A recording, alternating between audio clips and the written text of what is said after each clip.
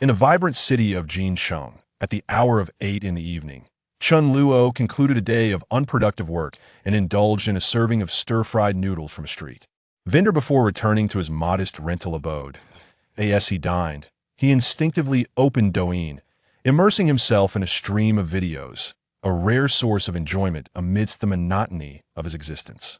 The very first recommended video was a captivating gem, truly delightful. The footage showcased a stunning young woman, gracefully dancing to the rhythm of the music, her figure an idealized embodiment of beauty with ample bosom, a slender waist, and long legs that rivaled those of a comic book heroine. Her elongated legs, adorned in black stockings and complemented by a form-fitting dress, were utterly enchanting. Faced with such exquisite allure, Chun Luo promptly engaged, sending a flurry of likes and adding the video to his collection. His Douyin account, meticulously curated over time, was a veritable gallery of beauty, with videos that featured a plethora of enchanting women. There were occasions when he would lose himself for hours, captivated by a succession of stunning figures, each more alluring than the last, ranging from slender to curvaceous, from fitness enthusiasts to those with strikingly long legs. If anyone were to peruse Chun Luo's list of liked videos, they might find themselves ensnared for an entire evening, grappling with the overwhelming array of choices. This lady is live streaming, and she's from my city? Let's take a look, he mused. The live stream was hosted by a new broadcaster, Wei Chao Tian, adorned in the same attire as seen in her videos. However, seated as she was, only a portion of her upper body was visible, leaving her alluring stockings momentarily obscured. "Welcome to all the new brothers joining us," she exclaimed. "If you enjoy Wei, please consider following me and joining my fan club. Everyone, help me reach 30,000 likes, and I'll reveal today's outfit."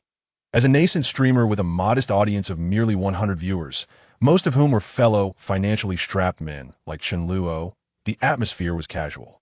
Typically, these viewers indulged in the stream without contributing financially, rapidly engaging in the chat, but never spending a dime, often limited to sending free gifts obtained from lucky draws. Chun Luo was particularly frugal, never participating in any giveaways or claiming red packets, maintaining a humble level 1 in terms of spending. "Could the streamer stand up for us?" inquired one viewer. "Show us your legs, please," another added. "Your voice is truly enchanting him smitten," came a third comment. "Dance for us quickly, and I'll shower you with gifts." "Everyone, let's like the outfit." Despite the small audience, the chat was lively, with several under 10 level accounts actively engaging. Chun Luo, with a finger poised on the screen, fervently liked the stream, his speed astonishing 10 likes per second, in pursuit of the coveted 30,000 likes for a glimpse of her outfit. Chun Luo contributed significantly, single-handedly delivering several hundred likes. "Alas, how humble my existence is. If only I were wealthy." The top donor could effortlessly gift a rocket, enjoying whatever content they desired. Not only can the elder brother watch, but he can also dine together. Ding, ding, ding. The rich system is loading. At that moment, a mechanical voice suddenly echoed in Chun Luo's mind. "World information loading complete. Module optimization finished."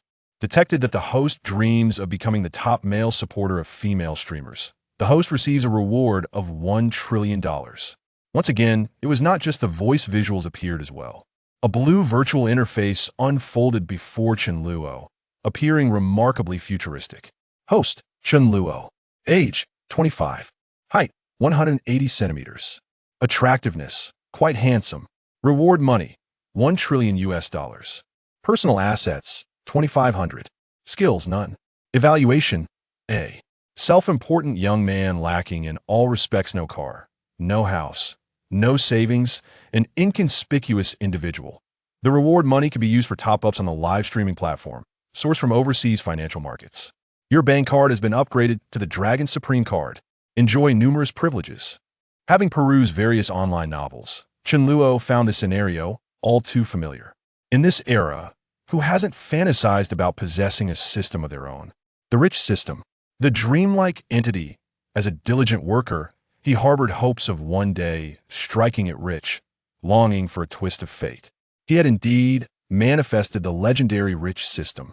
System, where my luxury car, villa, and publicly listed company. Brother system, please grant me $5 million as pocket money. Life is tough. Do not worry, host. Everything they have, you will have. The system has already embedded various hidden surprises. Just send gifts to obtain rewards. The host's assets will be legitimized by the system. The Douyin group is currently being targeted by the system. System, you're remarkable. Are you really going to take over Douyin? At this moment, Chen Luo understood the system was exceptionally accommodating, having arranged everything for him. The system earned money abroad, then converted it into rewards for himself. System, do your best. Earn more. Bring back 10 billion silver coins first. The Empress has already settled the bill. While others were born into wealth in Rome, he was bestowed with a system, becoming the heir of fortune. Thinking about spending capitalist money, Chen Luo felt an exhilarating sense of clarity. Chen Luo opened the Douyin recharge interface and proceeded to recharge his Douyin coins. Douyin coins are the virtual currency of the Douyin platform, used for sending gifts, where $1 equals 10 Douyin coins. Recharge Douyin coins, 1 million. Ordinary users can recharge a maximum of 1 million Douyin coins at a time. After clicking confirm, the recharge was successful. Reward money has been automatically deducted. His account now boasted an additional 1 million Douyin coins. For the first time, Chen Luo experienced the joy of spending money. The lengthy string of numbers brought him an inexplicable sense of security. With newfound financial prowess, he felt elated. Continue to recharge. Do not stop. Once was simply insufficient. Chen Luo once again accessed the recharge interface and began to frantically add funds. 1 million Dou coins have been credited. 1 million Dou coins have been credited. 1 million Dou coins have been credited. After manually experiencing the recharge process. For a while, Chen Luo opted for the system's automatic recharge feature, adding a staggering 200 million Dou coins to his account. With 200 million Dou coins at his disposal, he could ascend to level 75, thus achieving the status of a fully fledged wealthy individual. With the system in place, Chen Luo's mindset had undergone a complete transformation. Previously, he hesitated to spend even a dime. Now, with $1 trillion in hand, he could generously indulge in the pleasures of gifting to female streamers. Don't worry, little sister, your big brother shall soon become your #1 supporter. A mindless, exhilarating tale of TikTok internet celebrities battling in the international version of Douyin, featuring Shark Live and Ivory Live. The protagonist engages in various PK battles with internet celebrities, including the deeply sentimental Tong 798, the Dragon King duo Dui Mei Moz, Tun Tun, Mina, Fu Tuan Air, Su Su Baby, Chun Zhe Sheng, Zai, Aja, Xiao Yao Qing, Sanjin, Xiao Gui, Lao Li, Disney, and Wuyo Media. The protagonist is invincible both online and offline, dominating every encounter. $1 trillion is merely a gimmick. This is a tale of a wealthy protagonist. Why do some readers insist on discussing reality? Reality is already burdensome enough. Isn't the purpose of reading fiction to find amusement? After recharging his Dou coins, Chen Luo returned to Wei Wei's livestream. It seemed that the audience was rather unenthusiastic, as they had yet to accumulate 30,000 likes after a considerable time. The streamer initiated a PK battle. 152 votes versus 1,299 votes. The opposing streamer was not particularly attractive, nor did she possess an impressive figure, and appeared to be of considerable age nonetheless. She had just received a sports car. There was little to be done. The old man had social welfare support, while the impoverished young man had nothing. Brothers, feel free to cast your votes. We are merely engaging in a light-hearted PK for entertainment. The opponent is formidable. It seems we cannot compete. Under the streamer's laid-back appeal for votes, someone finally gifted a pair of sunglasses worth 99 Dou coins, along with a few hearts and a large beer. With only 1 minute remaining in the 5-minute PK, no wealthy benefactor had intervened. This scenario exemplified the typical atmosphere on Douyin. Many attractive individuals often received little recognition. In the live stream, while likes and follows were welcomed, gifts were out of the question. In his previous existence, Chen Luo's funds were valuable, yet he refrained from spending on virtual currency, focusing instead on companionship. Now, having activated the wealthy system, the situation was dramatically different. In search of a kind-hearted benefactor, he had arrived. Chen Luo opened the gift list and initiated a carnival. He had often fantasized about being a wealthy individual, leading him to adopt the flamboyant username Luo Shun. Yet he had never spent a single coin, remaining invisible all Along, Luo Shun sent a carnival. The carnival's effects instantaneously dominated the live stream screen that a carnival is valued at 30,000 Do coins, equivalent to 3,000 yuan, a sum. That represents the monthly salary for many individuals. Wow. Thank you, Brother Lo Sen, for the carnival. Is this your first time gifting, brother? I'm so lucky. Brother, you haven't followed me yet. Let's follow each other so you can visit me often. In the live streaming room, Wei Wei, who had been seated, suddenly stood up, overwhelmed with excitement. Once again, I expressed my gratitude to my brother Lo Sen. Brother, let me show you today's outfit. With her long legs, Wei Wei stepped back a few paces, then formed a heart with her hands, bowed to the camera, and twirled around, showcasing her beautiful attire for the day. As a new streamer, it was Wei Wei's first time receiving a carnival gift, filling her heart with joy. New streamers often begin with sparse audiences and minimal gifts, usually only a few small tokens worth a few or 10 yuan. Receiving a carnival gift naturally brought her immense excitement. In this moment, Chen Luo finally grasped the sensation of being a big brother. Just moments ago, Chen Luo had been a humble admirer, fervently liking the streamer's outfit to the point that his phone screen nearly shattered. Now, with the gifts flowing in, it was clear the streamer understood and stood up gracefully. The much-desired black stockings had finally made a stunning appearance in the live stream. At this moment, the barrage of comments in the live stream surged. Lo Sen, wow, brother, you've gone overboard. One plane would have sufficed. Brother, I finally see it. Impressive. The streamer is so considerate your generosity was not wasted. Hurry and dance. The brother can hardly wait. Those legs are incredible, it would be a shame not to ride a tricycle. Chen Luo understood these comments well, as he had once been among them. Everyone yearned to witness delightful rewards, yet lacking the means, they could only linger in the live stream, awaiting an opportunity. Sometimes, when a passing big brother generously shares a glimpse of the rewards, it feels just right. Everyone awaited Chen Luo's words, but after he sent gifts, he remained silent, not typing a single comment. This was because, after his first gift, the system notified him of a newly activated feature. Beauty and Body Rating feature. Utilizing this feature allows one to obtain brief information about the opposite sex, along with ratings for their appearance and physique. Those who are exceptionally rated will be deemed goddesses, and mysterious rewards will be bestowed upon them. Achieving a closeness of 80 points with a goddess and completing a sweet duo will yield a mysterious reward. The goddess rating feature is splendid. It's simply a miraculous tool. With this, it's akin to possessing a discerning eye, isn't it? Those who are deceptive reveal your true forms. In an era dominated by beauty filters, photo editing, and deceptive images, missteps are all too common. After all, there was once a shocking incident involving Aunt Xiao that stunned the entire internet, and numerous influencers emerged, leaving bystanders unable to recognize them as the same person in his school days. Chen Luo's roommate engaged in an online romance within the game Honor of Kings, even going so far as to save his living expenses to order takeout and gift. Virtual skins. Ultimately, he discovered that his counterpart was, in fact, a man. Online relationships come with risks. One must tread carefully in matters of friendship. Now, with the advent of a rating function, one need no longer fear being deceived by misleading photographs. Let's take a look at this Wei Wei and verify her authenticity. System. Activate the rating function. Moments later, details about the streamer appeared on the system panel. Goddess. Su Yue. Identity. Student at Jincheng Media College. Age 20. Height 170 centimeters. Weight 55 kilograms. Appearance 90 points. Figure 91 points D. Status perfect. Intimacy level 20. Mysterious prize golden kidney. The legendary divine engine, capable of enhancing physical attributes in all aspects, with a particular focus on combat prowess. Oh my goodness! Su Yue, you are my goddess! Upon seeing Su Yue's personal information, Chen Luo was overwhelmed with excitement. He never anticipated that this system feature would be so delightful, revealing that the goddess could actually drop treasures. Especially the words golden kidney caught his attention.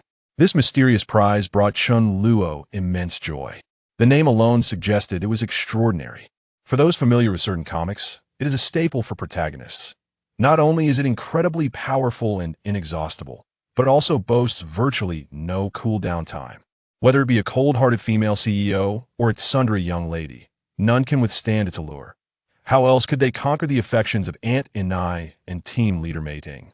This item is something Chen Luo must acquire at all costs. Today truly brings double joy, as he not only activated the wealthy system, but also encountered such unparalleled beauty right from the start. System? What does this perfect status mean? Status explanation. Perfect. Has never been in a romantic relationship. Driver 0. Excellent. Has some romantic experience, but maintains a clean record. Driver 0. Good. Possesses practical romantic experience. Physically healthy. No infectious diseases. Abnormal. There are special circumstances requiring caution, such as unusual orientations, health issues, infidelity, illegal transactions, fraud, etc. This feature is remarkable, akin to a discerning eye, an essential tool for both home and travel. Chapter 3. The Emperor of Gifts. Su Yue had never had a boyfriend, which was quite rare. She could truly be considered a precious gem of a girl. In this day and age, encountering such a new streamer is indeed a stroke of good fortune. However, such information was likely unknown to others. Only the exceptionally fortunate Chen Luo could grasp these insights. Su Yue was certainly unable to escape Chen Luo's grasp. Having clarified the functions related to goddess ratings, Chen Luo returned to the streaming room. Your wealthy big brother has arrived. Chen Luo glanced at Su Yue's gift gallery. Most of the gallery was draped in gray, with none of the extravagant gifts gracing her collection. Logically, someone as exceptional as Su Yue ought to have received numerous gifts. Yet, this phenomenon was quite common on Douyin. The various beauty filters and slimming effects had somewhat leveled the playing field, making it seem as if every viewer was a beauty. Moreover, some streamers operated on a principle of reciprocation, offering attractive rewards in exchange for gifts. Su Yue had just begun her streaming journey, and her initial content was rather awkward. Merely chatting idly, serene in her demeanor, it was a wonder if she received any significant gifts at all, given that her gallery lacked illumination. Chen Luo decided to generously bestow upon her a few gifts. Su Yue, who had been intently watching the barrage of comments in the livestream, finally noticed Chen Luo's messages. Chen Luo sent a small heart, 1314. Chen Luo sent a rose, 1314. Chen Luo sent a hot air balloon to Timao. Brother, are you giving me gifts for my gallery? I'm so happy. Brother, you're so fast. Wait for me. Let me record this. In truth, streaming was not Su Yue's primary occupation.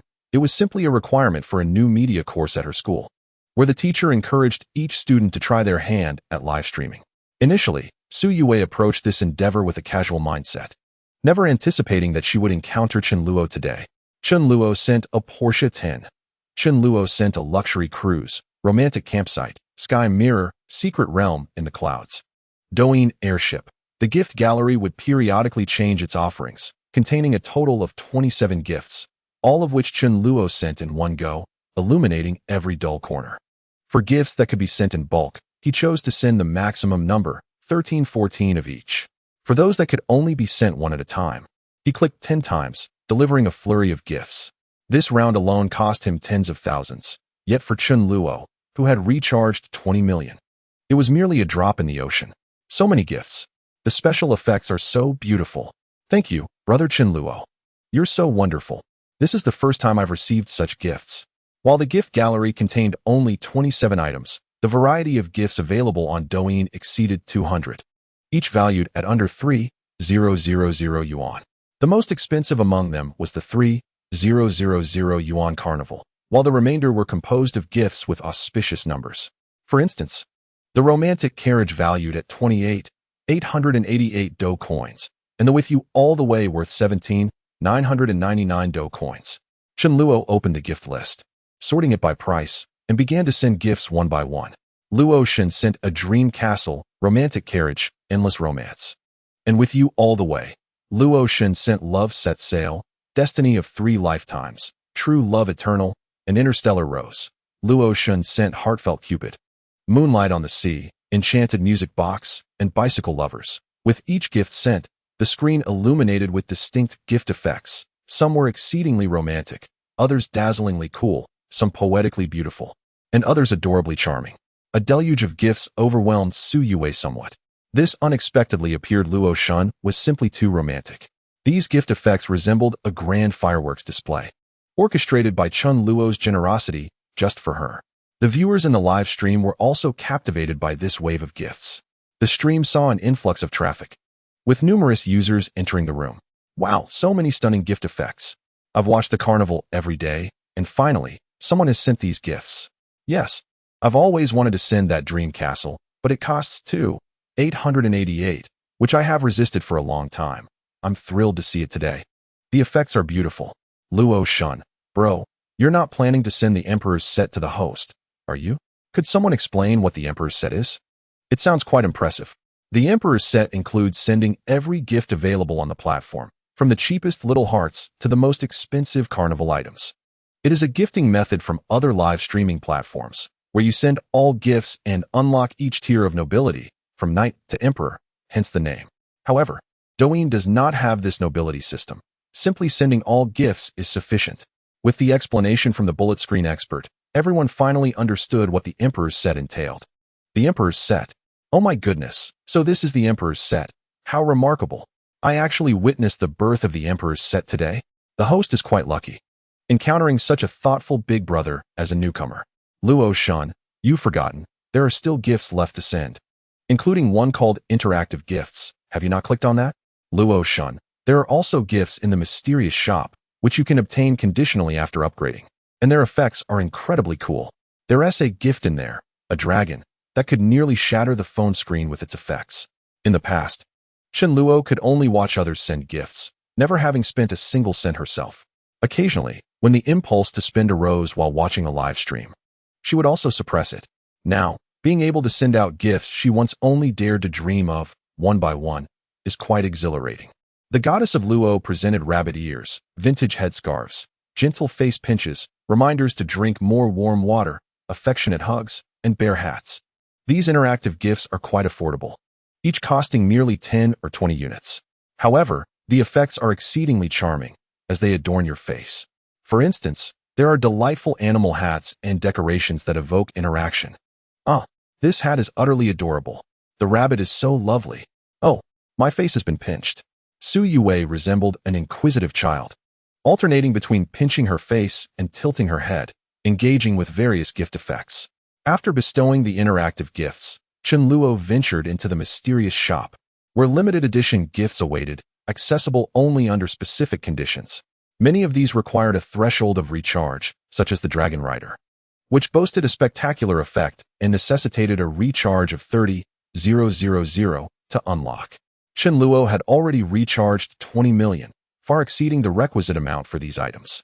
This effect is quite impressive. Let me try it on.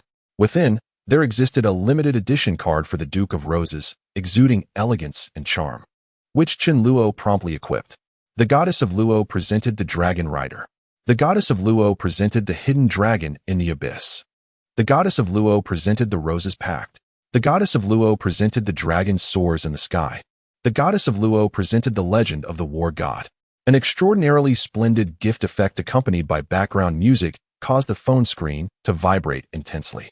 Truly, these limited gifts are magnificent, the effects are explosive, and sending these gifts undoubtedly enhances one's status. Chapter 4. Brother, I adore you.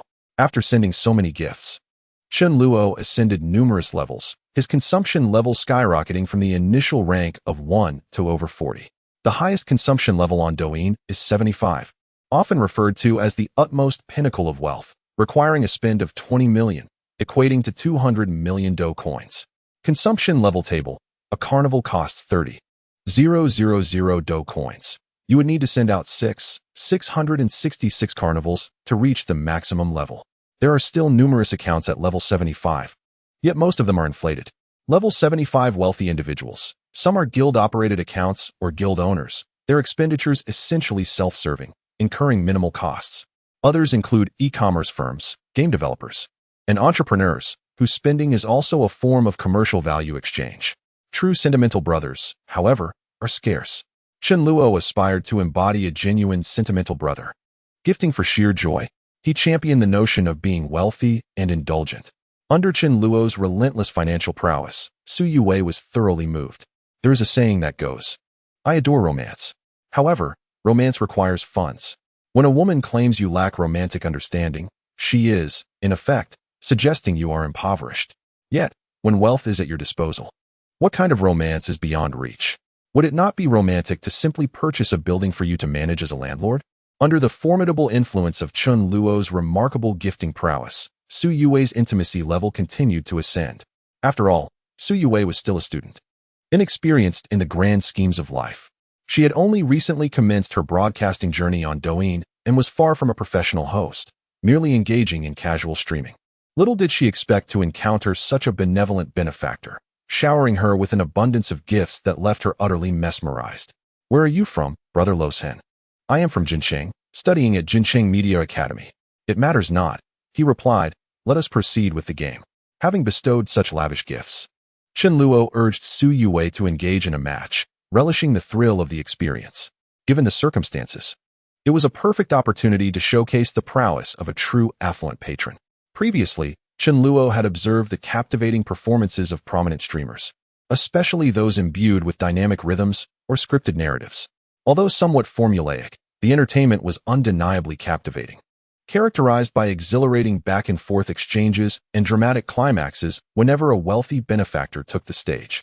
Despite having witnessed many such spectacles, Chen Luo had never personally participated in gifting. This was his inaugural venture. Just moments earlier, after Su Yue's previous match, he had contributed a mere carnival gift, which felt lackluster and devoid of engagement. "Play on. Fear not," he encouraged. "To play? All right, let me give it a shot." Su Yue responded eagerly. Typically, she had little in the way of audience engagement, her fanbase modest, comprising students and ordinary office workers who could scarcely afford to gift, often limiting their contributions to paltry amounts. Today, however, encountering a magnanimous benefactor like Chen Luo was indeed a rare stroke of fortune, an absolute windfall. She was ready to seize the opportunity. Without delay, Su Yue connected with a female streamer. The opposing room was sparsely populated, with barely 100 viewers. "Hello, miss. Shall we have a match?" Su Yue greeted politely. The other participant appeared to be a young woman, likely a university student herself. Chen Luo assessed her rating, a true appearance score of over 60, with a physique rating of 70. Yet, augmented by beauty filters, she presented as an enchanting beauty exceeding 80 points. In contrast, Su Yue's stream utilized minimal beauty enhancements, likely just some basic skin smoothing and brightening. For someone of Su Yue's striking allure, excessive beautification could yield counterproductive results, rendering her appearance somewhat unnatural. "Indeed, that sounds good. Let us engage in a penalty round. The loser shall perform 10 squats," the opponent proposed. "Very well, let us mute our microphones and begin," Su Yue replied. This match was straightforward, lasting only 5 minutes, typical for the friendly exchanges between female streamers, who often played dozens of matches daily. At the outset, Chen Luo gifted a sports car worth 120 yuan, transforming the associated health bar into 2,400 votes. In the initial 30 seconds, the score from the first gift was doubled, but the second gift could not achieve the same. Meanwhile, the opposing health bar barely budged, accumulating only over 100 votes, unable to even produce a 20 yuan gift. It seemed the opponent had grown accustomed to such circumstances, as they typically played dozens of matches a day in a sparsely populated live room, where receiving a few or even a dozen yuan in scattered votes was considered fortunate. As the contest progressed, the opponent was left with only a few hundred votes. However, to mitigate any unforeseen circumstances, Chen Luo diligently defended his tower, deploying a plane and a rocket, which collectively amassed over 10,000 votes, a sufficient amount for victory. Ultimately, the opponent lacked the capacity to breach the tower, securing a definitive win for Chen Luo. Gratitude was expressed for the brother's plane and rocket, exclaiming, "We won. Our brother Luo Shun is incredible. Love you." The opposing streamer had only garnered a few hundred votes, yet Luo Shun had spent over 1,000 yuan on a plane and rocket for defense. Su Yue felt an overwhelming sense of happiness at being protected. Although she remained unaware of the true nature of Luo Shun, her fondness for him grew incrementally, culminating in an affectionate declaration. Chapter 5. Brother takes me flying. I want a big plane. Beep, beep. The system announced a new task. Make your mark. Details: support a beloved streamer, conquer the Douyin hourly leaderboard, and become the top 100 across the platform. Reward: the latest model Ferrari, the 90. Chen Luo had triggered a system task by sending numerous gifts. Indeed, the system had not deceived him. Whatever others possessed, he too could acquire. Was he to become a distinguished Ferrari owner? The sole criterion for the hourly leaderboard was the quantity of gifts received. Serendipity had struck. Although Chun Luo lacked other resources, he could infinitely send gifts. Luo Shun. Engage in the century, seek those with votes. With infinite gifts at his disposal, he was determined to make a significant impact.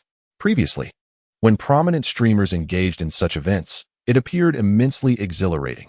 A carnival of gifts raining down incessantly. With the system at his command, Chun Luo was more than ready to join the fray. He envisioned a carnival framework enveloping him.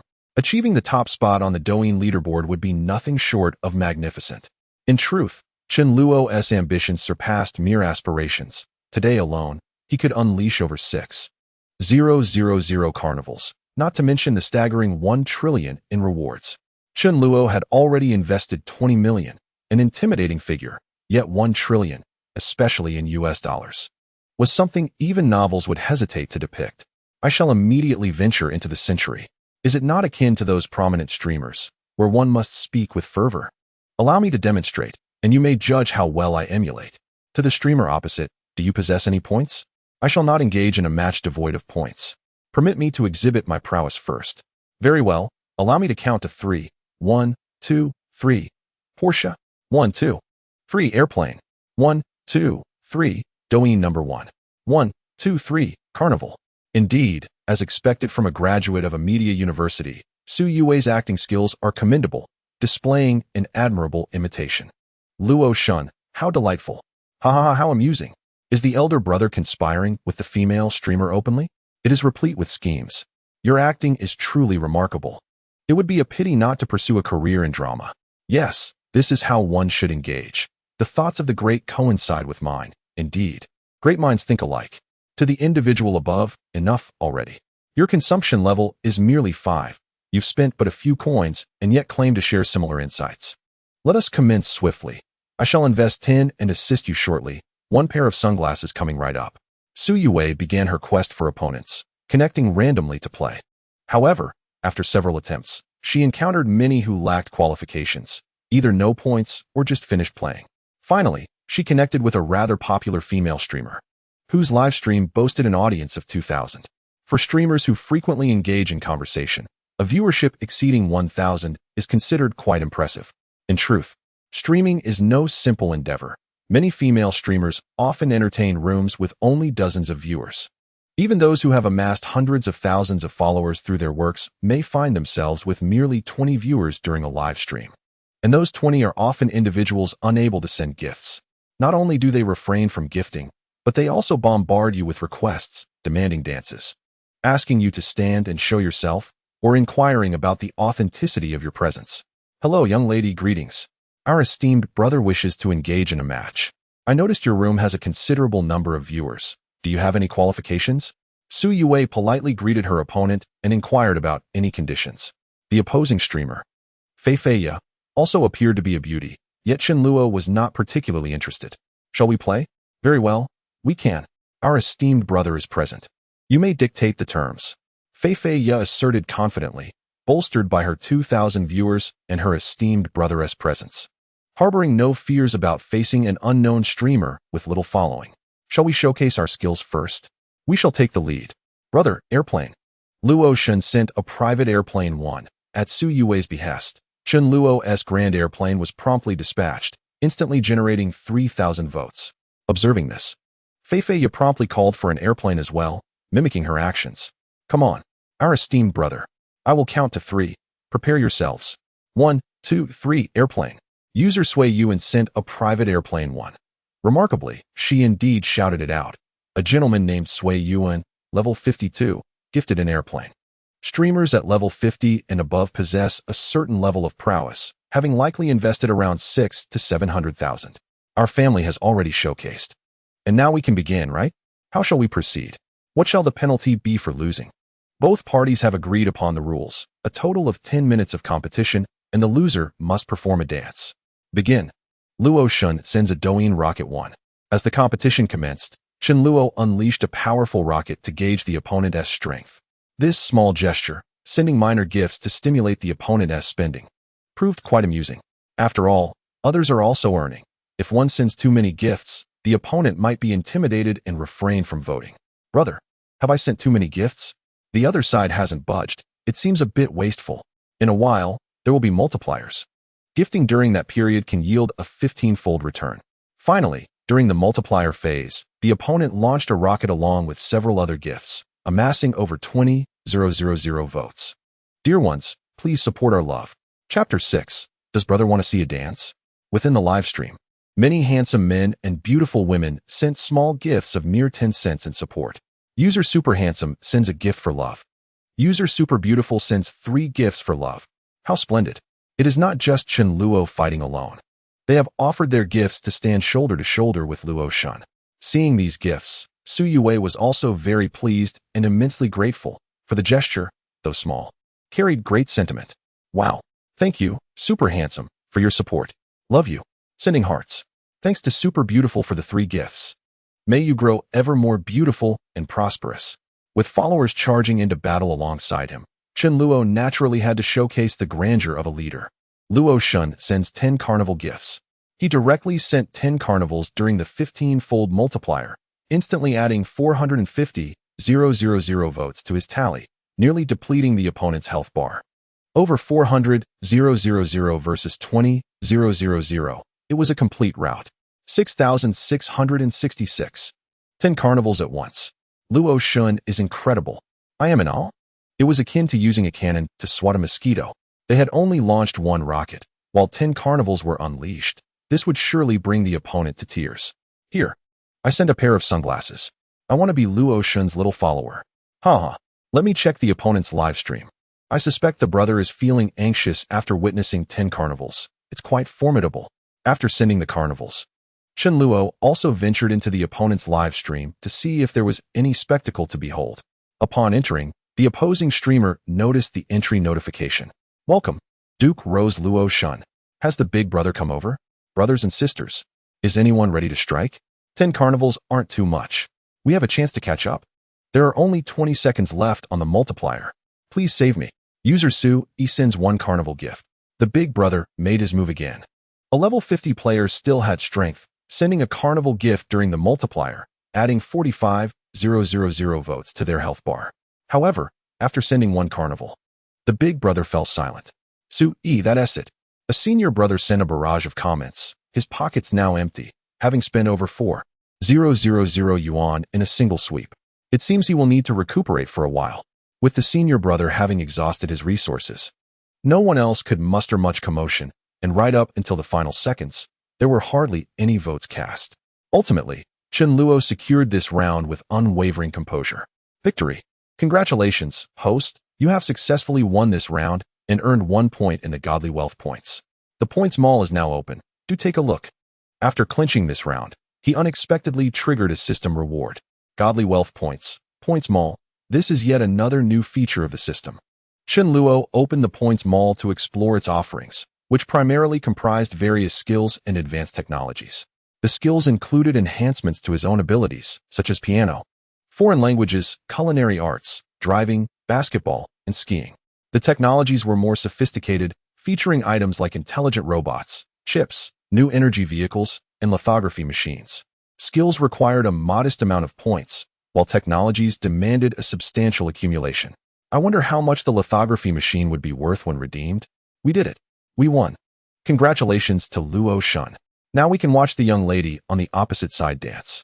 Naturally, losing comes with a penalty, and the opposing team adhered to the pre-established conditions by performing a simple dance. However, the young lady's dancing left much to be desired. It appeared rather lackluster. After completing the penalty, Chen Luo sent a carnival gift to the opposing live stream as a form of medical expense reimbursement.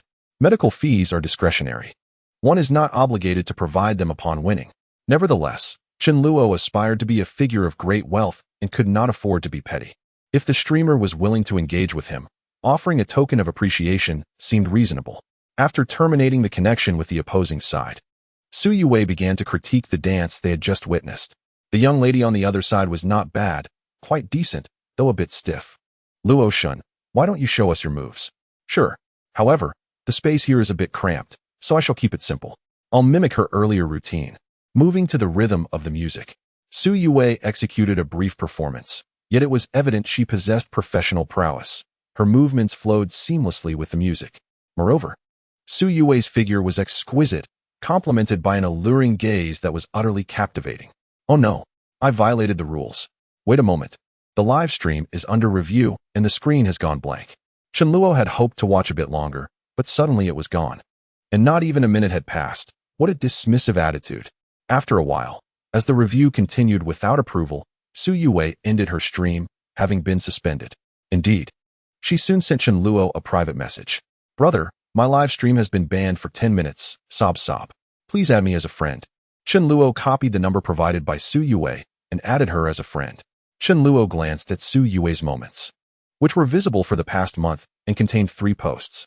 The first post was about food, revealing her discovery of a new restaurant where she savored incredibly delicious hot and sour noodles.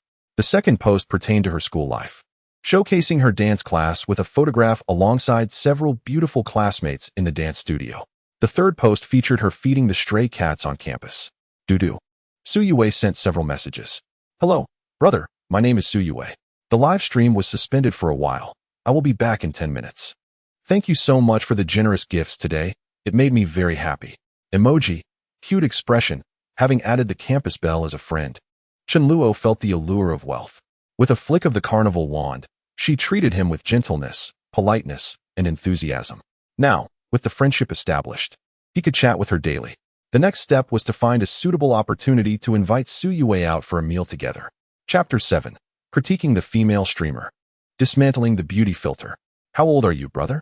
I am 20 this year and currently in my junior year, majoring in film and television performance. It turned out that Su Yue was studying acting, a discipline renowned for producing stunning individuals, as it places significant emphasis on image and presence. Students in this field must excel in 4 key areas: voice, stage, appearance, and expression, with increasing expectations for academic performance as well. Su Yue's admission to a prestigious university for media studies indicated her exceptional capabilities, suggesting she must have worked diligently throughout her studies. Chenluo conversed briefly with Su Yue again. Perhaps due to Chenluo's financial prowess, she unconsciously adorned him with a charming filter in her mind. Even with his ordinary looks, she found him acceptable. Within the media university, not only were there numerous beautiful women, but handsome men abounded as well. However, Su Yue felt little attraction, as many of the well-dressed men resembled females in disguise or were notorious playboys, flitting among various entertainment venues.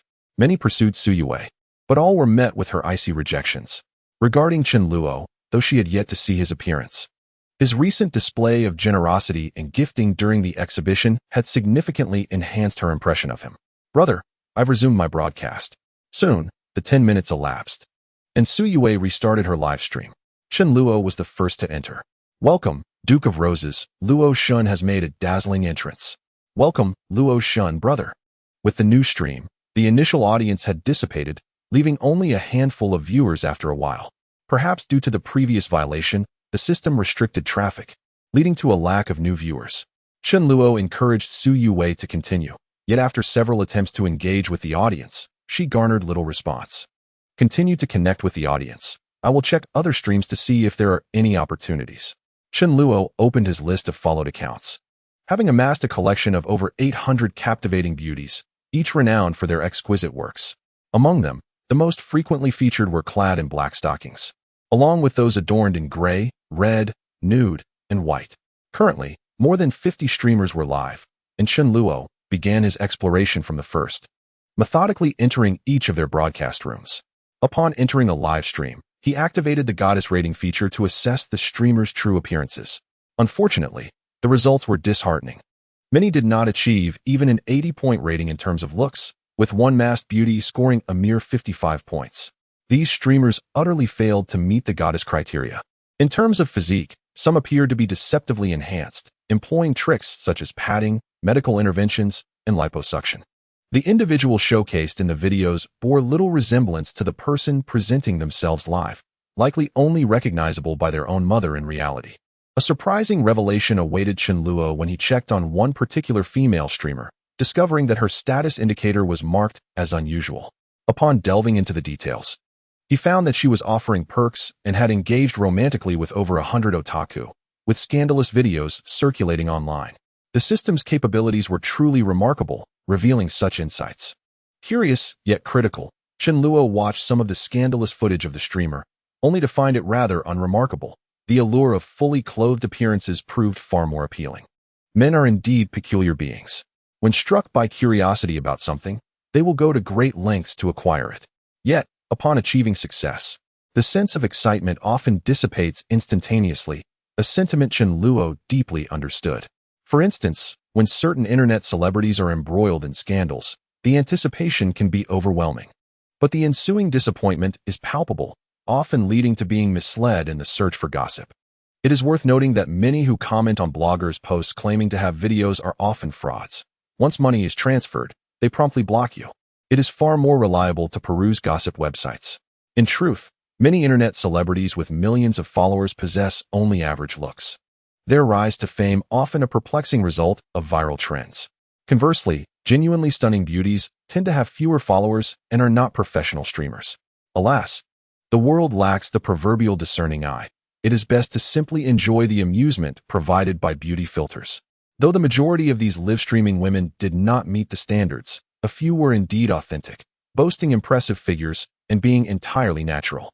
While their broadcast rooms often lacked an audience, some long-standing streams attracted a few notable patrons. Some individuals had fan badges reaching level 20. Attaining such high levels likely required a year or more of dedication.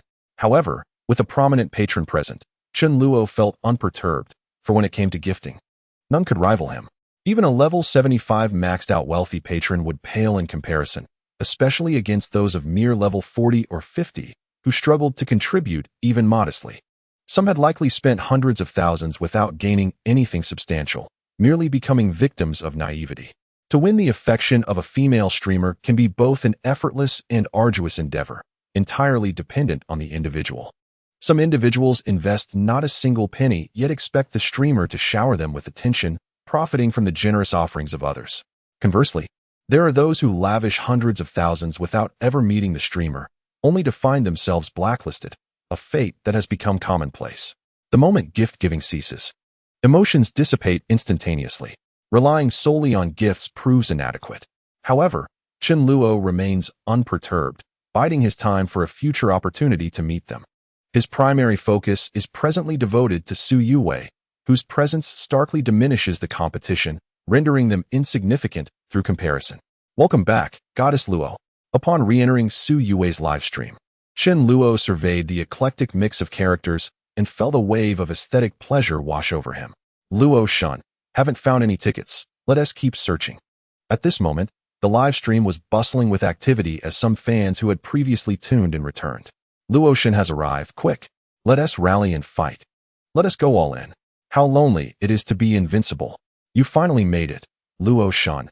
I've been waiting for you with great anticipation. I love watching you during the carnival. You're simply dashing. Chapter 8. Random encounter with a major streamer? Bro, the ban is eternal. I'm busy revising my manuscript. Unbeknownst to him, Shenluo suddenly found himself with a few enthusiastic admirers, active in the chat, relishing the sight of his gift-giving. The streamer was randomly matched. And at this hour, many prominent streamers were engaging in spontaneous games, making it likely to connect with a major influencer. Indeed, connecting with a top streamer would be thrilling. One could only wonder if Luo Shun could surpass the 100,000 follower mark. How exciting. Quickly, let us connect. I'm watching on another phone. And that streamer is currently in a random match. The brothers in the chat are truly professional, well-versed in the nuances of the game. In comparison, Shenluo admired their enthusiasm and decided to send a few red envelopes in the live stream. Luo Shun sent a 2,000 Do coin red envelope x10. Luo Shun sent a 2,000 Do coin gift red envelope x10, with the live stream not overly crowded. Everyone had a fair chance to snatch up Do coins and gifts, much to the delight of the brothers. 666. Luo Shun is magnificent. Thank you for the red envelopes. I've snagged over 100 Do coins. Incredible. I got some too, over 50. This is fantastic. I even managed to grab a few large beers and lollipops. Let us hurry and distribute the gifts we VE1. The generosity of this live stream was astounding, prompting a decision to follow it. It was the first time they had won so many red envelopes, bringing immense joy. Luo Shun, let us connect with a major streamer and show them what we've got. Bro, I'm starting the random match now. Let us see if I can connect with a major streamer. Connection successful. Brother Xiao Yuan has joined the connection. Once the connection was established, the streamer was revealed to be Brother Xiao Yuan, someone Chen Luo had already followed.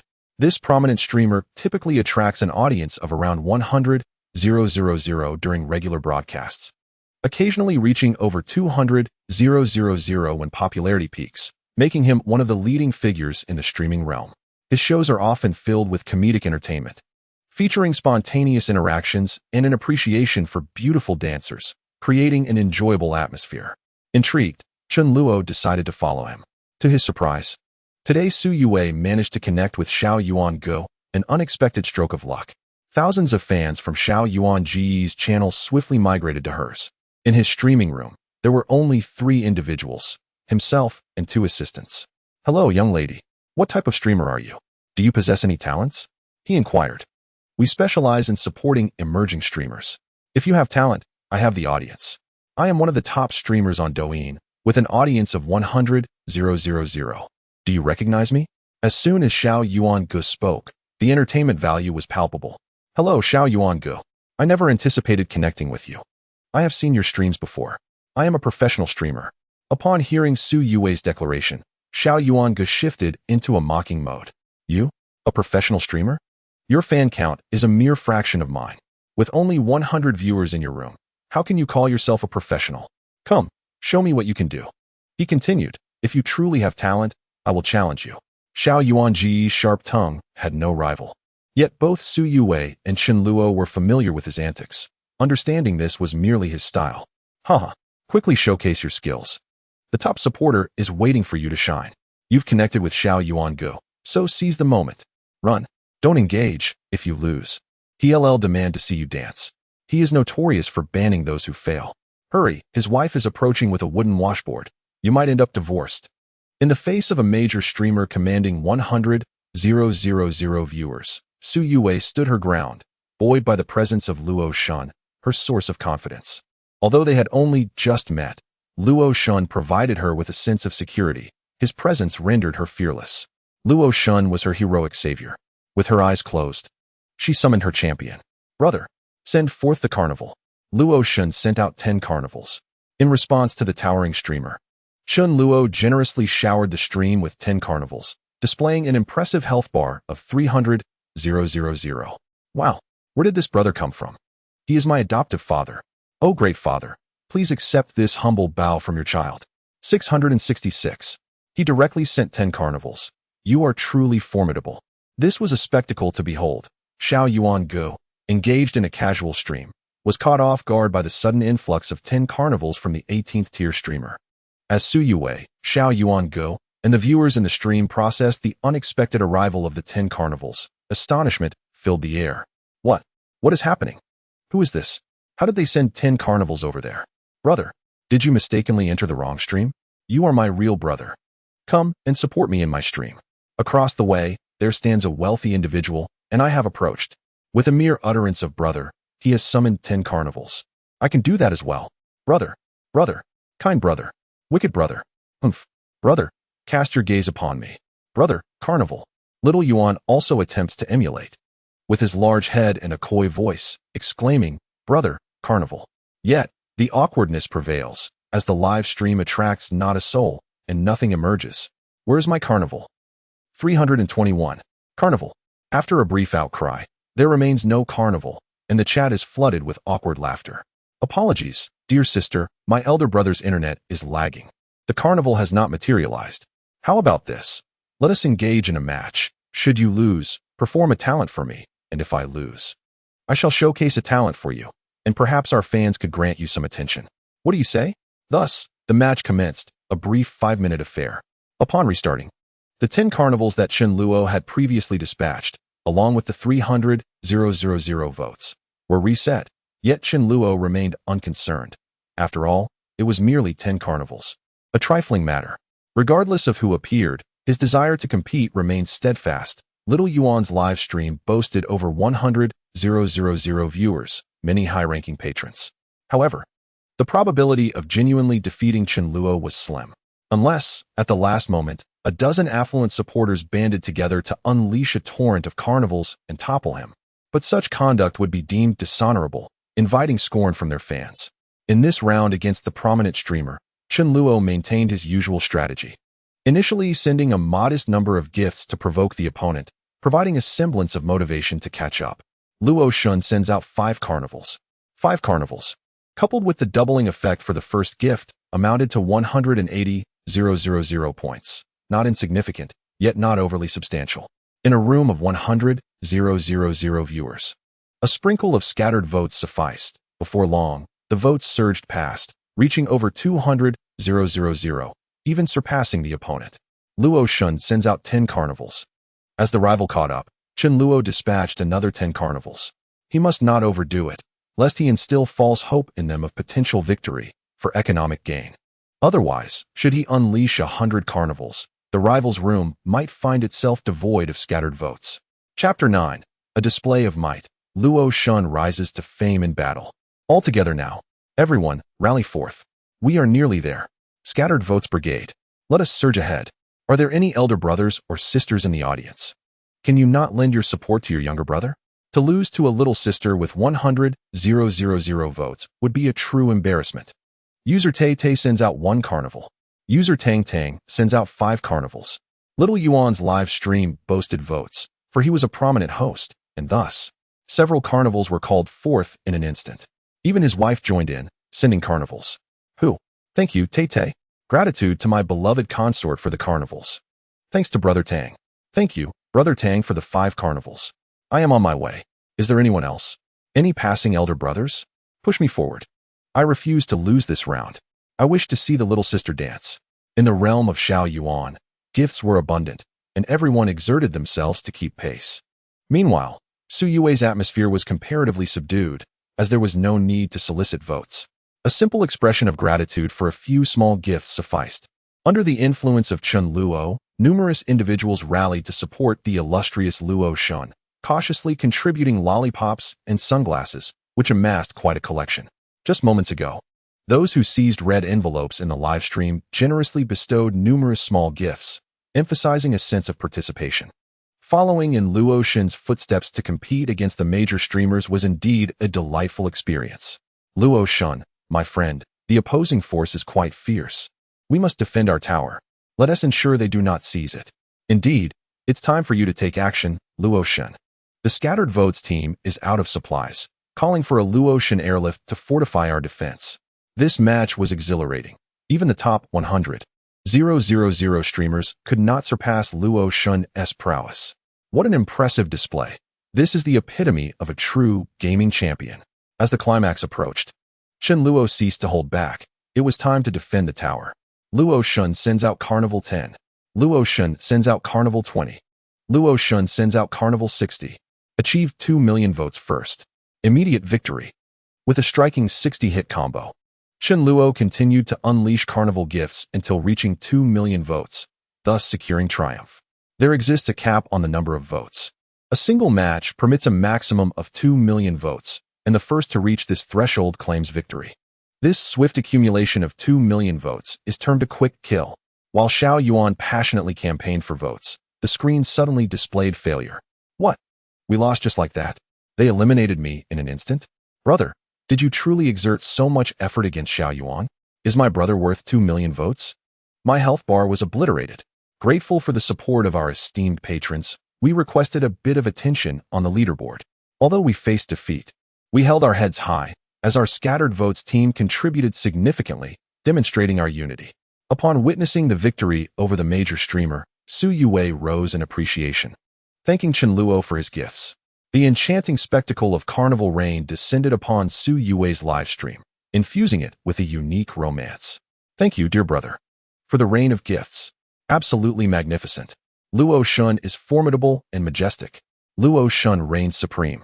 Indeed, Chen Luo emerged as her heroic guardian, a tender protector of her heart.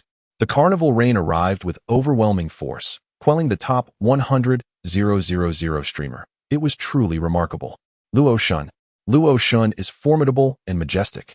Luo Shun reigns supreme. With Luo Shen here, there are no surprises. What an impressive feat, swiftly eliminating Xiao Yuan. Ha! Now no one can speak lightly of him. Luo Shen, congratulations on leveling up again. Your ascent is astonishingly rapid. At this rate, you shall reach level 60 tonight. I predict you will soon achieve level 75. I have been following Luo Shen since he was at level 1, bearing witness to the rise of a gaming legend. One more for the victory. I too began my journey from level 1 of the goddess of Luo, and indeed, she possesses remarkable prowess. I eagerly await the day when she ascends to level 75. After winning this round, Su Yue encouraged Xiao Yuan to showcase a talent, resulting in a humorous dance. Chen Luo entered Xiao Yuan's livestream, generously gifting several carnival tokens to cover medical expenses. After all, Xiao Yuan himself had shown interest. He had 100,000 followers and played around with them. And Chen Luo was equally engaged. The goddess of Luo gifted 1 carnival token in Xiao Yuan's livestream. The goddess of Luo gifted 10 carnival tokens in Xiao Yuan's livestream. Chen Luo directly bestowed 10 carnival tokens upon Xiao Yuan, thus becoming the genuine top supporter. With over 100,000 viewers in the livestream, Chen Luo secured the first position. Welcome, our goddess of Luo. She has graced Xiao Yuan's livestream, bestowing 10 alluring carnival tokens. Goddess, brother, you finally came to see Xiao Yuan. Xiao Yuan has been waiting so long. The days without you have been quite arduous. This livestream has been a challenge without you. Thank you, our goddess of Luo. Everyone, let us express our gratitude to her on the screen. Let her feel the warmth of our community. Brother, rest assured, I will ensure everything is perfectly arranged for you. Come on, all family members in the livestream. Let us show our support for the charming host and give him a follow. Since our brother has gifted 10 carnival tokens, we must not lag behind. How many followers do we have now? 10,000. Keep it coming. Let us reach 20,000. Thanks to Xiao Yuan's rallying, Su Yue's followers surged to over 20,000, and the fans in Xiao Yuan's community were indeed quite active. Goddess of Luo, I'll play again next time if the opportunity arises. All right, brother. You can rest assured. Whenever I have free time, I can join you. Please visit Xiao Yuan's livestream often for some joy and laughter. Goddess of Luo gifted a dragon ranger. Before departing, Chen Luo presented Xiao Yuan with a magnificent dragon, its splendid gift effects leaving an indelible impression on the livestream. The previous 10 carnival tokens served as medical fees, while this dragon was a testament to Chen Luo's endorsement. Watching the livestream is all about enjoyment. Feeling happy and gifting is utterly commonplace. Engaging with a host boasting 100,000 followers is indeed a different experience. The audience from the opposing livestream can easily number in the tens of thousands. Sometimes, one might even receive a 100,000 experience card. With a trillion at one's disposal, there's no need for past frugality. One can lavish gifts and revel in the admiration of thousands. Though the goddess of Luo exited the livestream, her recent display of generosity left a profound impression in the hearts of the 100,000 viewers. Her extravagant gestures were indeed striking, with dozens of carnival tokens swiftly depleting health bars, and she casually tossed 10 carnival tokens as medical fees. Before leaving, she gifted a cool dragon, embodying the essence of style. Congratulations, host. You have triumphed alongside a top-tier streamer. Rewards granted. Reward, 10 luxury points. In this round, points surged once again, and Chen Luo realized that victories would yield rewards from the system. Last time, I received a reward of 1 point. This time, it was 10. Perhaps due to the high popularity of collaborating with a prominent streamer. Chapter 10. The campus belle sang love songs for me. After finishing with the small streamer, Su Yue randomly connected with a few others, yet none were significant streamers. When major streamers are randomly playing, the chances of connecting are diminished due to the multitude of participants. Connecting with one small streamer was already considered fortunate. Attempting to find a second one proved quite challenging. Lacking the opportunity to connect further, Su Yue decided against continuing the search, as it was rather tedious. Consequently, she engaged with the bullet chat in the live stream to pass the time. She automatically disregarded some of the trivial comments, choosing to ignore them. When encountering more sensible remarks, she would respond. How tall are you? My height is 170 centimeters. With heels, I'm about 175 centimeters. What did you eat to grow up? I grew up on cuteness. Why are you so beautiful? Because I am naturally lovely. You don't seem very intelligent. Really? My teacher often praises my intellect. What type of boys do you like? I'm not quite sure. I don't have specific standards. I tend to rely on feelings. Feeling bored, Chen Luo wanted to hear Su Yue sing. Having seen the dance, he wished to listen to a song as well. Luo Shun, can you sing? Of course I can. I studied performing arts. I can sing, dance, and I also play the piano. Brother, what song would you like to hear? I'll sing it for you. Luo Shun, Red High Heels. For some reason, Chen Luo suddenly thought of this song and instinctively typed those few words. Red High Heels. I know that one. Please wait a moment while I find a backing track. I'll sing without a sound card. Su Yue found a suitable accompaniment and began to hum along softly. How can I best describe my feelings for you? Intense. I love you with a conflict of left and right, a madness that fears a lack of retreat. Once she began to sing, Su Yue's voice transformed. Distinct from her usual speech. It was evident she had studied music, her timing was impeccable, and her voice resonated with emotion and breath control. Despite the absence of a sound card, it was truly delightful. Chen Luo reclined on the sofa, enchanted by Su Yue's singing. In that moment, it felt utterly exquisite. The song Red High Heels not only had a melodious tune, but also featured lyrics rich in imagery. As expressed in the lyrics, the feelings were intense. Relying solely on intuition, Chen Luo's impression of Su Yue perhaps mirrored that initial, striking attraction one feels at first sight. Opening his phone, the first video suggestion was her, and by watching her live stream, he inadvertently activated the high roller system, leading to a sudden turn in his fortune. Su Yue seemed to embody his lucky goddess. Previously, the idea of approaching a goddess like Su Yue felt akin to a fantastical dream. The beauty of a campus goddess is something one can only dream of, considering the multitude of exceptional competitors. How delightful it is now that the campus beauty has taken the initiative to serenade us. Lo Shun, such a melodious voice. It is truly remarkable. I had not anticipated that the host would possess such vocal prowess. I had imagined a voice that could be excruciatingly off-key. Is it possible that those studying performance possess such remarkable talent? Indeed, proficiency in various skills is never a burden. This is the essence of a true talent host. Lo Shun has an astute eye for talent, having discovered such a gem of a broadcaster. After concluding her first song, Su Yue expressed her desire to continue her performance with another piece. Brother, allow me to sing one more song that I excel at. My favorite, no matter how far apart we are. This song, equally enchanting, is also part of Chen Luo's playlist. I long to hear the melodies you've cherished, to delve into the novels you've read. I can adapt to distance, for love is often beyond our control. Su Yue gradually immersed herself in the performance, delivering a heartfelt rendition that resonated deeply. How splendid it is that, in such a simple setting, she could evoke such an effect. It is indeed impressive. If Su Yue were provided with a professional music setup, her singing would rival that of any internet sensation. This song was released by Ziki 9 years ago, and it astonishes me how swiftly time has flown. This very song once graced the Spring Festival Gala, and it was during that event that I first heard it and was utterly captivated. Chen Luo holds a special affection for this song, having looped it repeatedly on a particular night. The true fear lies not in the distance between two people, but rather in the realization that the issues at hand are utterly unrelated to that distance. Lo Shun, beautiful. Applause. Lo Shun sends a heart-throbbing gift of 10. Lo Shun sends interstellar roses, also worth 10. As Su Yue's enchanting voice continued to resonate, Chen Luo relentlessly showered her with a plethora of exquisite gifts, cheering her on. Is this romantic? Absolutely. It takes financial means to indulge in whims.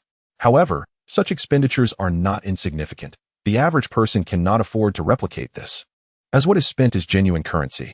Ordinary individuals should refrain from attempting to imitate this, for they may find themselves with nothing but a mere thank you in return. Thank you, brother. So many gifts. Today, the visual effects from the gifts have dazzled my eyes. There are simply too many. This has been the happiest and most fulfilling day of my streaming career. How could one not feel joyous and content? On platforms like Douyin, there are countless female hosts, yet few receive such treatment. Many toil for hours on end, only to earn a pitiful sum. Some may receive substantial gifts, but they often come at a significant cost. Those capable of lavishly gifting, like Chen Luo, are indeed rare. With Chen Luo's financial backing, Su Yue's live stream has ascended to the top of the site's rankings. Currently, during this prime time slot of 9 to 10 p.m., many hosts are vying for the coveted top spot on the rankings. Currently, no one has surpassed the gifts sent by Chen Luo, while Su Yue remains firmly seated at the top of the leaderboard, leading the second place by a staggering 500,000 votes. With her position as the number one on the leaderboard, curious onlookers have flocked to witness the excitement. Wherever there is a spectacle, they will surely gather. Has the new streamer ascended to the pinnacle of the rankings? Did you manage to reduce Xiao Yuan to tears? It is rumored that this streaming room hosts a prodigious benefactor, Luo Shun. You cannot possibly be managing a guild, can you? That would certainly diminish the thrill. Such conditions are rather excessive. Having attended so many carnivals, why not let the streamer engage in another round? We delight in watching. Is it possible to compete against the major streamers? Let the top tiers swiftly eliminate them. Many have begun to call upon Luo Shun, eager to pay homage to the grandeur of the benefactor and witness the lavish spending during the carnival firsthand. Chapter 11. 100 Carnivals, a Modest Trial. Chen Luo intends for Su Yue to orchestrate something grand. However, both are unfamiliar with the prominent streamers, making it difficult to find partners for their endeavor. Just as they are pondering their predicament, Xiao Yuan connects once more. Luo Gu, that Xiao Yuan has called me again. Should I answer? Luo Shun, you may. All right, I shall take the call. Upon connection, it transforms into a 4-person session, including Xiao Yuan and 2 other high-profile streamers, each boasting an audience of 100,000, a trio of internet celebrities. The other 2 streamers are Xiao Zhe and Xiao Hu, and together with Xiao Yuan, they are collectively known online as the Northern Alliance. Chen Luo is familiar with this title and has occasionally watched their streams, considering them acquaintances. With the 3 Northern Alliance streamers gathered together, the entertainment value is undeniably heightened, drawing an influx of viewers and generating remarkable traffic. One word frenzy, one word shock, one word slay. Without Chen Luo, Su Yue would undoubtedly struggle to join this group. Just moments ago, Chen Luo contributed 10 carnivals for medical expenses, prompting an eager rush to align with the prominent figures. Hello, Yuan Gu, Zhe Gu Hu Gu. It is a pleasure to meet you. Su Yue greeted the 3 Northern Alliance streamers with polite salutation. Xiao Yuan had initially invited Su Yue in hopes of bringing Luo Shun, the benefactor, into the fold. As the group connected, fans clamored for a match, seeking to witness a historic showdown. With the trio lacking one member, they naturally thought of Luo Shun. In the absence of a leading figure in the streaming room, it was no concern. By recruiting a teammate with points, having Luo Shun on the team equates to bolstering their own standing. Sister, allow me to introduce 2 streamers. This is Chun Zhe, and this is Zhan Hu. We were contemplating a match, and it just so happens we are short one player. So I invited you to join. In a moment, we will form 2 teams, you and I in one, and Zhe and Hu in the other. Xiao Yuan's intentions were clear, and fortuitously, Chen Luo was also in search of an opportunity to engage. I relished the idea of a historic match. Upon hearing that Xiao Yuan would team up with Su Yue, Zhe sensed something amiss. Yuan Gu, you are playing a rather unprincipled game. Isn't this sister ranked first on the top 100 list? I see she has garnered a plethora of votes. I have no points compared to Tiger. How are we supposed to compete? The first place on the top 100 list seems quite formidable. This round is doomed. Brothers, the 2 expressed their discontent. Yet it was futile. The person who brought them in was Xiao Yuan, and they were unfamiliar with each other. Enough of your rambling, the 2 of you. Do you think I am unaware of your points? Just mute yourselves and let the battle commence. Let us begin the northern battlefield. Commencing officially. 15 minutes of unrestricted competition. Typically, such grand events operate under a 15-minute unlimited mode, meaning instant kills are not permissible, and one may accumulate votes freely. Xiao Yuan and Su Yue are on the red team, while Zhe and Tiger comprise the blue team. Charge forth in the northern battlefield, my brothers. Engage vigorously. And let us conclude swiftly. Tonight is indeed exhilarating. It is all thanks to Yuan, who has orchestrated this intriguing match. The cunning Yuan has aligned with formidable allies. I visited that live stream earlier and heard they amassed several hundred carnival votes. However, one cannot be certain. With so many votes, their bags might be empty. And it is plausible they lack sufficient points. Both sides possess chances. In Su Yue's live stream, 3 major streamers have drawn numerous viewers, with tens of thousands flocking in. Many brandishing high-level fan banners from the 3 factions. The chat is inundated with frenzied messages, overtaken by these individuals. A cacophony of opinions fills the screen. Welcome everyone. There are so many in the live stream. Thank you for your generous gifts. Thank you for your support. These fans are quite enthusiastic, collectively contributing over 5,000 scattered votes. The public chat is adorned with countless hearts, large beer mugs, and an assortment of lollipops and sunglasses. Luo Shin sent 10,000 Do coins as a red envelope. Luo Shin sent 10,000 Do coins as a red envelope. Luo Shin sent 10,000 Do coins as a red envelope. Luo Shin sent 999 Do coins as a gift red envelope. Witnessing such a crowd, Chen Luo showered the live stream with dozens of red envelopes, all immediately claimable without a waiting period. Luo Shun, everyone, hurry and seize the red envelopes. Use what you grab to support your favorite streamer. Some individuals, fortunate enough, snatched a Porsche worth 120, while others, with slightly less luck, managed to claim a few dozen Do coins. Provided their internet speed is adequate, seizing several hundred Do coins is entirely feasible. Wow. So, there are wealthy patrons here. So many red envelopes. It must be dozens of thousands issued. Thank you, big brother. I managed to grab numerous large beer mugs and hearts. I adore you. You lot are lucky. I didn't catch a single one. I missed all the red envelopes. Boo-hoo. Luo Shun, thank you for the generous patronage. I just snagged a Porsche, and it was instantly sent to this live stream. Other fortunate fans who procured gifts returned to their respective streamers' rooms, showering the gifts and Do coins they acquired. In 3 live streaming rooms, suddenly, an influx of random tickets emerged, filling the screen with small gift boxes. I managed to secure a gift from the adjacent stream and returned to present it to you. Are you moved? I certainly am. That room issued hundreds of thousands in red envelopes, truly impressive, and all were snatched up in an instant. Is this what it means to be a wealthy patron?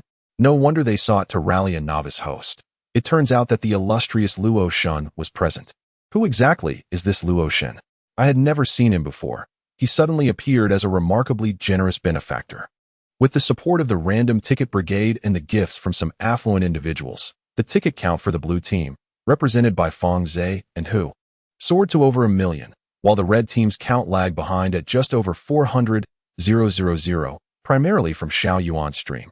With Chen Luo yet to make his move, the fans grew anxious, flooding the chat with calls for Luo Shun to step in and bestow gifts. Luo Shun, big brother, enough with the red envelopes. It's time to cast your votes. The opposing team is overwhelming us. Brother, hurry and help Yuan. Without you, Xiao Yuan cannot succeed. We're falling too far behind. Luo Shun, brother, I've exhausted all my gifts. It's all up to you now. While everyone else was anxious, only Su Yue remained calm, for she was certain that Chen Luo would indeed intervene. Everyone, don't fret. With Luo Shun here, there are no surprises. Brother, the enhancement time has arrived. Shall we strike? Luo Shun sends out 10 carnival gifts. Luo Shun sends out 50 carnival gifts. Luo Shun sends out 100 carnival gifts. A combo of 100. Chen Luo made his move. If he was to act, it would be with a decisive blow. He has arrived. He descends like a miraculous deity, showering the room with a deluge of carnival gifts. The carnival effects flooded the screen, achieving a 100-hit combo. The live streaming room instantly surged to 100,000 viewers. People from the other 3 rooms rushed over to witness the spectacle. He has taken action. A man of divine caliber. Chapter 12. 200 carnival gifts clinched the victory. 100 carnival effects floated continuously across the live stream, elevating the atmosphere to its zenith. Each carnival gift, worth 30,000 votes, multiplied by a 15-fold enhancement, translated to a staggering 450,000 votes, propelling the red team's total to an astonishing 5 million. This was utterly explosive. Why were there so many viewers in this live stream? Because everyone relished the spectacle, especially when a wealthy benefactor took action. The sight of countless carnival combos was inexplicably satisfying. While the online audience basked in the enjoyment, the one most delighted was undoubtedly Su Yue. As others could merely watch in awe, Su Yue directly pocketed these carnival gifts. The screen full of carnival effects was even more exhilarating than a rain of banknotes. Wow. Thank you, brother, for so many carnival gifts. My goodness. No more. It's too much. Brother, please stop. This man is simply too handsome. Su Yue was overwhelmed with excitement. Could it be that Chen Luo was a guardian angel sent by the heavens for her? In less than a minute, an astounding 300,000 gifts were sent, resulting in a profit of 150,000 after deducting the platform's fees. What does it mean to earn 150,000 in just a minute? Even a money printing machine could hardly match such a velocity. Earlier, Chen Luo had treated everyone to a splendid exhibition, showcasing numerous new gifts and captivating special effects, which made Su Yue perceive this man as exceedingly romantic. Now, Chen Luo is directly engaging in the game, deploying an impressive 100 carnival gifts to protect her. This is simply magnificent. Such overwhelming prowess. Is this the power of a wealthy benefactor? Is he truly a guardian angel sent from above? I am astounded. He just unleashed 100 carnivals. Brother, you are truly remarkable. 30 have vanished. Incredible. Is it possible to garner votes like this? Surely, this cannot be a guild-operated account. It must have been a pre-arranged script. Luo Shun is astonishingly powerful. It feels as though 100 carnivals are not even his limit. However, the spectacle of 100 consecutive carnival gifts is indeed impressive. Luo Shun, my esteemed father. I am your long-lost child. Witnessing Luo Shun's rapid accumulation of votes, the numbers skyrocketing, left Xiao Yuan in a state of bewilderment. Not only Xiao Yuan, but also Zhe and Hu on the opposing side were equally astonished. This was utterly terrifying. Typically, they would often surpass 1,000,000 votes. But that required a collective effort, each person contributing their share of carnivals. The streamer must exert tremendous effort to solicit votes, often shouting until their voice is hoarse, and still may not achieve such a tally. This sudden surge of 100 carnivals yielding 5,000,000 points is truly intimidating. Even a level 75 wealthy individual would not engage in such a manner. What is happening? How did it suddenly escalate to 5,000,000? Is this an all-out assault? Has my brother Luotian made his move? Truly impressive. The gifts amassed in this moment exceed what I could accumulate in an entire week. Brother Luo Shun, please come and check on Yuan D. Yuan D cannot manage without you. The gifts in this 100,000 person livestream are non-existent. This is directly affecting your standing. Brothers, let us also contribute. Can we not muster some dignity votes? We are a community of 100,000. Each person, under certain conditions, should send a lollipop. Let us reach 1,000,000.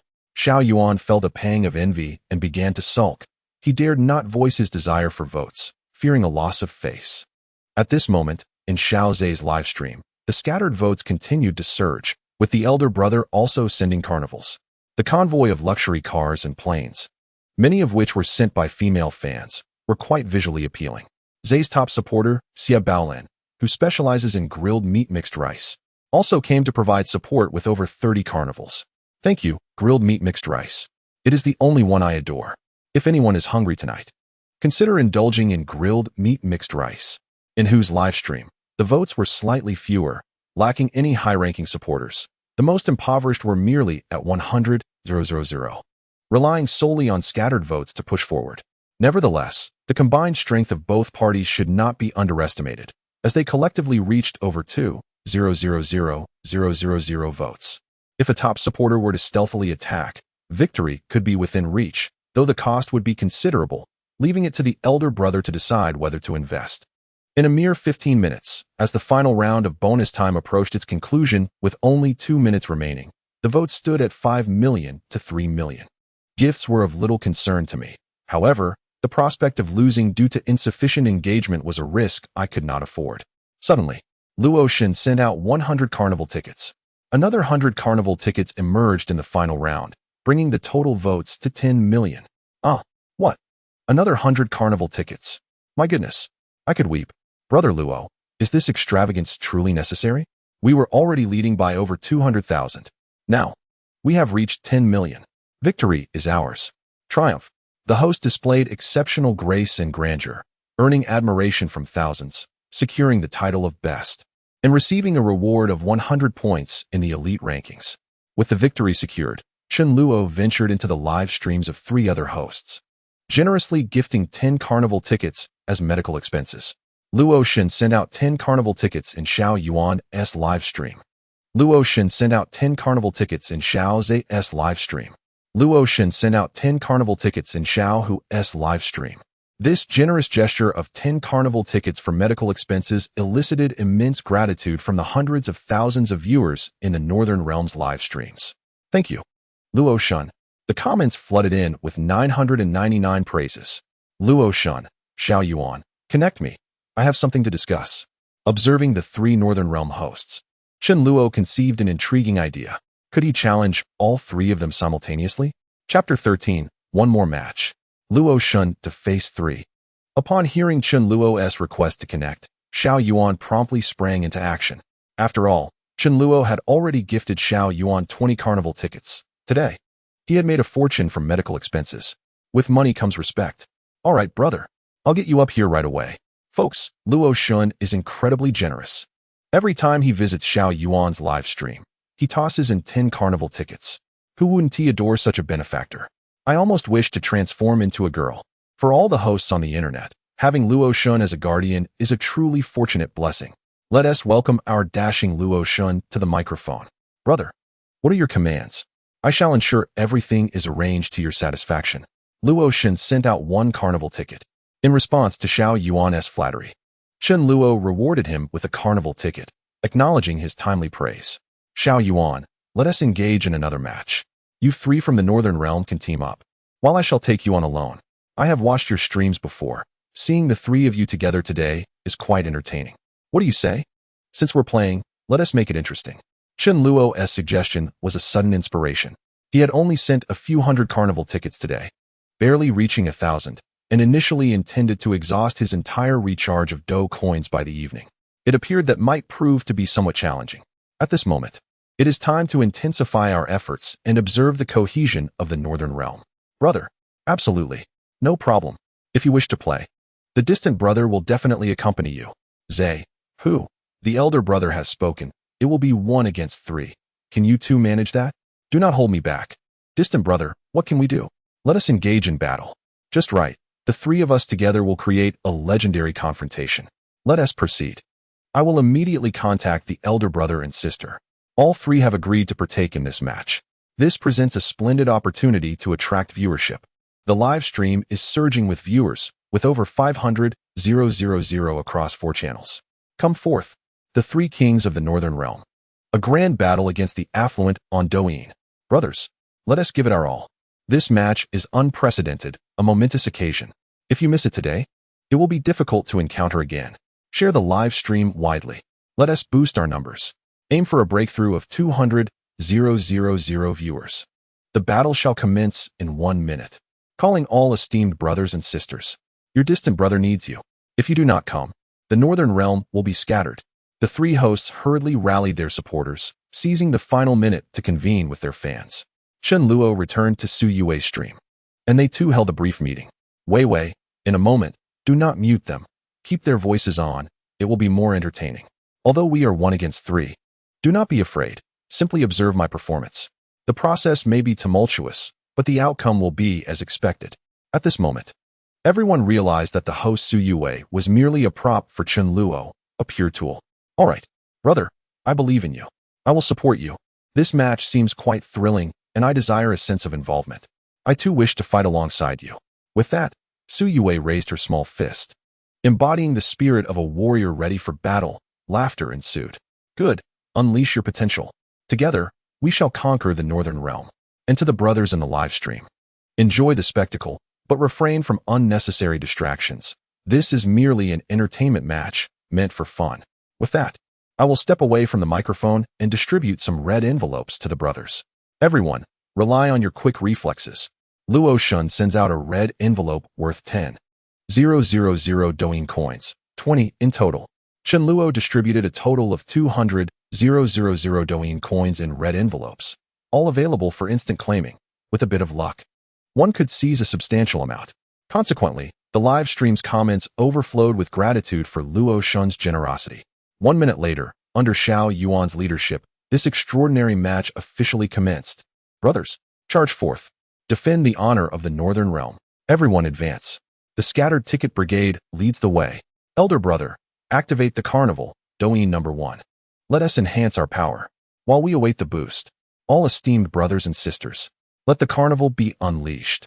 Show the opposition what the Northern Realm is capable of. 1 against 3? Do you dare? Even if you are a wealthy patron today, we shall still prevail. User 7576, a level 71 member, generously gifted 10 carnival tokens in Xiao Yuan's live stream. Xiao Yuan's votes soared to 486, 588. Indeed, such a grand competition is immensely entertaining, instantly accumulating 480,000 votes.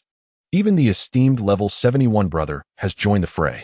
In Zay and Hu's live stream, prominent figures also made their presence felt in the first round of enhancements. They collectively launched over a dozen carnivals, alongside countless scattered votes, culminating in a total exceeding 2 million votes among the three. On Suyue's side, due to an open microphone, they were privy to the three hosts soliciting votes, creating a thrilling atmosphere of eavesdropping. Hilariously, Xiao Yuan was quite chatty. With the microphone still open, the eavesdropping drama unfolded, and everything was overheard. Luo Shun, brother, take action. We must humble Xiao Yuan's arrogance. Prepare to record the screen. Eagerly awaiting the deluge of carnival tokens, Luo Shun dispatched 100 carnival tokens. With 100 tokens, the impact was magnified 15-fold, generating an astounding 4.5 million votes. Instantly, their opposition was subdued. The dazzling spectacle of the 100-token carnival reign was truly magnificent. However, an unexpected twist emerged as the rival team retaliated. A level 75 affluent brother entered Xiao Yuan's live stream, directly contributing 50 carnival tokens. User Leifei gifted 50 carnival tokens in Xiao Yuan's live stream. User 7576 also contributed 50 carnival tokens. A level 75 brother and a level 71 brother combined their efforts, yielding a total of 100 carnival tokens, turning the tide. Leifei is a renowned affluent contributor across the internet, fortuitously passing by and lending a hand. Not only was Xiao Yuan's side gaining momentum, but both Zay and Hu's streams also witnessed affluent figures stepping in. Indeed, the prominent brothers and sisters have returned. Moreover, there are those still observing, waiting for the opportune moment to act. Is it the festive season already? User KORUBNFN gifted 30 carnival tokens in Xiao Zay's live stream. They collectively launched 160 carnival tokens. The atmosphere erupted with excitement. Accompanied by victory anthems, everyone began to express their gratitude to the prominent figures, fervently shouting, "Northern Realm! Northern Realm! Northern Realm! Is this the unity of the Northern Realm?" In this exhilarating battle, Chun Luo sensed that the grand performance was about to commence. Chapter 14. 1,000 consecutive carnival tokens returned 3 million votes. Northern Realm! Northern Realm! Northern Realm! With numerous affluent brothers joining forces, the situation dramatically shifted. Suyue's live stream was now dominated by the battle cries of the Northern Realm Army's barrage of comments.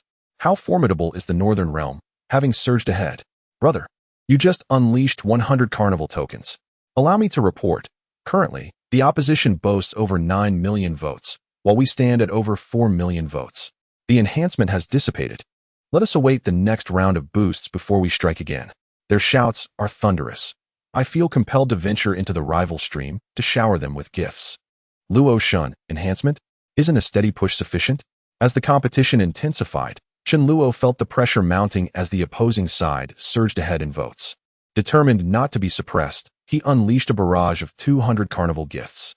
Chun Luo possessed the capacity to send an unending stream of carnival gifts, 500, 1,000, even 5,000, without a hitch. However, he could only bestow one grand gift at a time, mindful of maintaining a sense of goodwill towards the opposition. Despite lacking bonuses, his 200 carnival gifts amassed 6 million votes, propelling his total past the significant milestone of 10 million votes.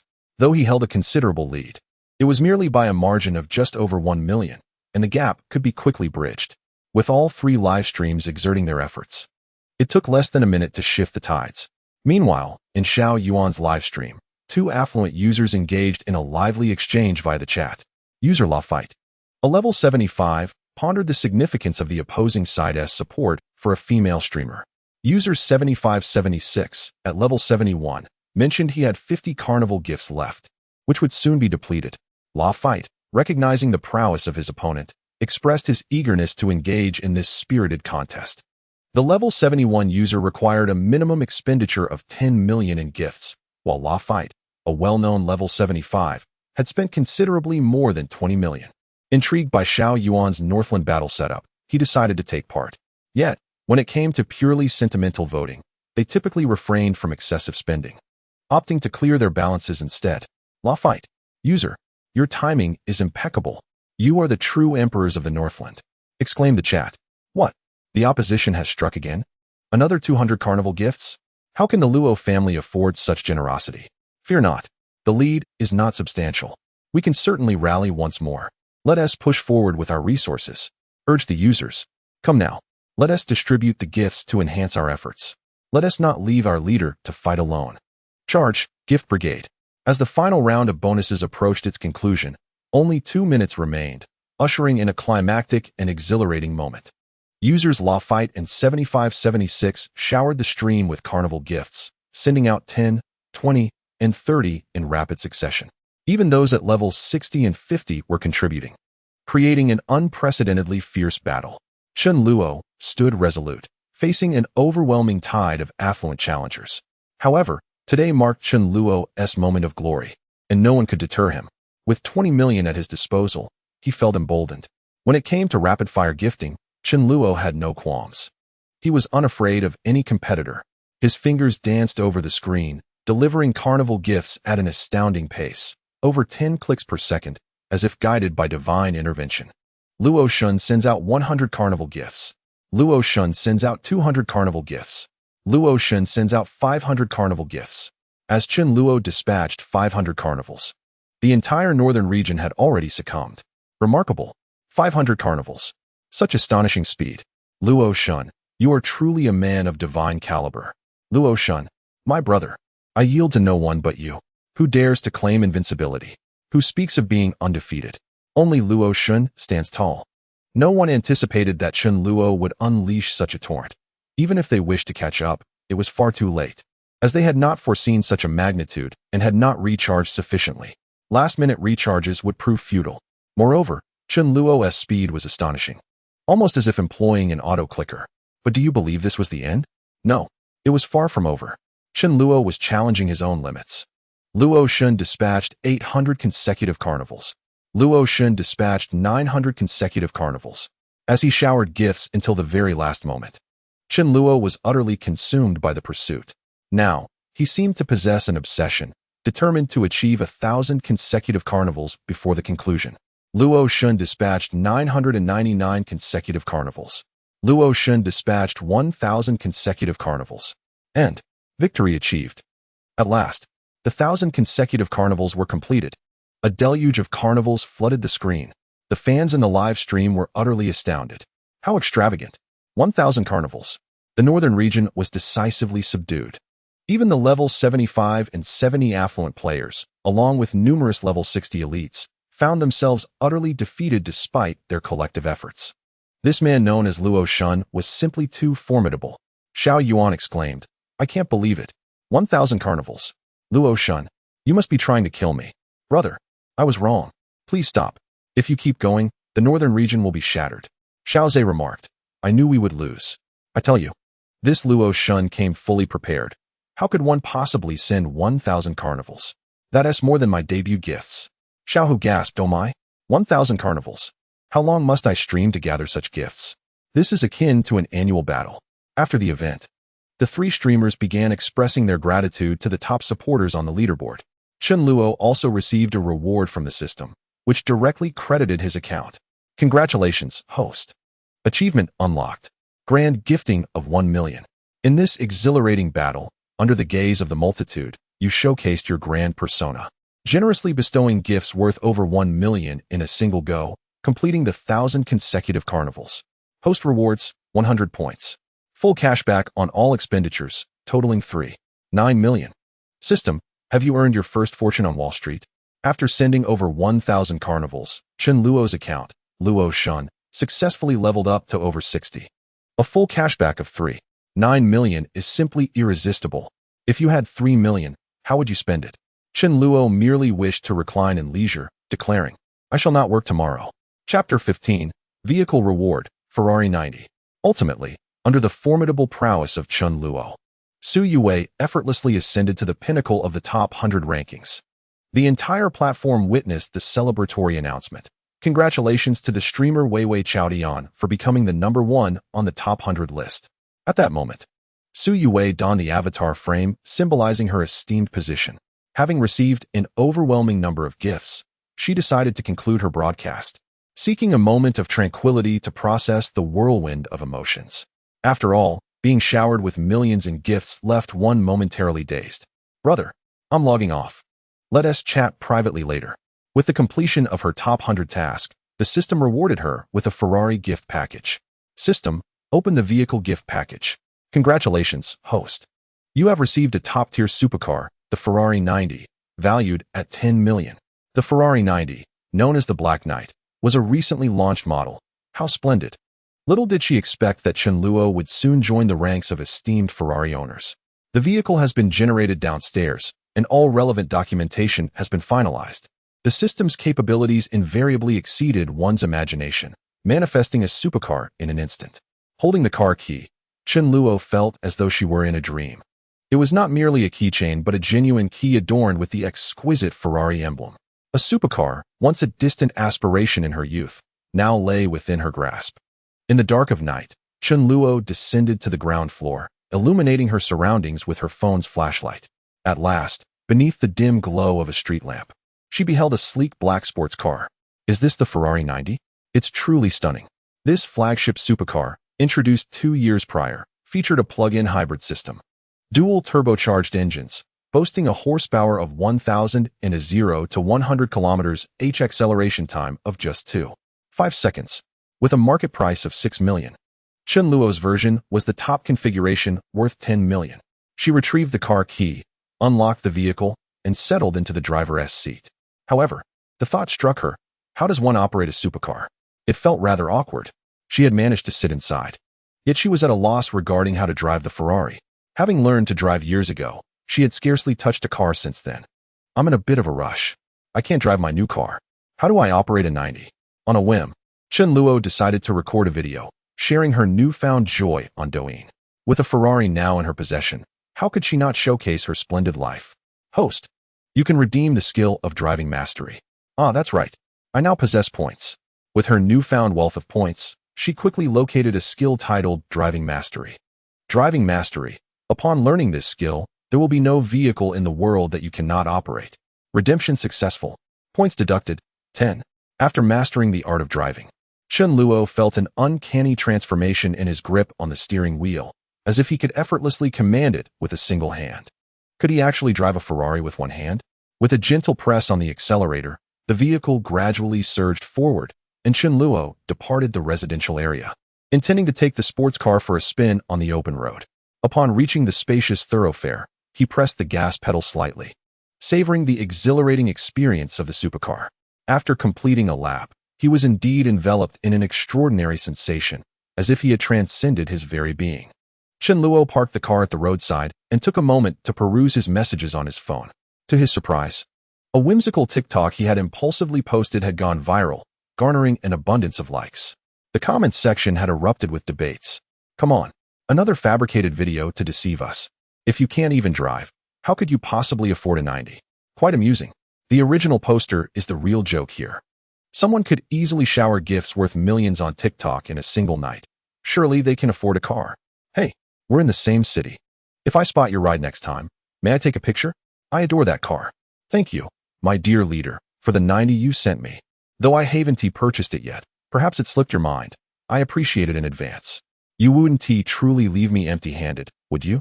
After all, you are my dearest friend, and I fear you might not see my gratitude when you finally make the purchase. So I thank the most dashing person in the universe ahead of time. My sister possesses a golden Maserati in Peace Elite. Chen Luo selected a few amusing comments and bestowed them with likes. Meanwhile, Su Yue, who had just ended her live stream, was chatting with her best friend, strategizing their next move. Oh no, what should I do? He sent me gifts worth millions today. This money feels like a hot potato. If it were a few thousand or tens of thousands, I could accept it without guilt, but millions surely come with strings attached. Faced with such a colossal sum, her friend, though equally bewildered, stepped into the role of advisor. You're confused? I'm even more perplexed. I thought you had lost your mind. But then I entered your live stream and saw hundreds of carnival gifts flashing before my eyes. It was absolutely dazzling. Just call him via video. You might find it worth your while. If you're dissatisfied, simply return the money as a refund. The gifts were given willingly, in a society governed by law. There's nothing to fear. Unsure of how to proceed, Su Yue decided to heed her friend's counsel. Su Yue, hey, are you there? Is it convenient to make a video call? While Chun Luo sat in his car, engrossed in his phone, he noticed Su Yue's message. Thanks to the formidable Nanfang. Chapter 16. Su Yue invites you to a video call. A video call? That would be splendid. Chun Luo, sure. Chun Luo regarded his own appearance with modest satisfaction, though he felt slightly overshadowed when compared to the exceptionally handsome readers from the Yinzu community. After receiving Chun Luo's response, Su Yue tidied her hair and carefully assessed her appearance. With a heart full of tension and unease, she initiated the video call. Su Yue has invited you to a video call. Accept. Decline. Once the connection was established, Su Yue caught sight of Chun Luo's image. The interior of the car was somewhat dim, making it difficult to discern details, yet it was sufficient. He resembled closely what she had envisioned in her mind, slightly handsome. Driving a Ferrari. This perception was undeniably influenced by the allure of wealth, which naturally evokes such feelings. With the advantage of financial means, Chun Luo's own qualities shone even brighter, enhancing the overall impression. Su Yue felt quite content, contemplating the prospect of developing a relationship with Chun Luo. After all, she had yet to experience romance, remaining single since birth.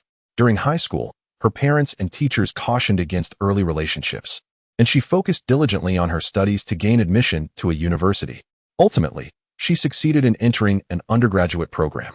In college, the opportunity to date arose. But she had yet to encounter the right person. Although there were numerous admirers at school, none sparked her interest, leaving her still unattached.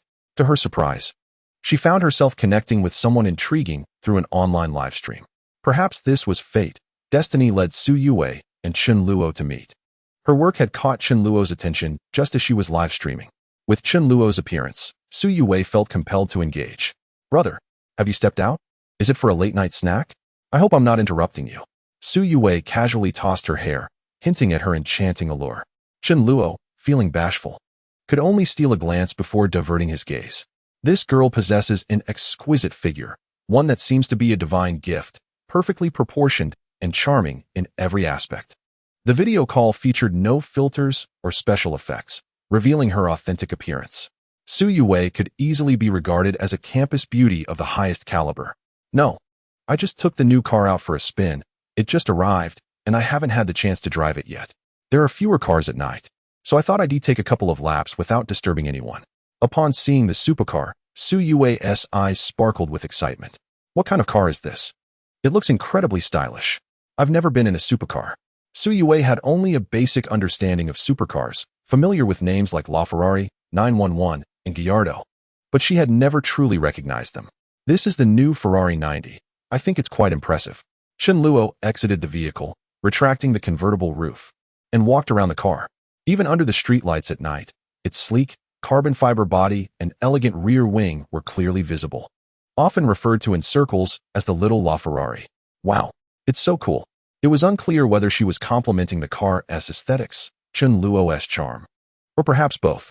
Or perhaps I should say, you before the screen, you are truly handsome. How about taking a drive together someday? Seizing the opportunity, Chun Luo extended an invitation, subtly gauging Su Yue's reaction. He understood that haste does not yield fruitful results, yet one must at least provide a glimmer of hope. After all, a considerable sum had been invested tonight, amounting to several million. Chun Luo was determined not to end up like those unfortunate souls who spent millions without ever meeting the object of their affection. The thought of withdrawing from the online scene for a mere female streamer seemed utterly disgraceful. He refused to be a fool. All right, wonderful. Brother, tomorrow is the weekend, and I have no classes. You should come to our school. I shall treat you to spicy hot pot. Let me tell you, that place serves the most delectable hot pot. Su Yue exclaimed, her surprise palpable. Was this not a quintessential Prince Charming? A man who was not only handsome and wealthy but also generous and kind-hearted. Such individuals are rare to find. Upon hearing the mention of hot pot, Chun Luo could barely contain his excitement. Is it really that delicious? Then I must give it a try. I've spent millions. And you're treating me to hot pot. I wonder how much that hot pot costs. However, this also illuminated Su Yuwei's genuine nature. She seemed to possess little cunning, embodying the essence of a good-hearted girl.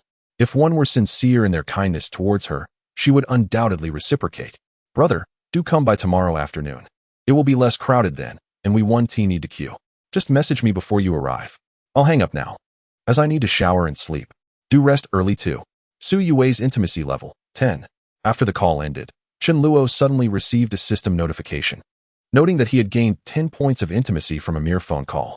Meeting Su Yuwei tomorrow should provide an opportunity to further enhance this intimacy, all while showcasing his financial prowess. The pursuit of a golden opportunity was worth any expenditure. Such treasures are indeed priceless. Chen Luo began to envision a splendid future filled with joy and indulgence. Meanwhile, unbeknownst to him, a young woman riding a motorcycle had pulled up beside his sports car. She unexpectedly interjected with a remark, her voice exuding a cool, commanding presence. Chen Luo snapped back to reality, noticing a sleek black motorcycle parked alongside him. "Excuse me? Were you speaking to me?" he inquired, as the rider, clad in a helmet, obscured her face, yet her stylish attire and striking figure were impossible to overlook. She donned a form-fitting black outfit, black yoga pants, and black combat boots, her silhouette accentuating her enviable curves, exuding both elegance and allure. Paired with the black motorcycle, she was undeniably captivating. Moreover, as she dismounted, her long legs effortlessly reached the ground, a testament to her height. Chen Luo felt as though even his Ferrari paled in comparison. Who could have imagined encountering such a stunning beauty on a night like this? What a delightful surprise. Chapter 17. A joyride in a Ferrari, an encounter with a motorcycle influencer. "Excuse me, could you assist me with something? My name is Qin Ruoxue, and I am a short video creator on Douyin, often filming content related to motorcycles. I couldn't help but notice your splendid vehicle and would like to use it as a backdrop for my project. Would that be all right?" Having parked her bike, Qin Ruoxue removed her helmet and expressed her intention. It turned out she was a short video influencer. Judging by her demeanor, she appeared to relish the thrill of riding, embracing the wind and the sense of freedom it brought. Chen Luo did not decline her request, primarily due to her striking appearance. "Hello, my name is Chen Luo. You wish to film a video? That sounds great. Please share how you envision the shoot and how I might assist you." I casually filmed my own vehicle earlier and was pleasantly surprised to receive several thousand likes.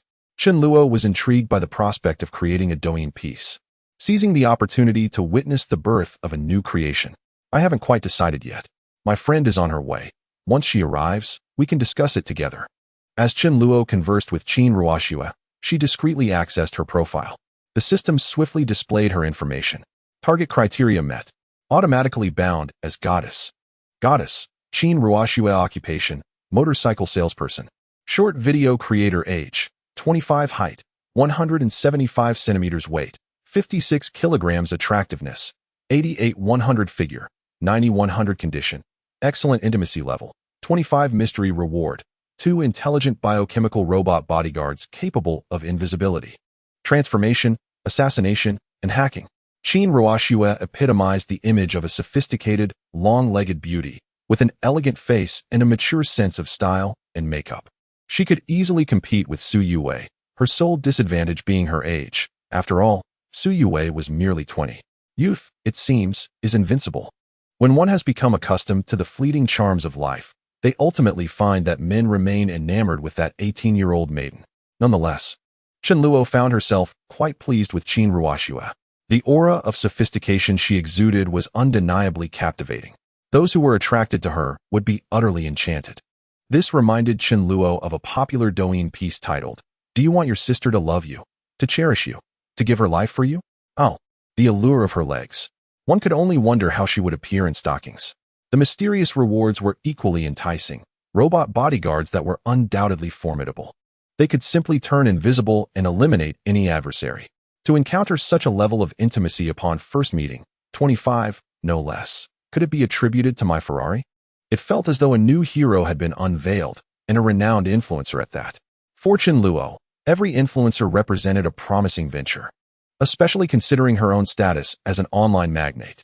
Now, let us first befriend her. When she begins her live stream, shower her with a few hundred festive gifts to let her experience the prowess of a wealthy patron. What is your name on Douyin? I would like to follow you. Chin Ruoshua leaned against the motorcycle, her long legs slightly trembling as she browsed through her Douyin account. My Douyin name is Ruoshua. Here are my creations for you to peruse. Chen Luo took her phone, glancing at it, noting that she had over 100,000 followers. Most of her content featured motorcycle rides and fashionable outfits. With her physique and appearance, she attracted a substantial female following, with numerous comments from girls expressing admiration, saying things like, "Sister, you're stunning. You're killing me." One of her posts had garnered over 200,000 likes, showcasing her in black stockings, flowing hair, and a body-hugging dress by Valentino, exuding the aura of a powerful queen. Chen Luo decisively liked the post, adding a distinguished guest to his favorites. My best friend has arrived. In the distance, a white motorcycle approached and gradually came to a stop at the roadside. A rather adorable girl dismounted. Is this the classic black and white pairing? The royal sisters? Ruoshua, I'm here. Is this the handsome guy you caught? Wow, this bike is so cool. Hello, handsome. I'm Zhou Mingming, Ruoshua's best friend. Zhou Mingming was quite affable, her personality endearingly naive and cute, contrasting sharply with Chin Ruoshua's style. Chen Luo checked Zhou Mingming's profile and immediately lost interest. Everything seemed normal. She was decent looking. Yet her physique was quite different. She was young yet possessed a figure that was rather imposing. This reminded Chen Luo of a certain streamer who always turned her back to her fans, showing a lack of respect. Mingming, let us quickly discuss this and not waste his time. Let us get shooting. The three of them brainstormed and soon arrived at an idea. First, they would film a segment of a sports car cruising down the road, followed by Ruoshua riding her motorcycle and passing by. The visuals were not the main focus. It was essential to pair it with background music and text. Zhou Mingming was quite adept at Douyin, contributing significantly to many of Ruoshua's works. Under her guidance, they promptly commenced filming. This intersection was ideal, well lit, and devoid of traffic, perfect for shooting. As you approach this spot, slow down, and then Ruoshua can enter the frame. In no time, they filmed the video twice, the process flowing smoothly with perfect synergy among the three. After completing the shoot, Chen Luo and Chin Ruoshua watched as Zhou Mingming edited the video. Before long, the editing was complete, and Chen Luo was genuinely impressed. Title: The Unattainable in Youth Will Eventually Ensnare One for a Lifetime. Ferrari 90 Kawasaki background music. I will piece together memories for you. I often cry in secret, like a weary bird that has lost its way home. I hope the love I believe in holds its conclusion firmly in my grasp, as time hastens yet does not erase the past. In just a few seconds, the video, enhanced by the poignant text and background music, evoked a powerful emotional resonance. In the days of youth, dreams felt as distant as the stars, as elusive as her presence. Coupled with the allure of a sleek Ferrari 90 and a Kawasaki Ninja 400, alongside the captivating beauty of a tall, elegant woman, the scene was ripe for engaging discourse. The creation was complete. This masterpiece is destined for greatness. I believe garnering 100,000 likes will be a mere trifle.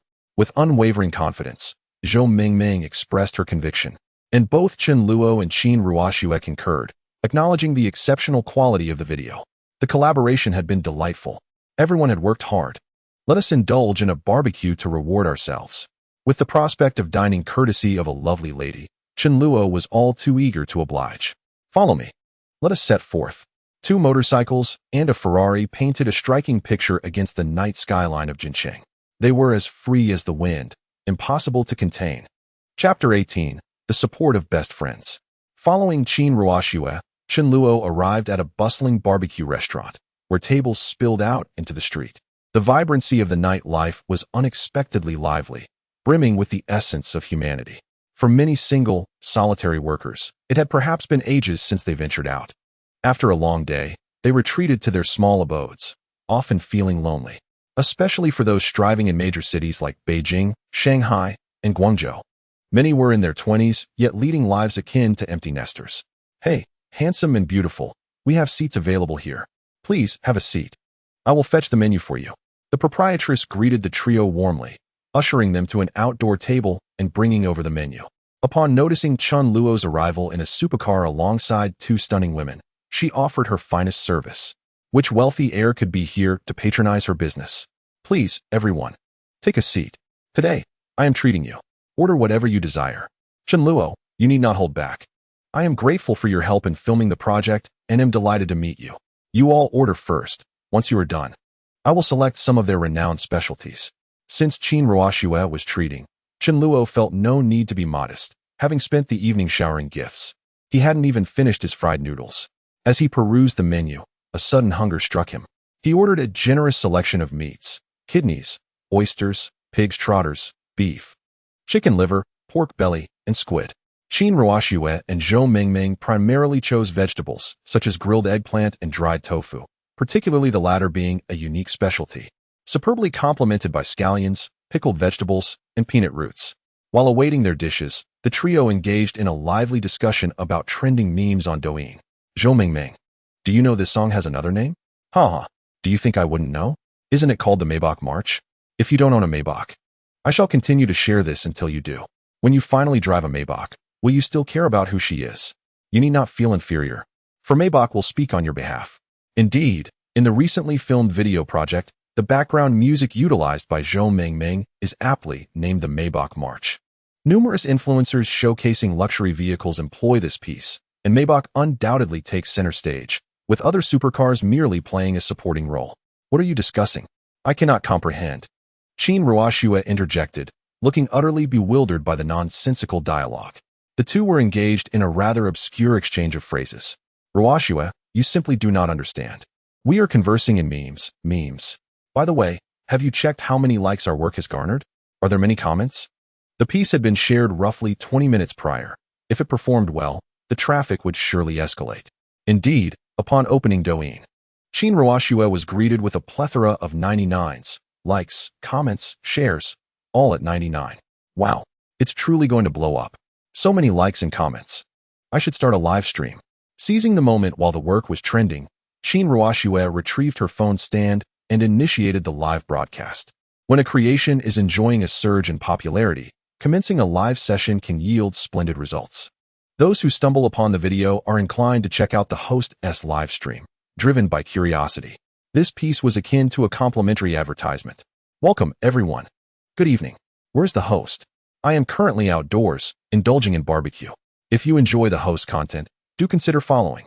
As anticipated, once the live stream commenced, hundreds of viewers flooded in, with the system continuously pushing traffic, the numbers steadily climbing.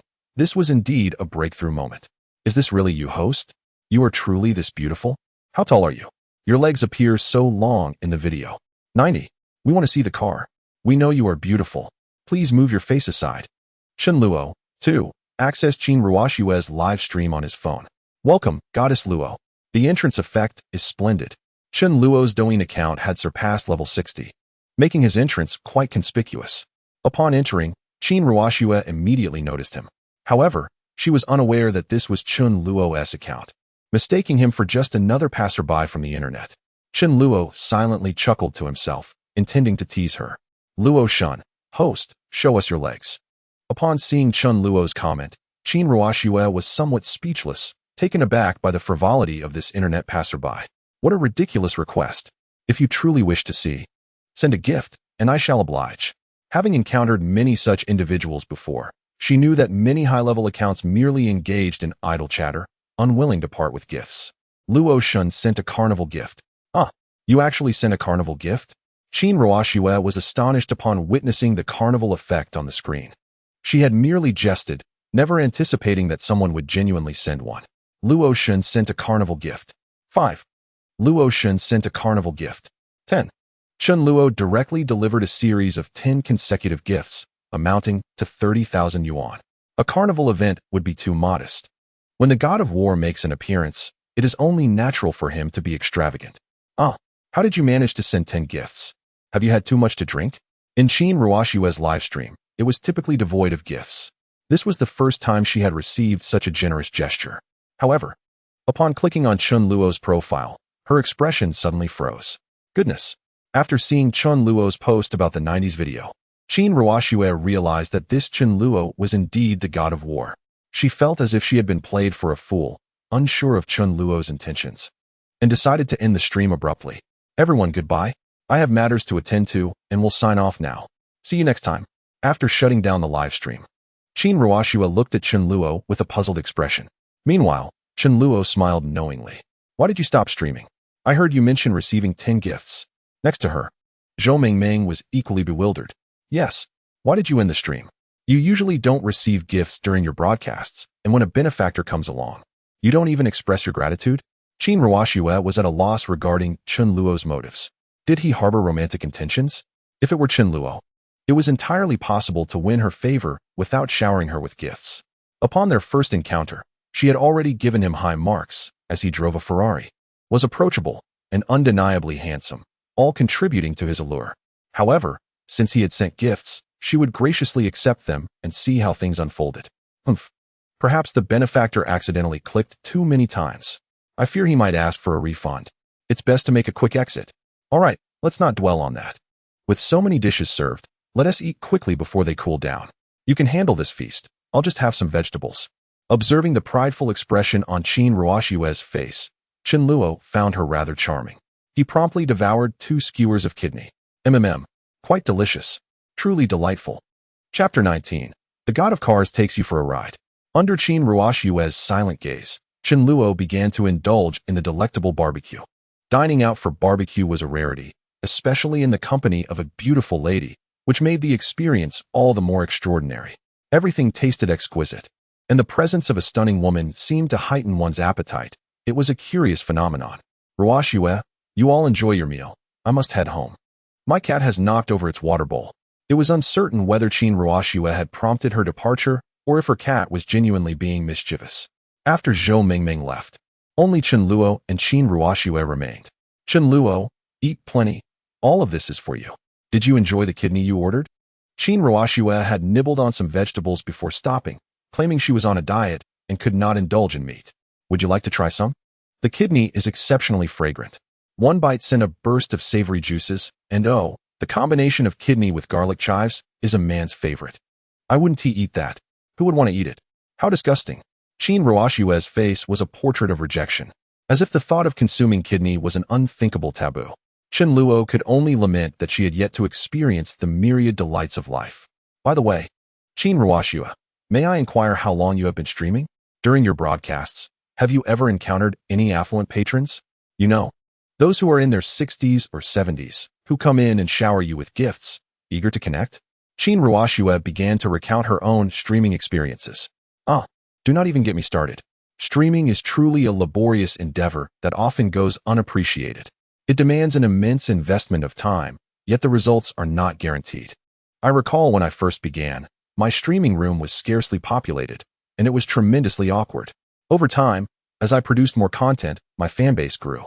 And so did the number of viewers in my stream. On particularly fortunate occasions, the system would boost my traffic, drawing in 2,000 to 3,000 viewers. However, it has not quite aligned with my expectations. Earning money through streaming is indeed quite challenging. Many are merely talkers, squandering your time without any real intent. Some claim they wish to purchase a car from me, but their true aim is just to add me as a friend. Dear sir, I too wish for such opportunities. Yet they elude me. Some individuals may appear to have high ranks, yet they are utterly perplexing. They insist on video calls, promising gifts, but I find such offers unappealing. Qin Ruoxue vented her frustrations, confirming that being a female streamer is no easy feat, and that even small internet celebrities face considerable hardships. Today, you sent me 10 gifts. The most I have ever received. I could scarcely believe my eyes. I am truly grateful to you. However, Chen Luo, on our very first day of acquaintance, why did you send me so many gifts? What are your true intentions? What intentions could Chen Luo possess? Surely, his aim was simply to enjoy a delightful duo experience with her, though such sentiments were not easily voiced. Just a few gifts, nothing of great significance. I have invested considerably in Douyin, and whenever I encounter a streamer I admire, I tend to reward them with gifts. By the way, did you not say that sending gifts was in exchange for a glimpse of your legs? Upon realizing it was Chen Luo who had sent the gifts, Qin Ruoxue abruptly terminated the stream, still yet to reveal her legs. With so many people outside, how could she possibly show them? If anyone were to see, it would have to wait until her return home. As she spoke, Qin Ruoxue's cheeks grew warm, a hint of shyness washing over her, and her tone softened. No, this seems to be a misunderstanding. Could it be that her suggestion to see her legs differed from what he had imagined? Although the nature of Qin Ruoxue's invitation remained unclear, it appeared to bode well. Chen Luo hurriedly agreed, eager to seize the moment and ensure she would not retract her words. All right, then we shall wait until you return home to see. I can no longer eat. Let us depart. Having finished her meal, Qin Ruoxue headed to the counter to settle the bill. Meanwhile, Chen Luo approached her motorcycle, meticulously examining Qin Ruoxue's vehicle. It was impeccably clean, with a particularly striking design, and the cool black hue rendered it perfectly suited for a male rider. It was quite surprising that a young woman like Qin Ruoxue could so adeptly handle such a machine. Chen Luo harbored a profound affection for motorcycles. Having spent his childhood riding on his father's bike to school, markets, and family visits. In his youth, he often dreamed of owning a motorcycle one day. Singing along to the tune of "Riding my beloved little motorcycle, it shall never be caught in traffic." However, as he matured, the harsh realities of life compelled him to lower his aspirations. He could only afford a modest electric scooter. It was truly commendable that Qin Ruoxue was able to diligently save enough to purchase a motorcycle worth several tens of thousands. Chen Luo identified her vehicle as a Kawasaki 400, famously known as the Ninja, a classic and stylish bike valued at around 50,000. The Kawasaki 400, adorned in a sleek black with hints of classic green, exuded a cool elegance, making it a dream machine for many. Upon exiting the store, Qin Ruoxue noticed Chen Luo examining her motorcycle. "Would you like to give it a try? Do you know how to ride?" she offered, handing him the keys. Chen Luo, of course, was proficient in riding. He could even drive a Ferrari with one hand. Having mastered driving, he was capable of handling nearly any vehicle, let alone a motorcycle. I'm not very skilled. It's been ages since I last rode. Besides, I've never tried a bike like this before. How about you teach me?" Upon hearing that Chen Luo was not adept at riding, Qin Ruoxue chuckled, surprised that a man who could drive a Ferrari lacked motorcycle skills. "All right, then I'll teach you." With her long legs, Qin Ruoxue mounted the bike and began a hands-on tutorial. "Look, first insert the key, then start it. Check if it's in neutral. At this point, we can ignite the engine. When you're ready to go, hold the clutch and shift gears, and off we go. Hop on. I'll take you for a spin." Chen Luo settled onto the back seat as the motorcycle roared to life, surging forward. The spring evening breeze carried the scent of her shampoo, enveloping Chen Luo's senses. Is it true that beautiful women possess an alluring fragrance? In reality, it is not an innate scent emanating from them. Typically, attractive women tend to be meticulous about cleanliness and invest significantly in their appearance. They use high-quality shampoos, body washes, cosmetics, and change outfits daily. These products emit subtle fragrances that blend harmoniously, creating an impression of their unique scent. As the gentle breeze tousled her hair, Chen Luo exclaimed, "Qin Ruoxue, why are you going so slowly? Can you speed up a bit? Are you a little turtle?" The sluggish pace prompted him to tease her, equating a slow rider to an inept man. In response, Qin Ruoxue suddenly accelerated, significantly increasing their speed. Was she attempting to startle Chen Luo? Alas, he was prepared. Too fast. You scared me to death." Chen Luo seized the moment, wrapping his arms around her slender waist. In that instant, he felt as if the spring breeze, no matter how far it traveled, could not compare to her presence. Chapter 20. Qin Ruoxue's heart stirs. Hadn't he just remarked that Qin Ruoxue's driving speed was excessively slow, deliberately provoking her for this very moment? After all, he had just nonchalantly spent 30,000 yuan on 10 carnival tickets. And he was driving a Ferrari, youthful and handsome to boot. Upon reflection, perhaps a little intimacy wouldn't be such a disadvantage after all. It was merely Chen Luo. Had it been anyone else, the outcome would have been entirely different. Qin Ruoxue took Chen Luo on a leisurely ride, and with the roads relatively clear at night, the experience proved delightful. Riding a motorcycle was quite straightforward. It was akin to riding an electric bike, with just a gear shift to be mindful of. How do you find it? Have you grasped the technique? Would you like to give it a try? Qin Ruoxue demonstrated once more, emphasizing a few safety precautions. After all, riding a motorcycle necessitates a focus on safety. Safety first. "I believe I can manage. Let me have a go." Chen Luo, with his system skills at his disposal, was hardly a novice. With 10 years of driving experience under his belt, he was well versed in various vehicle types. A simple motorcycle was certainly within his grasp. As he mounted the Kawasaki Ninja 400, he quickly mastered its controls. However, he felt an unusual warmth as he settled onto the seat.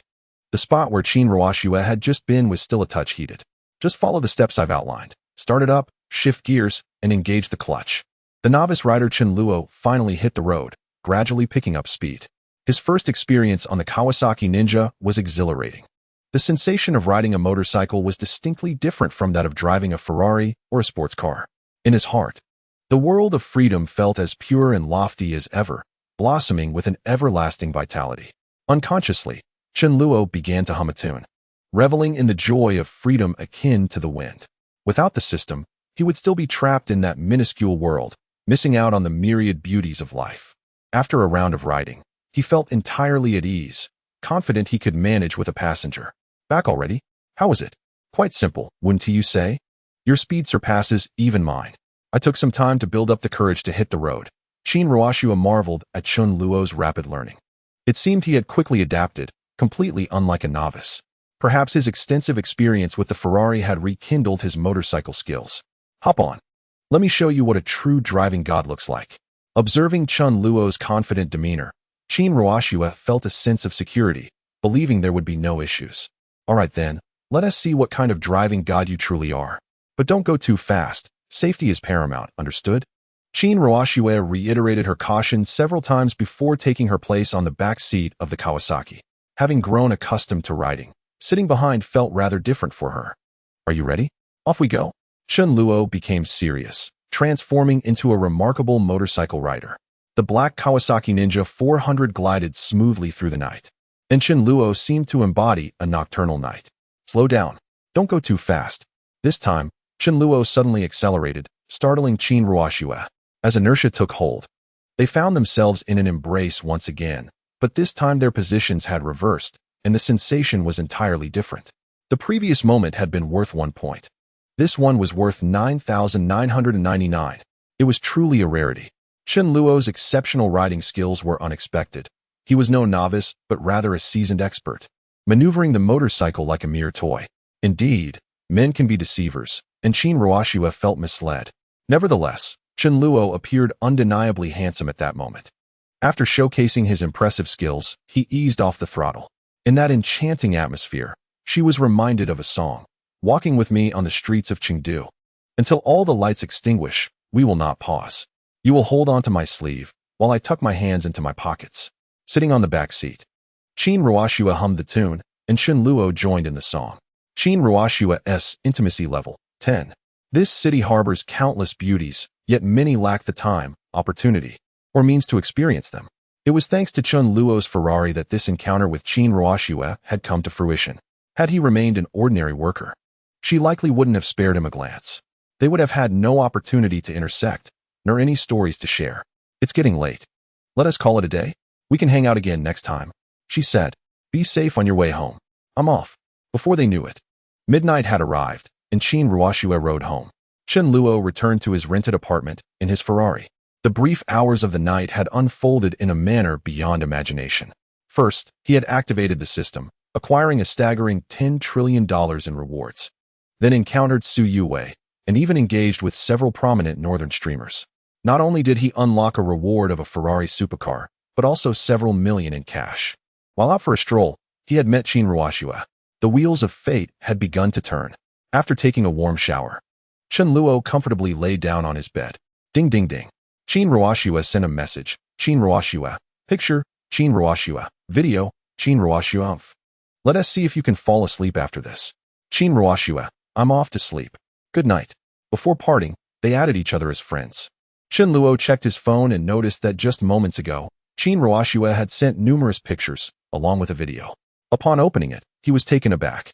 It was undeniably a provocative photo. It seemed she was intentionally keeping him awake. In front of the mirror, there was a captivating selfie, showcasing a pair of classic black shoes with red soles. It was impossible not to be entranced. Chen Luo could only reluctantly observe for a moment. To his surprise, Qin Ruoxua displayed such boldness. However, the fact that she sent it late at night seemed rather tormenting. Her intentions were certainly not innocent. Who could possibly sleep after viewing such an alluring image at this hour? Chen Luo, unable to find rest, turned to Douyin, scrolling through the profiles of other beautiful women to divert his attention. Douyin was indeed a marvel. The more one indulged in certain content, the more it tailored suggestions to immerse one in a personal world from which it was hard to extricate oneself. He found himself drawn to such videos as those featuring Odette's banana, unboxing containers, the grandeur of pawnshops, colossal transport, knife-making competitions, street chases by eagle sauce, wilderness survival, quaint cabins, and the thrill of fishing for large catfish in reservoirs. By becoming engrossed in these diversions, he could momentarily forget about any singular person. Chapter 21. The enchantment of beautiful streamers, the privileges of the top ranks. It was now past midnight, and many streamers had already concluded their broadcasts. Yet, a particular type of streamer had just begun their sessions, those dedicated to aiding slumber. Chen Luo had followed numerous female streamers who specialized in this field. On sleepless nights, listening to these ladies lull him to rest proved to be somewhat effective, and the best part was that it came at no cost, entirely complimentary. In the earlier days of live streaming, particularly on Shark Live, sleep-inducing broadcasts had garnered immense popularity. Streamers like Xuanzi, Bella, and Yashujia attracted many who enjoyed falling asleep in their virtual rooms, indulging in their soothing services. However, these were streamers from several years past. Some had been banned, while others had ceased broadcasting, yet their recorded sessions became widely circulated. Nowadays, with the rise and fall of streaming platforms, Douyin Live had emerged as the largest platform, presenting more opportunities and giving rise to a plethora of new generation streamers. As Chen Luo perused his follow list, he noticed that several of the sleep aid streamers he had previously followed were live. Winnie's Relaxation and Sleep Aid. Note: this character is fictional, without a real counterpart. After a busy day, come in and rest well in this healing space. Chen Luo had always been fond of this particular streamer. Within her live room, she gently tapped a specially crafted cup, producing sounds reminiscent of wind chimes, accompanied by soothing piano melodies that created a profoundly comfortable atmosphere. Winnie had a considerable audience, with over 800 viewers, and it was likely that many were already entranced by her calming presence. Good evening. You look absolutely stunning tonight. What is the name of this background music? It is simply delightful. I'm off to sleep now. Good night, everyone. Let us keep the lights on and show some love. The streamer works hard. Winnie, adorned in a lovely blue dress, her long hair slightly curled and her lips a delicate shade of red, possessed a unique beauty, gentle and intelligent, like a tranquil stream that offers but a single sip from its vast waters. The lighting in the live streaming room is quite comfortable, characterized by a warm orange hue, complemented by thoughtfully arranged flowers in the background. It is evident that she diligently strives to perfect each of her broadcasts, approaching her craft with commendable seriousness. However, conducting sleep-inducing streams presents its own challenges. Firstly, the most significant difficulty lies in the necessity of staying up late. It is commonplace to be awake until 2 or 3 in the morning, and at times, streams may extend until 4 or 5 o'clock. Additionally, the nature of sleep-inducing streams requires a soft and gentle tone, resulting in minimal vocalization, which in turn makes it impossible to solicit gifts or engage in any lively interaction. Furthermore, the purchasing power of her fans is relatively limited, with 95 of them holding accounts below level 20, indicating a lack of experience in gifting. The live stream features a program schedule, allowing for the sending of gifts and the selection of various sounds, yet the participation remains sparse. Another feature allows for the gifting of different items to either extend or reduce the streaming duration. It appears that someone had previously gifted to extend the time, leaving her with another 4 hours before concluding the stream, which would be past 4 in the morning. The audience is encouraged to like the stream, with a target of 50,000 likes to listen to her heartbeat.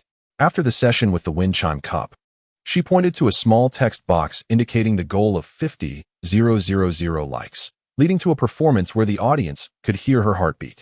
This segment is particularly captivating, as the host places a specialized microphone in an unobtrusive location, allowing for a clear auditory experience of her heartbeat. Most importantly, the scale of her following is substantial, which is precisely why Chen Luo took an interest in her. To avoid any missteps, Chen Luo utilized the system to check her information. Target meets criteria. Automatically bound as a goddess. To his surprise, this led him to discover a new hero. Goddess, Lin Yan identity, voice actor and sleep-inducing streamer age, 22 height, 171 centimeters weight, 60 kilograms attractiveness, 87 100 figure, 92 100 status, excellent intimacy, 0 mystery prize, hair growth formula. A cutting-edge medical laboratory has successfully tackled the challenges of hair restoration technology, rendering the complete cure for hair loss possible, with no side effects, allowing one to regain lustrous, dark hair. In portraying Lin Yan, one can observe her remarkable genetics. She possesses a slightly plump figure, but the weight is distributed in desirable areas. Chen Luo surmises that her attractiveness could further increase. However, being a sleep-inducing streamer necessitates prolonged late nights, which can adversely affect skin health over time. While her youth affords her some resilience, this is not sustainable in the long term, representing a significant struggle for sleep-inducing streamers. Ultimately, the purpose of streaming is to earn income. Those who engage in sleep-inducing broadcasts often exhibit mild social anxiety and tend to shy away from conventional work environments.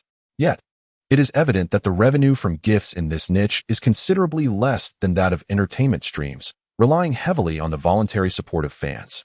The live broadcast room has established a closing time, where sending gifts can either extend or reduce the duration.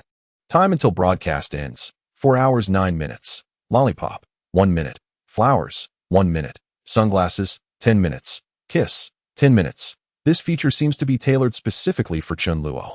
By simply sending gifts, one can directly prompt her to conclude the broadcast. How convenient. Luo Shun sent 66 kisses. Luo Shun sent 66 kisses. Each kiss deducts 10 minutes. Thus, 6 kisses reduce the time by an hour, and 25 kisses effectively reset the timer. Chen Luo sent 2 batches of 66 kisses. As the maximum quantity allowed is 66. That totals 132 kisses, leaving the host owing an astonishing 20 hours. What a situation. Thank you, Luo Shun. I appreciate your 66 kisses. Lin Yan found herself enveloped in a flurry of pink animated characters, all effects of kisses. Luo Shun sent Douyin No. 1. Luo Shun sent Cloud Secret Realm. Luo Shun sent Douyin Airship. Luo Shun sent Golden Carnival. Successfully named gift. Luo Shun sent Dragon Ranger, Dragon Soaring 9 Heavens. God of War Awakening, God of War Legend. Chen Luo illuminated all 27 gifts in the exhibition hall and sent several limited edition gifts. Thank you, Luo Shun. Did you just light up the entire exhibition for me? How wonderful. Luo Shun, it's time to end the broadcast. You seem to be quite exhausted. All right.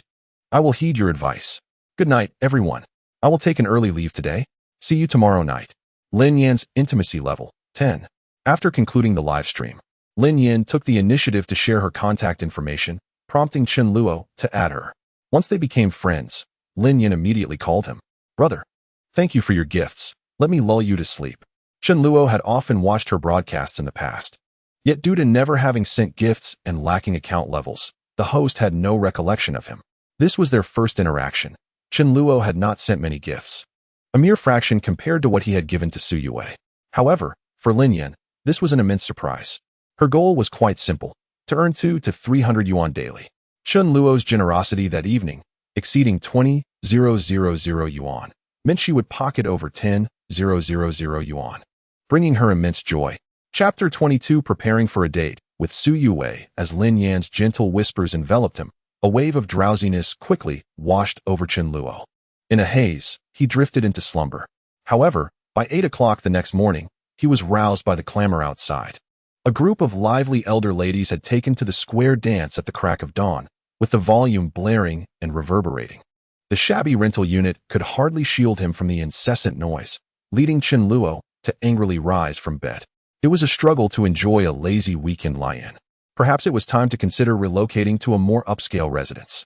Last night, I accomplished a hidden achievement worth a staggering million, and the system rewarded me with an impressive sum of 3.9 million. With newfound wealth, a change of scenery is imperative. Today, I plan to visit the Communication University to meet Su Yue, followed by a shopping spree for some upscale clothing at the bustling commercial pedestrian street downtown. After tidying up my hairstyle and ensuring I was presentable, I stepped out.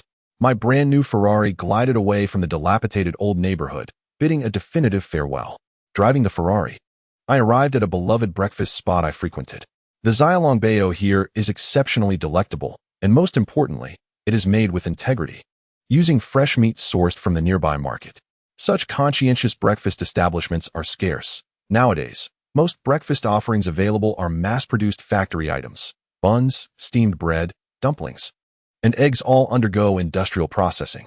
This issue is particularly pronounced in takeout shops, where items are stored in bags and freezers. requiring only a quick microwave or steaming before serving.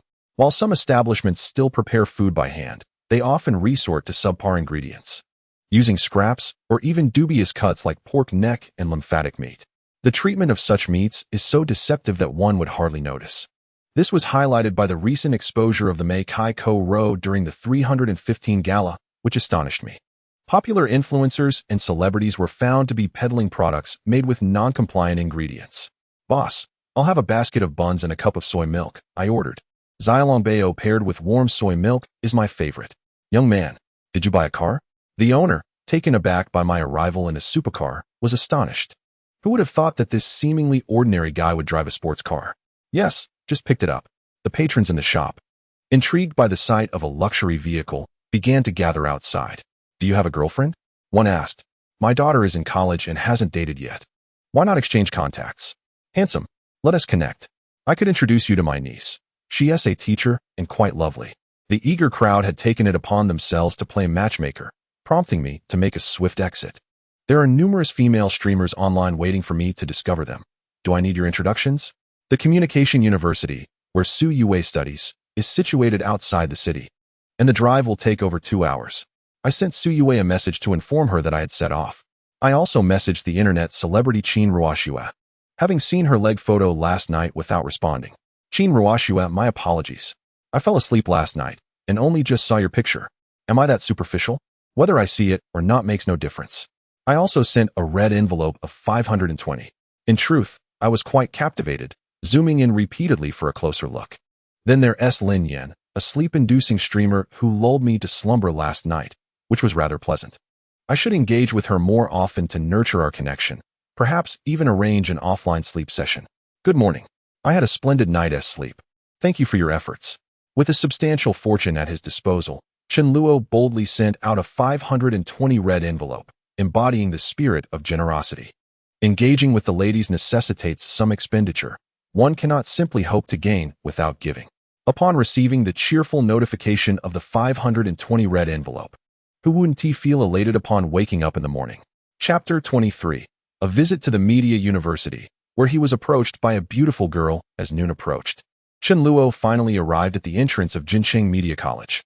Renowned as an esteemed institution for the arts, the college specializes in disciplines related to various artistic fields. Students delve into broadcasting, film acting, musical performance, television directing, animation design, advertising, journalism, dance, fashion design, photography, and film production, thereby nurturing talents for the entertainment industry. It is also famous for its abundance of stunning young women. Many of these ladies not only possess striking beauty and enviable figures, but also hail from affluent backgrounds. However, Chen Luo's knowledge of this was merely hearsay, as he had never had the opportunity to visit before. Years after graduating and entering society, Chen Luo was once again enveloped in the familiar ambience of university life. The campus buzzed with energy as students flowed in and out, particularly lively on weekends. With the warmth of spring in the air and a clear sky, it already bore the essence of summer. In Jincheng, the seasons of spring and autumn are fleeting, with the year predominantly characterized by the sweltering summer and frigid winter. Chen Luo's Ferrari parked at the roadside drew the attention of passers-by, although it seemed to evoke little surprise. The presence of luxury vehicles and supercars at university gates, especially at an art institution, is hardly a rarity. Cars like Mercedes, BMW, Porsche, Ferrari, Lamborghini, and McLaren are frequent sights. In places brimming with beauty, it is only natural that wealth follows suit, a reflection of societal norms. Groups of youthful, stylish girls strolled by, some casting curious glances at the car before moving on. In contrast, several young men lingered, capturing photographs and videos. The allure of sports cars resonates strongly with them. Who hasn't dreamed of owning one in the future? Brothers, I just spotted a Ferrari 90 at the school gate. And it looks brand new, so magnificent. Pictures, videos. This is astonishing. I wonder which beauty from our school is about to be swept off her feet. Uft. It's just a Ferrari. Call me father first, and if I win 50 million in the lottery, I'll surely arrange for you to have one. The car became a hot topic among the male dormitory residents. Feeling somewhat bored in the vehicle, Chen Luo opened the convertible top to bask in the warm spring sun, which felt delightful, accompanied by the beauty of passing women. In days gone by, He might have felt shy to gaze openly at the ladies, resorting instead to furtive glances. Seated in a magnificent Ferrari worth 10 million, what is there to fear? I gazed unabashedly, taking in the sights. Some young ladies, clad in spaghetti straps and ultra-short shorts, barely donned any fabric at all. It was impossible not to look. Others artfully revealed and concealed, perhaps fearful that some might not see, while others might see too much. As Chun Luo surveyed the passing beauties, he discreetly accessed their information through his system. 19 years old, 166 centimeters. 21 years old, 173 centimeters. 18 years old, 178 centimeters. His focus was primarily on long legs and proportions. Yet, it seemed many were akin to flat princesses, with nary a prominent feature in sight. At that moment, Chun Luo noticed a particularly daring young woman striding towards him. "Hey there, your car is stunning. Shall we exchange contacts?" she exclaimed, leaning beside the Ferrari and presenting her QR code. The instant Chun Luo parked, she had taken notice, and upon seeing a handsome gentleman emerge from the convertible, she wasted no time in making her move. To be approached by such a beauty was a delightful surprise, who said driving a Ferrari was of no benefit. Here he was, being flirted with by a fashionable beauty scoring an impressive 80 on the attractiveness scale. This was Chun Luo's first experience of being approached, and it filled him with joy, prompting him to add her as a friend. Though she might not meet the lofty standards of a goddess, perhaps she had equally lovely friends. When encountering a young lady, it is wise to first cultivate friendship. Who knows, her companions may be even more enchanting. Cherish the good girls, and do not squander time on the bad. "Hey, handsome, let us hang out sometime. I must be off now," she said, and after exchanging contacts, she returned to her school. After waiting a while at the school gate, Su Yue finally emerged. The moment she stepped out, she captured Chun Luo's attention. Today, she donned a more collegiate look, quite distinct from her appearance in yesterday's livestream. She wore a gray pleated skirt paired with a white blouse, her long legs glistening brilliantly in the sunlight. Chun Luo descended from the Ferrari and waved at Su Yue. Upon spotting him, she quickened her pace and jogged over. "Luo Gu, I'm here. I'm so sorry to have kept you waiting," she breathed, placing a hand on her hip, her chest rising and falling with exertion. Her makeup was light today, accentuating her youthful vitality at the tender age of 20. Feeling Chun Luo's gaze upon her made her slightly bashful, especially in such a public setting. "Yue, you look absolutely stunning today," Chun Luo exclaimed, at a loss for words during their first meeting, as he too was a novice in such matters. Yet, having never seen a pig run, how could he not compliment her beauty? Hearing Chun Luo praise her appearance brought immense joy to Su Yue. Intimacy with Su Yue won. Before Su Yue set out today, she was quite anxious, for this was her first time venturing out alone with a male companion. Had it not been for the inexplicable sense of reliability and security that Chun Luo instilled in her, she would not have dared to go out alone, insisting instead on bringing along her close friend. However, upon meeting Chun Luo in person, her nervousness began to dissipate. "Brother, are you hungry? Let's go eat. I'll treat you to some delicious spicy hot pot," she exclaimed, adding, "I'll also give you a tour of our university. The campus is particularly beautiful in spring, with flowers blooming everywhere." At the school gate, students were coming and going, and some cast fierce glances at Su Yue, astonished to see their dream goddess in the company of a man, sharing laughter and conversation. Yet, when they spotted the Ferrari behind Chun Luo, their arrogance quickly faded. "That man owns a Ferrari. How can we compete with that?" Chun Luo secured his car before strolling into the Communication University alongside Su Yue, meandering through the picturesque spring campus. Chapter 24. The goddess invites me for spicy hot pot? "Brother, this is the playground where we usually engage in morning exercises, practice our Mandarin, and go for runs. Inside is the theater, where various performances and events are held periodically." Through Su Yue's introductions, Chun Luo gained insight into her university life. It appeared that the art university was not so different from a regular university, and perhaps even more demanding. "Yue, what made you choose to study acting? Is your dream to become an actress?" Chun Luo inquired, wishing to deepen their connection beyond mere monetary gestures. "Brother, please don't laugh at me. Honestly, I'm not sure what my dream is. When I was younger, my parents enrolled me in various extracurricular classes. Later, in high school, they heard that pursuing an arts major would make it easier to get into a good university and perhaps become a singer or an actress. So, I approached acting with a trial and error mentality. My training instructor said I had a good talent and foundation, so I persevered, and in the end, I managed to get into Communication University. However, upon arriving at university, I felt a bit lost. It seemed that Su Yue was a dutiful child, willing to accept her parents' opinions. Ultimately, the outcome was favorable, as she indeed gained admission to a respectable university. Why do you feel lost? Have you encountered any difficulties? Confusion is a phase that everyone inevitably encounters. Some experience it in high school, others in college, and still others in the workplace. For some, this state of bewilderment lasts only a fleeting moment, while for others, it lingers throughout a lifetime. Chen Luo has also been engulfed in this fog of uncertainty. Had it not been for the systematic guidance he received, he might have drifted aimlessly through a mundane existence, much like the countless others around him. Upon entering university, he was exposed to a multitude of new experiences and came to realize the daunting challenge of pursuing a career in acting. The opportunity to perform is not only scarce, but also demands an immense amount of effort. At times, it hinges on specific circumstances, which can be snatched away by others through various means. Presently, he finds himself gripped by a certain apprehension regarding his future employment prospects post-graduation. The entertainment industry is notoriously ruthless, and carving out a niche within it is an exceedingly arduous task. Su Yue's institution, while commendable locally, pales in comparison to the prestigious schools in major cities. The breeding grounds for stars will forever remain institutions like Beijing Film Academy, Central Academy of Drama, and Shanghai Theater Academy, which boast unparalleled resources. Chen Luo deeply empathizes with Su Yue's sense of confusion. If her chosen field of study does not lead her toward a career in acting, finding suitable employment may prove to be quite challenging.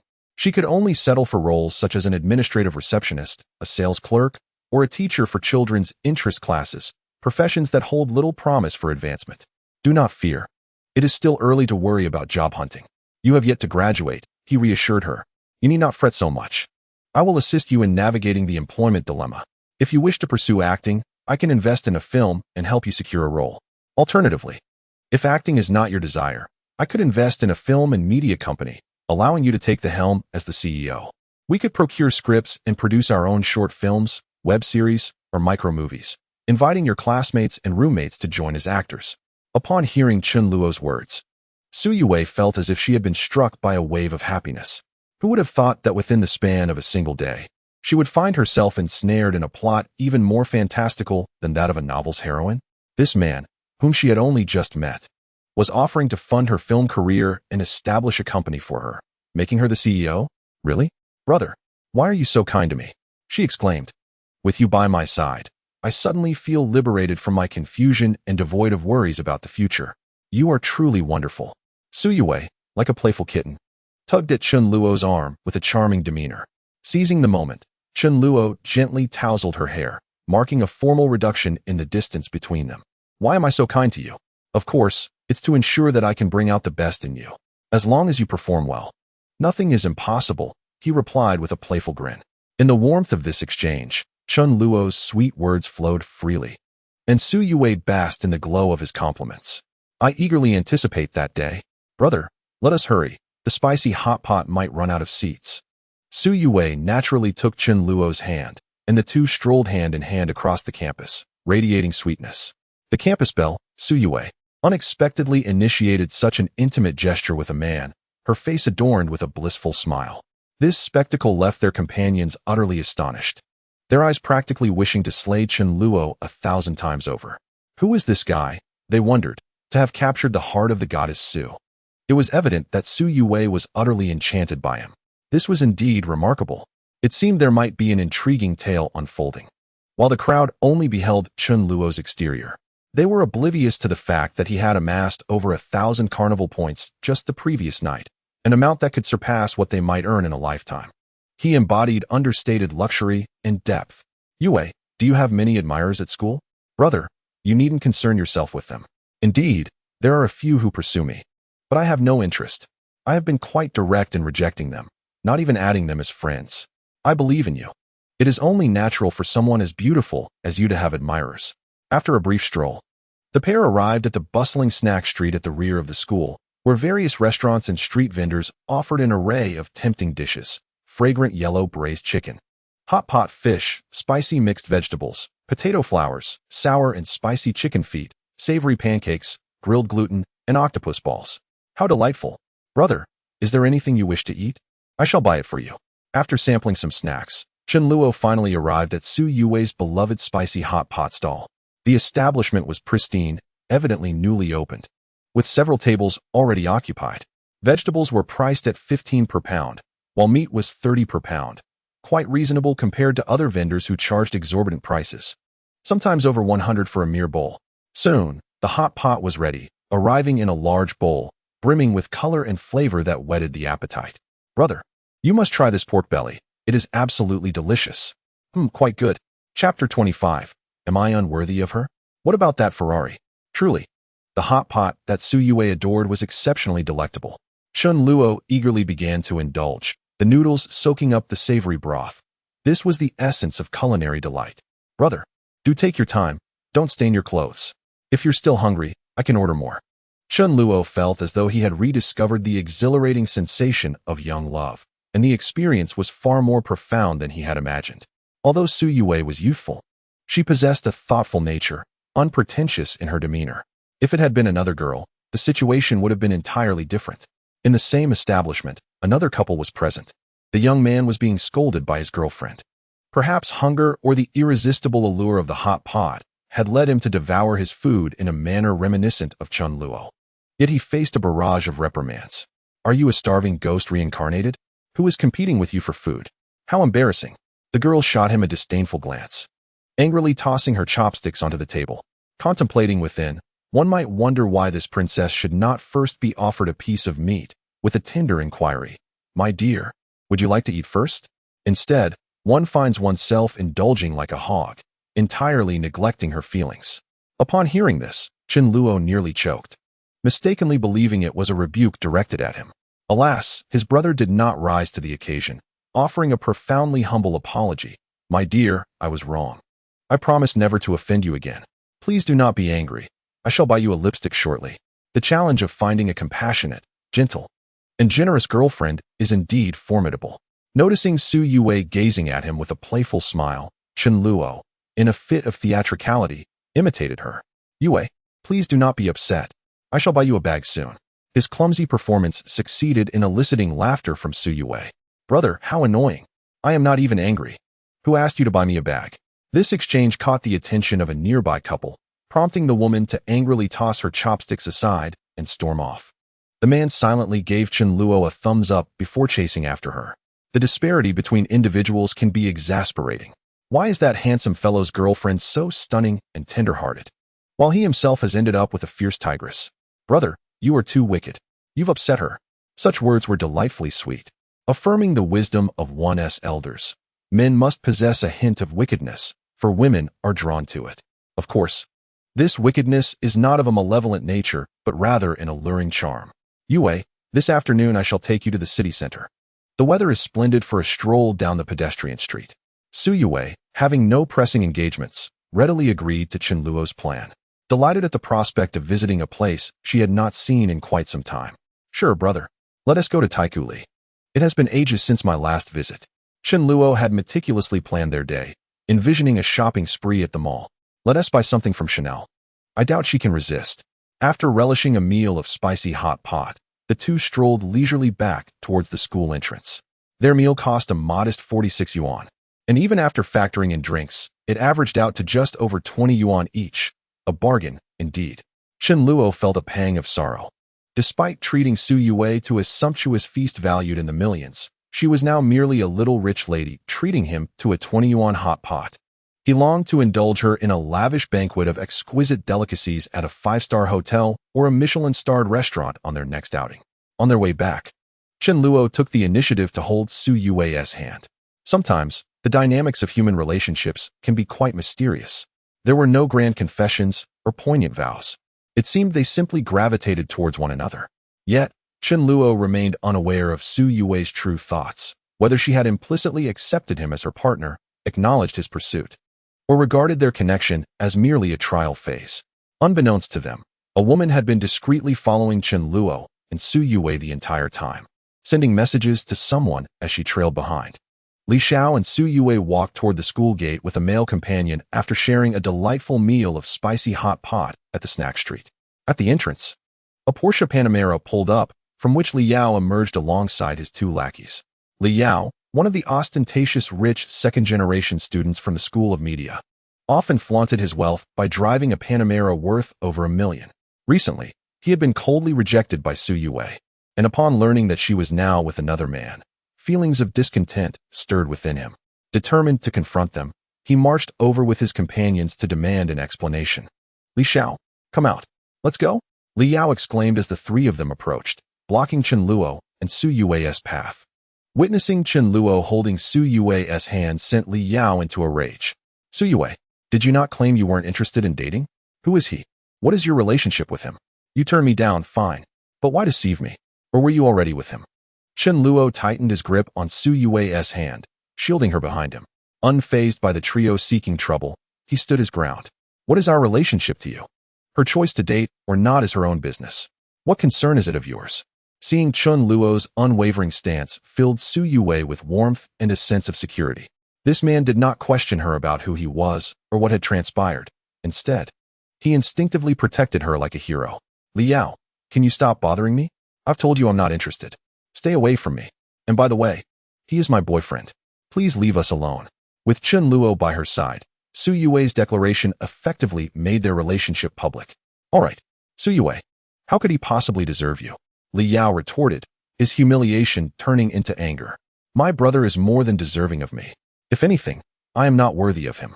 Su Yue shot back, wishing to add that he had spent millions on her in just one night. "Brother, let us go. We needn't bother with them." Su Yue grasped Chen Luo's hand and led him toward his Ferrari. Chen Luo retrieved his car keys from his pocket and glanced back at Li Yao.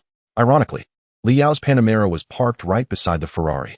With a beep, Chen Luo unlocked the car, opened the door for Su Yue, and assisted her into the passenger seat. At that moment, Li Yao's expression mirrored that of a jester. The Ferrari was a brand-new, high-spec model, priced well above $8 million, making Li Yao's Panamera appear like a mere child's toy in comparison. In the midst of astonished gazes, Chen Luo drove off in the Ferrari with the campus belle. Su Yue, leaving the onlookers to chatter excitedly about the spectacle they had just witnessed. Li Yao must be feeling utterly humiliated. He parked his Panamera beside someone else's Ferrari, a blatant act of self-degradation. Indeed, with his demeanor, does he truly believe he is worthy of the campus belle? "Sister, did you not just find that young man rather handsome? He exudes strength, maintains a low profile, and radiates a comforting sense of security. One must feel incredibly fortunate to be under his protection. Spare me. Just moments ago, you were disparaging others for placing flowers in dung. Now, upon seeing a Ferrari, you have completely changed your tune. How contemptible. Several gentlemen have silently vowed that once they acquire wealth, they will undoubtedly purchase a Ferrari. Yet, attaining such a luxury through one's own efforts is an arduous task. Were it not for the system, how could Chen Luo ever possess a Ferrari? He would only have a second-hand electric scooter purchased for 500 yuan. Upon sitting in Chen Luo's Ferrari, Su Yue was like a curious child, gazing around in wonder. It was her first experience in a supercar, and this brand-new top-tier model was impeccably clean and lavishly appointed inside. The only drawback was the somewhat limited space. But who seeks spaciousness in a sports car? Is this a brand-new vehicle? It feels so pristine, she exclaimed. Indeed, it is brand new, produced by the system. It is undoubtedly a masterpiece. Yes, completely new. The passenger seat hasn't even been occupied yet. You are the first. As they drove, Chen Luo and Su Yue chatted and laughed, basking in sweet moments together. Before they knew it, they had arrived at the city center. The weekend crowd in the city center swelled, and traffic became congested, with even Chen Luo's Ferrari caught in the gridlock. As for the miraculous situation where surrounding vehicles automatically make way, it appears that Ferrari does not possess such prestige. Perhaps only the legendary Rolls-Royce Phantom, with its elongated body and the iconic Spirit of Ecstasy emblem, could command such deference. The pedestrian street in Jincheng is bustling, particularly due to a place called Taiku Li, filled with luxury boutiques. Celebrities and social media influencers frequently frequent this area, flaunting millions of followers, fashionistas, photographers, and models, and occasionally one might even spot the renowned Scion, young Master Wang. It is evident that this city is remarkably inclusive, a vibrant tapestry of diverse talents and beauty. Netizens often jest that unless you stroll through Taiku Li, you will remain blissfully unaware of just how uncouth you truly are. Chen Luo parked the car and beckoned Su Yue to alight. Hey, why are there no street-style photographers today? Has even the Ferrari failed to catch their eye? Brother, look over there. It seems lively. The old masters are capturing beautiful women. Let us go take a look. Su Yue pulled Chen Luo toward the crowd, where dozens of photographers were fervently snapping away. Among the throng stood a curvaceous woman donning a body-hugging dress, clutching a handbag. Oh, beautiful lady. Over here. Gorgeous. Do a spin for us. Your figure is simply stunning. Brothers, come see this. A major street-style moment. Wang Jia, can we get an interview? Surrounded by a flurry of flashing lights and the incessant clicking of camera shutters, a multitude of individuals recorded videos on their smartphones, murmuring to themselves. In the midst of this throng, a woman exuded calmness and poise, as though accustomed to such grand spectacles. With effortless grace, she posed and strutted before the cameras, showcasing her allure. Upon closer inspection, it became apparent that she was none other than a well-known internet celebrity who had previously created video content. The woman, recognized by Chen Luo as Wang Li, was indeed quite famous, and many were aware of her. For those unfamiliar, it might be a name that eludes recognition. Wei Wei. Do you know her? She used to be an actress, Chen Luo teased, a mischievous grin on his face as he began to playfully deceive Su Yue. What? I don't know her. What movies or dramas has she appeared in? Su Yue responded, incredulous. But, brother, her attire is rather suggestive, isn't it? Chen Luo leaned closer to Su Yue, whispering conspiratorially, she has starred in adult films. Initially caught off guard by Chen Luo's revelation, Su Yue hesitated, mistakenly believing she had truly acted in films. After a moment's reflection, she grasped the implication and exclaimed, "Humph! You tricked me again. What kind of actress is that? I ought to hit you." With a playful snarl, she lightly punched Chen Luo, exasperated by his constant mischief. Alas, I did not deceive you. If you don't believe me, I shall show you her works later. We can critique and learn together. Having unexpectedly encountered this familiar face, Chen Luo discreetly scanned her profile, gleaning some gossip. Age, 38. Height, 172 centimeters. Weight, 65 kilograms. Appearance, 70 points. Figure, 88 points. To his astonishment, she was nearing 40. Yet her physique remained commendable, possessing a charm that could only be described as a slightly plump pinnacle of beauty. Wei Wei, let us proceed to the shops, he suggested. On the street, a parade of fashionably attired urban beauties and stylish men adorned in luxury brands such as Balenciaga and Givenchy strolled by, bedecked in rings, necklaces, and earrings, with tattoos embellishing their arms and necks. Although Chen Luo lacked their fashion sense, standing alongside the youthful and beautiful Su Yue elevated his own aura significantly. A man is indeed best defined by the beautiful woman at his side. Chapter 27. A daring venture into the flagship store. His charm was undeniable. Welcome to Louis Vuitton. A cheerful sales associate greeted as they entered the flagship store. Having passed by numerous luxury boutiques in the past, Chen Luo had never set foot inside any of them. This particular store was spacious and renowned, having once achieved the highest sales nationwide. In a city ranked beyond the 30th position in terms of economic prowess, the phenomenon of luxury goods achieving top sales was baffling, even to the executives. The store itself was expansive, boasting 3 floors filled with a myriad of merchandise. Su Yue wished to browse, and Chen Luo also desired to broaden his horizons. Madam, may I offer you some recommendations? Or is there a particular style that catches your fancy? The charming sales assistant radiated enthusiasm, her smile warm and inviting, though her focus remained predominantly on Su Yue. Su Yue, youthful and strikingly beautiful, likely hailed from a well-off family. While her attire was not exorbitantly priced, it bore the promise of potential. Such young women are considered prime clientele. Even if she could not afford a handbag herself, there would certainly be someone willing to purchase one for her, perhaps even more than one. This scenario was not uncommon in their establishment. Some women, in a single month, would bring multiple suitors to the store to buy bags, only to resell them at secondhand luxury shops. These shops would then send the bags back here for authentication, creating a continuous cycle that inevitably brought them back around. No, thank you. We're just browsing. Su Yue felt a tinge of embarrassment at the sales assistant's eagerness. She had perused the items in the store before, but their prices were often prohibitive. Many pieces were priced in the thousands, with some reaching tens or even hundreds of thousands. Although Su Yue received a generous allowance from her family, it was insufficient to support such extravagant purchases. She deemed it unwise to acquire items beyond her means, so she typically limited herself to mere observation. Consequently, she felt somewhat awkward under the sales assistant's enthusiastic attention. Chen Luo noticed Su Yue's discomfort, gently squeezing her hand and offering her a reassuring glance. Yue, during our lunch of spicy hot pot, did I not promise to buy you a bag? You can choose any from this store. Whatever you fancy, it's yours. When Chen Luo mentioned buying her a bag during their lunch, Su Yue had assumed it was merely a jest and had paid little heed to it. To her astonishment, he was indeed serious about purchasing one, and she could choose freely from the store. This revelation brought to mind the previous evening, when Chen Luo had boldly spent 1,000 on a carnival, showcasing his impressive dominance over various streamers.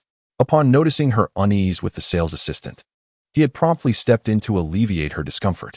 With such a man by her side, Su Yue felt an indescribable sweetness bloom in her heart. Once the sales performance began to rise, the assistant seized the opportunity to present an array of offerings. She lavished compliments on Su Yue's beauty, proclaiming that her elegance perfectly matched the clothing, handbags, and accessories on display. This earring is just over 5,000. It perfectly complements a beauty's aura and would look absolutely stunning when worn. This is a new spring collection small handbag, priced at 18,000. Quite versatile, and the color is ideal for spring. This dress is also a new arrival for spring, perfectly coordinated with that little handbag in terms of color and design. In the section showcasing the new spring collection, Chen Luo glanced around. The bags, clothing, shoes, and accessories were indeed visually appealing, yet their prices were undeniably steep. In pursuit of the rewards associated with Su Yue, Chen Luo was unperturbed by the expenditure, prioritizing the attainment of an intimacy level of 80. He endeavored to amass intimacy primarily through financial means, as this approach was the most straightforward for him. By initially paving the way with monetary investments, he intended to employ additional methods thereafter. A few sweet words, whimsical promises, and a touch of romance would suffice to ensure success. Yue, this outfit looks splendid on you. Do try it on. And these shoes too, he encouraged. Select your clothing first, and then consider which bag to pair with it. Today I am in high spirits. Whatever catches your eye, we shall procure. Su Yue was taken aback. Was he truly suggesting the purchase of an entire ensemble? Dear friends, who comprehends this? Which university student dresses in such finery? For many young women, luxury items are coveted treasures. Some, unable to afford the genuine article, resort to replicas or second-hand versions, showcasing their desire for these symbols of status. Yet, the cost of such items weighed heavily on Su Yue's conscience, making her hesitant to accept. Chen Luo, however, insisted. Yue, hurry and choose. Faced with Chen Luo's seemingly irate demeanor, she complied, selecting a few pieces she admired. At the checkout, anxiety crept in as she noted the prices. Each piece amounted to thousands, if not tens of thousands. The total would undoubtedly be substantial. However, witnessing Chen Luo's unflinching resolve as he paid eased her worries. After all, he had generously gifted her millions on Douyin and drove a Ferrari supercar. Such sums were likely trivial to him. Sir, your total comes to 236,500. The store staff were taken aback by the extravagant expenditure. This young man exuded an unexpected opulence, spending over 200,000 on his girlfriend, surpassing even the wealthiest middle-aged magnates. Chen Luo produced his exclusive Dragon Prestige card, adorned with exquisite black and gold patterns, a rarity possessed by only a select few nationwide. Transaction successful. Su Yue Intimacy 1. Su Yue Intimacy 1. Su Yue Intimacy 1. As he observed the rise in intimacy levels, Chen Luo internally rejoiced. How splendid. Yet, he was not finished. He had another surprise in store for Su Yue. Please, sign her up for a membership, he instructed. Sir, our membership requires a minimum expenditure of 400,000 within a year. Your current total falls short. Chen Luo had already spent 230,000, still lacking a mere 170,000 to fulfill the requirement. Yue, did you hear that? We need an additional 170,000. Go on. We must secure this membership today. Chen Luo's extravagant demeanor left those around him in awe. While others merely came to browse, this dashing gentleman was genuinely purchasing, sums in the hundreds of thousands. Chapter 28. Support Domestic Products. A new task from the system. Su Yue, holding a large bag of items, wore a bewildered expression throughout the entire process.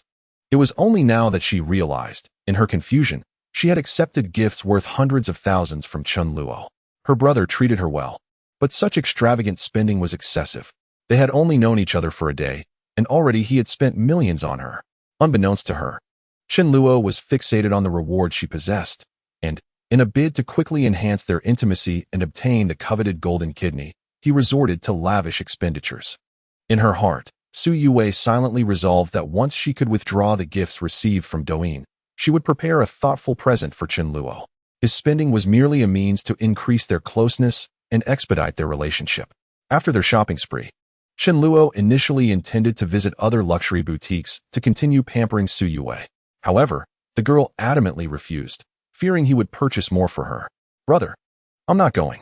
Please don't force me," she exclaimed. "You've already spent tens of thousands on me." For a university student, such extravagant items were overwhelming. "Wu Wei, this time I won't buy anything for you. I want to purchase some clothes for myself. Look, I'm wearing all old clothes. Help me choose a few outfits to spruce up my appearance." Upon hearing that he intended to buy clothes for himself, Su Yue immediately volunteered. "All right, brother, just trust me. I will make you look handsome and charming, loved by all." Chen Luo also wished to acquire some new clothes. After all, with newfound wealth, he couldn't appear too shabby. Su Yue showcased her styling skills and selected several appealing outfits for him. They included pieces from Givenchy and Balenciaga, chosen for their understated elegance. Now, with millions at his disposal, Chen Luo felt generous towards himself. After purchasing the clothing, they moved on to electronic products. His phone had become quite dated and sluggish, necessitating an upgrade. "Wu Wei, let us put our things in the car. Then we can explore the mall while I get a new phone." Beep. You have triggered a new task. Support domestic products. Task details: support domestic products and assist in the rise of national brands. Please purchase at least 10 domestic products. Task reward: a customizable gift package of domestic electric vehicles. Another task had been triggered, this time concerning automobiles, specifically domestic new energy vehicles. The development momentum in this sector was remarkable. Recently, even Xiaomi launched its first electric car, the Xiaomi 7, which Chen Luo had watched the entire unveiling event for. The car's aesthetic was striking, especially its paint colors: bay blue, olive green, dawn purple, pearl white, and diamond gray. Not only was the appearance stunning, but it also exuded sophistication, capturing the hearts of many young women. In the realm of colloquial terms, it was affectionately dubbed Porsche, as they now had their own version of Porsche. However, spending 300,000 seems a bit extravagant. "Let's go, we shall visit the Xiaomi store." The shopping mall was bustling with activity over the weekend, particularly the Xiaomi store, which was teeming with people. Regardless of one's status or intention to purchase, anyone could come here without feeling pressured or embarrassed. No one would make things difficult for you, nor would anyone look down upon you. "Brother, what kind of phone are you planning to buy? Aren't you considering an iPhone?" Su Yue currently uses an iPhone and acknowledges that it is indeed more user-friendly than domestic phones. Chen Luo, however, has decided to switch to a domestic phone. Primarily due to his accustomed usage, having been accustomed to Android, he finds Apple challenging to navigate. Conversely, those who are used to Apple find transitioning to Android equally daunting. Presently, Chen Luo is still using a Xiaomi phone that he purchased 3 years ago. He does not consider himself a loyal Xiaomi fan. He chose it for its excellent cost-performance ratio, allowing him to acquire a reliable product at a reasonable price. In this regard, he admires Xiaomi for providing ordinary people, including those of limited means, with a trustworthy choice. After all, a phone serves merely to make calls and stream videos. Both Apple and Android fulfill this function. Nevertheless, since domestic phones are still viable options, supporting them is no burden. Su Yue concurs with this sentiment. Chapter 29: Domestic New Energy. Purchasing several domestic phones to complete a task and earn a vehicle seems like a sound investment. Chen Luo casually selected a Xiaomi 14, which appears to have recently launched. Su Yue examined the Xiaomi 14's prototype, experiencing its feel in hand. She found the design aesthetically pleasing and the specifications satisfactory. Previously, she had not paid much attention, as her classmates predominantly used iPhones, some even resorting to loans to acquire them, leading her to follow suit. Now, having experienced the domestic phone, she finds it quite acceptable, especially given its more affordable price. "Brother, I think this phone is rather good. Are you considering this model? It only costs over 4,000, significantly cheaper than my iPhone." Su Yue held the Xiaomi 14 in her hand, comparing it to her iPhone. The two seemed comparable in various aspects. However, having used an iPhone for an extended period, she was still acclimating to the operational nuances of an Android phone. Chen Luo also found it quite economical. Purchasing an iPhone 15 would cost around 8,000 to 9,000, with the high-end version exceeding 10,000. The price of over 4,000 is manageable for most, allowing even an average person with a monthly salary of 3,000 to afford it.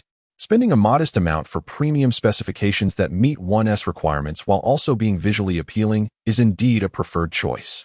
A phone, barring any unforeseen circumstances, should last at least 2 to 3 years. Yue, let me buy you a Xiaomi 14 as a backup phone. Sure, brother. Then we can both use Xiaomi. Chen Luo summoned a store attendant and purchased 2 Xiaomi 14 phones. Having purchased 2 smartphones, Chen Luo proceeded to select a variety of other Xiaomi products, including Bluetooth speakers, power banks, fitness bands, and Bluetooth earphones. After exploring Xiaomi, he ventured into Huawei. Since he aimed to support domestic brands, it was only natural to extend his patronage to Huawei as well. Compared to the bustling atmosphere at Xiaomi, the Huawei store was relatively serene, likely due to the higher price point of its flagship devices, which even surpassed that of Apple. The newly launched models, such as the Mate 60 and 5, were priced over 10,000 yuan. No wonder they are said to be leading the market, not only in terms of configuration and design, but also in their pricing strategy. Do you have the Mate 60 in stock? He inquired. The Mate 5, being a foldable phone, did not appeal to Chen Luo, prompting him to settle for the Mate 60 instead. Sir, the standard Mate 60 is currently out of stock. However, we do have a special customized version of the Mate 60, the Master Edition. Upon examining it, Chen Luo found the Master Edition exceptionally striking, endorsed by the renowned actor. It truly stood out. It claimed to set the benchmark for aesthetic trends, striving for exquisite craftsmanship and creating a legend of unparalleled prestige. Wow, this phone looks magnificent. Like a supercar. It would pair perfectly with your Ferrari. Chen Luo, swayed by the admiration of his peers, decisively purchased the phone, convinced of its success given the approval of the campus beauty. Following this acquisition, he also procured a Huawei laptop and tablet, culminating in a total expenditure exceeding 20,000 yuan. Task completed. Reward: a selection of domestic new energy vehicles. Upon opening the gift pack, Chen Luo discovered a plethora of domestic new energy vehicle models, all available for his choosing. Remarkably, this reward allowed him to select 3 vehicle models, effectively gifting him 3 cars. He chose the Xiaomi 7, the Yangwang 8, and the Wenjin 9, all well-known names. Having never owned a car before, Chen Luo opted for the 3 most reputable models. Relevant paperwork has been generated. Please visit the respective brand sales center to collect your vehicles. After careful consideration, Chen Luo settled on these 3 cars. He anticipated that he wouldn't drive them much himself, as he envisioned purchasing luxury cars in the future when financially able. Nevertheless, since these vehicles were a gift from the system, he could always lend them to others. This time, instead of directly delivering the cars, the system generated the purchase paperwork, requiring Chen Luo to collect them himself. He suspected that the system had orchestrated a zero-cost acquisition, though he was unsure how it managed to secure 3 vehicles. Regardless, he was more than willing to accept such a generous offer. With the system bound to him, he felt a sense of security and confidence, knowing he would not be abandoned. Having finished his shopping and with ample time remaining, Chen Luo contemplated going to the movies. Wei, let us catch a film. I'd love to see the latest Godzilla vs. Kong. It's a nostalgic trip down memory lane, as both characters have starred in numerous films over the years. In his earlier years as a primary school student, he was captivated by the formidable King Kong, delivering a punch to each little monster. The narrative of battling monsters resonates deeply within the hearts of every young boy, marking a truly exhilarating scene. Although Chen Luo had not witnessed the previous installment of Godzilla vs. King Kong in theaters, he had effectively experienced it through various cinematic commentary channels. Now, with the company of a beautiful companion in the cinema, the experience was even more delightful. All right, brother, I too wish to see the monster battles. Recently, he encountered a humorous anecdote suggesting that Godzilla, reclining in the arena, bore a striking resemblance to a pet cat lounging in its bed, eliciting hearty laughter. Hand in hand, like a couple in the throes of love, they ventured to the cinema to witness the clash of titans. The visual spectacle presented by the original IMAX format was nothing short of exhilarating, The special effects in foreign films are indeed remarkable. In Chapter 30, a mastery of skills in photography is noted. Brother, would you like some popcorn? Su Yue attentively catered to Chun Luo's experience, eagerly feeding him popcorn, one kernel at a time. Such royal treatment was truly delightful. The last time he attended a movie with a girl was many years ago, and the specifics of that film had faded from memory. Su Yue felt an unusual sense of relaxation and ease while with Chun Luo, devoid of any awkwardness. This realization was quite wondrous, as it marked her first outing on a date with a boy and her inaugural cinema experience with a male companion. Feeding Chun Luo popcorn seemed to be an instinctive gesture, as if they were destined partners from a previous life. Unbeknownst to them, the 2-hour film concluded. Although some plot elements were somewhat cliché, it remained a worthy sequel. Brother, I found Mothra to be utterly awe-inspiring. Mothra always lays eggs before battle, as if aware of the impending sacrifice, and these eggs possess memories of past lives. Brother, let us capture some photographs here. I wish to commemorate this occasion. After the film, Su Yue pulled Chun Luo to pose for several pictures against the backdrop of the movie screen. In the photographs, Su Yue's expression appeared effortlessly natural, her eyes captivating, and her smile enchanting. In stark contrast, Chun Luo exhibited a lack of experience in front of the camera, his expression somewhat bewildered, creating a vivid juxtaposition. Haha, brother, you look so silly. Have you never taken photos with a girl before? Though you are still somewhat handsome, if you take more pictures with me, you will become more natural. Chun Luo was no master of romance. Opportunities for intimate selfies with girls were scarce. Unlike those who revel in flirtation, mingling with various girls as if they were close friends, he had little experience. After their shared photographs, Su Yue requested Chun Luo to take a few solo shots of her. This was a challenge. Chun Luo's photographic skills were akin to those of the stereotypical clumsy male, as he rarely had the chance to practice. Brother, are you capable of taking pictures? Please capture a few for me. Today holds significant meaning. Isn't it just about taking pictures? A man should never admit to inadequacy. Excellent. Wei, you have indeed found the right person. I am a first-rate photography master. Chun Luo took Su Yue's phone and aimed the lens at her. Su Yue's physique and facial features were truly photogenic. She possessed a figure that was not overly slender, with curves accentuated at her chest and hips, embodying a delightful proportion akin to the golden ratio. Such a beauty, any shot would turn out exquisite. Chun Luo lacked experience, but that was inconsequential. He had the system at his disposal. As he searched for the right angle, he exchanged 10 points within the system for a photography skill. Photography mastery. Upon acquiring this skill, one can adeptly handle various photographic equipment, mastering light, composition, depth of field, angles, exposure, and other photographic techniques. After learning the skill, a wealth of photographic knowledge flooded Chun Luo's mind. He was now a seasoned photographer, capturing images effortlessly with a mobile phone. Chun Luo switched the camera to professional manual mode, adjusting various parameters, and even guided Su Yue on how to pose. Wei, tilt your face slightly to the right. Yes. Just like that. Perfect. Once the photo was taken, Su Yue was overwhelmed with joy. She had never expected Chun Luo to capture her so beautifully. After their earlier selfie, she had braced herself for the unfortunate reality of being photographed poorly by a clueless man. This photograph surpassed those taken by her best friend by leaps and bounds. It rivaled the work of professional mobile photographers. Wow, brother, you take such beautiful pictures. I love it. Su Yue affinity level 5, in her excitement. Su Yue impulsively planted a kiss on Chun Luo's cheek. Indeed, a man with skills is never lacking. Not too shabby, just a normal performance. If only I had a DSLR, the results would be even more stunning, Chun Luo mused. Su Yue's eyes sparkled with admiration. She noticed more and more of Chun Luo's shining qualities. Just moments ago, she could not restrain herself and had kissed him. Their relationship was advancing rapidly. Having only known each other for a day, they already resembled a couple in the throes of passionate romance. The evolution of their feelings was so effortless, as if they were long-lost friends reuniting after many years. This was largely thanks to Chun Luo's financial prowess, 1,000 carnivals paving the way, a Ferrari cheering them on, and a willingness to spend 200,000 at a moment's notice. Money instilled confidence in Chun Luo, bolstered his assertiveness, endowed him with the ability to create romance, and cloaked him in an alluring aura. Exiting the cinema, Chun Luo and Su Yue strolled hand in hand down the street, attracting envious glances from passers-by. Wei, what would you like to eat tonight? On his first date with a girl, Chen Luo aimed for something more formal and upscale. Anything is fine. Hot pot, skewers, stir-fry, rice noodles. I'm open to anything. Chen Luo wasn't too familiar with the options, but that was all right. There exists a multitude of store exploration bloggers. Chen Luo casually searched on Douyin and discovered a private dining establishment nearby, seemingly quite expensive. Fortunately, there was availability. So he made an online reservation and drove for a little over 10 minutes to reach the venue. This restaurant was nestled within a residential area, marked by a simple sign and an antiquated wooden door.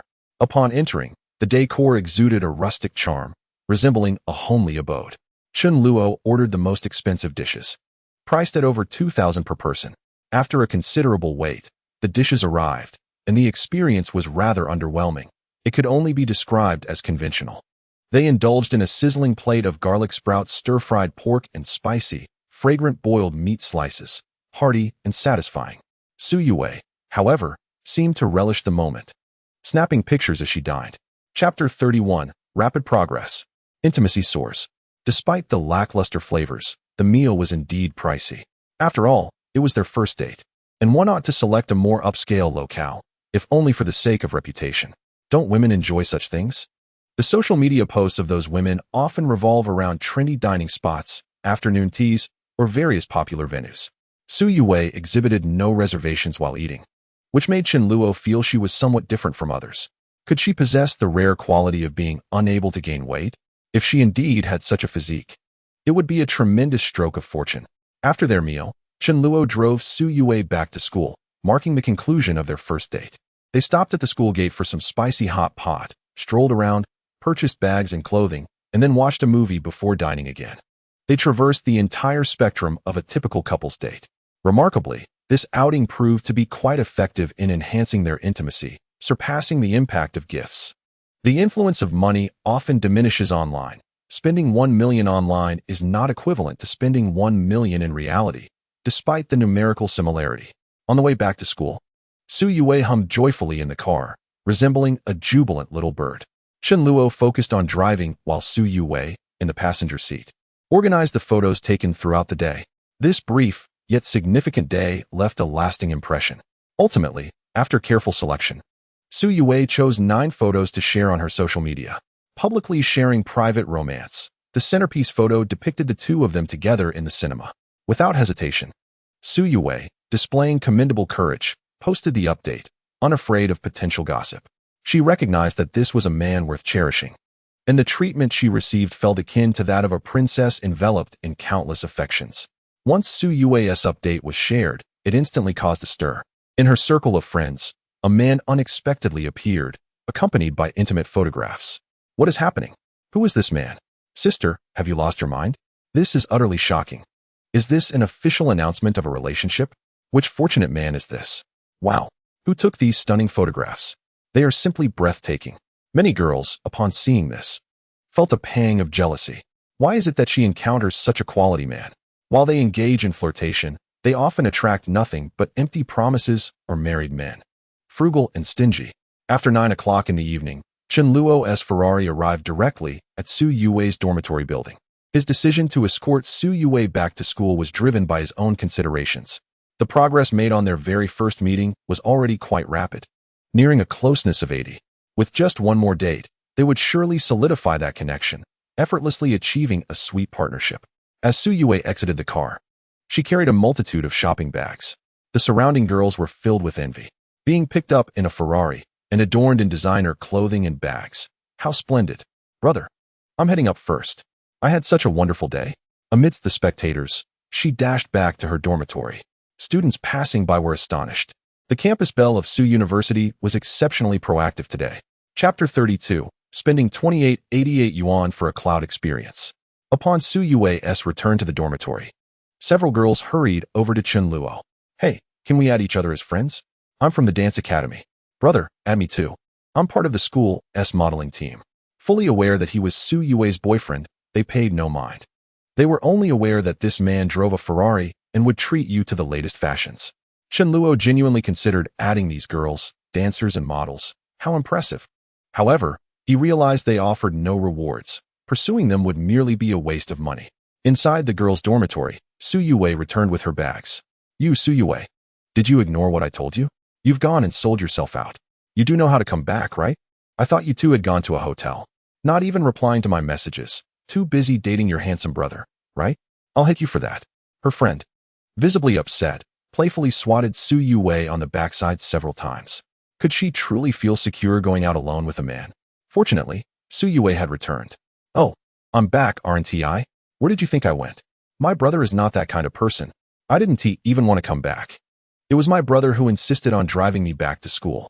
Seeing Suyue take his side, her friend was filled with frustration. Oh, is that so? Well then, I am curious to discover what has captivated you so profoundly. Let me see what my dear brother has purchased for you. My close friend seized Suyue's various bags and began to unpack them one by one. Is this a new handbag? It must cost over 20,000, I presume. This garment is also a new arrival, likely exceeding 10,000, and this necklace must be worth several tens of thousands as well. Suyue, have you experienced a collective surge of romantic fortune after 20 years? How did you find such an exceptional man? Just moments ago, you were denouncing Chun Luo as a scoundrel, and now you are proclaiming him a good man. How swiftly opinions can change. Let me tell you, my brother is truly wonderful to me. We went shopping at Taiku Li. I intended only to browse, yet he insisted on buying me a bag. As Suyue reminisced, her friend felt entirely envious, clinging to Suyue's arm like a pitiful creature. My dear Wei Wei, such a treasure. Might I join you on your next date? After all, I am your closest companion. Having left the university, Chen Luo intended to head into the city. The Media University is located in the suburbs, where there is little entertainment at night. This evening, Chen Luo had no plans to return to his rented room. With only 3 million provided by the system, purchasing a home was out of the question, and affording a presidential suite was also beyond reach. He resolved to stay at a hotel for the night and seek a better rental tomorrow. Perhaps after a few more days of gifting, there might be new rewards from the system. After being kissed by Suyue, Chen Luo felt a sudden tingling in his heart, an inexplicable restlessness enveloping him. He yearned for some amusement. It was past 10 o'clock when Chen Luo returned to the city center. The streets were ablaze with lights, vibrant even at night. Sitting in his car, he felt utterly fatigued. Having not driven in a long time, his body was unaccustomed to the exertion, leaving him utterly drained. Perhaps he should find a place for a massage? It would not be unreasonable to seek relaxation after physical exhaustion, would it? Previously unable to afford such luxuries. Now that he had the means, should he not indulge a little? Chen Luo opened his phone and searched online, discovering a relatively upscale establishment nearby. Lacking experience, he had only encountered snippets of advice on social media, such as various guides to avoid pitfalls. He chose this venue because it was situated near a large shopping center, a sign of legitimacy and a safeguard against unscrupulous establishments. Typically, those located in residential complexes or high-rise office buildings tended to be less reliable. Following the navigation, Chen Luo arrived at the establishment, Cloud-themed pavilion. Upon entering, he was greeted by a decor that leaned towards a refined Chinese aesthetic, simple yet elegant, with bright lighting. At the front desk, 2 elegantly dressed young ladies in tailored suits warmly welcomed him. Good day, sir. Welcome to Cloud. May I inquire if you have a reservation? Their demeanor was impeccable, treating customers like royalty. No, but please bring me the most expensive option. We offer premium services valued at $16.66 and a supreme service worth $28.88. If you recharge your membership, there is a 20% discount available. The mention of a supreme service brought great delight to Chen Luo. Although he was uncertain about the specifics of this supreme offering, the name alone exuded an air of sophistication. Chen Luo had come merely to indulge in relaxation and had no intention of purchasing a membership. Thus, he opted for the $28.88 Supreme Service. Esteemed guest, please hold on a moment while we make the necessary arrangements. Kindly step this way, and I shall assist you in changing your shoes. Suddenly elevated to the status of a VIP, Chen Luo found the title rather gratifying. The young lady knelt to help him into a pair of slippers. Her service demeanor was impeccable, making him feel that his expenditure was indeed justified. Esteemed guest, allow me to escort you to your room for a brief respite. Shortly, we will present you with refreshments, tea, and fruits. Should you desire anything else to eat or drink, please do not hesitate to inform me, and I will arrange it for you. Chen Luo was led to room number 999, which was spacious and well-equipped. Before long, staff arrived bearing an array of snacks, fruits, and tea. Chen Luo settled into a comfortable position, eagerly awaiting the arrival of the technician. Tap, tap, Tap. The sound of high heels echoed from outside the door, heralding their approach before they even appeared. Esteemed guest, greetings. It is our pleasure to serve you. As the door swung open, two enchanting women clad in kipeos entered, one in black and the other in white. The kipeos were elegantly tailored, with slits that extended to the thigh. This was indeed the 2888 Supreme Service, an experience truly worth the price. After hours of driving, Chen Luo was utterly fatigued. Under the attentive massage of the young lady, he felt the weariness of his body gradually dissipate.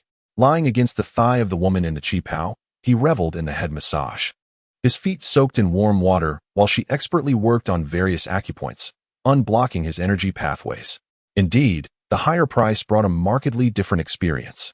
Had he opted for an 800 service, not only would the attendance lack such beauty, but the quality of service would surely have paled in comparison.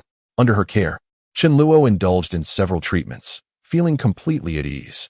The burdens of stress were finally alleviated. Unbeknownst to him, he drifted off to sleep. Upon awakening, he discovered it was already past 2 a.m. The room was softly illuminated, the air conditioning comfortably cool, and a blanket lay draped over him. How splendid this was! Alas, he lamented his slumber. Otherwise, he would have surely extended the time. Chapter 33, An Appointment. The following morning, shortly after 9 a.m., Chen Luo stirred from his restful sleep, having enjoyed an exceptionally rejuvenating night. After stretching his body and changing into his own clothes, he opened his phone to check his messages. Suyue, brother. Please drive safely on your way. I'm off to take a shower. Brother, have you made it home? I'm going to sleep now. Good night. Kisses. Brother, I am already awake. I'm jogging on the playground. Chen Luo did not respond to Su Yue's message, yet she bore no resentment, as her mind effortlessly concocted excuses for him. Surely, her brother was preoccupied. After driving such a long distance to drop her off and then returning alone, he must be utterly exhausted. He likely needed a bit more rest and would certainly reply once he awoke. Unbeknownst to her, Chen Luo had indulged in a massage the previous evening, opting for the premium service priced at $28.88. After a tiring day of driving, he had collapsed into bed and had only just roused from his slumber. Is my darling already up and out for a run? How commendable. After responding to Su Yue's message, Chen Luo sent her a red envelope containing 520 yuan, as a token of encouragement to bolster her motivation. Meanwhile, Qin Ruoxue had inundated him with numerous messages, inviting him to partake in outdoor activities. Does the boss still want to see the photos? Limited time offer. Only $999 for 100 exquisite pictures to take home. If you're not interested, then forget it. Humph. Are you going to ride at Longquan Mountain? With such a handsome Ferrari, are you not going to take a picture there? Despite her numerous invitations to enjoy a day out, Chen Luo felt compelled to decline, citing his exhaustion from a long day of driving. However, he found the prospect of visiting Longquan Mountain appealing. What time shall we go? Longquan Mountain, as described by Qin Ruoxue, was a scenic spot located in the suburbs of Jincheng, also known as Jincheng Qiuming Mountain. It featured a road leading up to the summit, where a tofu shop inspired by a scene from a popular movie attracted many visitors eager to take photographs. The area was frequented by hikers, cyclists, motorcyclists, and sports car enthusiasts, earning it the nickname Jincheng Qiuming Mountain among netizens. Not only was it picturesque for capturing moments, but it also offered breathtaking views of the sunrise over the land of abundance in the mornings, a truly enchanting sight. Despite its allure, Chen Luo had never visited. With a beautiful companion inviting him, it seemed like the perfect opportunity to experience it for himself. Good morning, brother. Lin Yin greeted him with enthusiasm. I've started my live stream. Will you come and watch for a bit? I finally finished my stream. I'm so tired. Are you busy? Chen Luo did not reply to her messages, nor did he tune into her live stream, leaving her feeling a tad disappointed. It was a rare chance to connect with a generous older brother, yet he remained unresponsive. This girl had clearly put in a great deal of effort, as evidenced by her last message sent shortly after 4 a.m. The thought of her staying up late to live stream stirred a sense of pity within him. Nonetheless, Lin Yin was situated in a different city, visible yet intangible, so he decided to leave it to fate. Whenever he found the time, he would check in on her and send some gifts her way. As for Qin Ruoxue, their proximity promised a more rapid development in their relationship. Having departed from the club, Chen Luo resolved to search for a new apartment. With newfound financial means, he wished to rent a more suitable place to accommodate any potential visitors. He opted against purchasing a home outright, as the system might yet provide him with a grand villa. System, how are you faring? Put in some extra effort. Secure me a villa. System busy. If the system does not strive, the host is left bereft. Chen Luo browsed online for a house, seeking a well-located property with tasteful decor. After a mere few minutes, he made up his mind. He had found the one. Chapter 34. She desired to change her performance. The rental agent was a young woman with blonde hair named Wu Qinshin. Her voice was raspy, suggesting she had spent the previous night dancing at a nightclub. This young lady, with a subtle yet persistent demeanor, kept brushing against Chen Luo. Upon noticing his arrival in a Ferrari, she immediately began her performance. To change her fortunes? A successful man must resist the temptations of the world. Despite Wu Qinshin's insinuations, Chen Luo remained unmoved. However, things were different now. He was a man with standards and expectations. Of course, had it been the two women in kipeos from the nightclub the previous night, he would not have minded engaging in a conversation about life and sharing dreams. At present, he had no plans to purchase a home. The notion of trading physical favors for sales performance was hardly novel in the industry. This client, driving a Ferrari, was likely affluent, young, and handsome, undoubtedly a wealthy heir. If she could become his girlfriend, would that not be advantageous for her? Wouldn't his wealth be at her disposal? With this thought, Wu Qinshin intensified her approach. Big brother, do you have a girlfriend? I graduated from university and have never had a boyfriend. She continued, what type of girl do you like? You've never been in a relationship? Chen Luo nearly fell for her whimsical words, almost believing her act. Observing her practiced mannerisms, he surmised she had had her fair share of boyfriends and was a frequent patron of nightclubs. I prefer the larger ones, he remarked. Hearing this, Wu Qinshin felt a quiet disappointment. Though she was not small, she was hardly what one would call ample. She could only claim to be adequate. Generally, when men spoke of preferring larger sizes, they were referring to at least a size 36, a benchmark most women did not meet. All right then, Chen Luo said. Will you do me a favor? Accompany me to the mall to procure some household essentials. I'll give you 500 as a token of appreciation. Are you in? Having moved into a new house, Chen Luo intended to discard all his inferior old belongings, opting instead for new, high-quality items. Absolutely. I've got this, she exclaimed. The nearby Wanda Plaza was quite convenient, offering a comprehensive selection of goods, all in one location. Wu Qinshin accepted the payment and approached the task with diligence, assisting in the heavy lifting. As Chen Luo strolled, he compiled a shopping list on his phone. He spared no expense, opting for the finest products available. As the saying goes, you get what you pay for. The wealthy have their ways of living, just as the poor have theirs. Expensive items often guarantee a baseline quality, minimizing the risk of disappointment. With a helping hand, efficiency greatly improved, and in no time, they completed all their purchases. However, the sheer volume of items was considerable, prompting Chen Luo to call for a small truck to transport everything back. Brother, are you replacing everything in your new home? Did you leave behind any of your old belongings? Wu Qinshin observed that Chen Luo's move was remarkably effortless, as he brought along only one individual and no other luggage. In truth, Chen Luo possessed little in the way of belongings. Over the past 2 years, he had refrained from purchasing anything extravagant, opting instead for inexpensive clothing, affordable daily necessities, and budget-friendly groceries. Thank you for your hard work today. I would appreciate your assistance in unpacking and arranging everything, he said. After more than an hour of diligent effort, Chen Luo successfully set up his new home. All the furnishings and items were brand new, symbolizing the dawn of a fresh chapter in his life.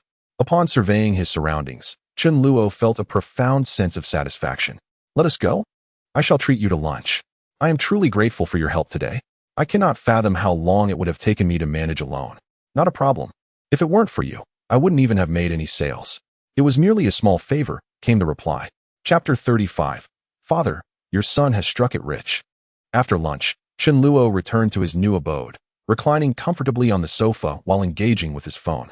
This sofa was far more comfortable than the previous one. Su Yue sent a message detailing her day's agenda. After her morning exercise, she practiced dance for a while and enjoyed lunch at the cafeteria. In the afternoon, she planned to feed stray cats with a close friend. Su Yue was genuinely wonderful, yet Chen Luo could not forsake the entirety of the forest for her. My dear, I can only impose upon you for now. You shall reign as a queen in the future. Just as he was composing a message, his phone rang. Beep, beep, beep, beep. Incoming call from Chen Guofu. Upon recognizing his father's call, Chen Luo promptly answered. Typically, he communicated more frequently with his mother, as his father usually called when there was something significant to discuss. Hello, son, can you hear me? Yes, Dad, I can hear you. Please go ahead. On the other end, Chen Guofu seemed to be chatting with a few co-workers. It turned out he was attempting to introduce a prospective partner to Chen Luo. I have a co-worker whose daughter works in the city as well. She is a year younger than you. You two should connect on social media and get to know one another. I am not well versed in the matters of youth, so be a bit more proactive. Many of your peers in the village have already married, while you remain without a partner and your career is not particularly impressive. They endure demanding jobs like automotive repair, cooking, renovation, or construction, earning around 10,000 a month. Meanwhile, you earn a meager salary, which is further diminished by rent, living expenses, and various other costs. It feels as though acquiring a car or a house is an insurmountable challenge. Fortunately, the system had granted Chen Luo a sum of money. Contemplating this, he devised a plausible explanation, claiming he had come into some earnings. Dad, I have great news. Your son has made it big. I invested in some cryptocurrency previously, and its value has soared. I have made millions. At that moment, Chen Guofu, on the other end of the line, found it hard to believe his ears. Really? That's wonderful. Chen Luo casually concocted a pretext to appease his father. Cryptocurrency was a concept beyond their comprehension, rendering it unverifiable. Rest assured, Dad, it is all legitimate earnings. I will transfer some money to you shortly. For now, take a break and return home to rest. Moreover, the profits continue to rise, promising even greater financial rewards in the future. Please inform your mother about this matter. In a few days, I shall return home and commence the reconstruction of our house, which will require several million, a staggering sum for an ordinary family. For a family of 3, it is difficult to fathom how many years of savings would be necessary. When Chen Guofu saw a deposit of 500,000 yuan in his bank account, he was thoroughly convinced of Chen Luo's credibility. Though he never aspired for immense wealth, he took pride in his son's achievements. Today, he planned to celebrate with a hearty meal. Ha! Old Li, Old Wang, Old Lu, tonight, I shall treat you all to a drink. Chen Luo transferred a sum of 500,000 yuan, a figure deemed reasonable. Any more would be too much to part with, as he intended to save it for his future marriage. The amount was neither excessive nor insufficient. In a few days, upon returning home, he would offer them a bit more in person. Chen Luo's family home would undoubtedly be demolished and rebuilt completely. Although his residence is under the jurisdiction of Jincheng, it is situated in a relatively impoverished county within its rural township. They still live in an old, humble bungalow, as there are no properties available in the county town. Nowadays, the cost of marrying a wife is escalating, with higher dowries demanded from families of poorer means. In some cases, families with dire circumstances insist on dowries of 188 million yuan, refusing to negotiate. It seems that any woman can present various unreasonable demands, with exorbitant dowries and expectations for cars and houses being the bare minimum. Many couples find themselves burdened with substantial debts post-marriage, and while some manage to maintain a stable life, others who are unwilling to settle often divorce shortly after. Even in her second marriage, a woman may still demand a dowry. Meanwhile, those who borrow extensively for the sake of marriage often end up losing both their money and their emotional well-being. Over the years, Chen Luo's father has managed to save a sum, intending for Chen Luo to purchase a modest house in the county town as a marital home. However, Chen Luo declined, unwilling to live such a life. He feared that should he encounter an unsuitable partner, a marriage could lead to a divorce, ruining his future. Chen Luo has always held on to the hope that one day fortune would smile upon him, and unexpectedly, that day has arrived. Now, does he lack for companionship? Even renting an apartment, he finds himself surrounded by beautiful women vying for his attention, with campus beauties utterly captivated by him. On Douyin, countless alluring female streamers await his affection. Chapter 36. Surfing the Internet. Transformations and dance of female streamers a day without scrolling through Douyin or admiring beautiful women leaves him feeling unsettled. Yesterday, he was preoccupied with a date with Su Yue, missing the opportunity to watch videos. Now, finally at leisure, he remembered he had yet to unbox his new phones. Chen Luo bought 2 devices at the mall, a Huawei 60 and a Xiaomi 14. At last, he could indulge in the joy of unboxing. Eagerly unwrapping all his digital acquisitions, smartphones, tablets, laptops, headphones, and speakers, This special edition Porsche phone is indeed a stunning sight. The designer is truly remarkable, having crafted a mobile phone that resembles a supercar. Coincidentally, Chen Luo possesses a Ferrari supercar, making the pairing quite fitting.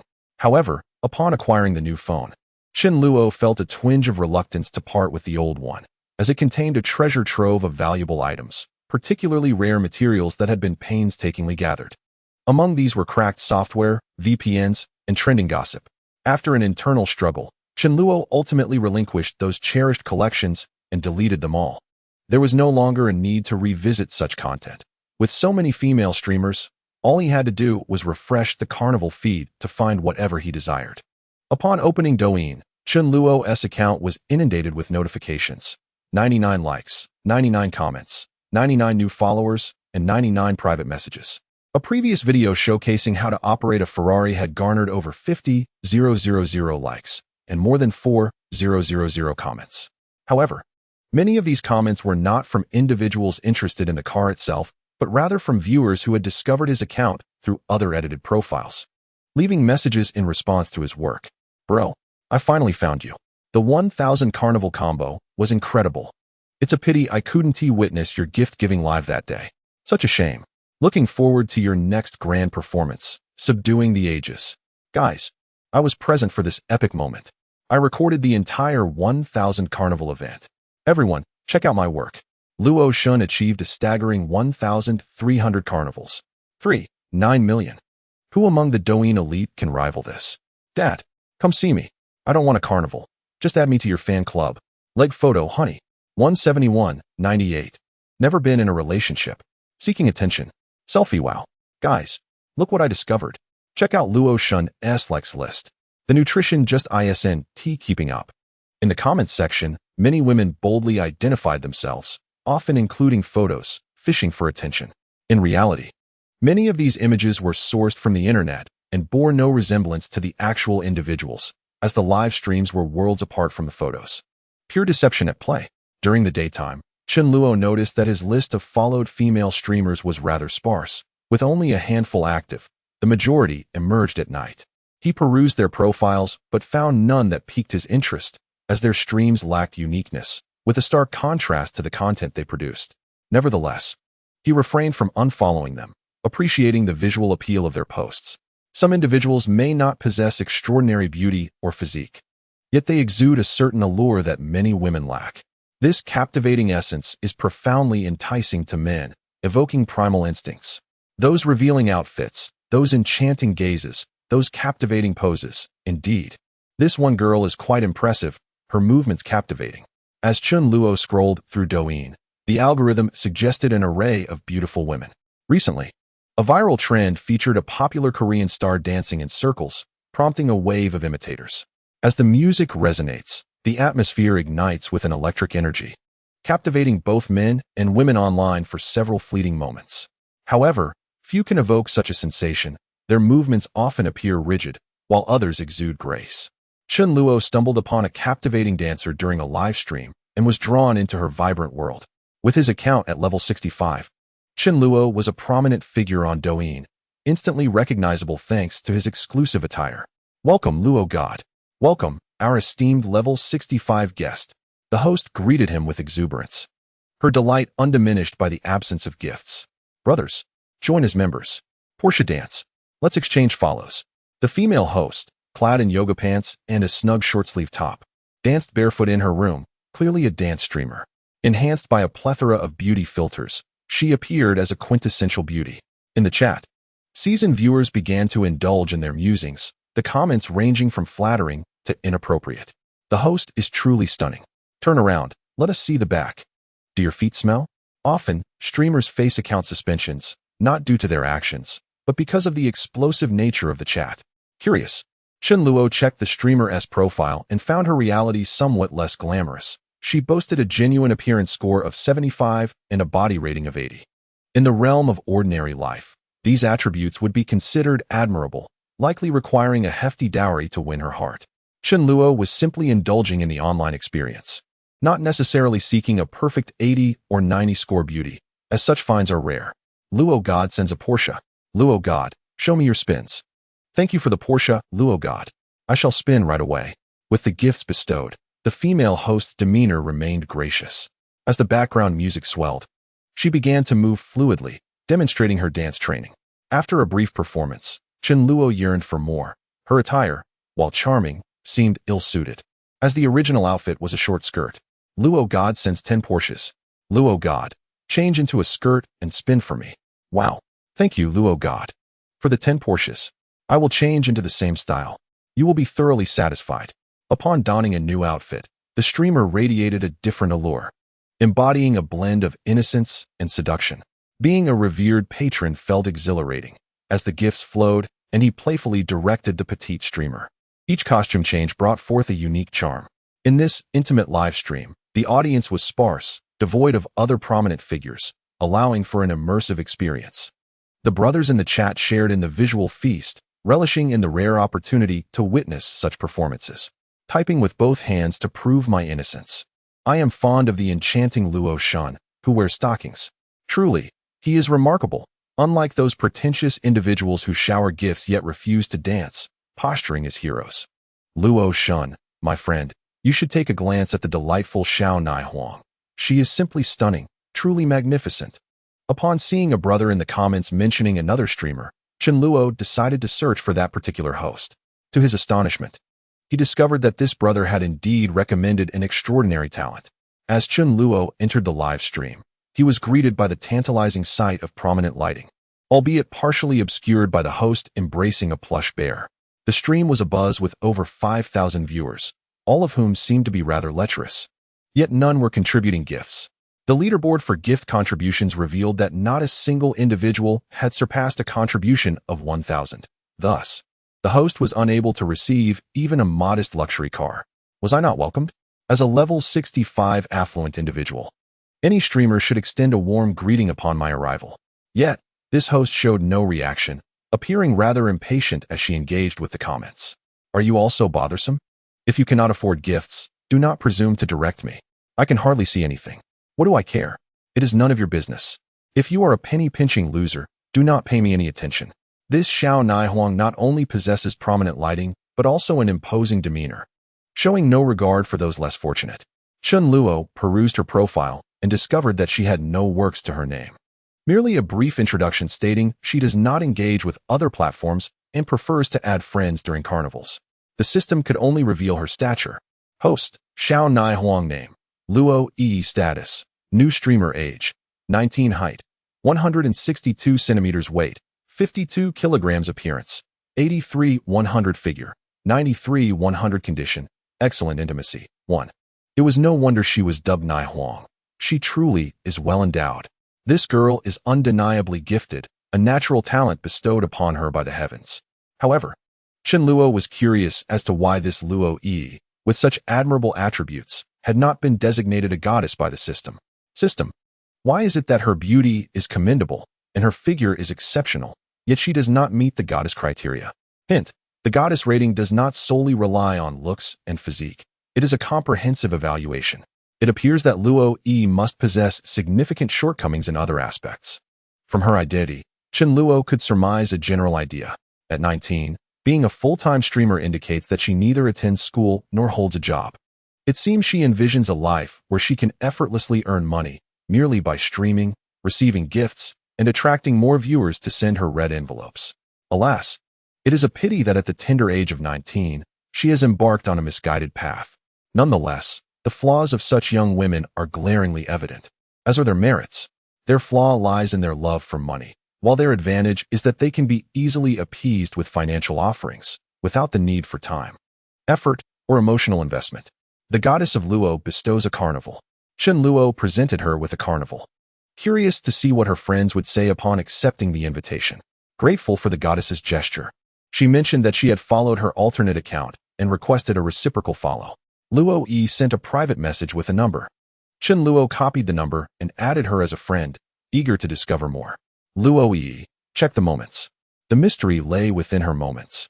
And upon opening it, Chen Luo was captivated by the spectacular content. It was no wonder that she had not released any works. She had shared everything on her moments. Any single photo or video posted could potentially lead to account suspension. The boundaries of moments are not exceedingly vast, Yet due to her prominence, even ordinary images become extraordinary, drawing the viewer's gaze irresistibly. In everyday life, encounters with such grandeur are rare. Even when one does come across them, the attire is often quite conservative, leaving little to the imagination. It is only in the online realm that one can indulge in such visual feasts. Thus, many female streamers are quite appealing, often referred to as goddesses by netizens. In reality, lacking wealth, influence, or striking looks, who would pay them any mind? To these individuals, they are merely unremarkable men, often seen as bothersome. Online, however, the dynamic shifts. Despite financial limitations, one can bask in the glow of affluent patrons. This indeed serves a purpose, as it boosts the popularity of female streamers and adds significant value to their presence. When a wealthy patron showers gifts, it allows viewers to enjoy the streamer's dance while the patron garners attention. What a splendid arrangement. Luo's streaming style is rather straightforward, primarily engaging in casual conversation with minimal talent display, relying solely on her physique to attract viewers and encourage gift-giving. This approach suggests that Luo intends to operate as a suggestive streamer, capitalizing on her appearance for financial gain. It is the age of the internet that has facilitated the rise of such female streamers. This model has proven successful for many, as they share captivating photos to draw attention, ultimately encouraging viewers to send gifts and connect. Earning several $1,000s monthly has become a feasible reality. After perusing the moments, Chen Luo returned to Luo's streaming room. The goddess of Luo sent a Douyin No. 1, Cloud Realm, luxury cruise. She casually dispatched a few special effect gifts, contributing to the gallery. Upon receiving these gifts, Luo displayed her first genuine smile. This gentleman is wonderful, unlike those who hesitate to spend on even luxury cars. Thank you, goddess of Luo. Thank you for helping me with the gallery. Luo's intimacy level, 10. After expressing her gratitude for the gifts, Luo continued to engage with the comments. Didn't you all say no one was gifting? Did you see that? True gentlemen never waste words. I find it exceedingly irksome when individuals who cannot afford gifts impose demands without a shred of self-awareness. Very well, I have concluded my broadcast. Having received numerous gifts, I have long since achieved my goal of earning 200 in a day. Luo has also decided to end her stream. The increasing number of viewers in the live chat can indeed be quite infuriating. After shutting down the stream, Luo felt a significant lift in her spirits. Today's broadcast was rather lackluster. Although the system had pushed several thousand viewers into the room, none had gifted the luxurious Porsche, and I couldn't even earn 200. Fortunately, I encountered a gentleman named Luo Shan, a level 65 player, who not only gifted the carnival, but also fulfilled his wish list. However, I am aware that the gifts from such a gentleman are not given without expectation. Chen Luo, may we have a video chat? Luo, brother. There's no beauty filter here. I truly feel embarrassed. Chen Luo, go live. I still have many gifts in my backpack. Chen Luo, 10 carnivals. Let us chat via video. I apologize, but with 10 carnivals on the table, there's no need for pretense. Luo, really? 10 carnivals? Absolutely. Not long after ending the stream, Luo began another broadcast. Luo Shin sent 10 carnivals. What a sight to behold. Once the video connected, Chen Luo transformed into a drill instructor. Raise your hands. Swing down. With force. Chapter 38. I am a master of sensual photography. After the video session concluded, Luo felt incredibly shy. The earnings from the 10 carnivals were quite satisfactory to her. Luo is the type of girl who utterly detests working. Her academic performance was subpar. During her school days, her exceptional talent often drew ridicule, teasing, jealousy, and harassment from her peers.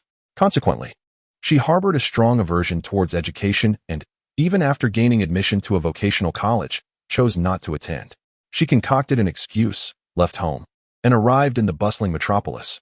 During her time there, she attempted to find various jobs, but none proved successful, and the individuals she encountered were less than satisfactory. Eventually, she ventured into live streaming and discovered the potential for earning money online. The prospect of doing nothing all day, waking up at her leisure, avoiding the drudgery of daily commutes and clocking in, merely conversing with her phone, was nothing short of a dream come true. However, the gifts received were still somewhat scant. She yearned for more, desiring a better living situation and more fashionable attire. Encountering Chen Luo today was indeed a pleasant surprise. Young, handsome, and generous, he epitomized the ideal affluent heir. She resolved to cultivate a closer relationship with him. After indulging in a warm shower, Chen Luo reclined on the couch and drifted off to sleep.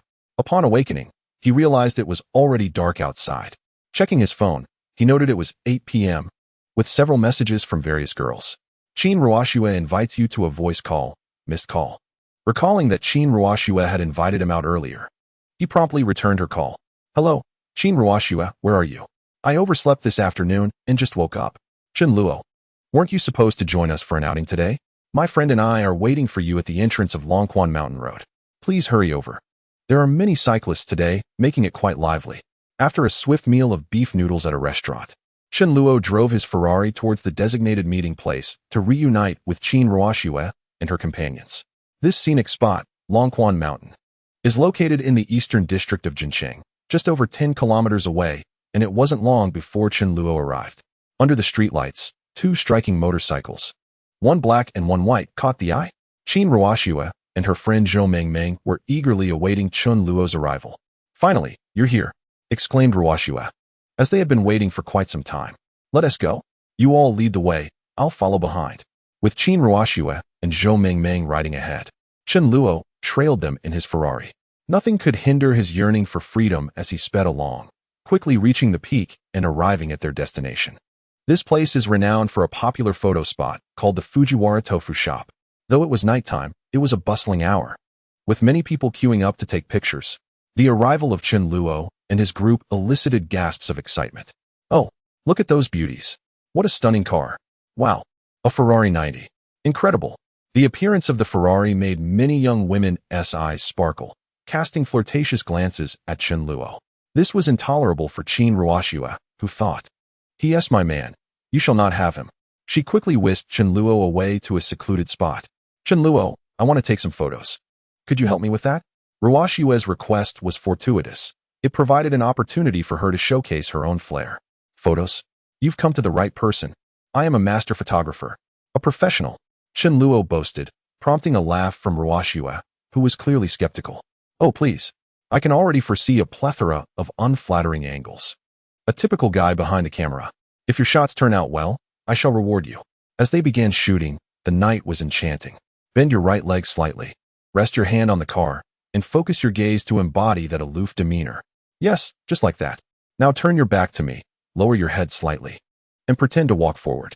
Chen Luo, living up to his self-proclaimed title of photography master, effortlessly captured the moments with his phone. Qin Ruoxue, a tall and slender beauty at 175 centimeters, looked stunning in her stockings, accentuating her long legs and model-like proportions. Dressed in a chic black outfit that exuded an air of sophistication, she possessed a captivating allure. Her face radiated a high-fashion essence, and in front of the camera, she appeared exceptionally natural. The photos came out beautifully, even without any retouching, perfectly capturing the ambience. The scenery was splendid, adorned with numerous picturesque buildings, and offered a perfect vantage point to overlook the city lights in the distance. The night view of Jincheng was breathtaking, illuminated by the distant sparkling lights, creating an exquisite backdrop. All right, that's enough. Come take a look at the results. After a brief session of around 10 minutes, Chen Luo concluded that they had captured the perfect shots. Any further attempts would diminish the initial sense of wonder. At that moment, he exuded a professional demeanor. Yet Qin Ruoxue remained skeptical of his abilities, convinced he was merely putting on a facade, predicting that the resulting images would only reflect a lack of perspective and a misguided sense of aesthetics.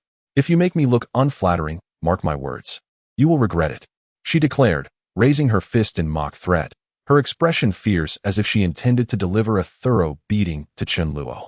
Armed with skills acquired through the system, capturing photographs posed no challenge for Chen Luo. It was as effortless as breathing. The model herself was naturally photogenic, adding an element of authenticity and ambience to the shots. Wow, I look so stunning. Upon seeing the photographs, Qin Ruoxue snatched the phone from him, overwhelmed by delight. The images surpassed her usual captures and conveyed an exquisite essence that was perfectly balanced. Chen Luo, you are incredible. I had no idea you were such a talented photographer. Oh dear, I misjudged you earlier. I apologize. Indeed, Chen Luo had dedicated himself to the task, alternating between crouching and sitting, and Qin Ruoxue noted his genuine effort. His self-praise for looking exceptionally good that day only added to her growing admiration for him. "I told you I'm a professional, yet you remain doubtful," Chen Luo remarked. Grateful for the system's invaluable skills, which required no effort to learn. Each 10 skill points rewarded him with a new ability, seamlessly integrating the techniques into his repertoire. This advantage proved immensely useful, as evidenced by Qin Ruoshua's astonishment at the photos he had taken. Typically, when she ventured out, her best friend Zhou Mingming would photograph her. While Zhou Mingming's skills were commendable, they were rooted in a female perspective. The aesthetic preferences of men and women often diverge. Many close friends believe that one must be slender to be considered beautiful, with those weighing around 40 to 50 kilograms deemed the epitome of perfection. However, men might appreciate a figure around 50 kilograms as more appealing. During their photo sessions, she sought to evoke a fairy-like quality, while Chen Luo aimed to capture the aura of a supermodel. Pleased with the images Chen Luo had produced, Qin Ruoshua playfully inquired, "What reward do you desire?" Assuming a commanding demeanor. Seizing this splendid opportunity, Chen Luo would not let it slip away. "I want," he began, leaning closer to whisper into her ear, causing her cheeks to flush. "But you can only touch me just a little, just a tiny bit. Otherwise, I will hit you." "A little touch? Is that even possible?" The last time Chen Luo met Qin Ruoshua, she inundated him with a plethora of captivating photos and videos late at night, leaving him restless. This time, Chen Luo seized the moment, determined to teach her a lesson. His hands transformed into a playful dragon, dancing over her silky legs as he struck a melodic tune. A rhapsody of intimacy. Observing the steadily rising affection levels, he intensified his efforts. After several minutes of intense interaction, both parties finally reached a truce. "All right, my friend, will see us soon. We should stop for today?" Though Chen Luo felt a lingering desire for more, he understood the importance of moderation. Acknowledging the significant progress made. Earlier, he had taken the liberty to check her long legs, offering a rather high appraisal. The texture was remarkably smooth and supple. Unexpectedly, in just 2 days, Chen Luo had unveiled his latent charm, showcasing an innate talent for seduction. Perhaps it was true that wealth could alter a man's character. He had unwittingly transformed from a timid recluse into a suave connoisseur of romance. By their second encounter, he had already deftly captivated someone as formidable as Qin Ruoshua. "Ruoshua, where are you? Are you coming for the grilled sausages?" At the call of Qin Ruoshua's friend, Zhou Mingming, they emerged from their hiding place. Zhou Mingming held 2 freshly acquired grilled sausages, warm and aromatic. "No, haven't you seen the news? The sausages made from starch are under scrutiny for containing chicken bone paste. It's a scandal." While the sausages were indeed tempting, Chen Luo had also followed the news. The recent revelations about the starch sausages had stirred considerable concern. In all honesty, although the braised pork with preserved vegetables was popular, it paled in comparison to the allure of grilled sausages, which were ubiquitous across cities and rural areas alike. Especially near school gates or within campus shops, they were an essential delicacy. Just when everyone believed that starch sausages, comprising no meat, were safe to consume, shocking revelations surfaced. Chicken bones and feathers were ground into a paste, augmented with additives, and blended in. "What you're referring to is the starch sausage. This is a pure meat sausage," the vendor insisted, claiming it was from a reputable manufacturer, so it should be fine. "Surely we can't condemn all grilled sausages. If they become off-limits, I would be devastated." After hearing Zhou Mingming's explanation, Chen Luo found her reasoning compelling. He decided he could not resist such a delightful treat. Accepting the grilled sausage, he took a hearty bite, savoring the explosion of flavors. After all, sometimes indulgence was the only answer. As Ruoshua held the spicy grilled sausage, she suddenly felt a pang of reluctance to indulge. However, the cool evening breeze made the allure of the steaming sausage irresistible. Noticing that Chen Luo was not paying attention, she quickly took a bite, and as the sausage slid down her throat, warmth radiated throughout her body, bringing her a sense of comfort. "Ruoshua, shortly I'll ride your bike and take you for a spin, so you can experience what it means to be a car god on a Kinuma mountain. Today is meant for riding and enjoying, and I too wish to relish the joy of a Kinuma mountain." The roads here were not particularly wide, making it inconvenient to drive a Ferrari. A motorcycle would be just right. Meanwhile, Mingming stayed behind on the mountain, lending her helmet to Chen Luo. The night was too dark, and her short legs prevented her from joining the fun. Chen Luo mounted Ruoshua's Kawasaki Ninja 400 and began his descent down the mountain. "Chen Luo, slow down. Be careful. It's nighttime. Do you hear me? Ruoxue clung tightly to Chun Luo's waist from the back seat, raising her voice to ensure he could hear her. Chun Luo remained silent, fully immersed in the spirit of a motorcycling savant. As the motorcycle sped through the night, even the most challenging curves seemed effortless for him, exuding an undeniable charisma. Furthermore, riding behind him was the stunning beauty with long legs adorned in black stockings, inciting envy among the passing fellow riders. Before long, Chun Luo successfully completed a lap and arrived at the foot of the mountain, where several vehicles were preparing to ascend. This place attracted numerous riders daily, yet many were mere novices, purchasing cars merely for show, hoping to capture a photo or impress someone. Among the vehicles, a Ducati worth over 300,000 appeared, and a muscular man with a large tattoo approached. "Brother, your riding skills are impressive. However, I don't believe I've seen you here before. I'm Zhong Yan, a regular around these parts. I know quite a few people. Would you like to be friends?" Chun Luo felt a twinge of apprehension upon seeing Zhong Yan's imposing physique, but the latter's demeanor was surprisingly polite. "Hello, I'm Chun Luo. This is my first time here." Upon hearing Chun Luo's accent, which indicated he was not an outsider, Zhong Yan's tone softened further. "Ha. Are you interested in racing a lap with me? If I win, you treat me to a drink. If I lose, you can call on me for assistance in the future." Realizing Zhong Yan's intentions were to challenge him, Chun Luo responded readily, "Sure, no problem." Seeing Chun Luo's enthusiastic acceptance, Zhong Yan inquired, "Would you like to switch bikes? Your Kawasaki's performance is somewhat lacking compared to mine. A friend of mine has a more powerful bike you could choose from. Also, riding with a passenger makes it quite dangerous. I can arrange for someone to ride with your friend." "Switch bikes? There's no need for that. My bike may be slightly inferior, but I have modifications."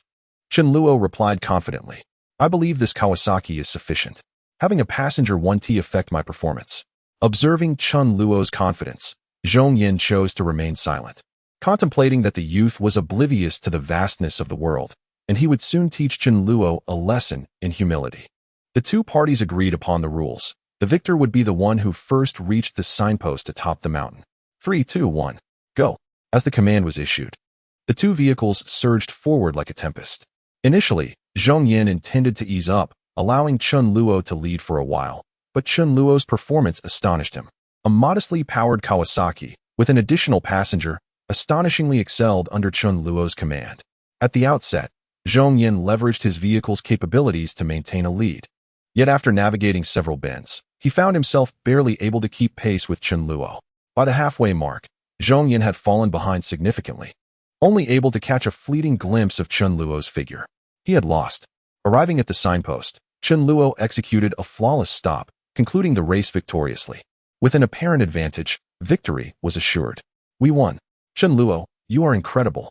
Qin Ruoxue seemed even more jubilant than Chun Luo himself, rewarding him for his triumph with a gesture of affection, bringing him immense joy. Indeed, a man must possess a skill to win the heart of a beautiful woman. After a brief wait, Zhong Yan finally arrived, his expression one of disbelief. "Bro, you are astonishing. You are the finest racer I have ever encountered.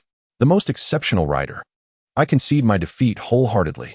Should you ever need anything, do not hesitate to call. I am determined to be your friend." Engaging with someone like Zhong Yan could prove beneficial for Chun Luo. They exchanged contact information, agreeing to spar together at a later date. As the hour grew late, they prepared to depart. Zhong Yan awaited his subordinate's arrival, while Chun Luo drove down the mountain in his Ferrari, accompanied by Qin Ruoxue and Zhou Mengmeng.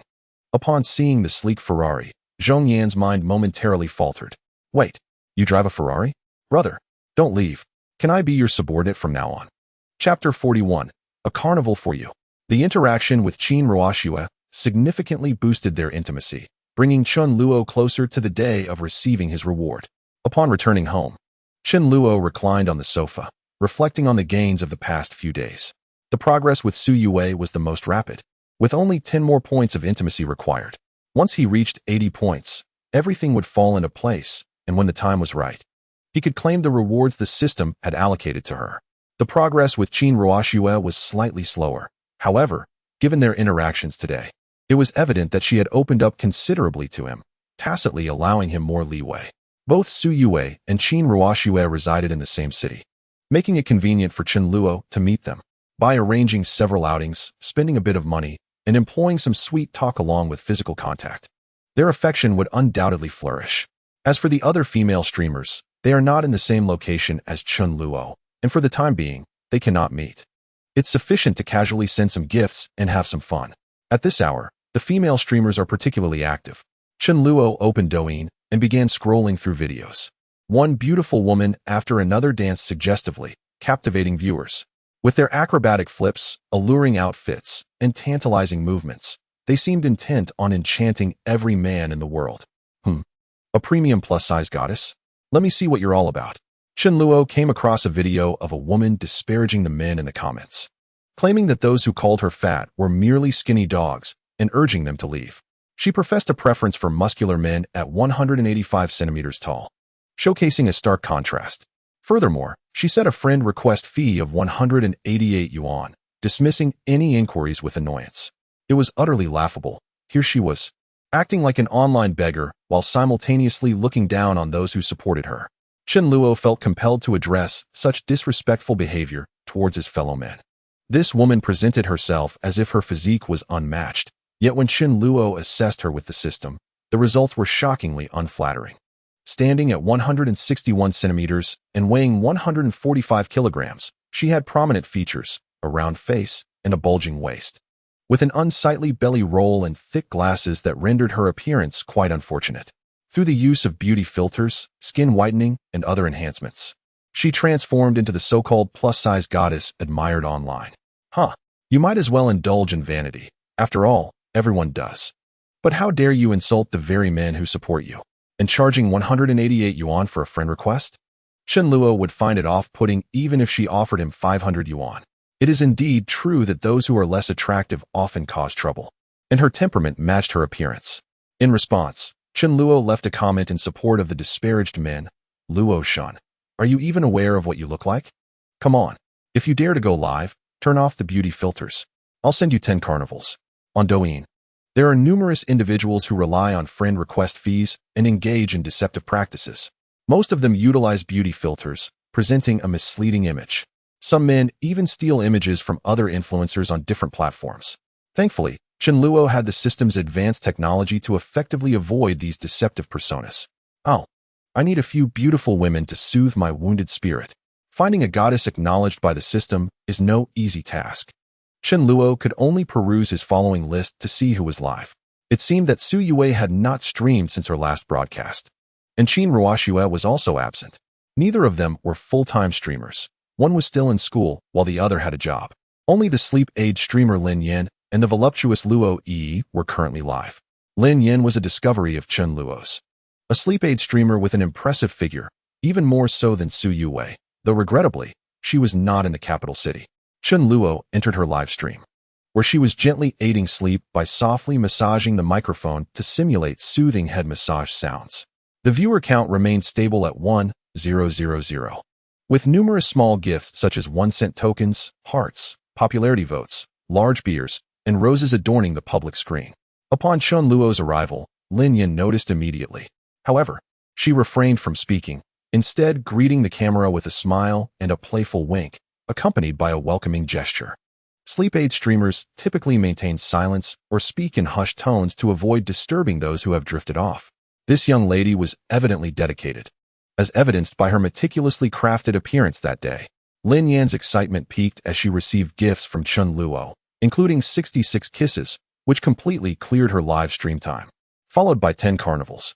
Lin Yan, recognized as the third goddess by the system, was rewarded with a hair growth potion, holding significant market value. Receiving Chun Luo's generous tokens filled her with immense joy, instantly boosting her intimacy rating by 10 points. The 10 carnivals amounted to 30,000, and after the platform share, she would pocket 150,000. All this transpired within mere seconds. Earning such a sum in moments felt surreal. Deeply touched, Lin Yan reflected on her daily efforts in live streaming, feeling that her hard work had finally paid off. This man, whom she had never met, understood, cherished, and cared for her, consistently clearing her streaming time to allow her an early departure. Thank you, Luo-shun. So many carnivals. Am I dreaming? I'm so moved. This is the first time I've received such an abundance of gifts. I didn't even record it. What a pity. Did anyone capture screenshots? If someone has, please share it in the fan group. Luo Shin casually stated, you can stream as you wish. I'm just here to watch you and might explore other streams. Whether Lin Yin wished to conclude her session or continue for a while, Chen Luo was agreeable. His presence was merely to shower her with gifts and enhance their intimacy. After gifting Lin Yin, Chen Luo ventured into the live stream of the young streamer, Luo Yi. Welcome, Luo Shun. Upon Chen Luo's entry, Luo Yi instinctively hugged her doll tightly, adopting a protective stance. Memories of their previous video call made her cheeks flush slightly. Observing the streaming situation, he noted that 3 users had contributed 1,000 points each, indicating she had received over 300 yuan in gifts that day. Unlike Lin Yin, Luo Yi had not been designated a goddess and lacked system rewards. Thus, gifting her was purely charitable. However, who could resist the allure of such fun? She adored money, so showering her with gifts seemed the perfect way to engage her. Luo Shin Sena Carnival. Chapter 42. Discovering a new streamer. Upon receiving the carnival gifts from Chen Luo, Luo Yi's expression instantly transformed, her demeanor becoming sweet and grateful towards her Papa Luo. There exist 2 types of women. One may possess striking beauty, adorned in exquisite attire, yet fails to ignite any particular interest. The other, perhaps not as conventionally attractive, boasts an extraordinary figure that captivates with a primal allure. Just as spring heralds the season of renewal and connection, Chen Luo generously bestowed another carnival gift. With the arrival of yet another gift, Luo Yi intensified her efforts, her voice nearly dripping with enthusiasm. Thank you, darling. I love you. She perceived Chen Luo as her benefactor, lavishly showering her with gifts, marking him as the most generous patron she had encountered on Douyin. While she had received gifts from others during her live streams, many were either lacking in means or overly frugal, expecting tenfold returns for a single gesture of generosity. In the live stream, the audience, comprising her loyal viewers, observed her exuberance towards this benefactor with envy. How I envy you, great sir. Your life is my dream, exclaimed one. Luo Shun, brother, my benefactor, what a surprise to find you here. I am your fan. That day, I even voted alongside you. The presence of a level 65 patron indicated substantial financial backing, suggesting a spend of several million, while she herself was merely at level 15. To her surprise, Chen Luo noticed fans acknowledging him in the comments. That night, he had gifted 1,000 carnival tokens, a drop in the ocean of Douyin's vast audience, and though his account had gained a few thousand followers, it remained modest. The chance encounter with fans in this small live stream felt serendipitous. With a sense of camaraderie, Chen Luo, embodying the spirit of a generous benefactor, decided to reward his fans. He distributed 10 red envelopes of 2,000 Do coins each, allowing the audience a chance to seize them. The screen erupted with expressions of gratitude towards Luo Shun as they scrambled for the envelopes. Are you not playing? This is quite dull, he commented. Any friends around? Let us gather and have some fun. However, Luo Yi's countenance darkened at his words, perhaps recalling unpleasant memories. Play? I prefer not to. The stream lacks support, and they constantly report me. If I lose, I face penalties and risk being banned. It was disheartening to realize that without gifting, she faced not only apathy, but also hostility from some viewers. It's truly excessive. They seem intent on making it difficult for the streamer, she lamented. No worries, you'll win. Chen Luo reassured her. You have lost and must face a penalty. Why not let you win instead? Chen Luo remained skeptical, questioning if any level 75 wealthy player could possibly surpass him. With Chen Luo's assurance, Luo Yi reluctantly began searching for someone to compete with. Wait a moment. Let me find someone. I do prefer not to connect with strangers. I'll reach out to a friend instead. It seemed that amidst her free time, she could connect with someone and give it a try. She didn't answer. Let me try someone else. Oh, she is connecting again. I'll answer. As Luo Yi joined the call, the live stream transformed into a 4-way split screen. Upon recognizing the 3 other female streamers, Chen Luo's eyes widened in astonishment. What an extraordinary gathering. Is this a dairy farm? In the frame, the 4 female streamers appeared, with Luo Yi in the upper left corner. A streamer named Water Teacher in the upper right, who matched Luo Yi in charm. The lower left corner showcased a streamer named Jingjing, who seemed to have a significant following, while in the lower right was another streamer named Mai Mai, equally impressive. Hello, Water Teacher. Is this your gathering? It appeared that Luo Yi was acquainted with Water Teacher, while the other 2 had been invited by him. Indeed, I brought them all together. Isn't this what the fans want to see? So I invited you all. Laughter followed as the other two streamers greeted one another, intrigued by Water Teacher's assembly. Water Teacher, how do we play this round? What are the penalties for losing? They inquired. Yes, are we competing as a team of two or individually? The first and second place can penalize the third and fourth. After a brief discussion, the rules were established. Each participant would compete individually, and rankings would determine the outcome. The first and second places could impose penalties on the third and fourth places, with the specifics of the penalties to be decided after the competition. After 10 minutes of preparation, everyone began to mute their microphones and rally support. This shared screen experience dazzled the fans across all 4 live streams. As they switched back and forth, unsure of whom to watch, who truly possesses the wisdom? Father Luo Shun. The voting time has arrived. Hurry and cast your votes. On Luo Yi's side, the votes were nearly non-existent, while the other streamers had amassed over 1,000 votes, some even reaching several thousand. She had only garnered a little over 100 votes. It was no wonder she was reluctant to compete. Chen Luo, meanwhile, was preoccupied with examining the personal details of several streamers, leaving him little time to shower her with gifts. Streamer Water Teacher. Name, Sun Miaoi. Identity, beauty. Streamer age, 24. Height, 167 centimeters. Weight, 60 kilograms. Attractiveness, 88. 100. Figure, 95. 100. Status, excellent. Favorability, 0. Mystery prize, quantum shield bracelet. A high-tech life-saving device. Why does the system only bestow life-saving rewards? Is it possible that the system is engaged in dubious activities outside, fearing repercussions for the host? Chapter 43. The Might and Majesty of Luo Shun. I am enamored.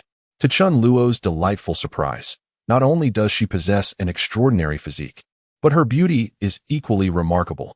Her features are harmoniously arranged, her skin is fair, and her proportions are impeccable. It is indeed a testament to the adage that when encountering a young lady, one should not hasten into romance, but rather cultivate a friendship first. Who knows? Her companion might be even more enchanting. This serves as a vivid illustration. The system deems you unworthy, failing to meet the goddess standard.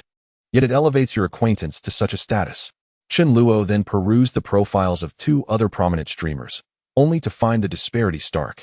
The streamer known as Jingjing is not wholly natural. She has undergone multiple cosmetic enhancements, with several modifications across her physique. Not only has her visage been altered, but even her abdominal definition is artificially constructed, not a product of diligent exercise, but a result of machine enhancement. Conversely, the other streamer, Mia, is indeed a natural beauty, yet her attractiveness is somewhat lacking, and her figure is more robust, tipping the scales at over 140 pounds. A pity, indeed. If Chen Luo were financially constrained, she would hardly have the luxury to select. Even with a modified vehicle, such as a tank, her dreams of ownership would remain elusive. Meanwhile, others are queuing up to spend tens of thousands. Following the commencement of the event, the other 3 streamers received ample support from affluent patrons, with the least among them securing over 5,000 votes, and some exceeding 20,000. Not only did these affluent supporters contribute, but genuine fans with premium badges also cast their votes. As for Luo Yi, given her relatively short streaming tenure and somewhat aloof demeanor, she garnered little support, with the scattered votes totaling just over 1,000. It seems these votes were likely cast out of goodwill towards Chen Luo, especially after recently seizing a red envelope and subsequently distributing a portion. Dad, you have finally returned, and yet I am the only one without votes. How difficult it is for me. Chen Luo had previously declared her intent to secure victory, and naturally, she was prepared to act. It was not a monumental endeavor. A mere sprinkle of votes would suffice for triumph. With no enhancements applied, Chen Luo promptly dispatched a carnival gift, propelling Luo Yi's score beyond 30,000. In an instant, Luo Yi ascended from 4th to 1st place. Following Chen Luo's contribution, her vote count soared to the top, with only a slight lead of a few thousand votes over the second-place contender, Teacher Shui. This margin was likely to provoke further contributions from the wealthy patrons. In the final round of enhancements, Teacher Shui's streaming room suddenly witnessed a surge of 90,000 points, bringing the total votes to over 100,000, a clear indication of a patron's substantial contribution. A level 55 patron, Mr. Wang, made his mark by gifting 2 carnivals, amplifying the votes by 15-fold, transforming 60,000 votes into 90,000. Chen Luo then accessed the contribution leaderboard in Teacher Shui's streaming room, discovering that this user, Mr. Wang, is 42 years old and resides in the coastal area of Sioux City, suggesting he is a small business owner. A call came in, and Chen Luo couldn't have been more pleased. He was feeling rather bored and in need of amusement. After all, he was a level 65 gaming tycoon, having spent millions on a premium account. In the live stream room of Luo Yi, no gifts had been sent to boost the score, meaning that the gifts Chen Luo sent were counted as they were.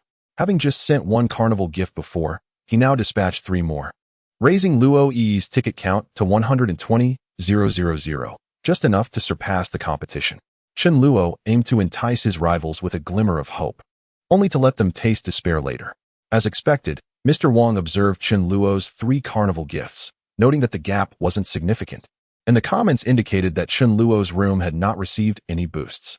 Seizing the moment, Mr. Wang quickly invested another 10,000 yuan, adding 2 more carnival gifts in the final seconds of the boost, pushing his ticket count up to 90,000, thus overtaking Chen Luo by 70,000 tickets. He thought that with 2 carnival gifts, victory was secure, and he intended to save the last one for later, as spending over 10,000 in one round was already a bit excessive. Did he believe that 2 carnival gifts would ensure victory? Let him experience the depths of despair. Chen Luo, undeterred by any boosts, unleashed 10 carnival gifts, totaling 300,000 tickets. This act delighted the materialistic Luo Yi once more, netting him over 10,000 yuan in profits. Chen Luo truly was her financial benefactor, her golden patron. Luo Yi once again felt the weight of Chen Luo's formidable financial prowess, and her admiration for him grew. This man was not only wealthy, but also strikingly handsome and youthful. Thanks to Luo Shun's 10 carnival gifts, his might was undeniable. After dispatching the 10 carnival gifts, Chen Luo had secured his victory. 10 carnival gifts amounted to 300,000 tickets.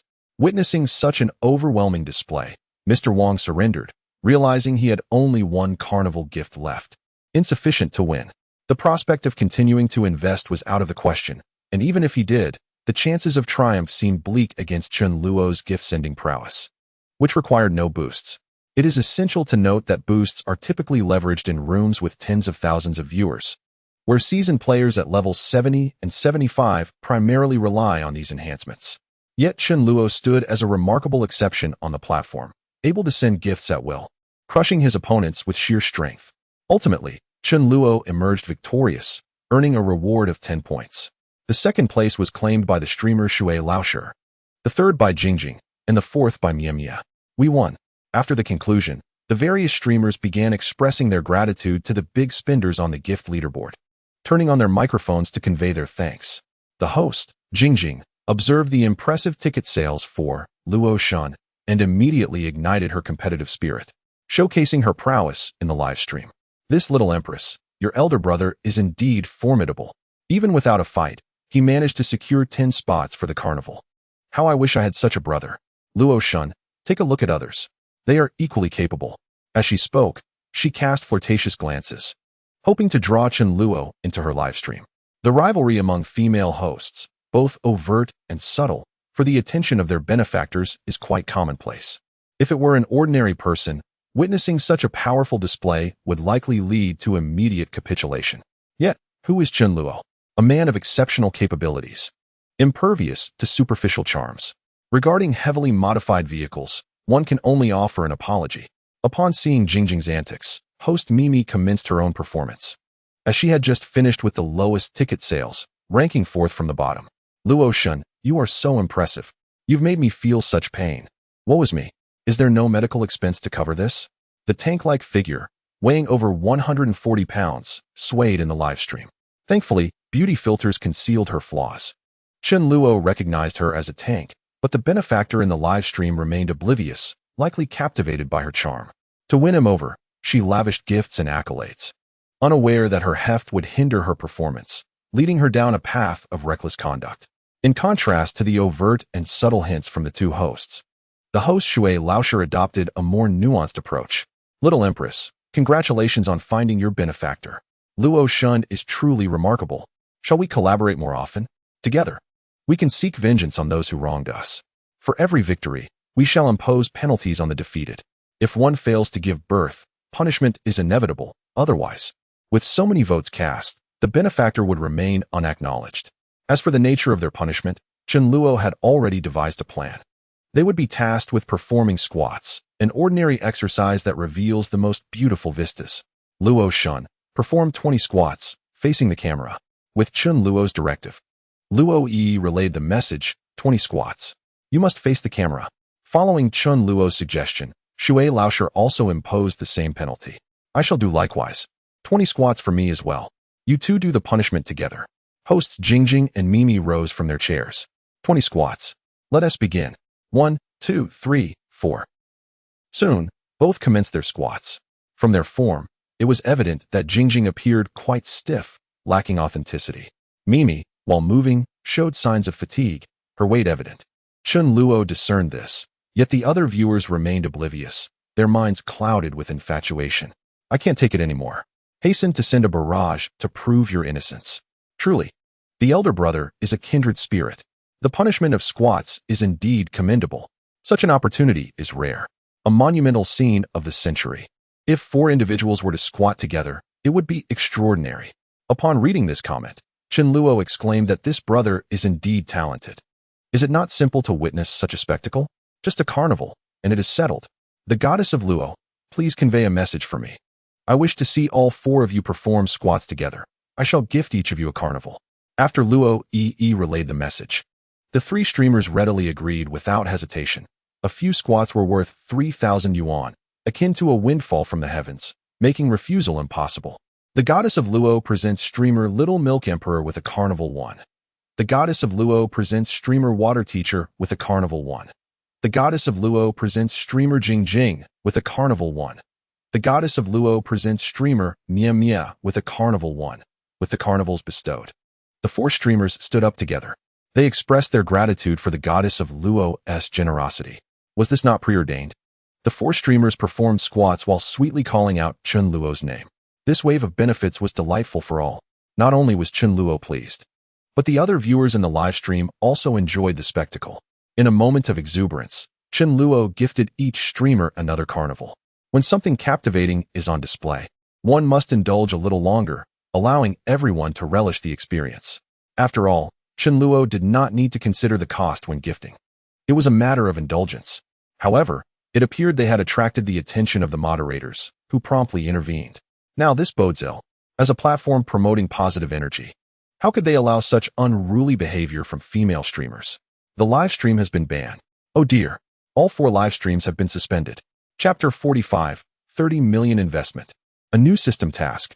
To witness squats resulted in the simultaneous removal of the 4 female streamers. It remains uncertain whether the ban would last 10 minutes or a day. With the grand lights extinguished, Chen Luo found himself feeling bored once more. He sought to gift, but could find no live stream to engage with. The female streamers were most numerous in the evening, and with a spirit of experimentation, Chen Luo began to scroll through videos and streams in search of new prey.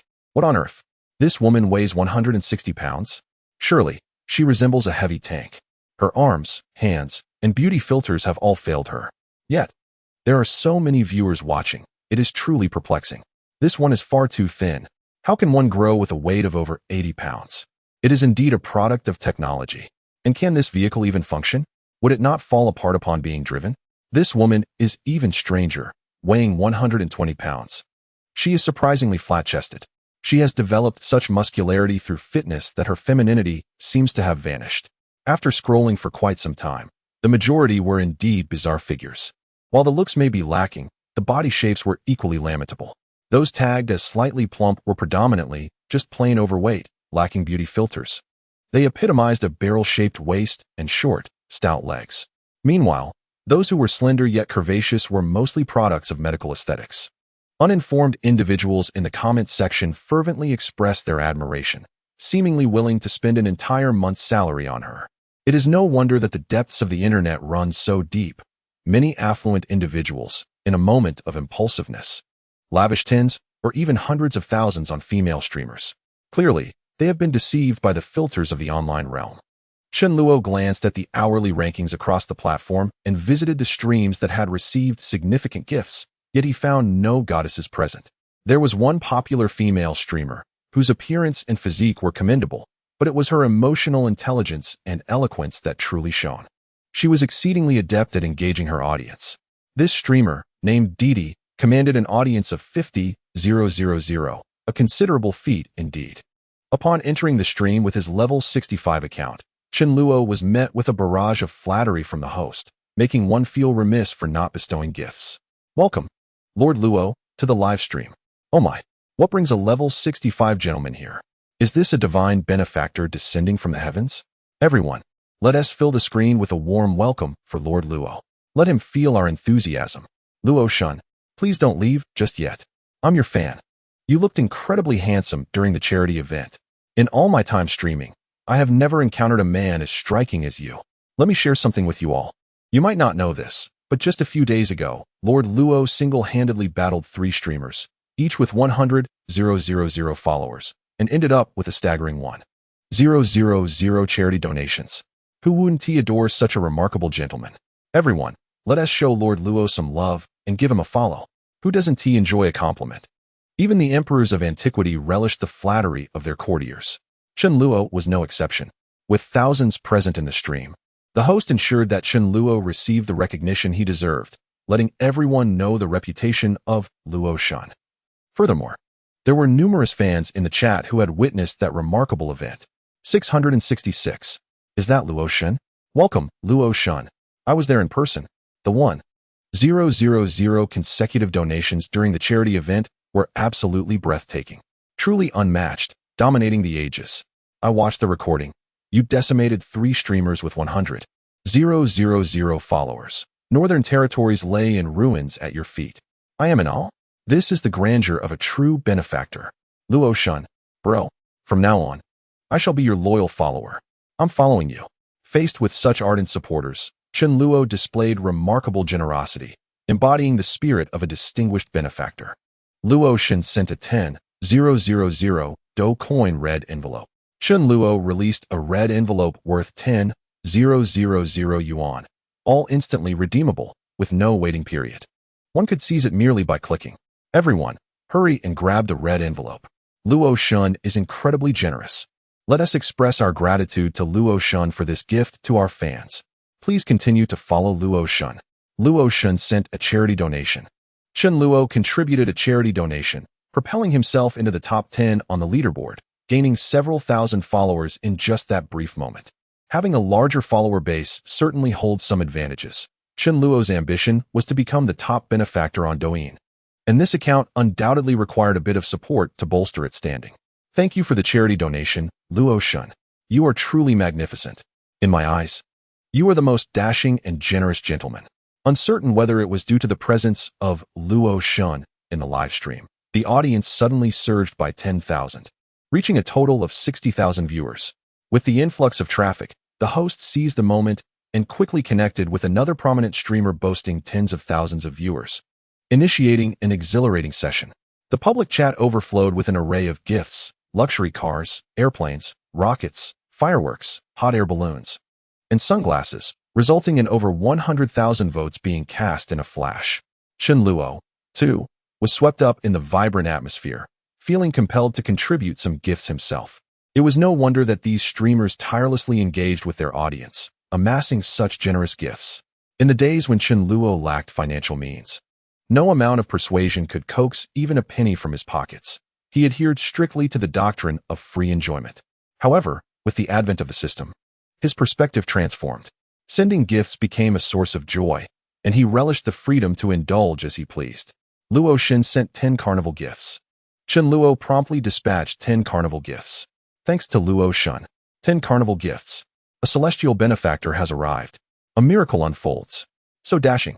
The atmosphere in the live stream intensified, with the influx of 10 carnival gifts propelling viewer engagement to a staggering 80,000. Chen Luo reveled in the adoration of the masses, as thousands in the chat extolled the prowess of Luo Shun. The act of sending gifts indeed proved intoxicating, illuminating why so many in the streaming community were driven by passion. Soon enough, the 15-minute session concluded. culminating in a vote tally of 900,000 to 500,000. Chen Luo had contributed a number of carnival gifts, and alongside the contributions of several other prominent figures, they successfully secured victory in this round.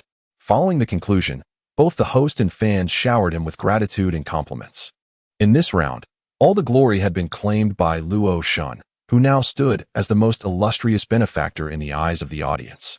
Those who cherished such streamers were particularly thrilled by the flurry of carnival gifts. The more gifts, the greater their excitement. Ding! Host has triggered a new task. Entrepreneurial Rising Star. Task details. The host is requested to establish a company.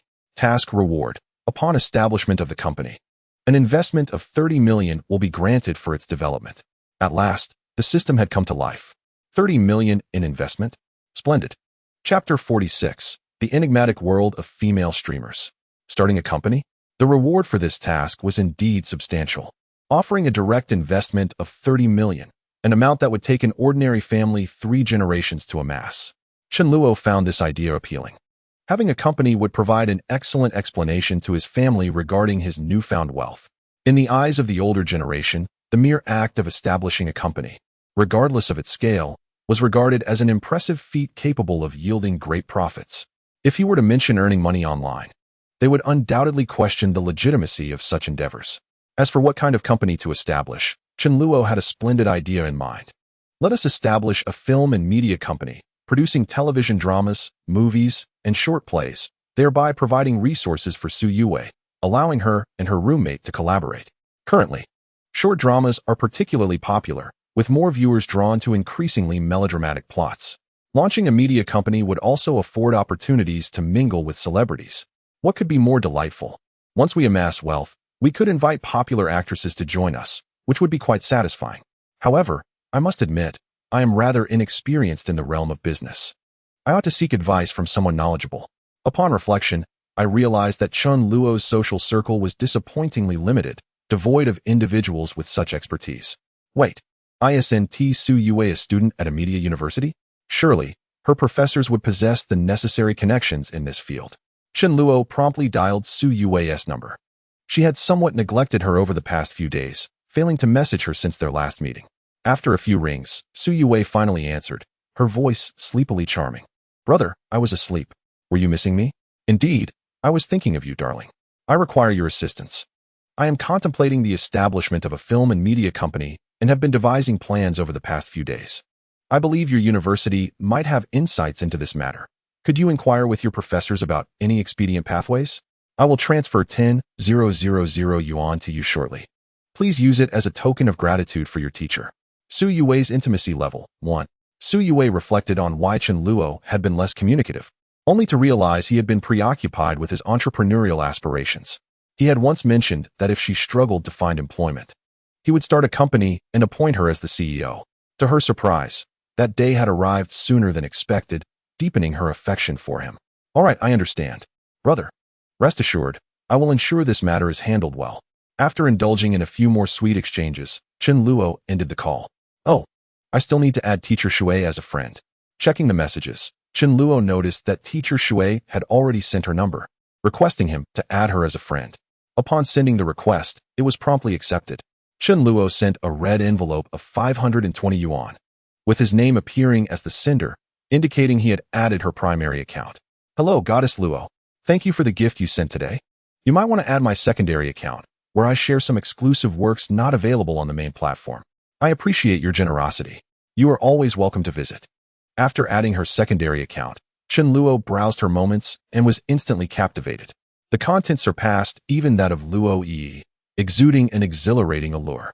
The photos and videos, while not excessively revealing, felt markedly distinct due to the sheer scale of their production. It resonated with a popular meme. What to do when going out with my best friend, who dresses like my stepmother? The same garment on different body types yields dramatically varied effects. Chapter 47. Professional Emotional Mentor. Money cures all ailments. On a solitary night, Chen Luo lay in bed, tossing and turning, unable to find slumber. It seems that wealth does not equate to a lack of troubles. Previously, there was nothing to behold. Now, the abundance of choices is overwhelming. The dazzling world of female streamers can be unlocked like a carnival, and if Chun Luo desires, he could easily connect with thousands, even tens of thousands of them. Chun Luo opened the system panel to examine the goddesses he had bound.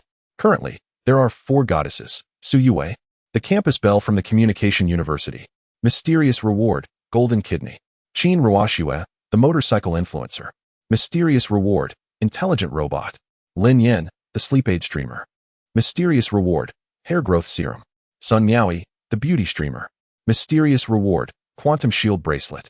At present, Su Yue's progress is the most rapid, having achieved a closeness level exceeding 70. He is on the verge of unlocking the mysterious rewards the system offers through her.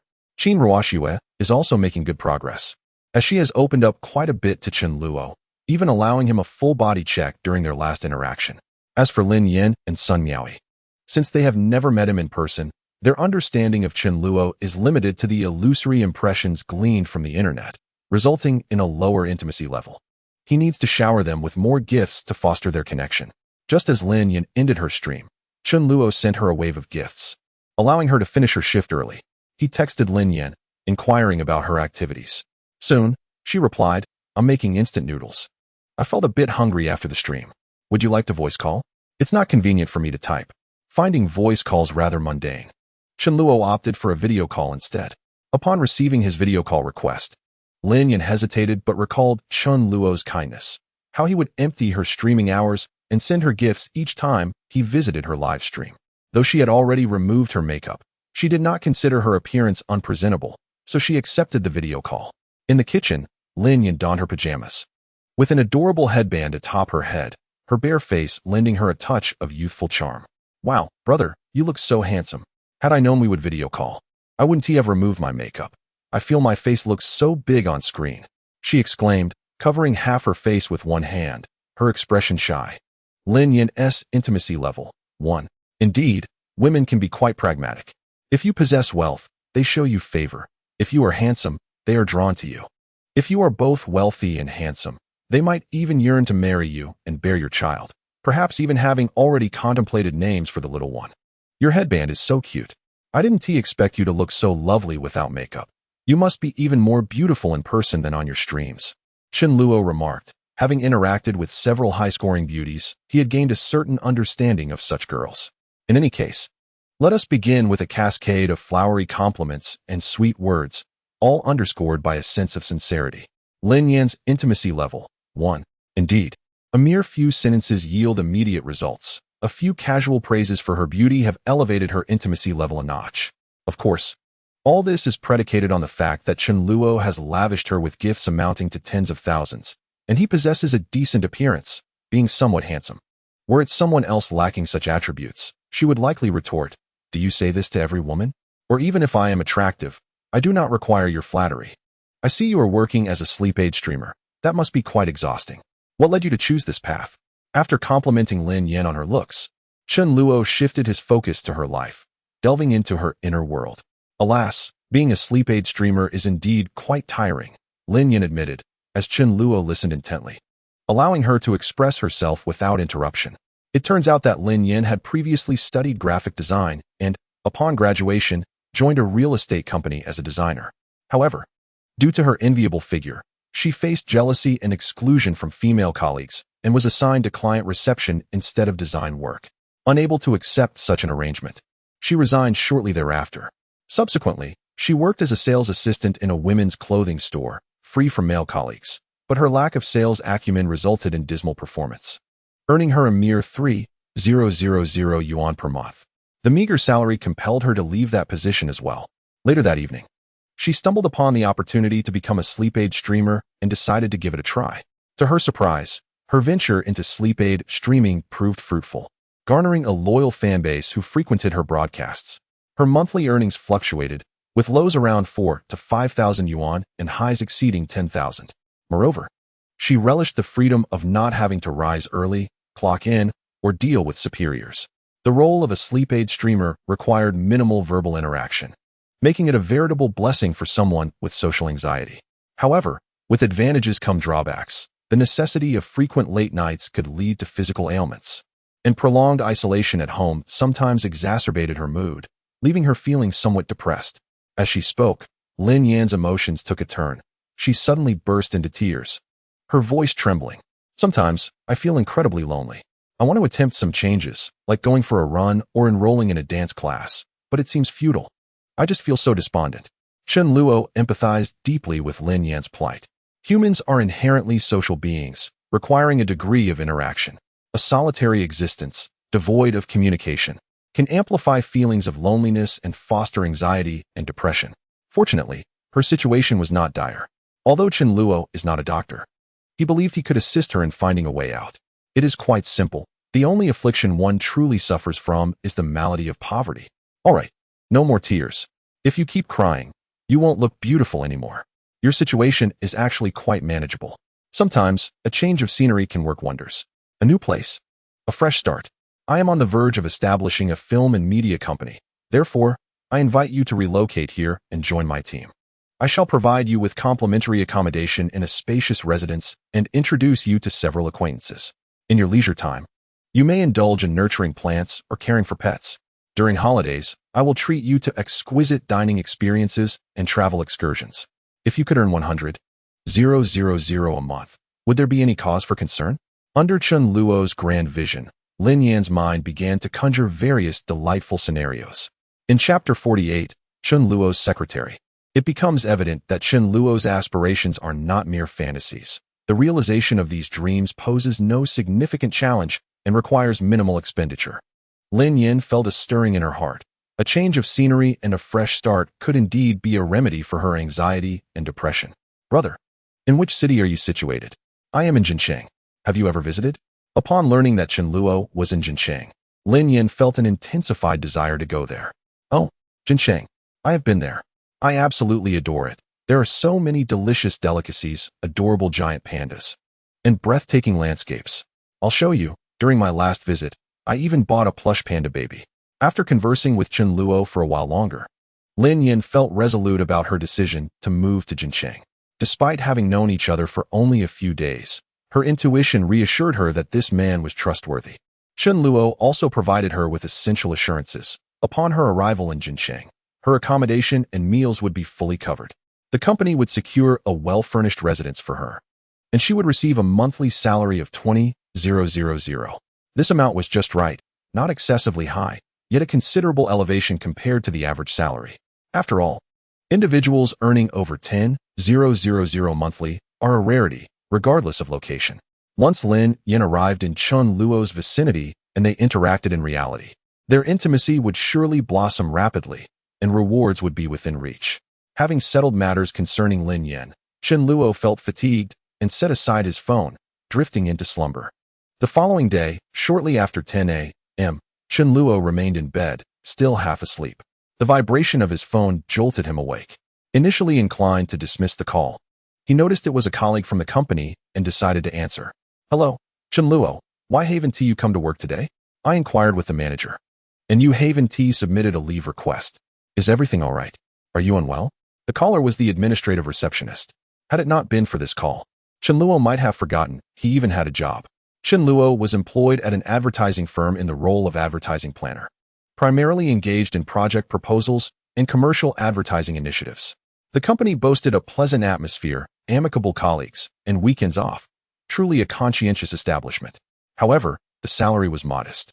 With a base salary of 3,000 plus commissions, he could expect to earn around 4,000 to 5,000 a month.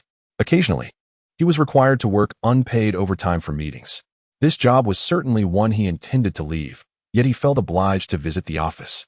An hour later, Chen Luo arrived at the company building, driving his Ferrari. The advertising firm, Rui Advertising Company, was located on the 15th floor.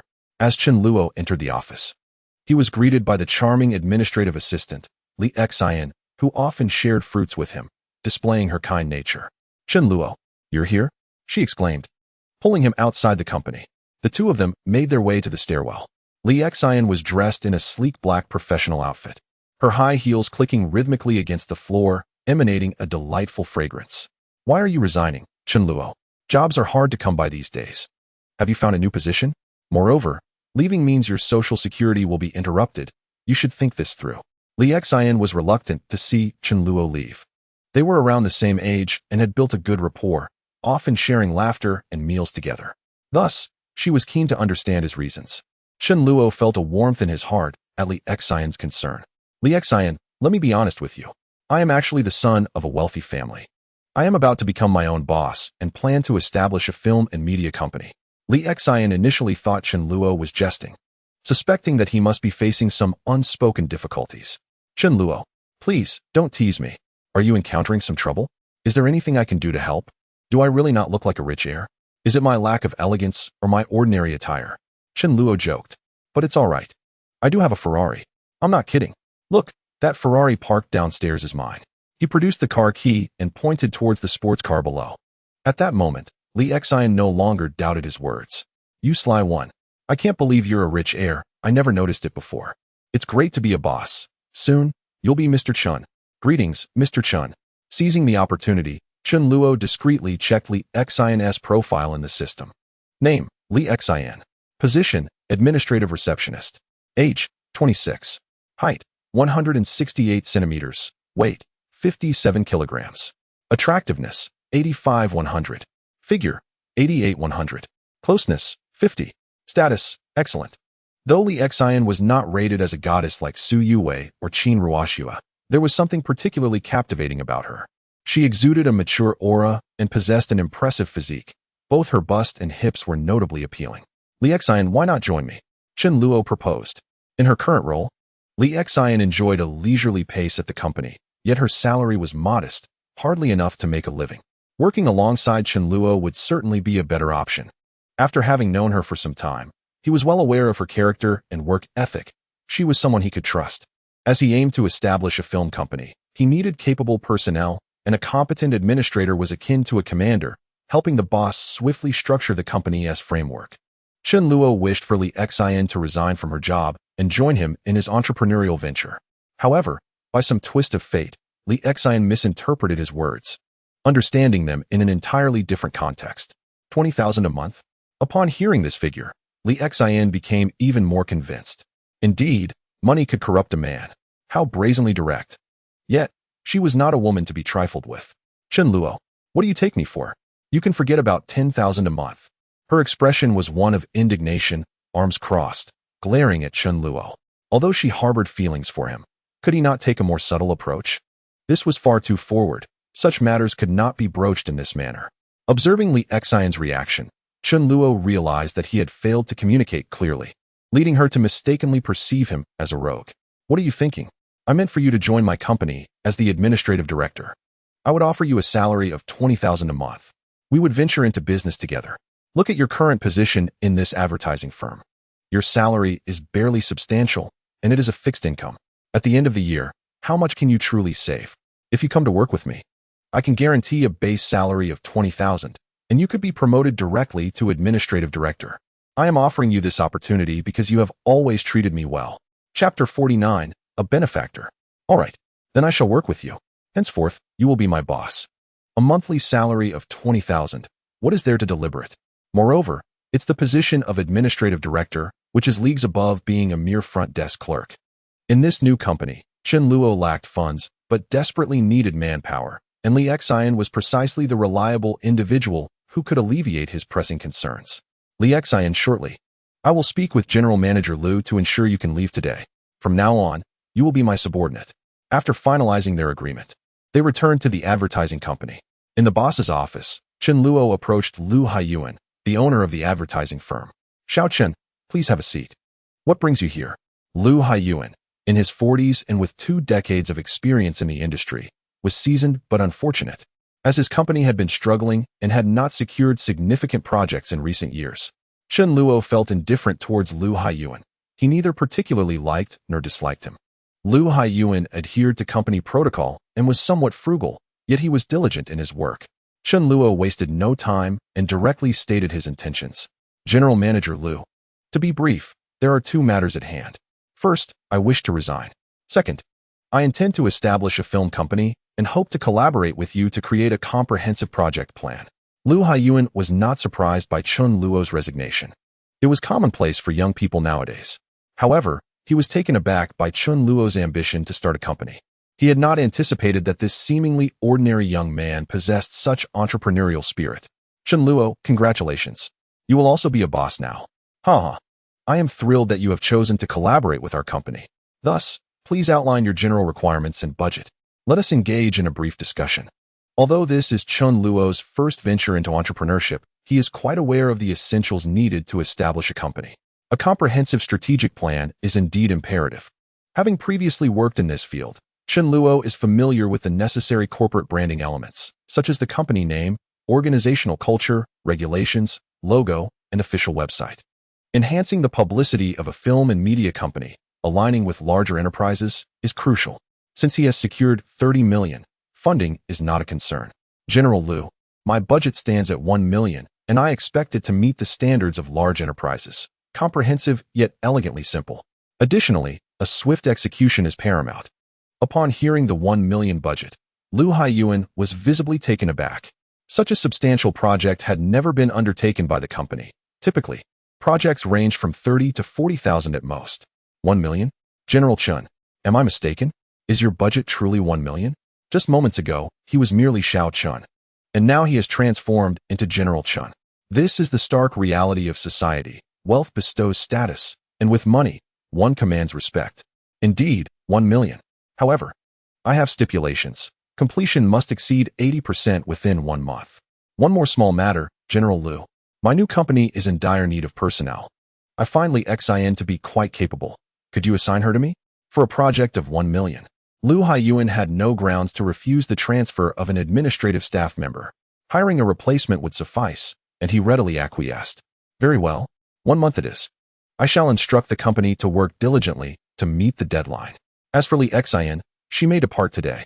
Any formalities can be addressed at a later time. Shall we proceed to sign the contract? I will promptly convene a meeting with the staff. Soon, Chen Luo and Liu Haiyuan formalized the project contract, paying a deposit of 300,000, with the remaining 700,000 to be settled upon project completion. Observing Chen Luo transfer 300,000 without a flicker of hesitation, Liu Haiyuan silently pondered, having misjudged the situation. This company had a wealthy heir seeking to experience life. Fortunately, he had not offended Chen Luo in the past and had maintained a cordial rapport with the employees. Otherwise, the 1 million project would not have been within his reach. Chen Luo chose Liu Haiyuan for 2 reasons: his extensive 20 years of experience in the industry and the quality of his output. Furthermore, by securing Li Xin's transfer, he was extending a favor to Liu Haiyuan. After finalizing the contract, Liu Haiyuan gathered all the company employees for a brief meeting in the conference room. Is everyone present? Today, I have an important announcement to make. Just now, our company has received its largest project to date. The project budget is 1 million. Allow me to introduce our client, Chen Luo. General Chen. I trust everyone is familiar with General Chen. He has worked with us for a time, experiencing the realities of corporate life. In fact, he is a young entrepreneur who has recently established a film company. Collaborating with General Chen is a privilege for our firm. Today, we held a brief meeting, marking the commencement of our project. To my astonishment, one of my colleagues turned out to be the heir of a wealthy family. Casually presenting a project valued at 1 million, the employees were left dumbfounded. Had they known, they would have forged a better rapport with Chen Luo. Some female colleagues were filled with regret. They had perceived Chen Luo as a mere impoverished youth, often taking the bus and opting for inexpensive meals, despite his slight handsomeness, which seemed inconsequential. Now, however, Chen Luo's ability to allocate 1 million for the company's planning signifies his worth must be in the millions. After Liu Haiyuan concluded his speech, Chen Luo shared a few words, acknowledging the company's capabilities and expressing hope for collective efforts on the project. Once the meeting adjourned, Chen Luo departed with Li Xin. Outside the company, upon seeing Chen Luo's Ferrari, Li Xin eagerly took numerous photographs. Get in. Let me give you a taste of the experience. Li Xin, usually a reserved individual with a limited social circle, had never ridden in a luxury sports car like a Ferrari. Once inside, her spirits soared. Her former colleague, a wealthy individual who drove a Ferrari, was now her boss. Life indeed holds delightful surprises. Chen Luo had become Li Xin's benefactor, capable of altering her life, even her destiny, with a mere job offer. Chapter 50, A New Car. After settling in, Chen Luo intended to take her out for a meal. Previously, Li Xin often shared her snacks with Chen Luo, and he had treated her to a splendid feast. It is essential to nurture human connections, even when wealth is acquired. One must remember those who have shown kindness during times of need. Come, let me take you somewhere nice to eat. Chen Luo drove Li Xin to a nearby shopping mall, choosing a restaurant with an appealing ambience. Order whatever you like, it's my treat. Don't worry about it being too expensive. All right, then I shall indulge. Although Li Xin claimed she would feast, she chose only modest, home-style dishes from the menu, avoiding any expensive options. Are you starting to pinch pennies for yourself?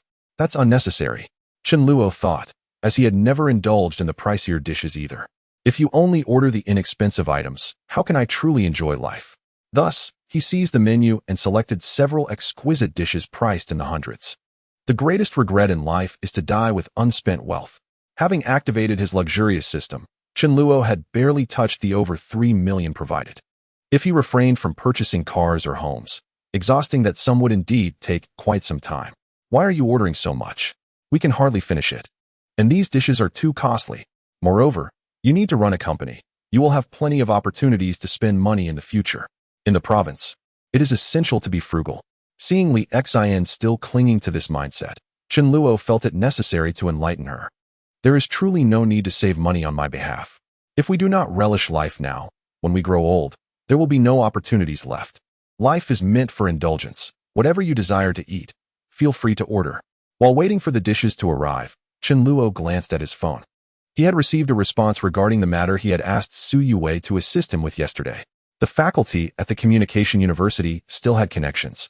After receiving the payment, they introduced him to a former student who could help Chen Luo resolve the issue, and they would not charge him a fee. However, to ensure that the task would be handled with greater diligence, Chen Luo decided to transfer an additional 10,000, hoping for a swift resolution. The initial hurdle for the company's preparations had been surmounted. Little did the novice business owner know, establishing a company was far from easy. Without a financial incentive, one might find themselves waiting indefinitely. If complications arise mid-process, one might not receive complete answers, leaving them in uncertainty for the next encounter. This was the most troublesome aspect. Next, Chen Luo needed to scout for office spaces. He could delegate this task to Li Xin, who could shortlist several locations for him to choose from later. By the way, do you have a car? Do you possess a driver's license? Currently, the only person Chen Luo could rely on was Li Xin. I have a driver's license, but I do not own a car. Why do you ask? During this period, it seemed Li Xin would be required to run around frequently. It would be prudent to provide her with a vehicle. Otherwise, relying on taxis daily would be inconvenient. Coincidentally, Chen Luo had yet to pick up the electric vehicle awarded by the system last time. This car, equipped with intelligent driving assistance, was quite suitable for a woman to operate. I shall arrange a car for you to use regularly. This will facilitate the management of company affairs. Once we finish our meal, we shall go retrieve the car. Li Xin felt that happiness had arrived rather unexpectedly. She had not anticipated Chen Luo's thoughtfulness. Having just secured a job, he was already providing her with a vehicle. What an extraordinary boss. Young, handsome, affluent, considerate, and generous. Who would not adore such a superior? Simultaneously, Li Xin resolved to wholeheartedly dedicate herself to fulfilling the tasks assigned by her benevolent employer, not wishing to disappoint him.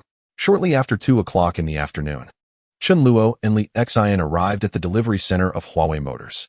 Previously, the system had rewarded him with 3 different models of electric vehicles, the Xiaomi 7, the Huawei Wenjie 9, and the BYD Yangwang 8. The Wenjie 9 boasted advanced intelligent driving technology and ample cabin space, making it an ideal choice for company transportation. It was Chen Luo's first visit to the Huawei Motors delivery center. Domestic automobile manufacturing had made remarkable progress and was now at the forefront globally. Whether in terms of performance, aesthetics, or safety, the vehicles offered excellent assurances. Being a leader in the industry was not mere boast. However, it seemed that the phrase leading the way had been prohibited recently. Hello, I am here to pick up my car. My name is Chen Luo. Chen Luo communicated his purpose to the sales staff, and shortly thereafter, the inquiry revealed that his vehicle was indeed ready for collection. Uncertain about the operation of the system, it has only been a few days, yet the vehicle is already in place. According to the standard delivery timeline, it would typically take at least a month or 2. Sir, upon inquiry, your order for the Huawei 80M9 pure electric model has been arranged and is ready for immediate delivery. Would you like a simple handover ceremony? We can certainly arrange that for you. Chen Luo himself does not require any formalities, especially since he already possesses a Ferrari worth 10 million. However, it would be nice to organize something for Li Xian. Although the vehicle is officially a company car, it will predominantly be used by her in the future. If she performs well, this car will surely be gifted to her outright. This vehicle is meant for her. Could you please make the necessary arrangements? I do not require anything. Certainly, sir, no problem. Before long, the handover ceremony for Li Xian was set up. The vehicle was covered with a cloth, accompanied by a few simple floral arrangements. Go ahead. I'll take your picture. Li Xian stepped in front of the vehicle and posed for the camera. Amidst the applause of the staff, the 80M9 unveiled its mysterious cover. It must be said, Li Xian and the car complement each other wonderfully. Not only is the car aesthetically pleasing, but so is she, with their color schemes harmoniously aligned. During the handover ceremony, Chen Luo transformed into a photography maestro, capturing numerous stunning photos and several videos of Li Xian. Wow, you've made me look so good. I feel so elevated, she exclaimed. I am truly elated. I've encountered the best boss in the world. How could this boss be anything less? He pays you a salary of 20,000, provides you with a dedicated company car, and it's the highly sought-after 80M9, valued at 600,000. Although the 80M9 is an electric vehicle, its price of 600,000 positions it above the typical models from Mercedes, BMW, and Audi. Driving this car will undoubtedly uphold one's dignity. Li Xian, an ordinary worker earning a few thousand a month, is extremely thrilled to be driving this vehicle. The car is essentially a gift from the system. Even though it is valued at 600,000, for Li Xian, it is no burden, as Chen Luo already possesses a Ferrari and has no need for an electric vehicle. Chapter 51. Meeting Su Yue again despite Li Xian being older than Chen Luo. She is, in fact, a novice driver who has not driven in a long time. Fortunately, the 80M9 is equipped with considerate, intelligent driving technology that helps her quickly familiarize herself with the vehicle and regain her driving confidence. Furthermore, the automatic parking feature is nothing short of a boon for women. After a test drive, Li Xian grew increasingly fond of the car. It was simply perfect for her. The spacious interior allows for comfort, even the possibility of resting, and its versatile features cater to various needs. Excited, Li Xian posted on her social media, celebrating her newfound love for the car. Although it is a company vehicle provided by her new boss, which boss would be so generous to offer a 600,000 80M9? This has certainly made her colleagues at the advertising agency envious. Having all worked alongside Chen Luo, they wonder why such good fortune has not come to them. Once the arrangements for the vehicle were completed, Chen Luo assigned tasks to Li Xian, instructing her to explore office buildings and locate several that boasted prime locations, pleasant environments, elegant decorations, and ample space. Financial constraints were not an issue. As long as the costs were reasonable, they would be acceptable. With the establishment of the company, the system would allocate an investment of 30 million, thus renting a quality office space posed no challenge.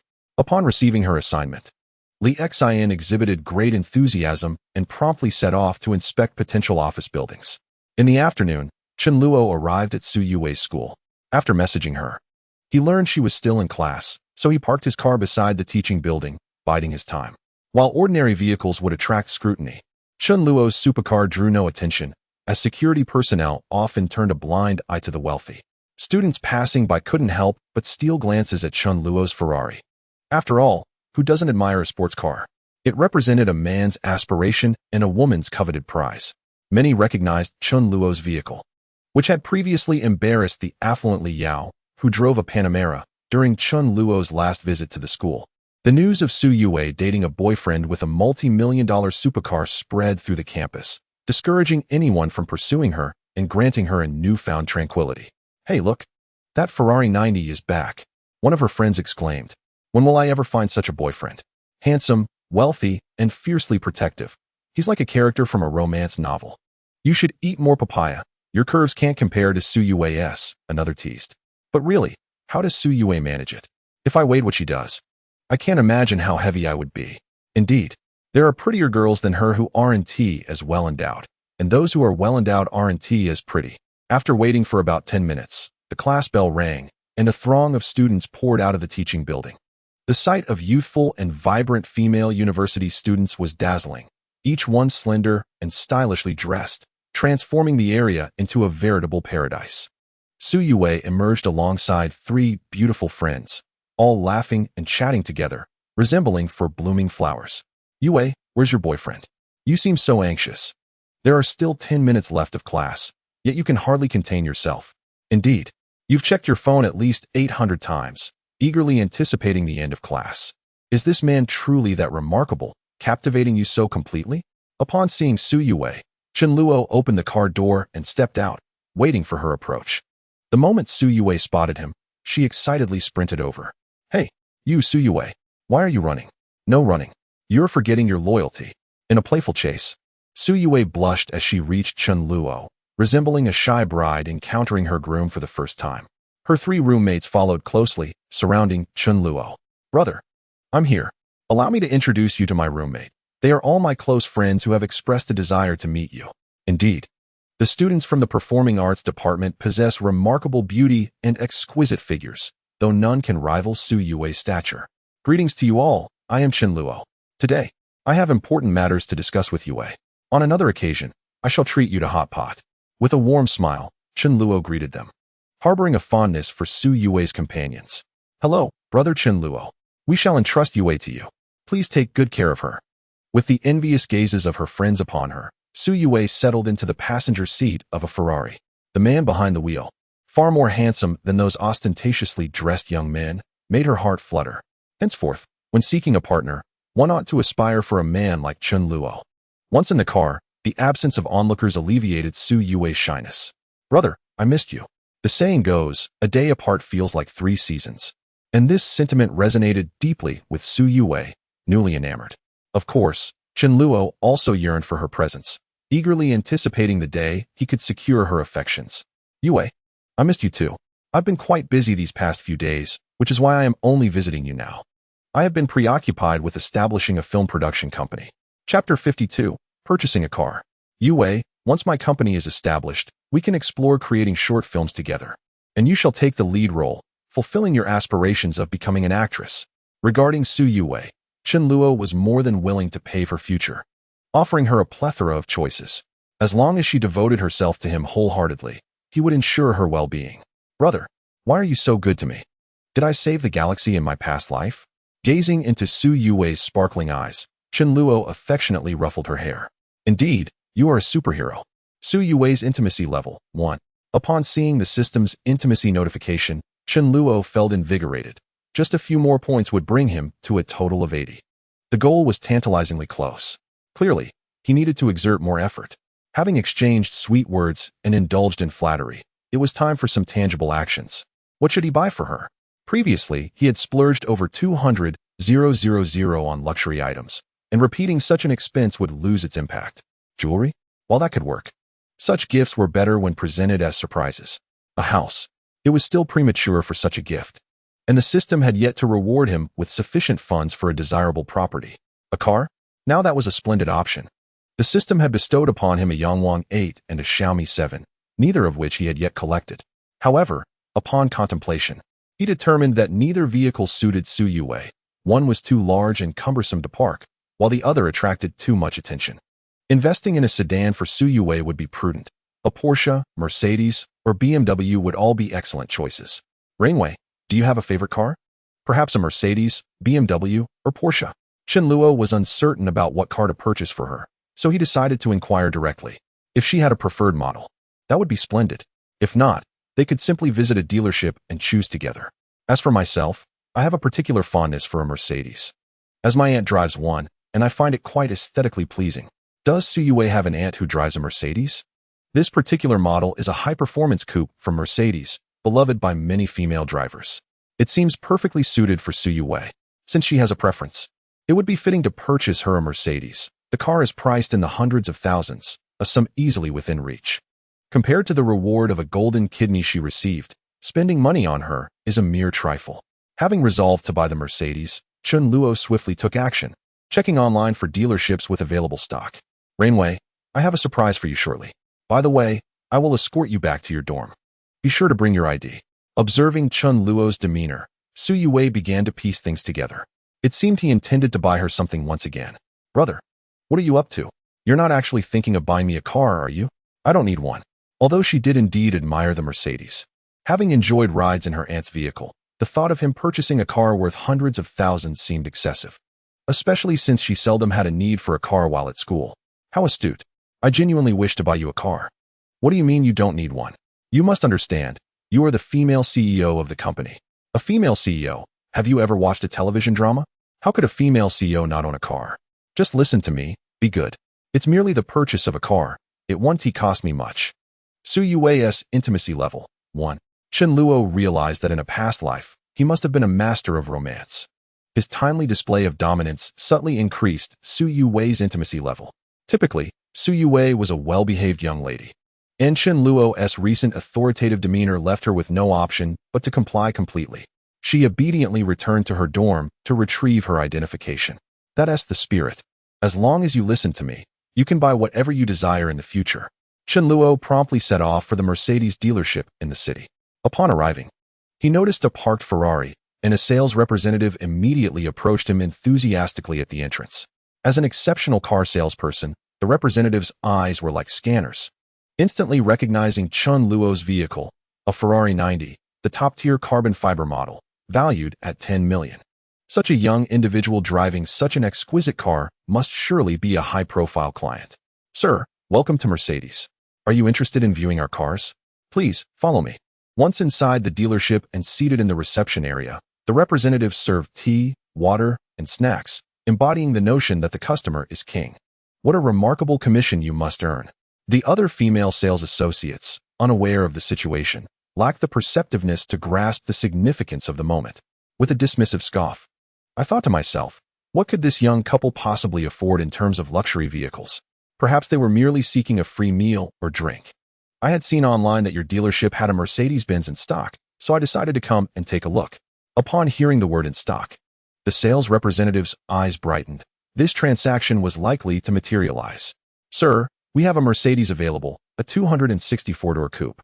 After seeing the actual vehicle, Chen Luo found it to be quite appealing, indeed a fitting choice for a young lady. However, at several hundred thousand, owning such a car implied a certain level of affluence. Su Yue, after her test drive, was equally enamored, especially since the vehicle was in her preferred white, exuding elegance and beauty. Yue, what do you think? Do you like it? Yes. I really enjoy the driving experience. Since you like it, let us not hesitate. We'll place the order right away. Chen Luo selected additional features for Su Yue's vehicle, and with the sales representative's discounts, they secured it for 436,000. Ms. Su, the paperwork is all completed. You can collect the car tomorrow morning. Is this truly my Mercedes? Su Yue felt an overwhelming sense of happiness.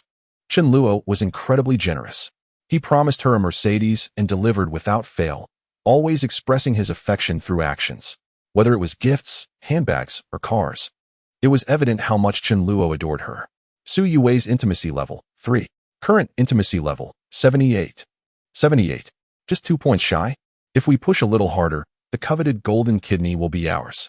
Chen Luo was confident about these final 2 points of intimacy. Soon, he would receive a token of gratitude from Su Yue for his extravagant gift. Brother, thank you. I am so happy. After acquiring her dream car, Su Yue was ecstatic. She truly liked the Mercedes. Brother, you've given me so many gifts. I want to get you something in return. Let us head to the mall later. Chen Luo felt that the money spent on Su Yue was quite reasonable and within his means.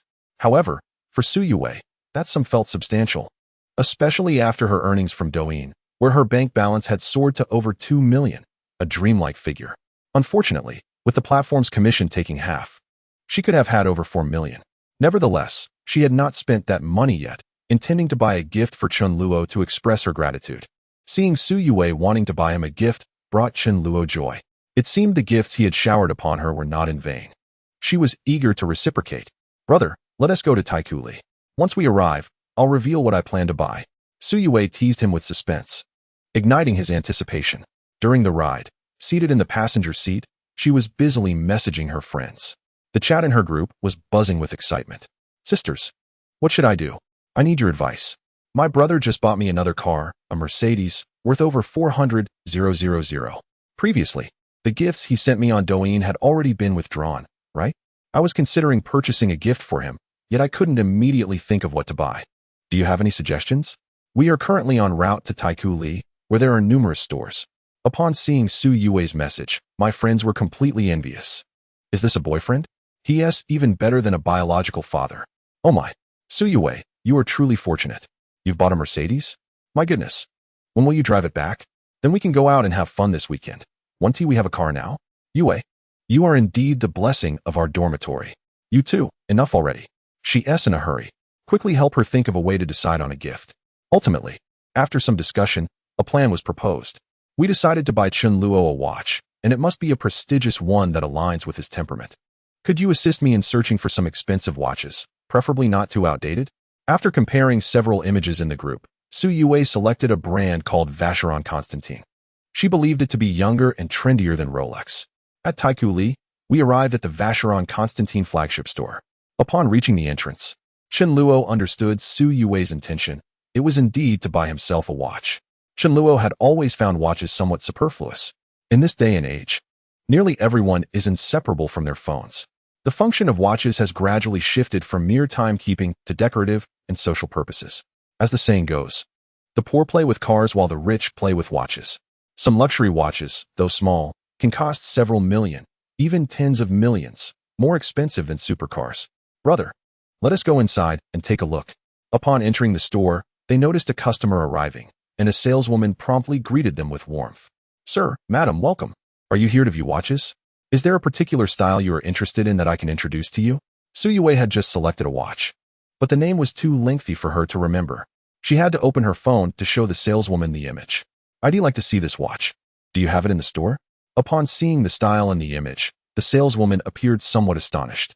The Vacheron Constantin Traditionnel Tourbillon Retrograde Calendar Skeleton Watch 6010. The price is 1,260,000. Vacheron Constantin watches are not inexpensive. Ordinary styles range from hundreds of thousands to millions. More luxurious models can cost 400,000 to 500,000. Some special editions can reach a staggering 1 million. There are also rare collectible pieces that can be valued in the tens of millions or even over 100 million at auctions. Yes, we do have it. This is a newly launched luxury watch from last year, featuring a skeletonized dial, crafted from 18-karat gold, with a movement comprising 242 components, along with a uniquely designed tourbillon. The saleswoman explained as she retrieved the watch from the glass case. Brother, how about it? Do you like this style? Upon seeing the actual piece, Chen Luo's eyes lit up. The watch was quite appealing, subtly luxurious and sophisticated, yet not outdated. It's great. I think it looks wonderful. As the rain gently fell, Su Yue's discerning eye caught the attention of Chen Luo, filling her with immense joy. As long as her brother approved, she was determined to acquire the exquisite item. Very well, I shall purchase it. This would be the first gift she presented to her beloved brother. The other salespeople and customers in the store gazed in bewilderment at the unfolding scene. What was transpiring? Their minds conjured an elaborate narrative of a charming man ensnaring a wealthy heiress. What abilities did this man possess to inspire such a young and beautiful socialite to bestow upon him a luxury watch worth over 1 million? Madam, are you certain you wish to purchase this Tourbillon 6010? Its price is 1,260,000. Upon hearing the staggering figure, Su Yue exhibited no hesitation. She was willing to exhaust all the funds Chen Luo had provided her. I am certain. Please proceed with the transaction. The sum of 1,260,000 held no significance for her, as it was money gifted by Chen Luo. In her worldview, the principle of reciprocity was paramount. No one should unilaterally bear all the expenses. Having received such lavish gifts from Chen Luo, it was only fitting that she reciprocate. Observing Su Yue's earnest demeanor, Chen Luo was struck by the realization that she indeed possessed the potential of a true business mogul. After completing the payment, Su Yue adorned Chen Luo with the exquisite watch. The opulent timepiece, now resting upon his wrist, imbued him with an air of affluence. Su Yue's gesture of gratitude was undeniably sincere. Having spent 1,260,000, it seemed that the final 2 points of intimacy for the day were assuredly within his grasp. Chen Luo resolved that under no circumstances would he allow Su Yue to return to school today. Yue, thank you for your gift. I truly appreciate it. Come, let me treat you to some exquisite cuisine. Su Yue, a connoisseur of fine food, instantly brightened at the mention of a delightful meal. What delectable dishes are in store for today? I can't wait. Chapter 54, 999 Roses. in a five-star hotel within a private dining room. Chen Luo encouraged Su Yue to order freely. Yue, feel free to choose whatever you desire. Do not concern yourself with the cost. Ensure you select at least 10 dishes. I will let you peruse the menu while I step outside to make a call. Exiting the private room, Chen Luo swiftly approached the front desk. He reserved the presidential suite, spending over 10,000, a steep price indeed, but one that was necessary. Such luxurious accommodations promised enhanced comfort, and being infrequently occupied, they remained pristine and secure. Furthermore, the spaciousness would prove advantageous shortly. I wish to procure an abundance of roses to adorn the room. Could you assist me with this? The service in the lavish presidential suite was impeccable. The front desk promptly summoned a personal concierge. The concierge, a reliable-looking woman in her 30s, greeted him warmly. Good day, sir. I am your dedicated personal concierge. Rest assured, I will ensure your room is transformed into a magnificent floral paradise. Shall we exchange contact information? Soon. I will provide you with a real-time update on our progress. The service of this steward is truly commendable. Chen Luo silently bestowed a thumbs up in appreciation. The roses are intended to create a romantic surprise for Su Yue. Ultimately, intimacy must be approached from both material and spiritual angles to truly captivate her heart. Subsequently, Chen Luo reached out to several florists, urging them to prepare the roses with utmost urgency. One florist prepared 999 roses, and with 10 florists involved, a total of 999 roses were arranged. Surely, amidst a sea of 999 roses, no girl could remain unmoved. Once everything was arranged, Chen Luo restrained his excitement and returned to the private room with an air of nonchalance. How is it, Yue? Have you ordered the dishes?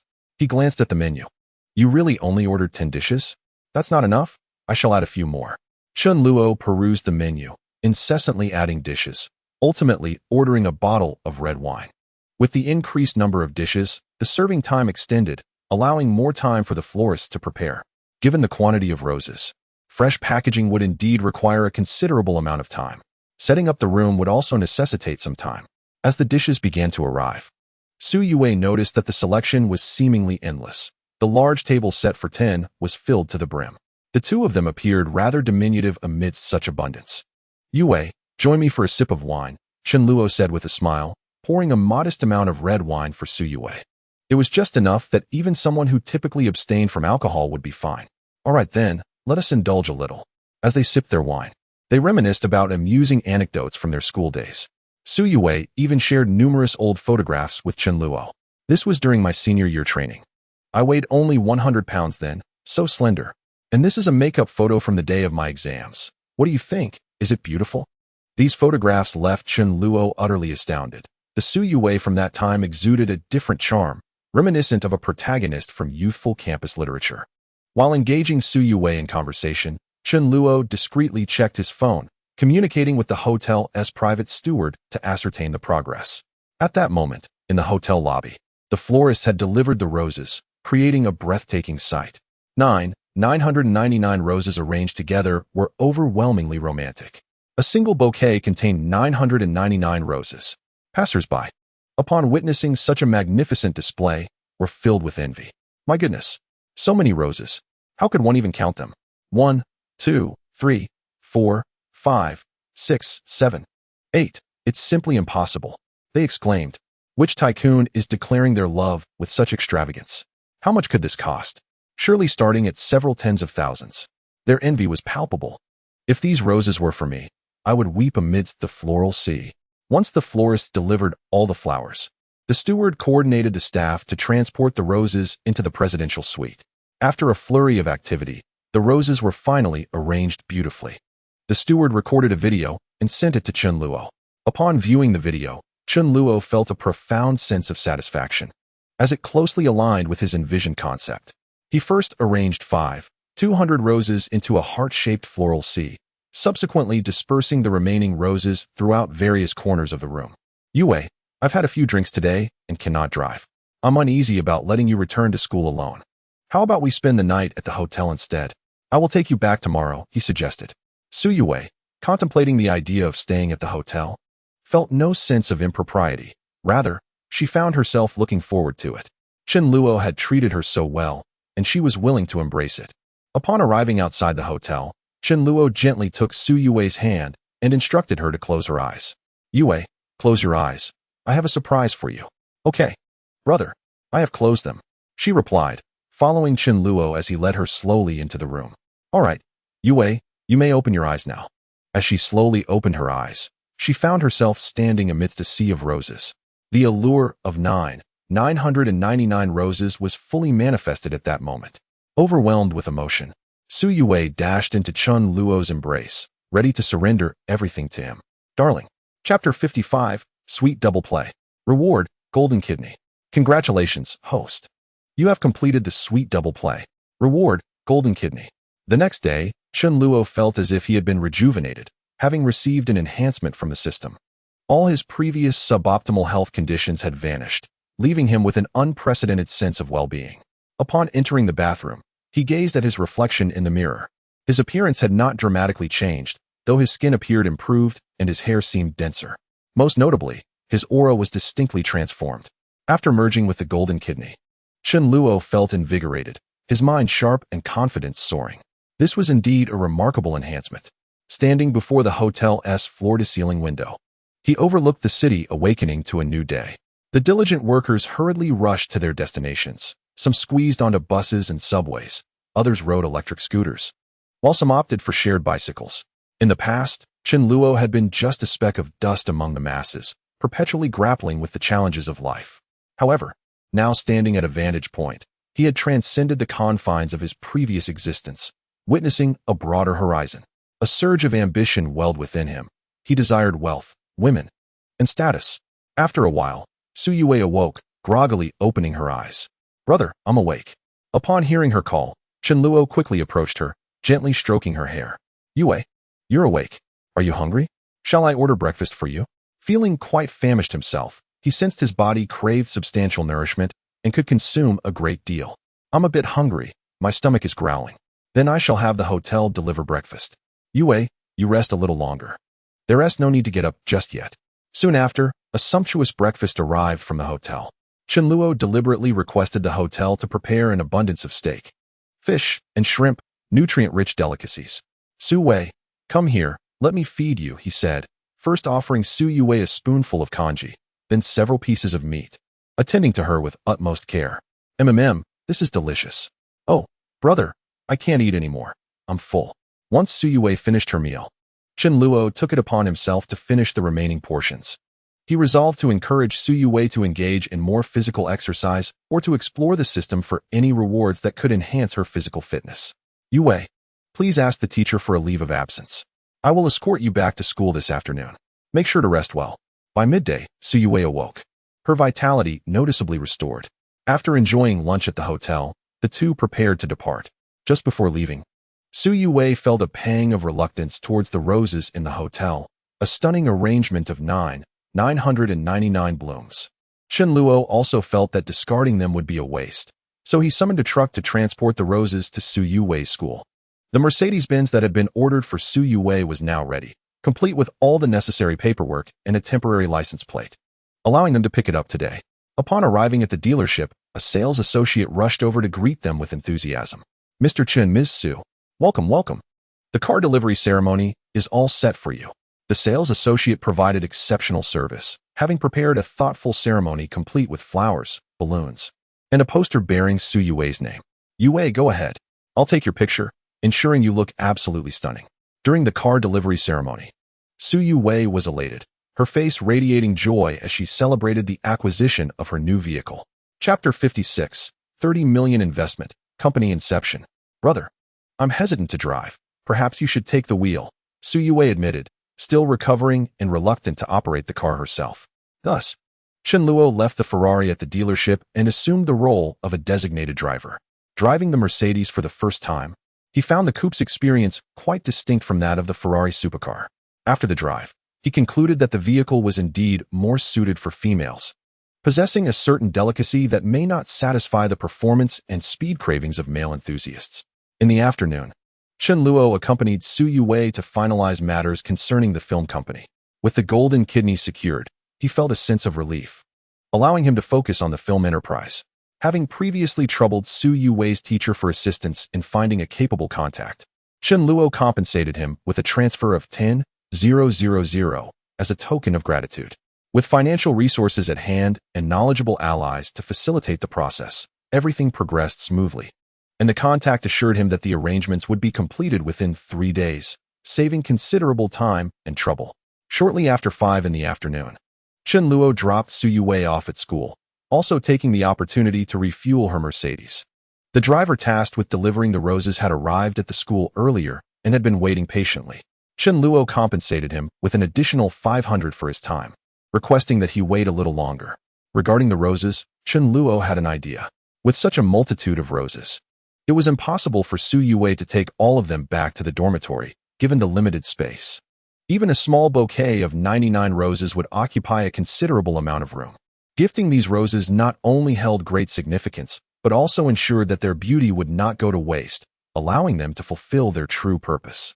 Yue, gather your close friends from the dormitory, or even your classmates, Chen Luo suggested. Let us distribute these roses. This notion resonated perfectly with Su Yue. Brother, are we truly in sync? I was thinking the same. They decided to let the roses seek their destined recipients throughout the campus. Soon, word spread, and Su Yue's friends and classmates hurried over. Members of the student council also came to assist, organizing a considerable number of volunteers. Giving away roses is incredibly romantic, exclaimed one. Wow, so many beautiful roses. Are we really going to distribute all of them? This is simply wonderful. Just thinking about it fills me with excitement. Oh my, this bouquet is enormous. It must contain 520 or perhaps even 999 roses. Chen Luo entrusted Su Yue with the decision of how and to whom the roses should be given. During their discussions, someone proposed a plan to use this opportunity to promote the school while also capturing the moments of flower giving on camera. The 999 roses were brought to the entrance of the school cafeteria, a location bustling with activity. With everyone's collective effort, they were gifted to every passing student and teacher. Thank you. Such beautiful roses. I'm so happy. Wow. This is the first time I've received flowers this year. Thank you so much. Even the boys receiving roses were deeply touched, as most men go through life without ever receiving a bouquet. Today, the Communication University was particularly enchanting, with youth holding flowers, smiling, and sharing this moment of joy with friends and family. Students from photography and directing majors captured these beautiful moments, creating a heartwarming film of the flower-giving event. As Chen Luo and Su Yue observed the scenes unfold, they exchanged smiles. To give roses is to leave a lingering fragrance. They busily continued until dusk, and at last, the 999 roses found their rightful places. Yue, call your roommates. I see they've been quite enthusiastic. Let me treat you all to hot pot. Sure, I'll go get them. In Su Yue's Mercedes, 3 friends settled into the back seat. Wow, is this a Mercedes? I love it. It's so beautiful. Yue, you are so fortunate. Meeting such a wonderful man like Chen Luo is truly a blessing. You must cherish him. Today's rose giving was indeed meaningful. I can tell some people have never received flowers before. Moreover, when one is genuinely appreciated, it brings immense joy to the heart. Initially, the trio intended to interrogate Su Yue about her absence from school the previous night, questioning her whereabouts and whether she had surrendered herself. However, their curiosity dissipated, replaced by the realization that even if Su Yue had indeed given herself away, it would ultimately be Chen Luo who bore the brunt of the loss. The lavish gestures of purchasing a Mercedes and presenting 999 roses as a declaration of affection conveyed an overwhelming sense of happiness. Chen Luo had now risen to prominence at the Communication University, becoming an idol for countless young women. Even some faculty members held him in high regard. The various videos and photographs capturing the floral delivery went viral, yielding excellent publicity for the Communication College. At the Hot Pot restaurant, Chen Luo reveled in royal treatment. Surrounded by 4 enchanting ladies who tirelessly served him, filling his plate and pouring his drinks, much to the envy of other patrons. After enjoying the hot pot, Chen Luo escorted his companions back to their dormitory, leaving Su Yue's Mercedes at the school. He then hailed a taxi to return home. 2 days later, Chen Luo received a notification. His film and media company had finally been established, complete with all the necessary licenses. Congratulations, host. You have successfully established your company. Reward, 30 million investment. The investment of 30 million was directly deposited into Chen Luo's account. staring at the cold figure of 30 million.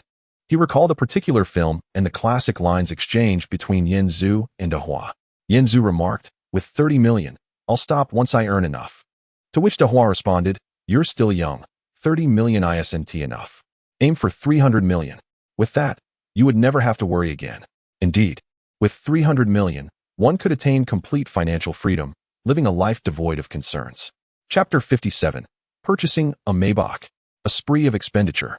Chen Luo felt as though the system was quite lenient with him, continually providing funds in various forms. While it was ostensibly for company development, the actual 30 million in his account was his to spend as he pleased. Perhaps to the system, money was merely a sequence of numbers. It held significant value for Chen Luo, but was inconsequential to the system itself. Finally, he could indulge in extravagant spending.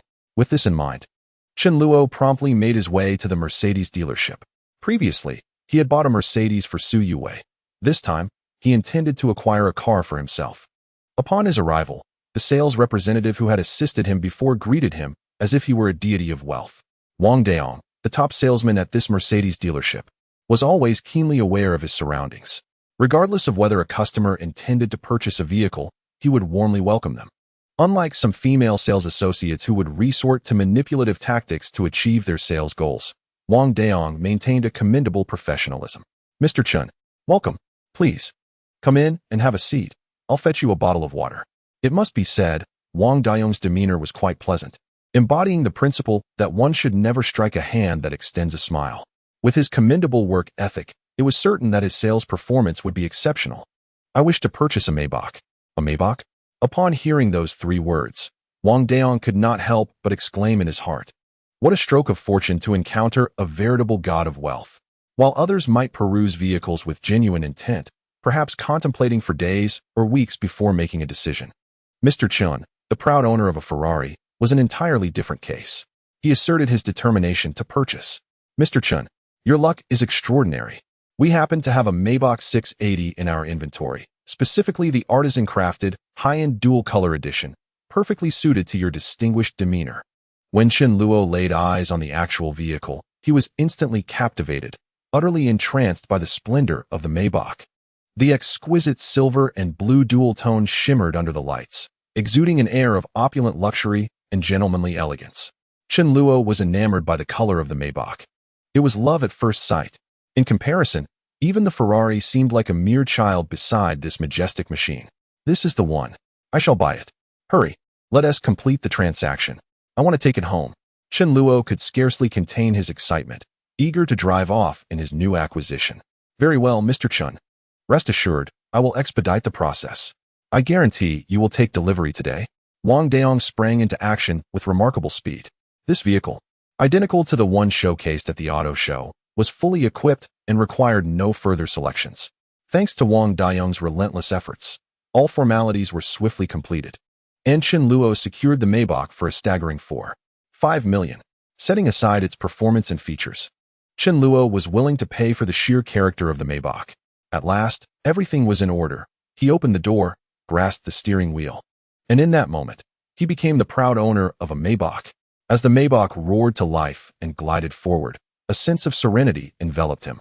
Chen Luo quietly opened a cherished video he had saved for a long time, reminiscing as he drove. The Maybach signifies not merely a brand, but the culmination of years of perseverance. In places where heartfelt emotions cannot enter, let Mercedes-Benz guide you. After enduring the trials of the past few years, he harbored no grievances. Tears once fell upon humble meals, vowing to attain wealth.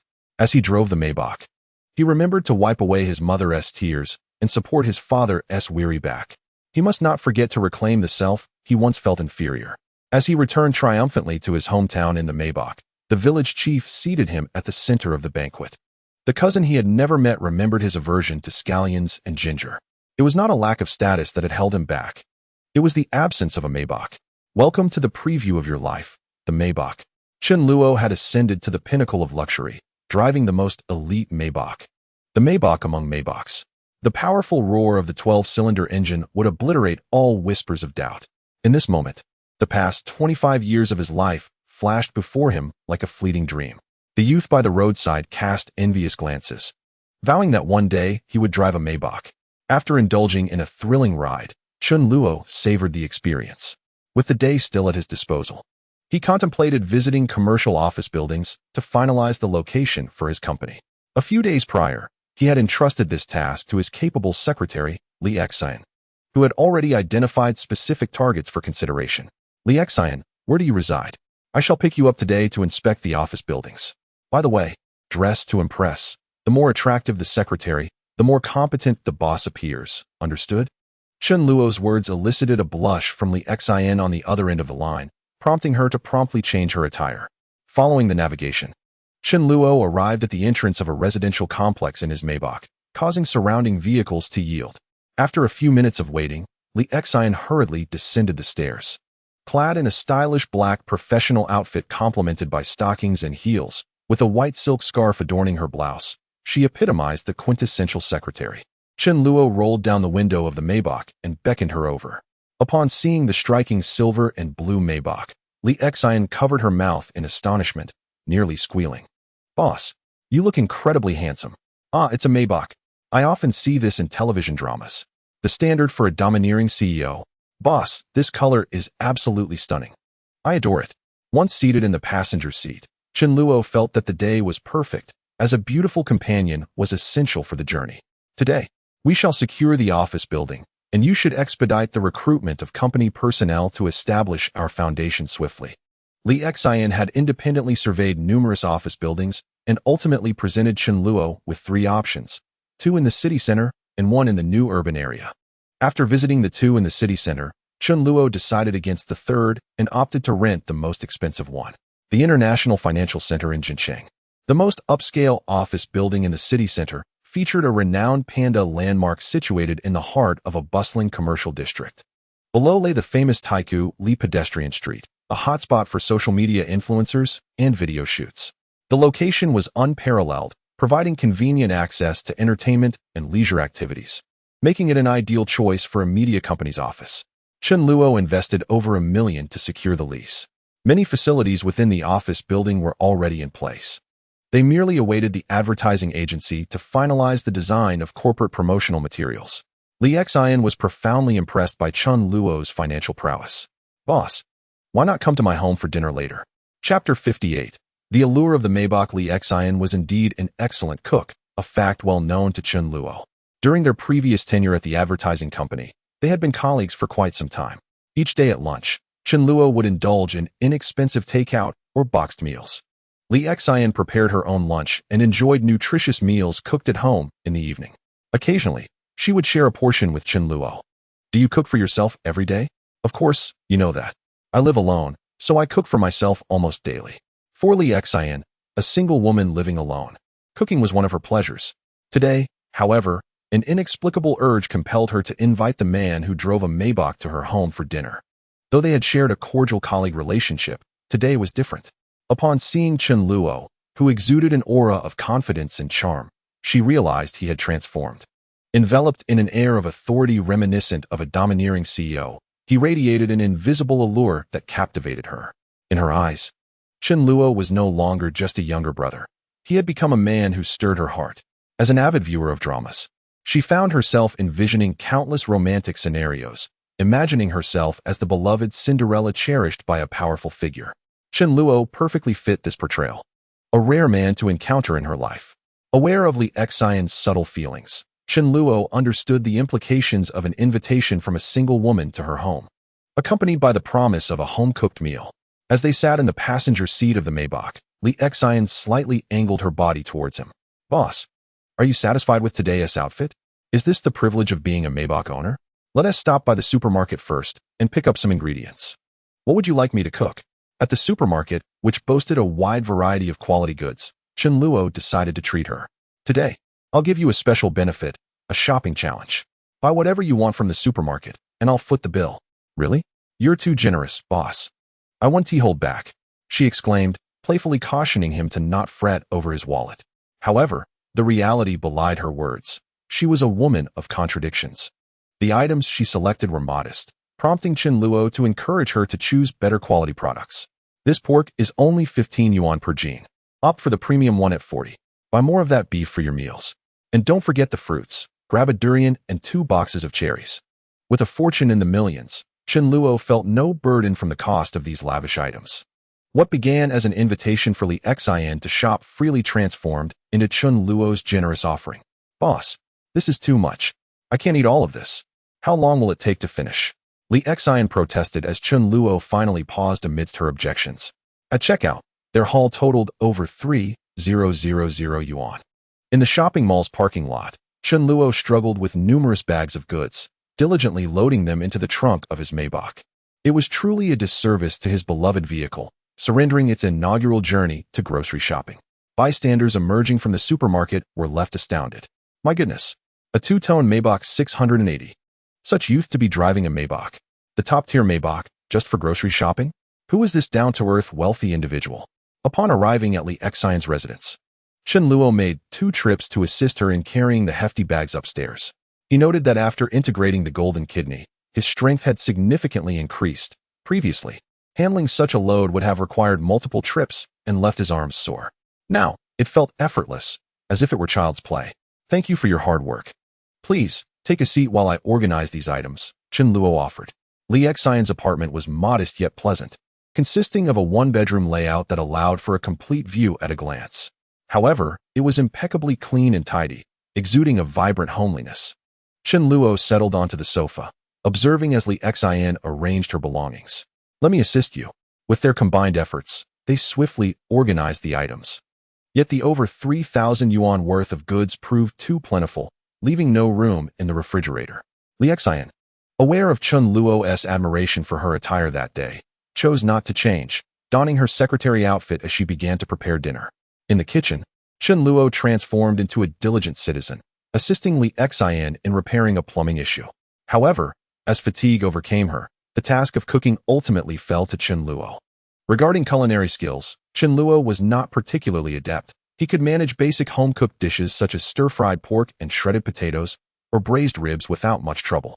Yet, he struggled with more complex recipes like sweet and sour pork or cold chicken dishes, which often resulted in either excessive saltiness or overcooking. Fortunately, Chen Luo possessed a system that allowed him to redeem 10 points for culinary mastery. With this newfound skill, he was instantly transformed into a proficient chef.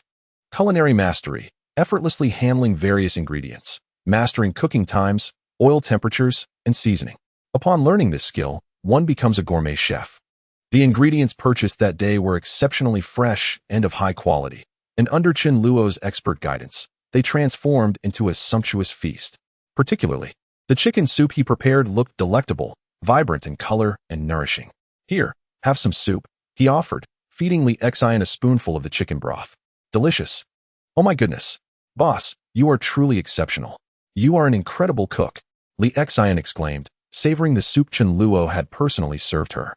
She was pleasantly surprised.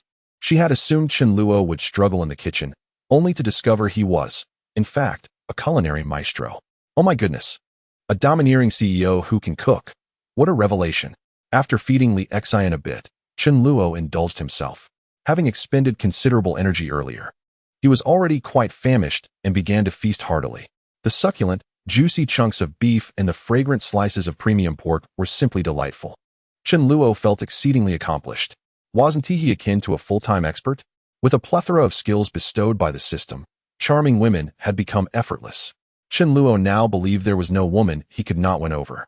Not only could he capture a woman's heart, but he could also delight her palate. Having conversed with Li Xian, Chen Luo was thoroughly pleased with her performance. Tasting the sweetness of success, he decided to stay at Li Xian's residence for the next few days. During the day, he busied himself with the renovations of the company, getting the signage, office supplies, and internet all set up.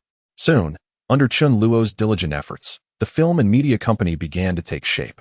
This marked Chen Luo's first foray into the real world of business. However, the large office remained eerily quiet due to the absence of staff. After several days of hustle, Chen Luo realized he hadn't watched a live stream in quite some time, nor had he seen Su Yue for days. Having spent these days at Li Xian's, he had somewhat lost track of time.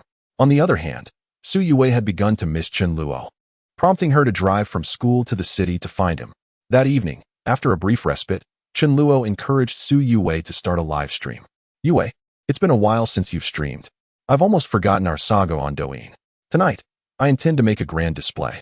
When you go live, we'll challenge the top streamers just like last time. Don't be nervous. I will handle everything. No matter who it is, we will triumph over them. Chen Luo bolstered Su Yue's confidence, providing her with a surge of motivation. At 8 p.m., Su Yue commenced her live stream. Wei Wei is exceptionally sweet. The #1 female warrior on Douyin makes a triumphant return. Chen Luo crafted an audacious title for her stream. As soon as Su Yue began, numerous viewers flocked to her live room. Previously, Chen Luo had generously gifted 1,000 carnival tokens, easily defeating 3 streamers with 100,000 followers, resulting in many followers for both Su Yue and Chen Luo. They're here. The stream has finally started. Will the god of war, Luo Shun, join us today? The #1 female warrior in the nation? Haha. With the warrior-s return, will there be an epic showdown? Brothers, are there still 1,000 carnival tokens? I missed the last stream. Will we witness miracles again tonight? Chen Luo suggested that Su Yue engage with the comments to ease her anxiety. Good evening, everyone. Indeed. I am the #1 female warrior on Douyin. It's been a while since I last streamed, but I'm making a powerful comeback. I am determined to reclaim what is rightfully mine. Level 65 user Luo Shun enters the live room. Everyone look, who has arrived? Welcome, Luo Shun. The one you've all been waiting for has appeared. Upon Luo Shun's entrance, the viewers in the live room erupted with excitement. Welcome, Luo Shun. Good evening to you, esteemed one. Are we engaging in battle tonight? Welcome, Luo Shun. Brother, I am your devoted fan. Luo Shun sent a red envelope of 10,000 Do coins. Chen Luo casually glanced at a few individuals and indeed found that they were all his fans. He distributed 10 red envelopes for them to seize. With the live stream not crowded at the moment, Chen Luo intended to bolster the popularity of Su Yue first.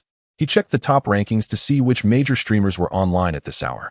Many prominent streamers with hundreds of thousands of followers typically began their broadcasts at 9 o'clock. It was still a bit early. After perusing several streams, Chen Luo discovered a prominent female streamer named Sanjin, who had a significant number of viewers. In her room, there was a level 75 supporter and several others at levels 50 or 60. The live stream boasted over 30,000 viewers. Sanjin was engaged in a match with a male streamer, adept at rallying votes, and her room's competitive spirit and ambience were quite strong. She would be the one. He would have her compete with Su Yue shortly to generate some popularity. Luo Shun sent 10 carnival gifts. Who is it? Has a new supporter arrived in the live stream? Welcome, my Luo Shun. Thank you for the 10 carnival gifts. Our loyal fans are sending a wave of attention to Luo Shun. Sanjin stood up immediately to send a firework display to Chen Luo, bowing in gratitude. Luo Shun sent 10 carnival gifts. Chen Luo sent her another 10 carnival gifts. After all, he needed to solicit her assistance, so he ought to contribute something. With 20 carnival gifts, he directly aided Sanjin in securing this round. Luo Shun, streamer, let's play a round. Luo Shun, when you have a moment, connect with my streamer, called Wei Wei. She is super sweet. Certainly. No problem, Luo Shun. Give me 2 minutes. I will connect right away. Chapter 60. Do you have a level 75 supporter? I will conquer you. Additional updates. A few moments later, after Sanjin completed her rankings, she promptly connected. Hello. Wei Wei, such a beautiful sister. Come on, our fans, let us give her some attention. Su Yue smiled and greeted her back. Sister Sanjin, hello. Thank you all for your attention. Thank you. Shall we play a round? Sanjin, having received 20 carnival gifts from Chen Luo, had no reason to decline. She was, after all, a streamer and typically streamed continuously. Of course. Absolutely. Sister, how would you like to play? Luo Shun, let us go for the overall ranking. Let us aim for the overall ranking then. If we lose, we can determine a penalty afterward. In other categories, Chen Luo would not stand a chance. Only the overall ranking promised victory. As for categories like the top 10, top 100, or assistance numbers, Chen Luo simply could not compete with major streamers, as he had only himself to send gifts. The overall ranking? Sure, let us go for a 10-minute match. Start. Luo Shun sent 10 carnival gifts. Chen Luo initially sent 10 carnival gifts to prompt the opposing streamer to engage. After all, they too needed to earn. If he sent too many at the outset, the supporters might sense a lack of victory and refrain from sending more. The formidable prowess of Sanjin was indeed evident, as several elder brothers united to engage in the carnival, swiftly surpassing Chen Luo. The viewers in the live stream witnessing Luo Shun's renewed offensive, were electrified with excitement, anticipating a thrilling spectacle for the evening. The atmosphere was rife with amusement as Luo Shun seemingly baited his opponents, urging them to chase him.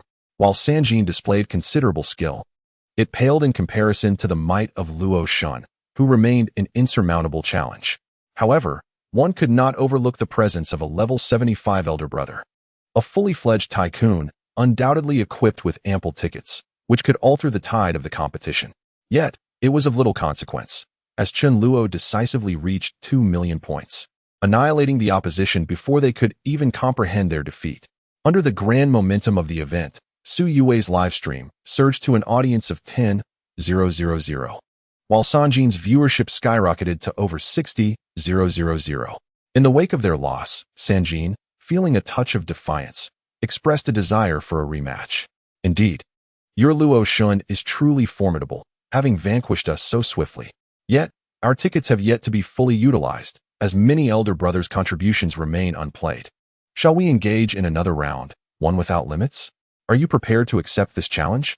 Luo Shun replied, let us play. First, she must undergo a punishment. The stipulation was that she must declare 10 times, Luo Shun is invincible, while simultaneously launching fireworks. Thus, in front of thousands, the streamer Sanjin complied with the punishment. Luo Shun is invincible. Luo Shun is invincible. Once the punishment concluded, Sanjin convened for an additional 2 minutes before initiating the second round. Let the match commence. A 15-minute competition with no upper limit on votes. From the outset, the elder brothers on Sanjin's team rallied their efforts, recognizing the formidable strength of Luo Shun. Despite their combined force, they felt undaunted against Chen Luo. With contributions from various users, including a level 75 and a level 60, they rapidly amassed 1 million votes. Thank you, esteemed brothers. Let us combine our strengths and continue to propel forward. This opponent is indeed formidable. We must give our all. Charge. Fueled by their fervent battle anthem, the streamer's call for votes proved remarkably effective, with the audience nearing 100,000. Meanwhile, Su Yue's popularity soared as well, drawing in 30,000 spectators eager to witness the spectacle. Welcome, everyone. Are you here to watch the battle? Please consider following me and the top-ranked Luo Shun. You shall witness even more thrilling moments ahead. Enjoy the performance of Luo Shun. Luo Shun dispatched 100 carnival gifts. This time, Chen Luo held nothing back, delivering 100 carnivals, propelling Su Yue to the pinnacle of the entire ranking list. Astonishing. Here it comes again. A consecutive strike of 100 carnivals. Luo Shun is invincible. Luo Shun is truly formidable. Watching Luo Shun in action is utterly exhilarating. This is the essence of a true magnate, sweeping the realm with unmatched prowess. To date, Luo Shun has never faced defeat. There are no rivals across the entire Douyin platform. Upon witnessing those 100 carnivals, Sanjin felt an immediate surge of pressure. However, this also catalyzed her live stream to surpass 100,000 viewers. Such dazzling spectacles attract immense traffic. We shall not concede. Our brothers are still here. Let us rally together. 100,000 in the live stream room. We have a chance to triumph. User Chung Yang, level 75, gifted 30 carnivals. Sanjin was still soliciting votes, eager to rally support. Yet, Chen Luo was relentless, seizing the opportunity to elevate the excitement with more carnivals, providing a thrilling spectacle for all. Luo Shun sent 101 carnivals. Luo Shun sent 200 carnivals. At this juncture, Sanjin yielded, surrendering in defeat. Overwhelmed, she conceded that even with a level 75 ally, it was futile. Stop, stop, stop. Your Luo Shun is too powerful. How can we compete with 200 carnivals right from the start? We concede. I'll accept my punishment. Since she surrendered, Chen Luo spared Su Yue from imposing any penalties. Sanjin participated in a couple of rounds, simultaneously boosting Su Yue's livestream popularity. Chen Luo then gifted Sanjin an additional 10 carnivals. This evening, Chen Luo came with the ambition of reaching level 75. Now, having ascended to level 66, he only needed to rise 9 more levels to become a fully realized level 75 magnate. After finishing the games, Sanjin transitioned to the 9 p.m. slot. Without a doubt, Su Yue claimed the top spot for the hour. Post 9 o'clock, numerous prominent streamers with 100,000 viewers began their broadcasts. However, Some of these high viewers lacked substantial support. Chen Luo sought out those with true potential, at least capable of delivering 100 carnivals, to create an exceptionally captivating experience. Yet, he remained uncertain which streamer had the necessary resources. He decided to inquire with someone. Previously, he had discovered a streamer named Didi on the hourly leaderboard, whom he had gifted before and thus recognized her. It seemed prudent to reach out to her. Lo Shun gifted streamer Didi 10 carnivals. The carnival is a gateway. All of Douyin is a friend of Lo Shun. Ah, thank you for the 10 carnivals, Lo Shun. Welcome, my Lo Shun. Lo Shun, help me organize a gathering. Bring my streamer along, and find 2 others with substantial support. Lo Shun, I'll team up with you to ensure your victory. Lo Shun, don't involve those who can't deliver 100 carnivals. Chen Luo was exceedingly audacious. This night, he aimed to impress all the top streamers. Chapter 61. Rewards can now be redeemed. Let us go. Determined to make a significant impact, Chen Luo added more funds to his Douyin account. The last recharge of 20 million still leaves a considerable amount. However, it is prudent to add a little more for safety. After upgrading to over level 60, Chen Luo unlocked exclusive customer service and gained access to substantial recharge channels, making it much more convenient to spend money. Just as Chen Luo was wildly recharging, a system alert suddenly emerged. A new system patch is available. System is undergoing emergency updates. Update complete. Activate the reward cashback feature. All gifts sent by the host will receive a 50 cashback. Cashback is available? Excellent. I thought so. Has the system finally appeared? Thankfully, it has been fixed. Now, Chen Luo could shower gifts without hesitation, directly recharging another 50 million. In the live stream, the host Didi first connected with Su Yue, and they engaged in light conversation.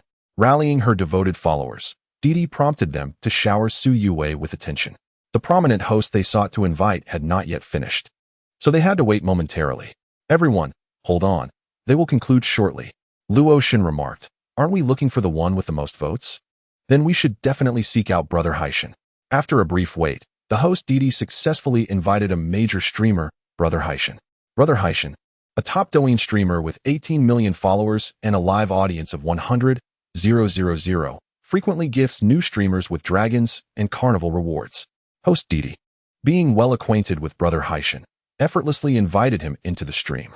Ah, Haishan, have you finished? Let us engage in a match, 2 against 2. I've already found my teammates. You need to bring someone conditional. Didi declared, I must inform you that my wealthy brother has spoken. If we cannot score 100 carnival rewards, we are not worthy to participate in this match.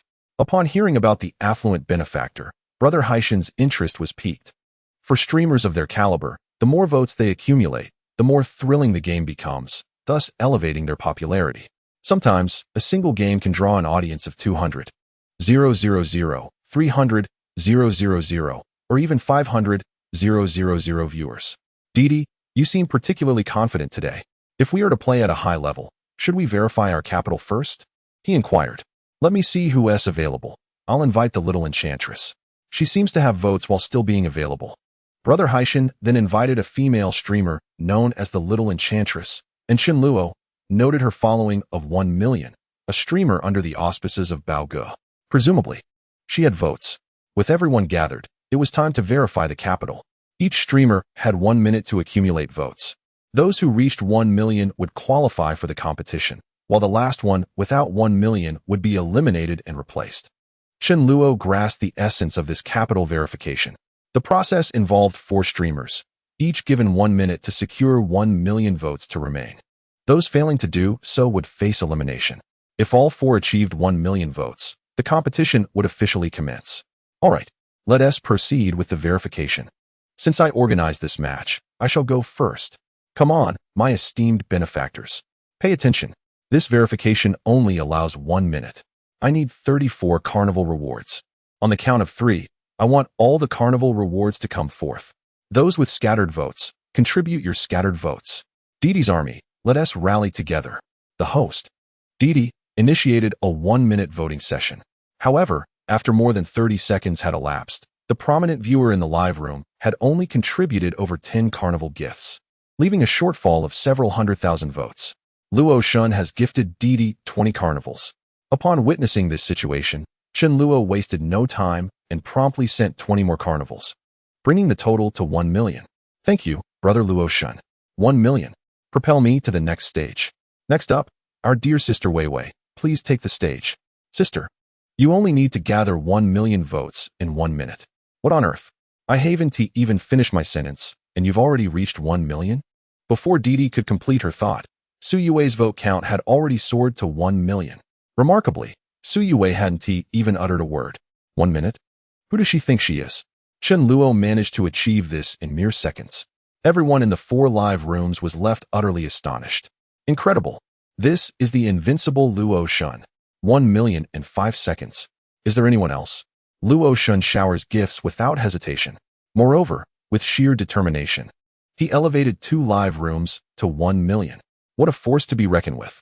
The pressure now shifted to Brother Haishan and the little fairy. In the face of Luo Shun, tremble in awe. Is Luo Shun the sweet guardian of Wei Wei? Didn't he once shower this host with 1,000 carnivals? The next round of verification arrived at Brother Haishan's side. Brothers, rally for me. Let us hit 1 million. Team 312. Charge. Thank you for the carnivals, big brother. We're still short by 10. Hurry. The last 20 seconds. The final carnival has arrived. Under Brother Haishan's fervent pleas, they finally reached 1 million within the minute. Little fairy, it's your turn. All 3 of us have reached 1 million. Let us advance to the finals. The last little fairy also commenced her 1-minute voting campaign. Brothers, we cannot lose. Let us give it our all. Unfortunately, when the final minute concluded, she only amassed 820,000 votes, falling short of the 1 million mark. Little fairy, you were so close. Congratulations on your elimination. Please take a bow and exit gracefully. It appears that achieving the 1 million mark is no easy feat. This 1 million does not count towards the total and lacks any bonuses. It is merely a superficial display. Those lacking sufficient strength may barely reach 1 million. But soon enough, they will find themselves without votes. The thrill of this voting verification mechanism is indeed exhilarating, captivating many viewers. Su Yue's live room siphoned off quite a bit of traffic from the other 3 hosts, reaching an audience of 50,000. With the little fairy eliminated, I shall invite another. I'll bring in Lao Li. Brother Haishan has brought another prominent host into the mix, Lao Li, who boasts a fan base of 9 million and an audience of 80,000 in his live room. These prominent hosts are all familiar faces to each other. They exchange votes regularly, and only a handful consistently contribute daily. Lao Li, how about participating in this high-stakes verification round? The 3 of us have each reached 1 million. If you are afraid, you may bow out. Ha. Upon hearing this from Brother Haishan, Old Li immediately grew displeased. Does such a prominent streamer not care for their reputation? In this situation, there was no choice but to accept. Verification of funds, is it? Very well. I accept. Let me tell you, I won't even need a minute. I only require 10 seconds. Can you believe that? Chapter 62, The Clash of the Wealthy. The carnival in full swing. 10 seconds for 1 million? Is there truly such an audacious streamer? It seems Douyin is indeed a treasure trove, harboring such powerful figures. Ha. Old Li, it appears you are ready to stand up today. Let us witness your performance. However, I must clarify, since you have made such a bold claim, my live stream currently boasts 200,000 viewers. If you cannot achieve 1 million within 10 seconds, you shall gift each of us a carnival. Moreover, even if you do reach 1 million after the 10 seconds, you must bow out. What do you say? Do you dare to accept? Brother Haishan, a true genius of Douyin, deftly heightened the stakes. Chen Luo transformed into an onlooker, entering Old Li's live stream to observe the unfolding situation. All right, I accept. The live stream now has 100,000 viewers. Come, my dear brothers and sisters. I will count to 3, and after that, grant me 1 million in a flash. 3, 2. Although he said he would count to 3, it took a full 10 seconds to complete the countdown. The seasoned host, an expert in manipulating time, skillfully drew in the audience. 1. Granted to me instantly. Level 75 user Qingjia sends a carnival. 1, 2, 3, 10. 20. Level 66 user Kongsa sends a carnival with a 10-fold strike. Level 65 user Zaiwangxi sends a carnival with a 10-fold strike. Old Li, a stalwart in the live streaming realm, was not only surrounded by numerous supporters, but also possessed formidable power, as several individuals collectively showered the carnival gifts. They effortlessly surpassed the 1 million mark in less than 10 seconds. However, the more this occurred, the more exhilarated Chun Luo felt. He had finally encountered a worthy opponent. During times of invincibility and solitude, how one longs for an adversary capable of exchanging blows. Chun Luo glanced at the profiles of these affluent individuals. To his surprise, the level 75 full-fledged wealthy user, Qingjia, was a woman. A rich lady, perhaps? Upon reaching the 1 million milestone, Old Li stood with the microphone, signaling victory with a gesture. He immediately began to boast. Was it within the time limit? Brothers, did you keep track? How long did I take? On the public screen, some claimed 8 seconds, others 5, and even some insisted 1 second. Witnessing Old Li's triumph, Brother Haishan was elated. Old Li, are you firing on all cylinders today? Then I feel reassured. I have no shares in this. In this round, Didi and her partner team up, while the two of us old fellows form another duo. I'm relying on you, Old Li, haha. Come on. Didi, how shall we play this 2v2? What penalties shall we impose? The 4 streamers convened to discuss the rules, including the consequences for the losers. Brother Sean, Brother Li, let us aim for the overall leaderboard this time, with no limits. Let us keep it simple. If we lose, we'll adhere to the usual custom. We'll create a video and garner some attention.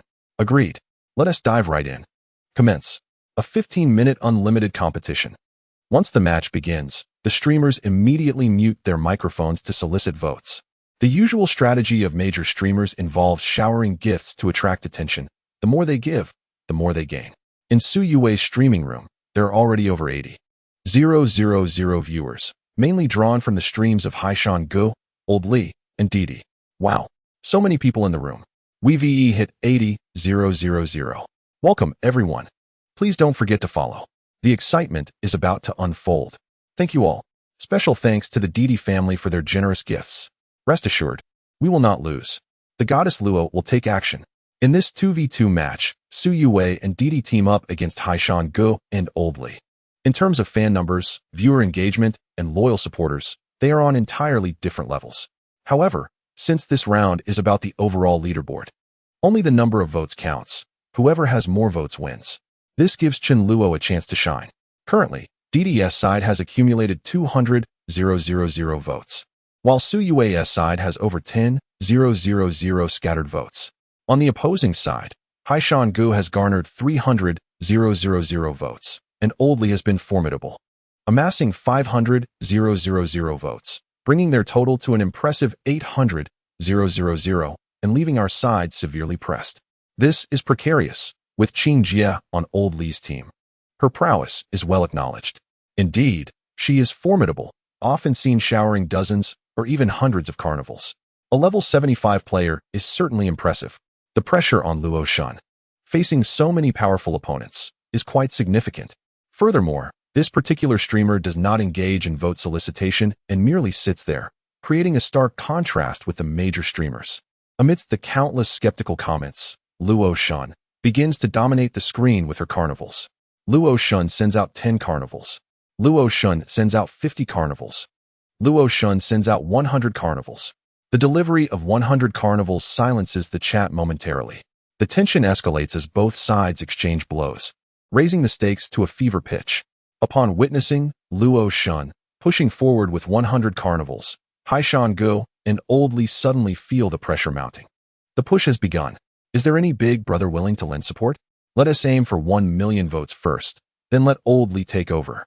In such high-stakes matches, the big spenders are sure to emerge. Regardless of the outcome, there will always be someone willing to contribute votes. Level 71 User Hero God sends Haishan Gu a carnival worth 30. Look, a level 71 big spender has just joined. Brothers and sisters, Haishan's side has already surged ahead. We need to catch up. The opposing team possesses formidable strength. Let us rally more support now. It will be difficult to chase later. Carnival is upon us. Rockets are soaring. Sports cars are racing. Lollipops, large beers. Everything is in order. Brothers and sisters, let us unite and celebrate. The grand battle of generous patrons unfolds, with carnivals flying everywhere. Not only carnivals, but also various scattered tickets and limited gifts, creating an atmosphere that has reached its zenith.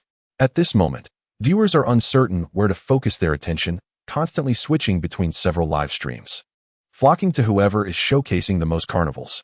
Come forth. Let us engage in a grand contest. Let us see whose tickets prevail. Chun Luo spares no opportunity for the competition, launching another 200 carnivals without respite. On the other hand, Su Yue's ticket count has already surpassed 10 million. However, what is astonishing is that, despite the astronomical figure of 10 million, the competition persists. They are aware that Chun Luo stands alone, facing an overwhelming number of affluent patrons, with uncertain odds of triumph. If Chun Luo sends 300 carnivals, each of these affluent individuals need only contribute a few dozen to catch up. The ticket counts are diminishing at a visibly rapid pace. Chapter 63, a record-breaking 2,888 consecutive carnivals. At this juncture, the spectacle has transformed. The number of viewers across 4 live streams has escalated to 600,000, an audience largely composed of avid live stream enthusiasts and devoted followers of other prominent streamers. Additionally, numerous editing accounts, battlefield reporters, and entertainment gossip channels are present. In today's contest, those who send the most carnivals will have their moment in the spotlight, as editing channels across the platform will fervently compile highlights, making it nearly impossible not to gain recognition. Furthermore, affluent patrons exceeding level 60 have arrived, eager to send carnivals and secure a place on the leaderboard.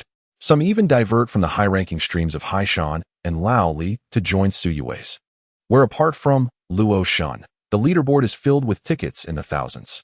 A single carnival can easily secure a spot in the top 10. A minimal investment for a chance to shine before hundreds of thousands. A truly fortuitous opportunity. Thank you. We appreciate everyone's carnivals. Let us stand shoulder to shoulder with Luo Shun. Let us charge forth.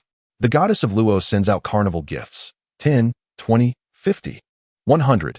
Chun Luo's fingers incessantly tap the carnival. He aimed to widen the gap with his opponent once more. Sister Qing sends out carnival gifts. 100, 101, 102 currently. The vote count stands at 16.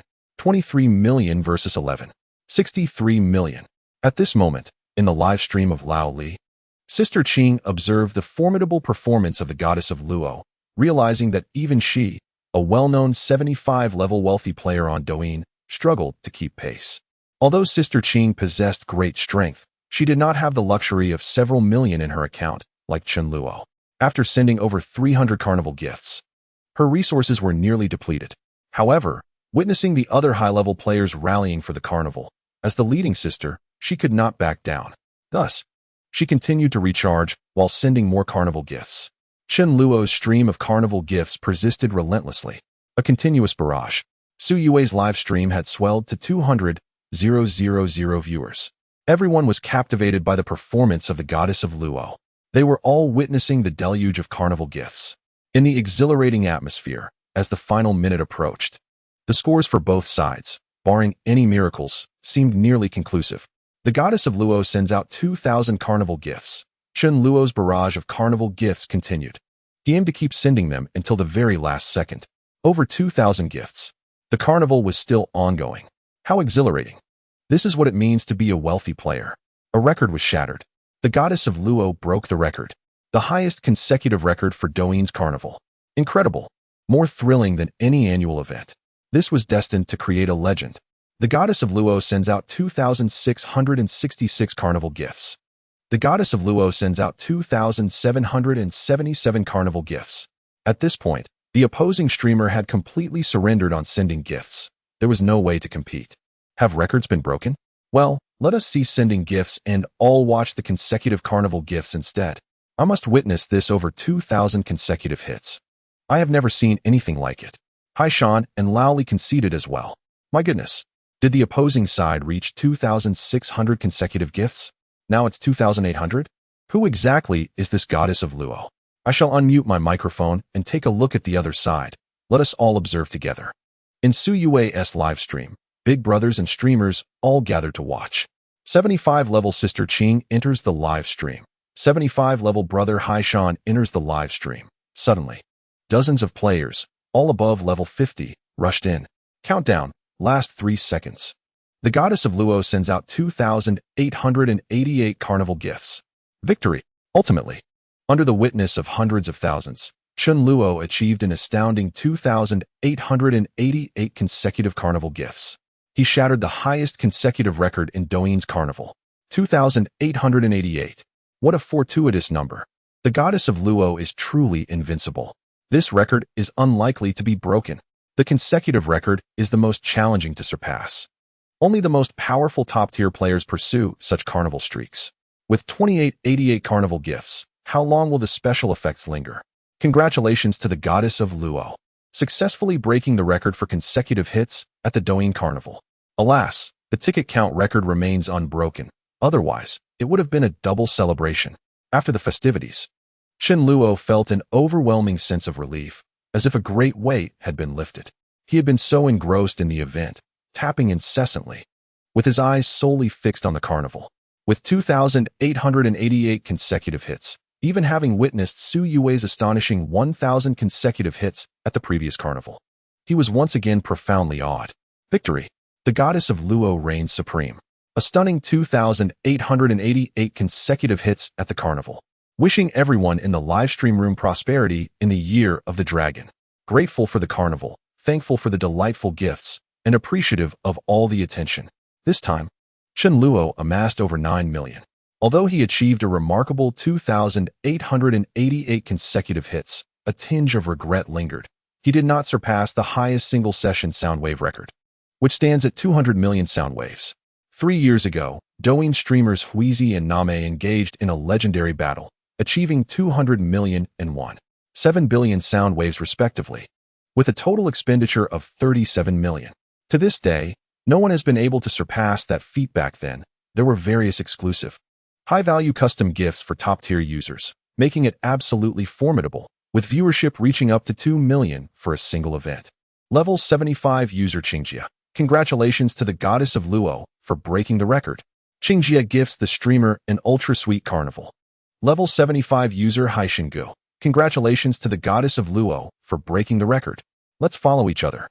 Haishingu gifts the streamer an ultra-sweet carnival. Now, across the platform, all streamers, whether top-tier or lesser-known, are eager to align themselves with the goddess of Luo. Chen Luo's fanbase surged by over 100,000, nearing a total of 200,000 followers. Goddess of Luo, thank you all.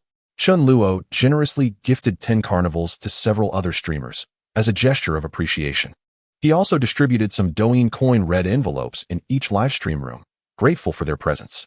Chen Luo's Douyin consumption level has now ascended to level 73, just 2 levels shy of reaching level 75.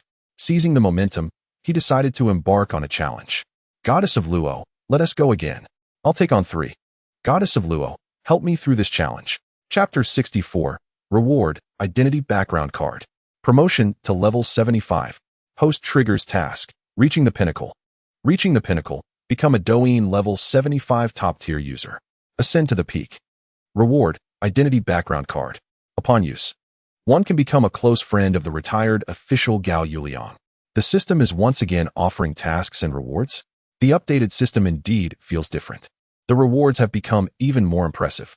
An identity background card, tied to a retired official, sounds intriguing. This name seems somewhat familiar. Gao Yuliang? Could it be Teacher Gao? But that doesn't seem right. This isn't a television drama. Perhaps it's merely a coincidence in names. This will be clarified upon meeting him. Brothers, don't leave. We have 300,000 viewers in the live stream.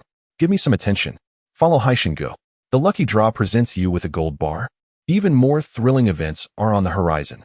A wealthy patron is about to undergo a transformative trial.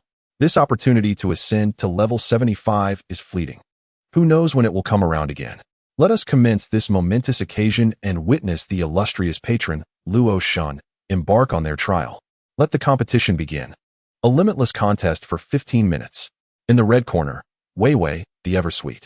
In the blue corner, Haishingu, Lao Li, and Didi. Although everyone is aware that this trial belongs to Luo Shun, and no contender stands a chance, the esteemed participants in the live stream maintain their composure and extend their respect, contributing generously from the outset. Many have showered the event with carnival gifts, particularly the level 75 patron, Qingjia, from Lao Li's stream, who has generously donated over 30 carnivals, totaling an impressive 1 million.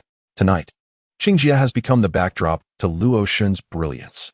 15 minutes is ample time, and sending 1,000 carnivals is entirely feasible. Luo Shun gifts 100 carnivals. Luo Shun gifts 200 carnivals. Countless spectators have gathered, and various streamers from the Douyin circle have come to show their support. Many attendees have presented gifts, hoping to gain some recognition in Luo Shun's presence. However, the sheer volume of gifts overwhelms Chun Luo, as the screen is inundated with carnival effects. While Chun Luo continues to shower the stream with gifts, the system notifications elicit a chuckle from him. Qin Ruoxue Intimacy Level 5. Luo Yi Intimacy Level 20. Sun Miaoi Intimacy Level 15. Lin Yan Intimacy Level 10. What is going on? I have hardly acknowledged these women in the past 2 days. Yet their intimacy levels have surged simultaneously. Could it be that they are watching me send gifts? This seems plausible, as these women are all mutual friends of Chun Luo and also fellow streamers. As Chun Luo dispenses thousands of carnivals, screenshots circulate various groups within the streaming community, and announcements across the platform have been drifting for an indeterminate duration.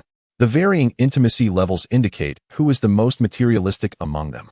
However, it is quite fortunate that I have not spent a single penny on them, yet my intimacy level rises. Luo Shun gifts 500 carnivals. Luo Shun gifts 999 carnivals. Just one more to go? The final carnival will complete the trial and elevate me to the esteemed status of level 75 patron. Within the streaming room, countless individuals are recording and capturing screenshots, all eager to witness this glorious moment.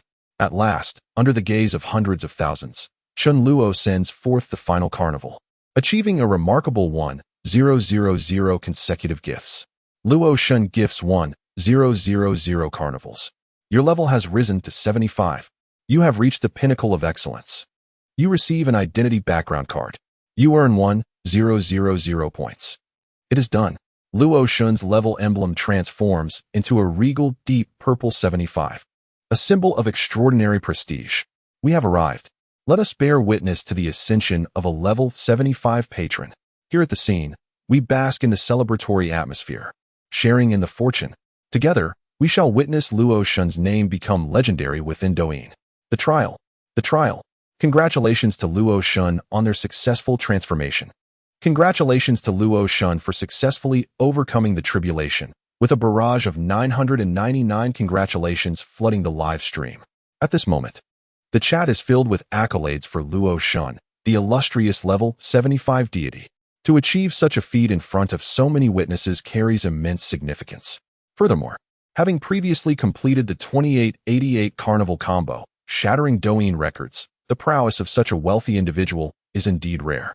Witnessing the overwhelming support from the audience, Chun Luo reciprocated their enthusiasm. Luo Shun, thank you all. I am grateful for your support and witness. Luo Shun, let me distribute 100 red envelopes to everyone. Luo Shun sends out 100 red envelopes of 10,000 Do coins each. Brothers in the live stream, hurry over to the other live room. Luo Shun has released 1,000,000 Do coins in seconds. Go seize it quickly. I've already gone over. Let us all rush to grab it. Whoever secures it should come back and renew my light board. Chun Luo actively distributed seconds packages in the live room, ensuring everyone had the chance to grab them.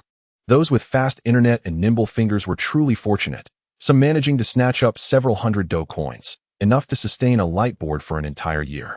After distributing the red envelopes, Chun Luo was thoroughly entertained and had achieved his minor goal of becoming a fully fledged deity. Subsequently, he instructed Su Yue to conclude the live stream. Following a wave of excitement, Su Yue was left awestruck by her earnings from the broadcast, which surpassed 100 million in sound waves. My goodness, did we truly earn over 10 million from just one live stream? That's astonishing. Brother, once this sound wave is withdrawn, I'll transfer it to you. This is an overwhelming sum. While she could accept gifts and tips in the range of 1 to 2 million, she felt it best to transfer the over 10 million to Chun Luo. Su Yue contemplated transferring the money, which delighted Chun Luo. However, he declined her offer. Yue, there's no need to send it to me. You should keep it for yourself and enjoy being wealthy. If I find myself short on funds in the future, I will gladly rely on your generosity. Su Yue's intimacy level 1. All right, brother, I'll save it all for you. Not a single cent will be spent. In the future, I will pamper you. With the system's cashback, Chun Luo also earned over 5 million. When considered together, the couple's combined income could reach 10 million a day. Su Yue sent over screenshots and videos of the tribulation, and Chen Luo edited them slightly before releasing a work commemorating his status as a level 75 full-fledged deity. Reaching new heights, Chen Luo simply posted these 4 words, which conveyed everything. Once the video was shared, it garnered a continuous stream of likes, comments, saves, and shares. Meanwhile, numerous editing accounts began to publish various highlights from the tribulation and carnival combo of the night. In the background, followers surged in numbers, and many renowned Douyin streamers began to follow the Luo Shen account.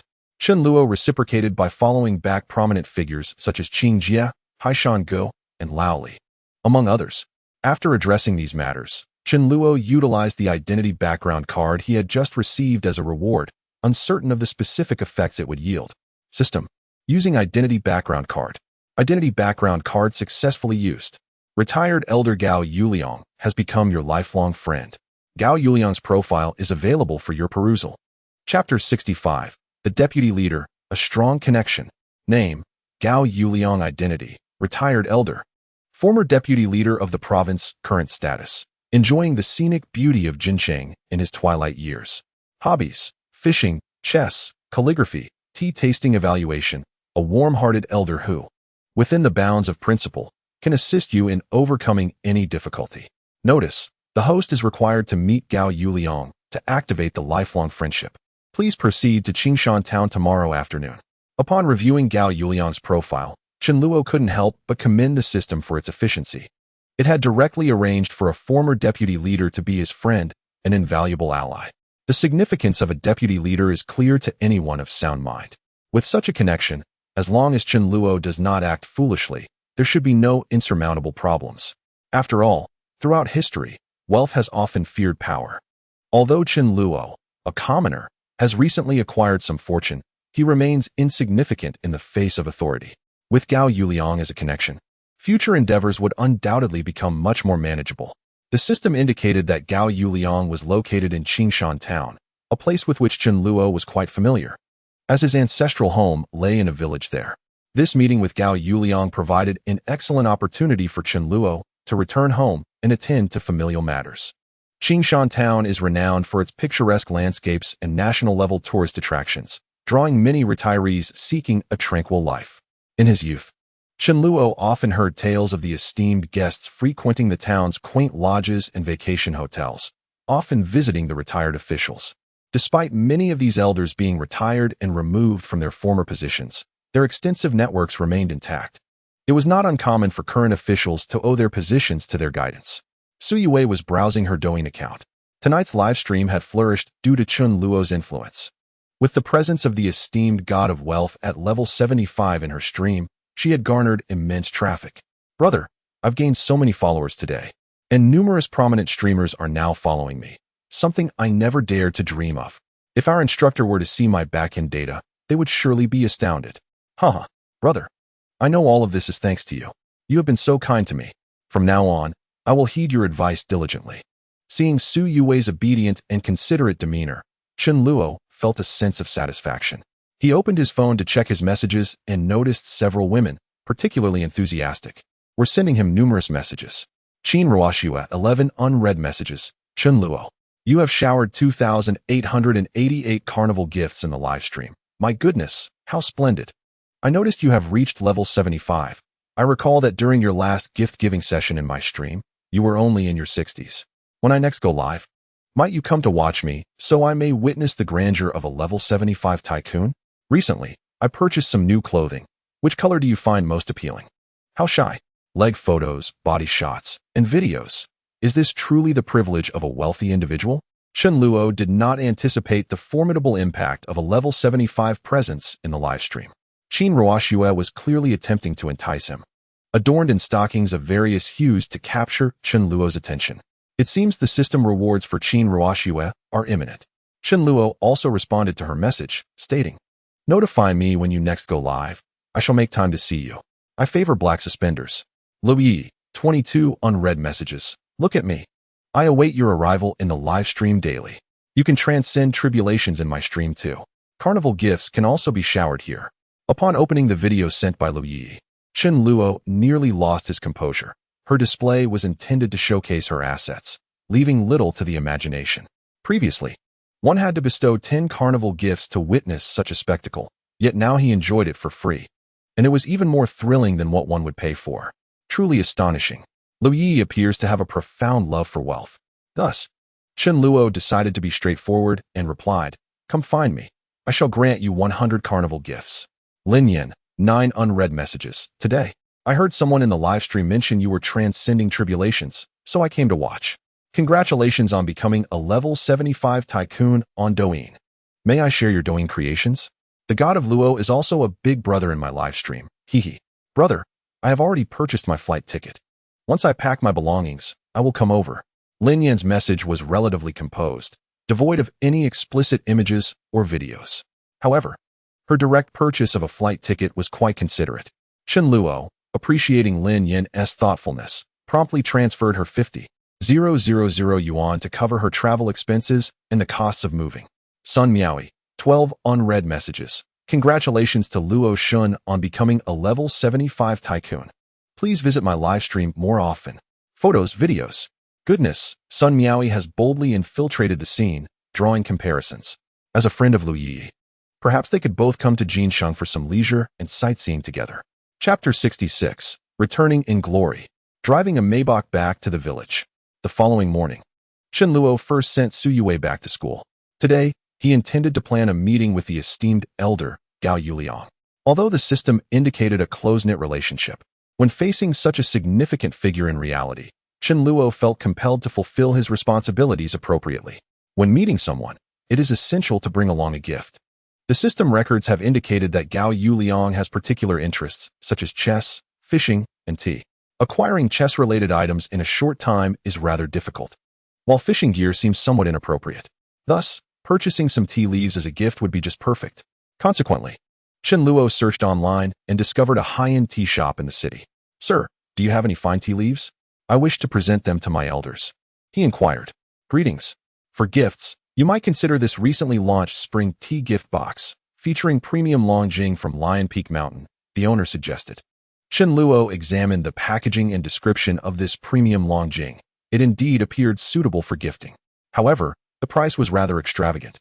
Despite the large packaging, it contained merely a small box, priced at 500 per pound, amounting to a staggering total of 50,000. At 100 per tea leaf, a single cup would deplete several hundred in value. Nevertheless, Chen Luo was no longer constrained by finances. He purchased 2 boxes for a total of 100,000. One for Gao Yuliang and one for his father. After acquiring the tea leaves, Chen Luo proceeded to buy additional gifts, including Maotai liquor, cigarettes, and nutritional supplements. He planned to return home in the morning and visit Gao Yuliang in the afternoon. To return home in glory, clad in splendid attire, Chen Luo reflected. With several million in savings and a flourishing company, he was no longer the wage earner of the past. Before his departure, Chen Luo called his father to inform him of his visit. "Dad, I will be home around noon. I bought a car, so you might want to get some firecrackers." Upon hearing that his son had purchased a car, old Shun was elated. After years of anticipation, his son had finally made something of himself, not only earning money, but also buying a vehicle. "Wonderful. I'll head out to buy some vegetables and prepare a delicious meal for you at noon." This time, Chen Luo opted for a Mercedes Maybach rather than a Ferrari. Although the Ferrari was valued at 10 million, it seemed rather ostentatious, with a cramped space that couldn't accommodate much. Driving a Ferrari for a long distance was also uncomfortable. In rural areas, most people lacked familiarity with supercars, having seldom encountered them.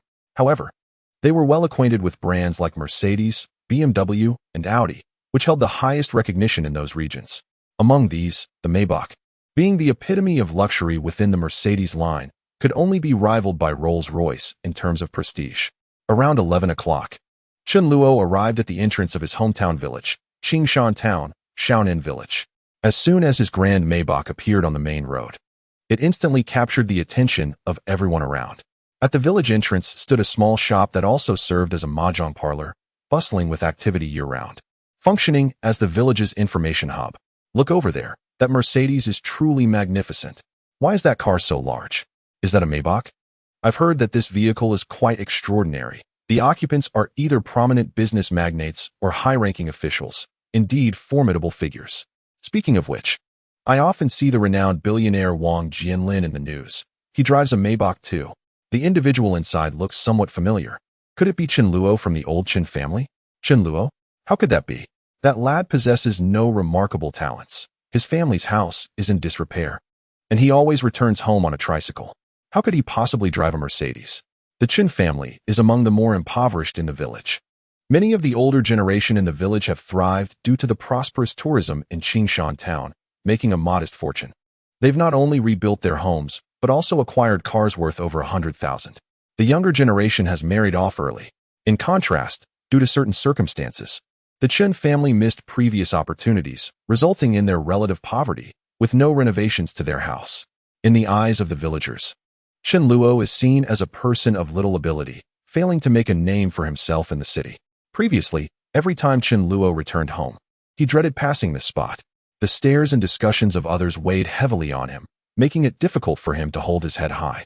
But today is different. He has returned. He arrived in a Maybach. Chen Luo parked the Maybach right in front of the small shop and got out with a pack of cigarettes. In that moment, everyone was taken aback, halting their games of mahjong to gaze at Chen Luo in astonishment. It truly is that young man from the Chen family. Chen Luo, come over and sit with us. I'm your Uncle Zhang.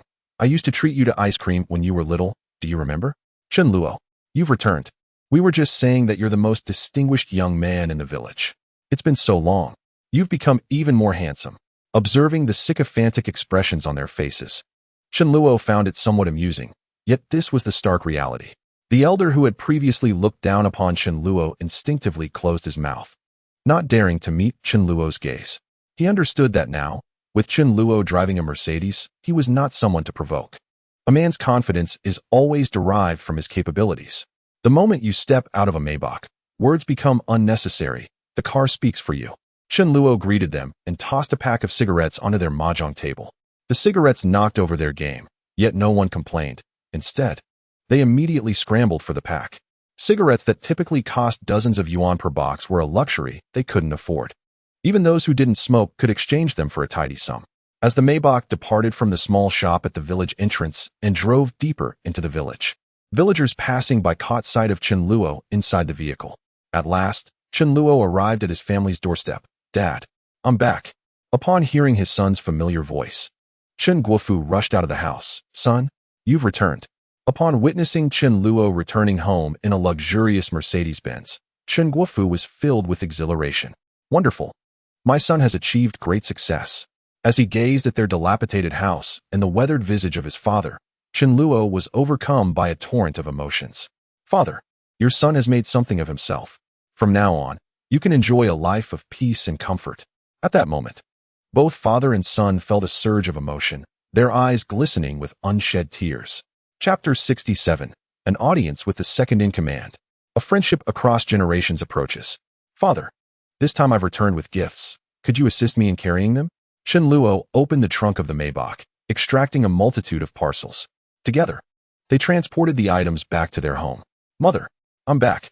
Upon hearing her son's voice, Li Xuehua hurriedly emerged from the kitchen. Luo, you've returned. Did you come back alone?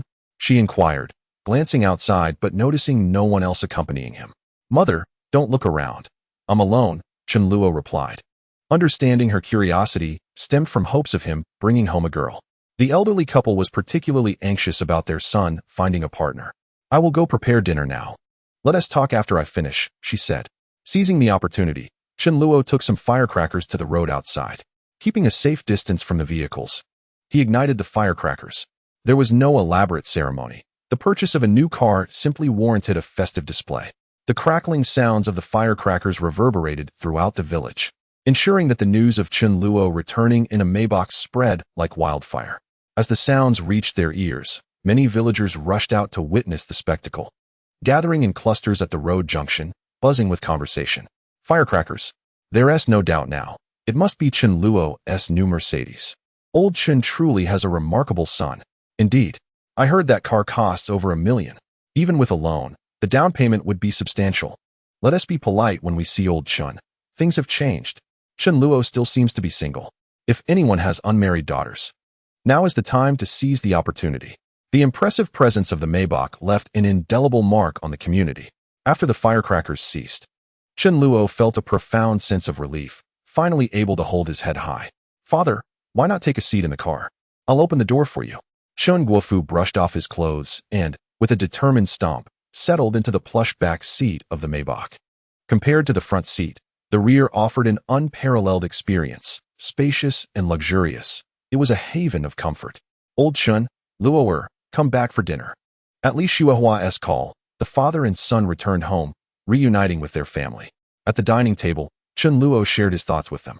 Father, mother, I have several matters to discuss with you upon my return. The first is that I have recently earned quite a substantial sum. In our last phone conversation, I mentioned something that you may already be aware of. I am currently in the heart of Jincheng, where I have established a film and media company. The reason for my delayed announcement is simply to surprise you. It has often been said in the village that our family lacks capability. But now that I have returned with a Mercedes, I am eager to see who dares to speak ill of us. Secondly, I intend to renovate our home. You need not concern yourselves with the details, as I will handle everything and enlist the right people for the job. The third matter, which I know is of utmost interest to you, is that I have found a partner. I will show you a photo. Chen Luo displayed a picture of Su Yue alongside him, followed by some candid shots of her life. The image of Su Yue delighted his parents immensely. Chen Luo's happiness had finally solidified. Wonderful. How lovely she is. And her height is impressive. To find such a daughter-in-law is indeed a blessing for you. With Chen Luo's newfound success, the atmosphere at the dining table transformed, free from the previous worries of his parents. Now, the family enjoyed meals filled with laughter and conversation. Mother's cooking was delightful, imbued with the essence of home.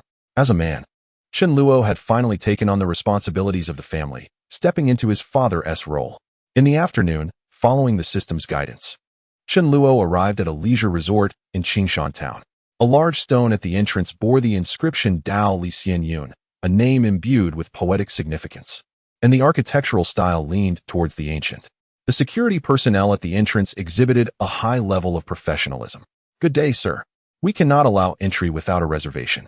I am Chen Luo, here to meet someone. Someone should have notified you. Are you Mr. Chen? Please present your identification for verification. After examining Chen Luo's ID, the security guard granted him access. Mr. Chen, please wait a moment. Someone will escort you shortly. After a brief wait, a staff member emerged from the resort, guiding Chen Luo to park his vehicle before leading him to a pavilion. Inside the resort, the picturesque scenery, with pavilions, flowing water, and the melodious chirping of birds, was enchanting. Within the pavilion, an elegant elder clad in a Zhongshan suit was engaged in a game of Go with a middle-aged man in a Taoist robe. Nearby were a woman and two men in black suits. Chen Luo's arrival immediately caught the attention of the two suited gentlemen, one of whom leaned in to whisper to the elder. Upon hearing this, the elder set aside his piece, lifted his gaze, and upon recognizing Chen Luo, beamed with joy and waved him over. Brother Chen, come here. It has been far too long. Since our last match, I have honed my skills, and today I shall challenge you properly. Seeing Gao Yuliang, an inexplicable sense of familiarity washed over Chen Luo, as if they had known each other in another life. Brother Gao, long time no see. Chen Luo warmly approached him and extended his hand for a handshake. He then handed the gift to the man in a suit beside him. Brother Chen, please take a seat. Let me finish this game first. We can have a few rounds afterward. Chen Luo sat to the side, observing the two as they played Go. However, he was not well versed in this game. If it were chess or Gamoku, he could manage, but it was of no consequence. Chen Luo had a system. Exchange for the skill of Go Mastery. Go Mastery. Upon acquiring this skill, your proficiency in Go will reach a professional player's level. In an instant, Chen Luo's mind was flooded with a wealth of knowledge regarding Go, attaining the caliber of a professional player. There are only 630 professional Go players in the nation, a rarity, with each one being exceptionally skilled. Chen Luo effortlessly discerned the game between Gao Yuliang and the other player. Their skills were commendable, but still in the realm of amateurs, not yet reaching the professional standard. However, the man in the Taoist robe seemed to possess slightly superior skills compared to Gao Yuliang. Despite understanding their strategies, Chen Luo remained silent, watching intently. A true gentleman observes the game without speaking. Soon, a minor blunder by the man in the Taoist robe led to his immediate concession. Gao Lao, I concede. I shall practice diligently and challenge you again next time. Chapter 68. Money and power, both are essential. Observing the man's concession, Chen Luo gained profound insight. This was not merely a game, but a reflection of social dynamics. Determined, he resolved to put on a good performance to delight the old cadre. "Brother Chun, come. Let us spar a bit." After taking his seat, Chen Luo picked up the black stones, while Gao Yuliang held the white ones. The contrast of black and white mirrored the duality of society. Chen Luo was not so presumptuous as to assume an unfair advantage. Given that the old cadre was in his 60s or 70s, he understood the importance of respecting elders. With the skill of Go mastery, it was exceedingly simple for a professional player to masquerade as an amateur. In a tightly contested game, Chen Luo ultimately lost by a narrow margin. Gao Yuliang, having won, was in high spirits, his face beaming with delight. "Ha! Thank you for the match. Let us call it a day. I'm a bit tired now. Brother Chun, what brings you here today? How can I assist you?" To Chen Luo's surprise, Gao Yuliang was so straightforward. He had been uncertain about how to initiate the conversation. But now he had a clear opportunity. "Indeed, there is something I would like to trouble you with. I wish to renovate my house. But the plot of land is quite small, which poses some difficulties." Hearing Chen Luo's request, those around them looked astonished. "You seek out a prominent former deputy governor just to assist you with a plot of land? This is akin to using a nuclear weapon to swat a mosquito. Brother, as a retired old man, I fear I may not be able to assist you with this matter. However, I have a protege who possesses a measure of influence in this small corner of Jincheng. I shall give him a nod. Henceforth, should you require assistance, you may seek his aid." After achieving his objective, Chen Luo did not linger, but bid farewell to Gao Yuliang and departed from the villa. Following Chen Luo's exit, a man in a Taoist robe engaged Gao Yuliang in discussion about him. "Old Gao, you truly have an eye for talent. I perceive this young man possesses an extraordinary visage, brimming with vitality, and harbors the latent potential of a soaring dragon. He is destined for greatness." The man in the Taoist robe, a priest from a nearby temple, excelled in his studies and discerned Chen Luo's uniqueness. Upon returning home, Chen Luo found that the arrangements made by Gao Yuliang had come to fruition. A man identifying himself as a certain secretary called, promising to resolve matters for Chen Luo within the day. The caller further assured him that regardless of the circumstances he might encounter, he could rely on him for assistance. Should he be unable to manage a situation, his superior would intervene, and if his superior was also unable, old Gao would step in to provide help. It turned out that Gao Yuliang's protege was, in fact, a prominent figure in an official capacity. Indeed, having connections makes all the difference. At this moment, in the village committee of Shaonan Village, the village head, Li Jian, received a call from the town mayor of Qingshan. The mayor repeatedly emphasized that he had received directives from the county, which in turn had received instructions from the city. This cascading hierarchy left village head Li Jian utterly astounded. He had not anticipated that Chen Luo possessed connections within the city. Before long, the village head, accompanied by others, made his way to Chen Luo's residence. The efficiency of their actions was remarkable.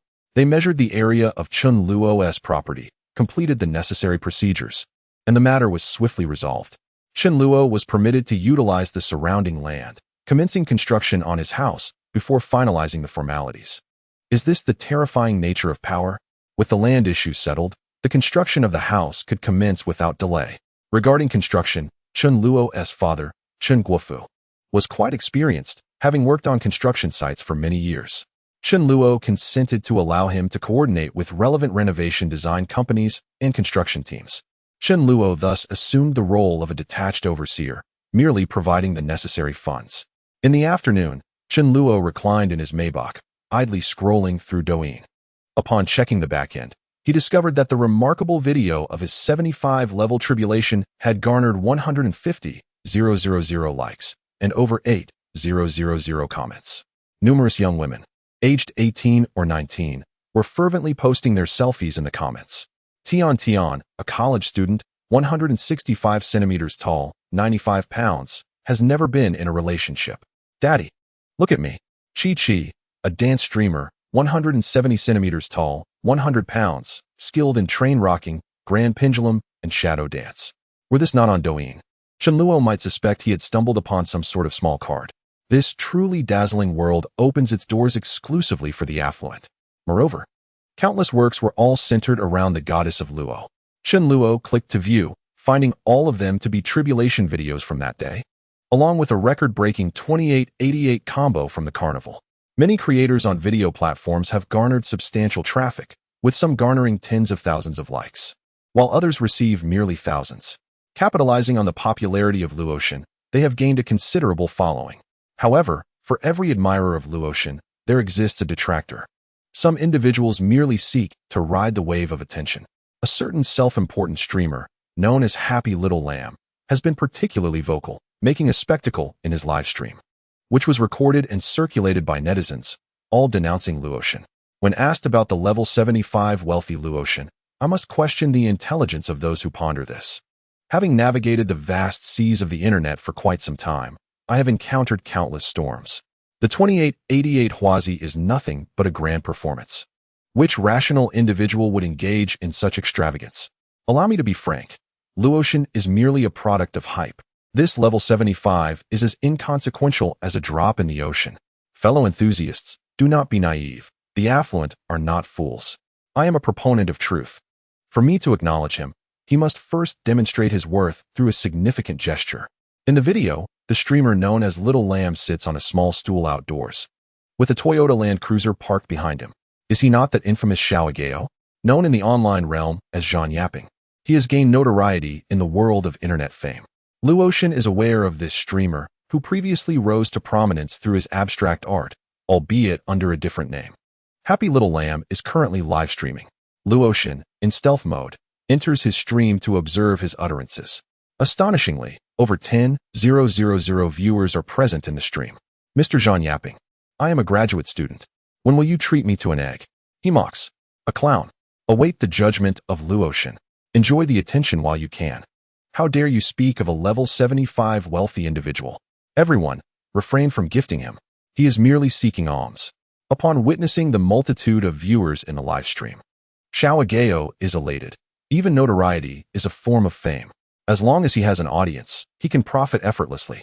Come, my dear supporters, allow me to play one last game of beer before you criticize me. Perhaps some of you are tuning into my stream for the first time and are unaware of the beer game.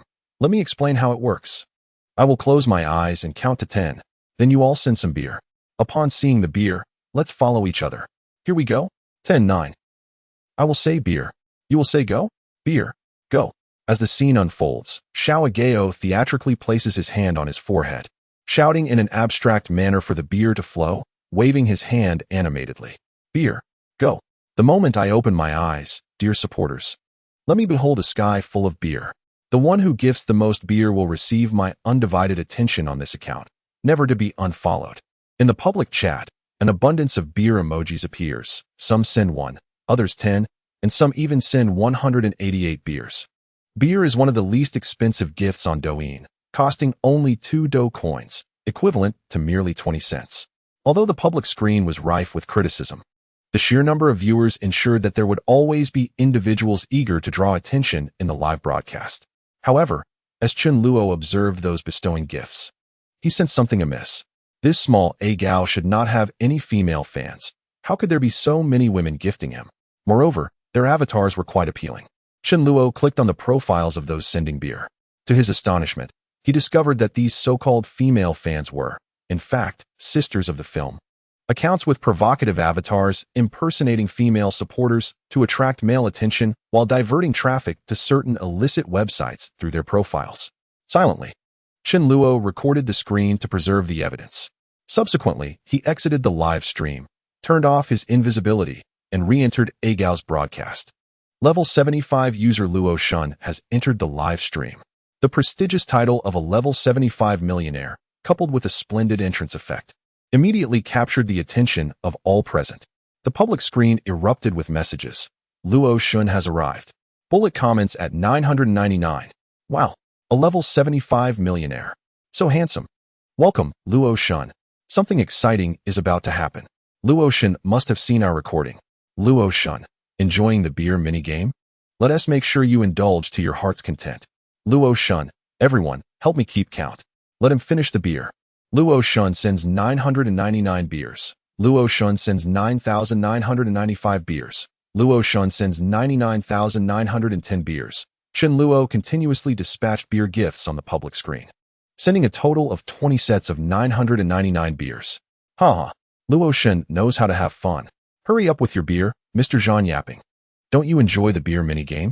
999 beers per set, and Luo Shun has sent 20 sets, totaling 888 beers. I'll keep count for you. At that moment, Gao, overwhelmed by the influx of gifts, could not find joy. He never anticipated that Luo Shun would truly visit his live stream. Previously, he had garnered attention by riding on the coattails of others, but today, he faced a debacle. Had it been an ordinary person, he could have easily brushed it off or pretended to lose signal.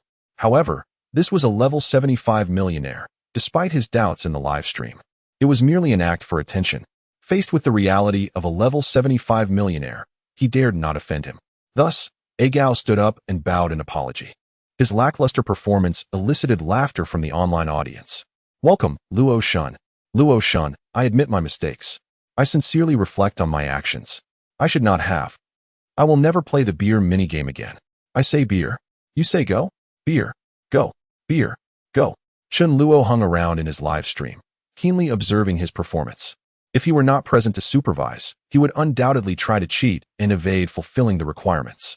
Upon reaching level 75, Chen Luo was bestowed with his own exclusive personal customer service.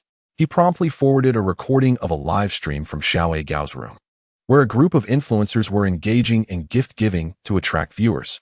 With so many accounts violating regulations to draw attention, does the host bear any responsibility for inadequate management? Given the presence of a significant number of university students in the live stream, could this lead to dire repercussions? Douyin is a platform that promotes positive energy. Upon receiving Chen Luo's message, the dedicated customer service representative swiftly replied, assuring him that the matter would be escalated to the relevant personnel for verification and resolution. Within the live stream, Xiao Gao seemed to have lost his senses under the influence of beer. I say beer, I say go. Beer me. Beer. As Chen Luo participated in the live stream, the audience continued to swell, with the viewer count surpassing 50,000 due to a flurry of shares and interactions. It cannot be denied that Chen Luo's ascension to the status of a level 75 affluent user had indeed garnered him immense traffic. However, just as the audience was becoming increasingly engaged, Xiao Gao's live stream was abruptly terminated. The live stream has been banned.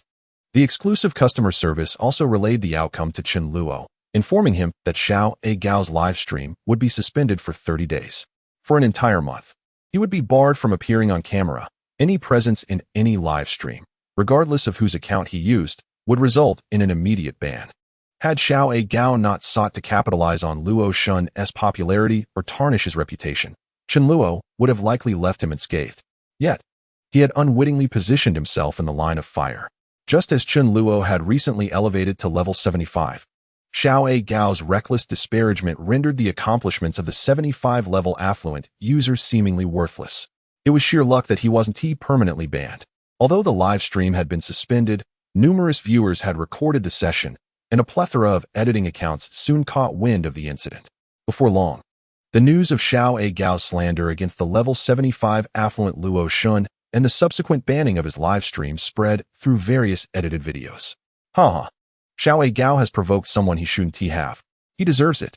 Isn't it better to be a happy online beggar? Why seek to exploit traffic that doesn't belong to him? Now, who would dare to question Luo Shun? Several small streamers attempting to ride the coattails of trending topics hastily deleted their related videos. It appears that Luo Shun's displayed prowess was still insufficient. The value of 2,888 carnival points was not enough to crush all rumors. Reflecting on this, Chen Luo conceived an idea. Since his exhibited strength was lacking, it was time to orchestrate a grander spectacle. Seizing the moment, he decided to fan the flames. Chen Luo composed a message in his phone's notes and subsequently shared a screenshot of his work. Duel at the summit of the Forbidden City. Calling upon all affluent streamers on Douyin for a challenge. Limited to 10 slots. Afraid of lacking opponents? Concerned that you cannot deliver an exhilarating battle of the century? Worried that your carnival points are too plentiful? No one can withstand your formidable prowess? The truly skilled often find themselves lonely as snow, yearning for worthy adversaries. If you are interested, leave a comment in my section. Chen Luo was preparing for a decisive battle at the pinnacle of the Forbidden City, challenging all the affluent users on Douyin. After releasing his work, he voted for himself to trend. In the comments section, he connected with several prominent streamers to broaden visibility and amplify the buzz. Chapter 70. House Inspection and Carnival. The showdown at the apex of the Forbidden City. A challenge to all the wealthy on Douyin. Once the video was shared, discussion skyrocketed. Chen Luo's approach was unprecedented on the Douyin platform. Reflecting on the evolution since Douyin's inception, it had been many years. The summer of 2018, a time fondly remembered, had now passed 6 years. That summer of 2018 was particularly nostalgic, especially with the viral hit The Wind Rises, which had taken Douyin by storm. Today, the platform felt alien. The once vibrant records of beautiful lives, diverse sceneries, and melodies had dwindled. The pressures on the youth had intensified, leaving little room for the dreams of distant joys. As they grew increasingly pragmatic and driven to earn more, in their place emerged an endless stream of provocative female streamers. The explosive popularity of live streaming on Douyin had lured many into the industry, creating a quintessential social phenomenon. Girls would stream while ordering takeout, while boys, exhausted from delivering, would watch live broadcasts. Chen Luo felt as if the female streamers on Douyin were limitless, outnumbering all the female streamers in the world combined. Even with a mere 10 or 1 viewer in the live room, they could broadcast for hours on end. Once the video was released, it was poised to be widely shared. Yet, this was merely the beginning. He needed to generate more momentum to showcase the might of the goddess Luo. A thought crossed Chen Luo's mind. He aimed to demonstrate the power of the goddess to all streamers on Douyin. Currently, the system offered a 50 cashback on gifts, meaning the more gifts he sent, the more money he would accumulate. It would be too frugal to solely send gifts to Su Yue's livestream. Today, Chen Luo decided to be generous, distributing benefits to all streamers across the internet, while simultaneously creating hype for his battle at the pinnacle of the Forbidden City. Although it was daytime, countless streamers were still live. With a simple swipe, the system recommended many female streamers. Intrigued by an engaging stream, Chen Luo clicked to watch. If something piqued his interest, he would send gifts. In a live room, a female streamer donned a white sports tank and gray yoga pants, broadcasting from a gym. She seemed to be a fitness streamer, and gifts could prompt her to perform various exercises: squats, jumping jacks, push-ups, dumbbell workouts, hula hooping, and skipping rope. Level 75 user Goddess Luo has entered the live room. Upon seeing the account Goddess Luo, the female streamer became ecstatic. Oh my goodness! Who is here? Welcome. Level 75 affluent user, Goddess Luo. Please don't leave. I have talents. I can dance. I can work out. I can do yoga. Goddess Luo, look at my figure. Her enthusiasm was palpable, and Chen Luo remained silent, taken aback by her eagerness. The female streamer commenced her performance, positioned sideways before the camera, her pelvis distinctly protruding. Chen Luo found it challenging to ascertain the extent of her training, yet the visual impact of her yoga pants was undeniably pronounced. Lo Shen sends sunglasses 66. Lo Shen sends Carnival 1. Lo Shen, let us begin, I want to see you squat. Upon witnessing the carnival gift, the streamer erupted with excitement, her voice dripping with enthusiasm. Ah, thank you, Lo Shen, for the carnival. Thank you for the sunglasses. Lo Shen, I will squat right away. Let me finish with the sunglasses first, and then I'll tackle the carnivals 1, 2, 3, 10, 11, 20, 21. The voluptuous peach turned her back to the camera and commenced her squats, seemingly unfazed by the prospect of exhausting herself. Lo Shen appeared in the live stream, showering the room with gifts, prompting numerous viewers to join in the chatter. Lo Shen, I'm here. Gorgeous. 666. Lo Shen is quite the entertainer. Wow. Lo Shen is truly enjoying this. It's exhilarating to witness such thrilling content right upon entering. Simply magnificent. Seeing the fervent audience, Chen Luo felt he could leverage their enthusiasm. Lo Shen, are there any appealing streamers? Type them on the screen. Lo Shen, let us surf the net together. Witnessing the level 75 affluent Lo Shen inviting them to explore online streams, the lively crowd quickly became animated, flooding the comments with their favorite female streamers. Chen Luo too was curious about their tastes, wondering if their preferences aligned with his own. It appeared multiple comments were mentioning the name of a particular streamer. Intrigued, he searched for a streamer named Cici. Level 75 user Lo Shen has entered the live stream. Lo Shen sends Carnival 1. Lo Shen, dance. This particular streamer specialized in dance performances. Without hesitation, Chen Luo sent a carnival gift her way, prompting many viewers to follow suit. Oh my, Lo Shen has arrived. My goodness, Lo Shen, I was just watching your recorded clips in the streamer group. Thank you for the carnival. I'll start right now. The dance commenced. Clearly showcasing her proficiency, she began to groove effortlessly. This driving dance had previously surged in popularity on Shark Live, and it was a signature routine for nearly every dance streamer. As the rhythmic music played, the female streamer began her performance, evoking memories for Chun Luo of past Shark Live stars, Mina, Su-an, Mi-air, Wang Ji-dao, Nen Mei, and the Korean Yoon Soo-won.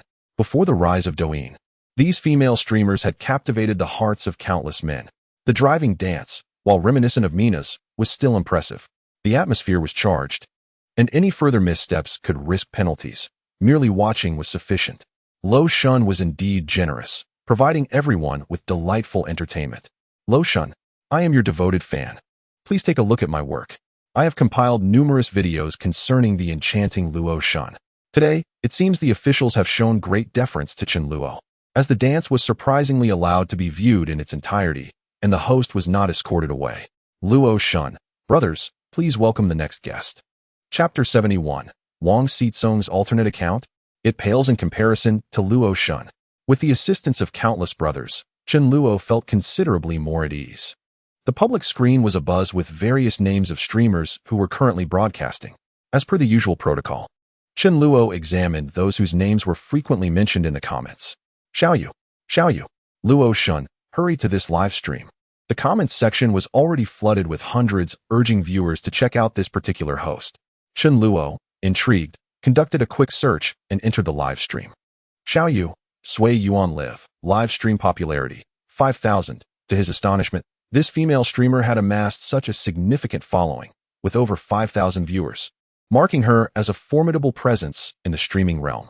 The host, known as Xiaoyu, appeared slender and fair, with a pleasing visage, although her physique bore a somewhat youthful stature. Level 75 user Luo Shun has entered the live room. Upon entering, Chen Luo's account was met with a customary welcome from the hosts. However, it seemed the streamer was oblivious, continuing her monologue. What are you up to? I'm just staying home today, not going anywhere. Just chatting live for a bit.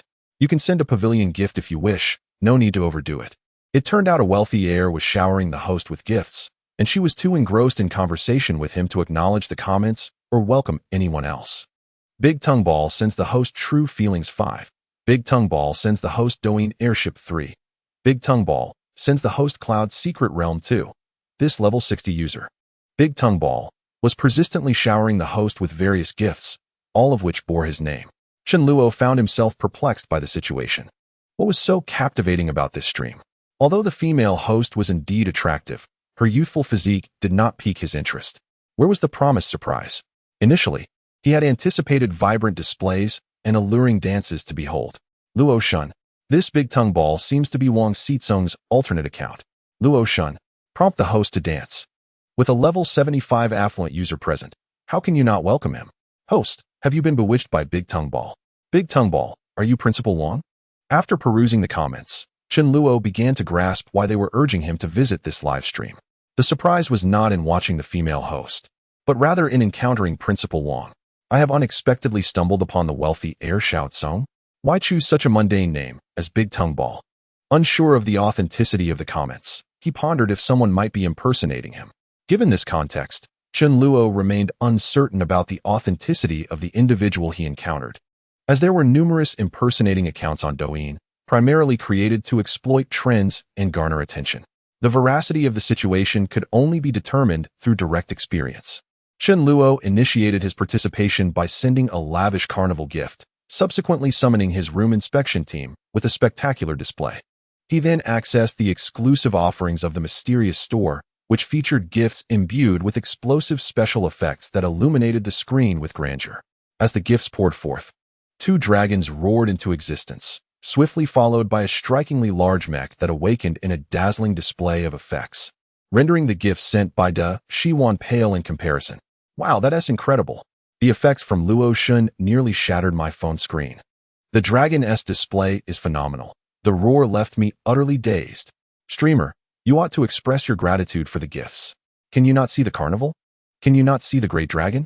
Laughter erupted in the chat, signaling the onset of an entertaining spectacle. Principal Wang, the 75-level prodigy Luo Shun, is in the house. Brothers, quickly record this. The show is about to begin. The female streamer, Xiao Yu, appeared remarkably unfazed by the gifts bestowed by Luo Shun, as if a 75-level tycoon meant little to her. "Thank you for the gifts," she uttered lightly, then fell silent. In her mind, she pondered the insignificance of a 75-level tycoon, especially when compared to her esteemed older brother, De Shiwan, a top-tier wealthy heir and the nation's beloved darling, whose casual spending dwarfed any challenge posed by others. Meanwhile, in a luxurious 5-star hotel, the affluent heir Wang Xizong viewed the vibrating gift effects on his phone with a hint of displeasure. "Who is this? I merely clicked on an exhibition. And here you are flaunting yourself. Just because you're a 75 level, do you think you can act so grand?" He promptly dispatched 10 of each gift, amounting to a staggering 100,000 yuan, an amount he considered as trivial as buying a bottle of water. Upon witnessing Principal Wang's extravagant display of limited gifts, the live chat erupted in excitement. Many fans, waving banners of their beloved streamer Xiao Yu, appeared to be longtime supporters. Principal Wang has made his move. Impressive, indeed.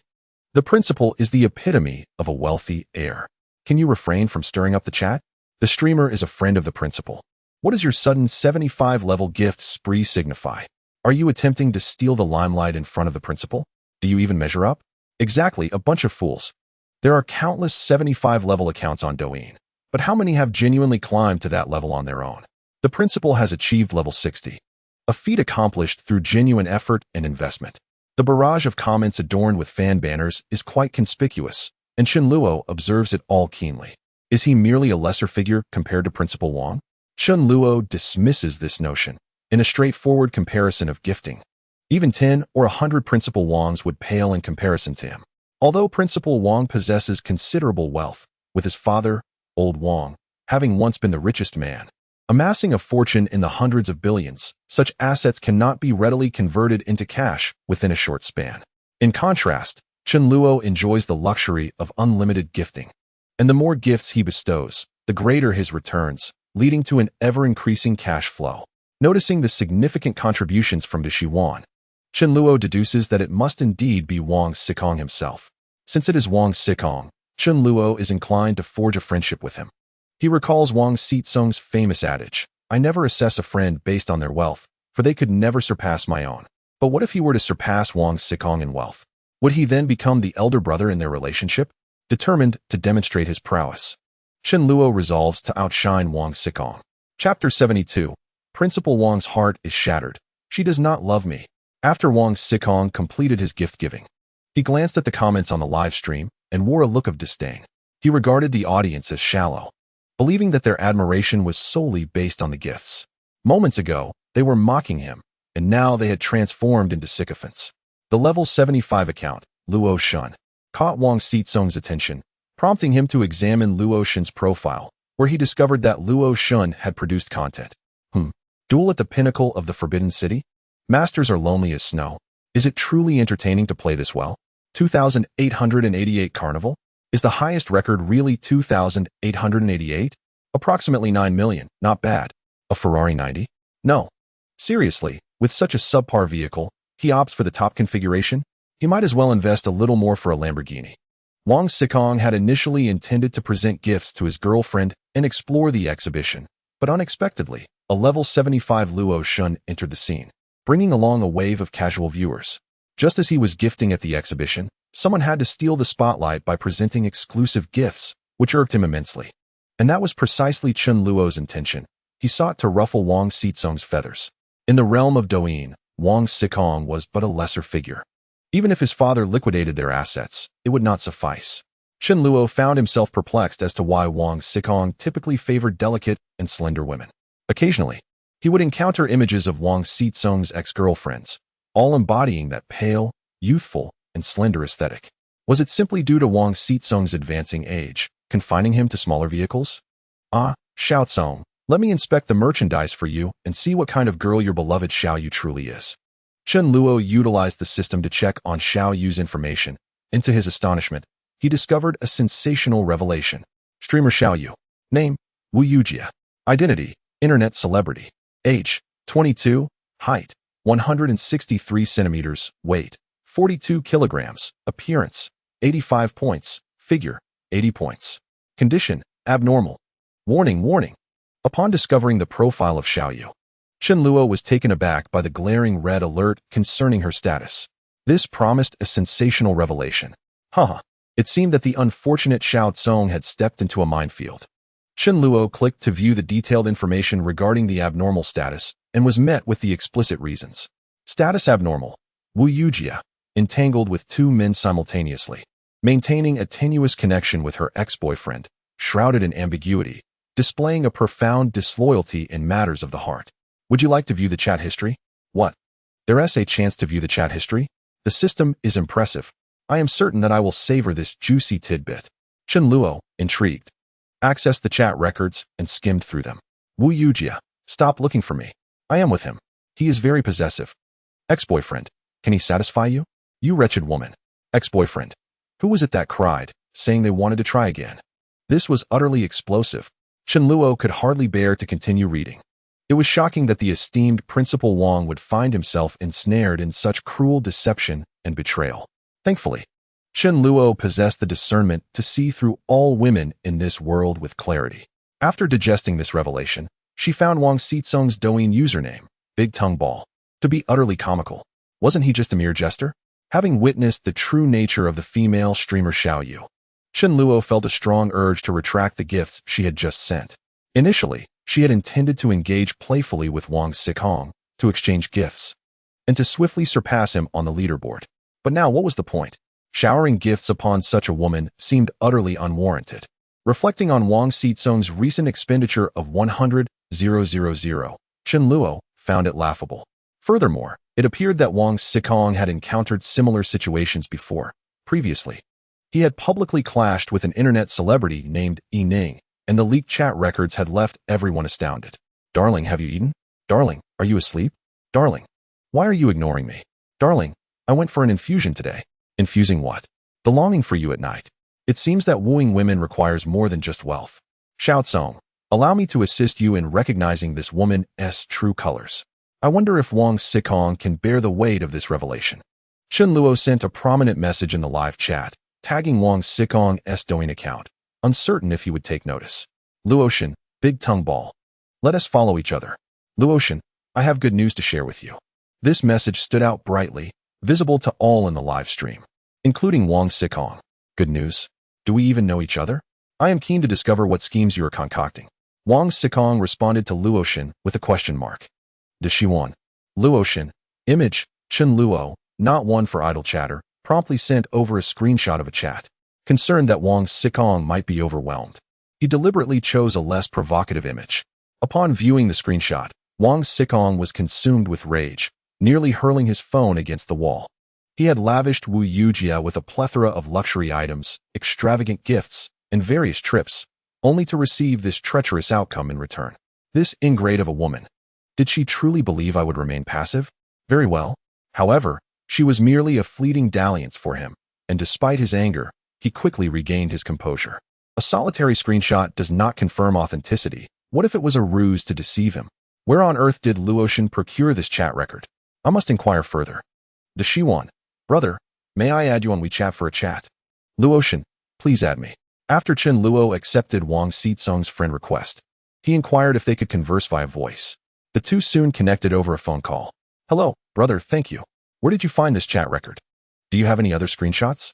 With just this one, I cannot ascertain its validity.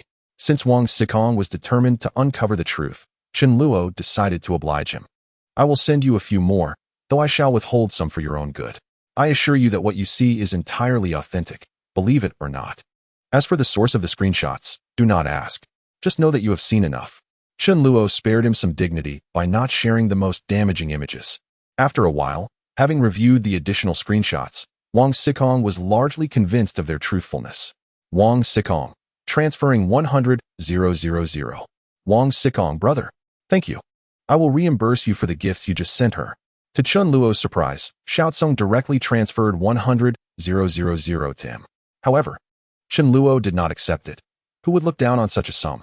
At level 75, was he not concerned about his pride?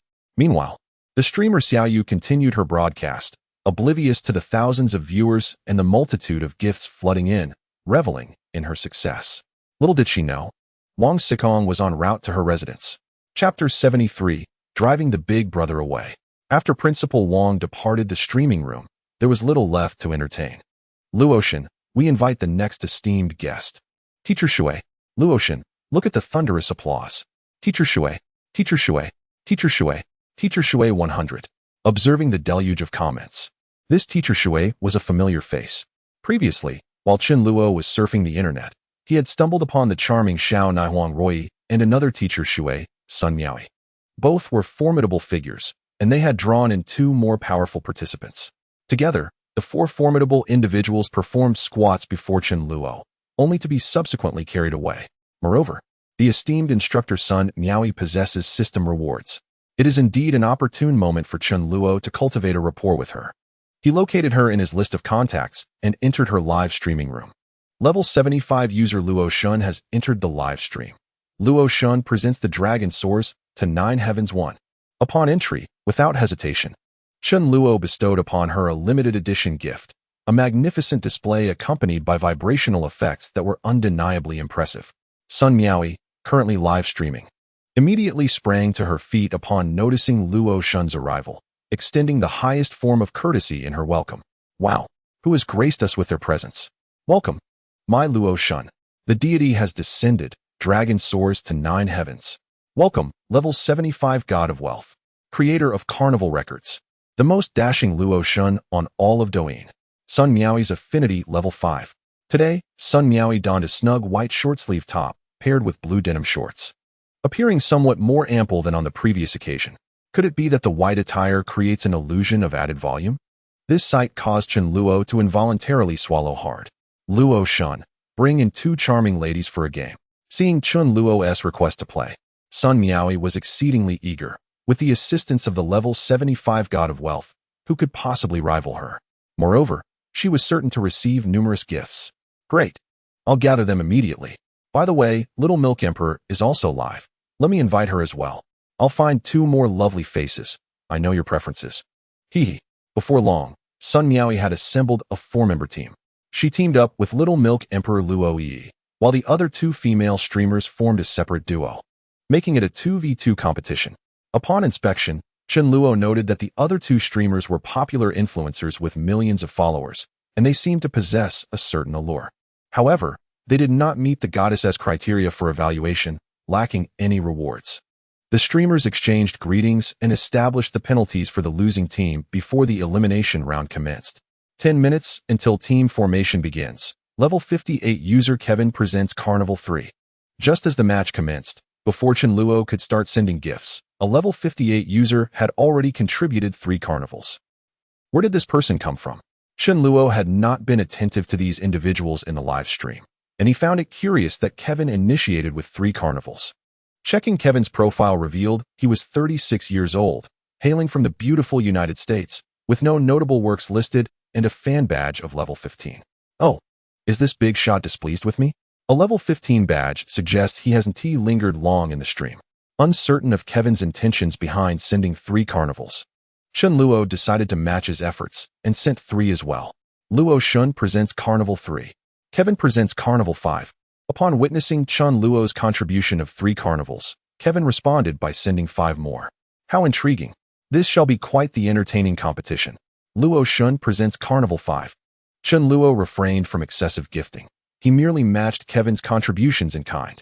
Kevin was incensed. She had devoted herself to the live stream for an extended period, her fan light board reaching level 15, and had generously gifted numerous presents. However, she had never witnessed the host display such fervor. To her astonishment, a level 75 user arrived, and, upon gifting a single dragon, the host erupted with excitement. In the live stream, a fierce competition ensued as the affluent level 75 user showered gifts, drawing an increasing crowd to the spectacle. Brothers, I've just joined. What is happening? The atmosphere seems a bit off. Who is this Kevin? Is he competing with the Lord of the Gods? Confusion lingered as the Lord of the Gods announced intentions to engage the host, prompting Kevin to suddenly emerge and contribute to the celebration. Before long, the combined efforts of the 2 escalated the health bar to an astounding 2 million, fulfilling the conditions for immediate victory.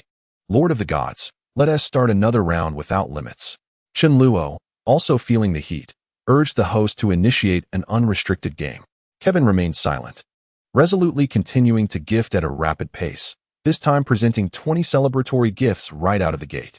Kevin gifts 20 celebratory items. Lord of the Gods gifts 100 celebratory items.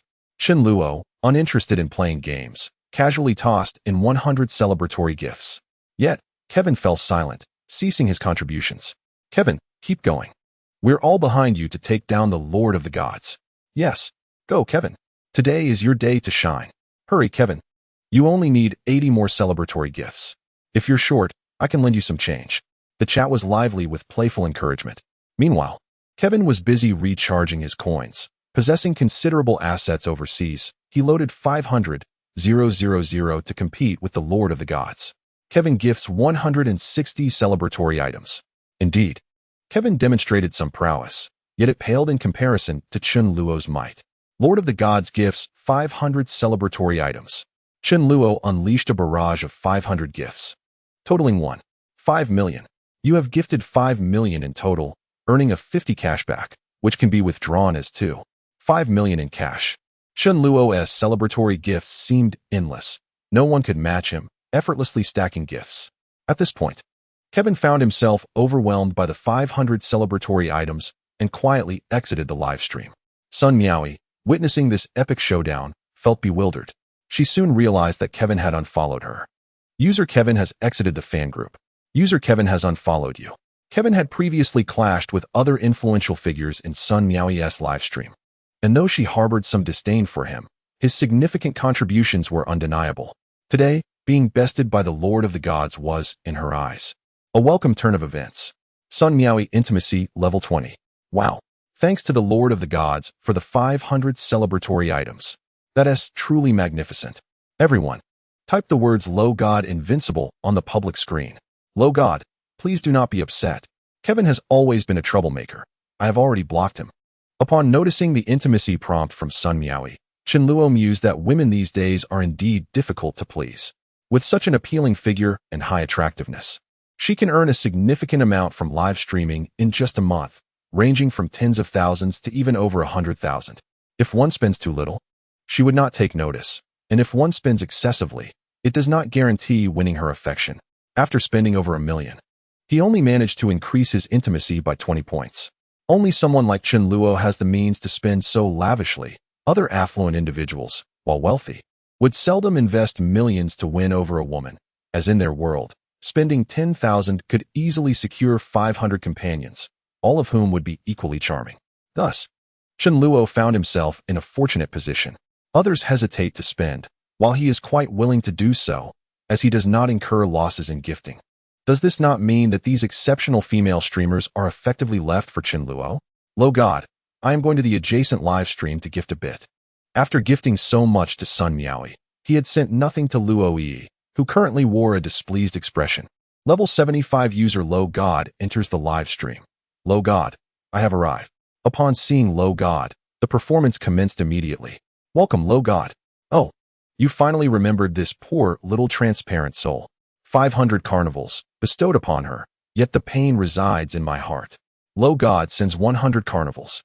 Relationship with Luo Yi increased by 10.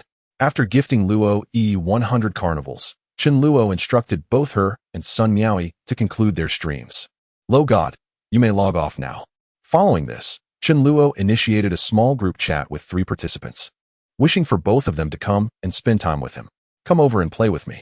I have been quite bored lately. Jean City is rather entertaining. Have you been there?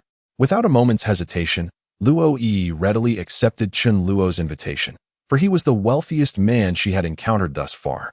Unlike other affluent individuals who flaunt their wealth without sharing, Chen Luo was notably generous, often spending at least several tens of thousands at a time. Today, he even gifted 100 carnivals, amounting to 300,000, enough for a down payment on a house.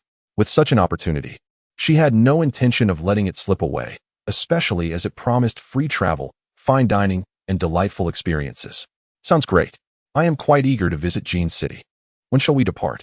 After some contemplation, Sun Miaoi also agreed, having just received over 1 million in gifts, leaving no reason to decline. Moreover, The prowess exhibited by Lo God was far beyond that of an ordinary wealthy heir. I, too, wish to take a break from streaming for a few days and unwind. It has been ages since I last went out to have some fun. I wish to visit the giant pandas.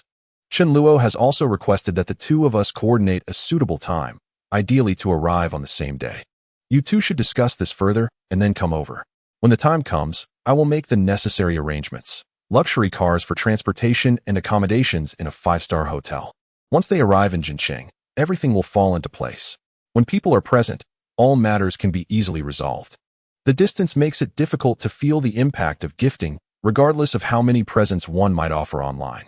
The power of money is considerably diminished in the virtual realm. In reality, purchasing a car worth $1 million or a house valued at $5 million is an entirely different experience than spending the same amount on online gifts. It is essential to engage with the tangible world. This scale of experience is exceedingly rare, often only visible on the internet. Many individuals may never encounter it in their lifetime. Ordinary people are unlikely to ever experience it, relegated to viewing it only in films. Now, Chen Luo is set to personally embrace this dream. Chapter 74. The Arrival of the Goddess, a Carnival of Generosity. After resolving matters concerning the two women, Chen Luo continues to explore streaming rooms with his friends, surfing the internet at exhilarating speeds. Today's focus is on a grand distribution of wealth across the web. Anyone who participates in performances or showcases their talents can receive the carnival gifts bestowed by the goddess.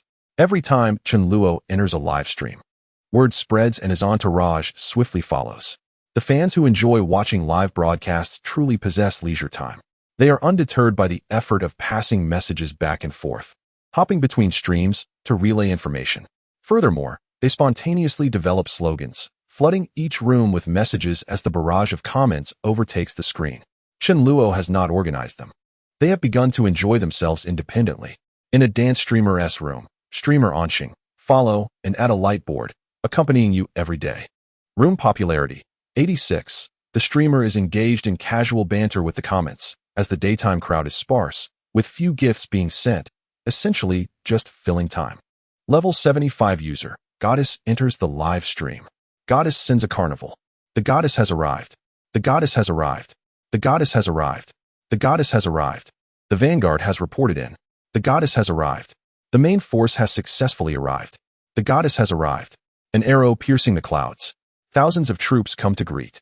Room popularity, 10,000. What was once a room with only a few dozen viewers suddenly swells with the presence of a level 75 super supporter, who, without uttering a word, gifts a carnival. The room's popularity skyrockets, reaching 10,000 in an instant, as if in a dream. Ah, what just happened? So many people. Did my room really reach 10,000?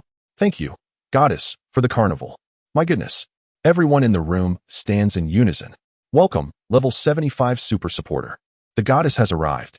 The female streamer Onxing immediately leaps from her chair, bursting with excitement. Upon witnessing Onxing rise, Chen Luo was taken aback, realizing he had stumbled upon yet another significant surprise. Do the brothers truly revel in such grand spectacles daily? Nevertheless, the allure of these performances is undeniable, particularly when the dancers take to the floor with such grace. Lo God, dance swiftly. It is captivating and deserves applause. Lo God, I shall commence immediately. Allow me to present a flute dance. Indeed, as a professional dance streamer, she wasted no time in showcasing her talent, launching straight into an enchanting display of flute choreography. As the rhythmic melodies filled the air, the atmosphere in the live stream became electrifying, especially as the music reached its crescendo. The streamer seamlessly incorporated mimicking the act of playing the flute into her dance. Her performance was nothing short of spectacular. It was evident that she had dedicated considerable time to practice, and her physique was commendable. Chen Luo could see the effort she put forth, bravely risking her account status to deliver such a mesmerizing performance. Lo God, well done. Splendid. Lo God has sent a carnival 5. During a brief interlude in the dance, Chen Luo utilized the system to peruse information about the streamer Onxing. Her beauty and physique rated an impressive 80, and she possessed a notable presence. Regrettably, the system did not classify her as a goddess. Chen Luo felt he was close to collecting a variety of these remarkable performers. Some. Only one more type was missing, yet those two models were abundantly available. as nearly 70 of girls nationwide fit that description. Among the remaining 30, over 20 were of similar stature. However, those above this size were scarce, with only 5 being available. The truly rare specimens, those exceeding this size, were fewer than 1%, making them extraordinarily elusive. Were it not for the flourishing internet era, which has seen many women become streamers, it would have indeed been quite challenging to find such a plethora of remarkable performers. Now, a streamer of notable stature swayed gracefully, her captivating dance enchanting all who beheld it. Wow, this is stunning. I can hardly contain myself. Streamer, my roommate is about to join. I'm a girl too, and I adore watching.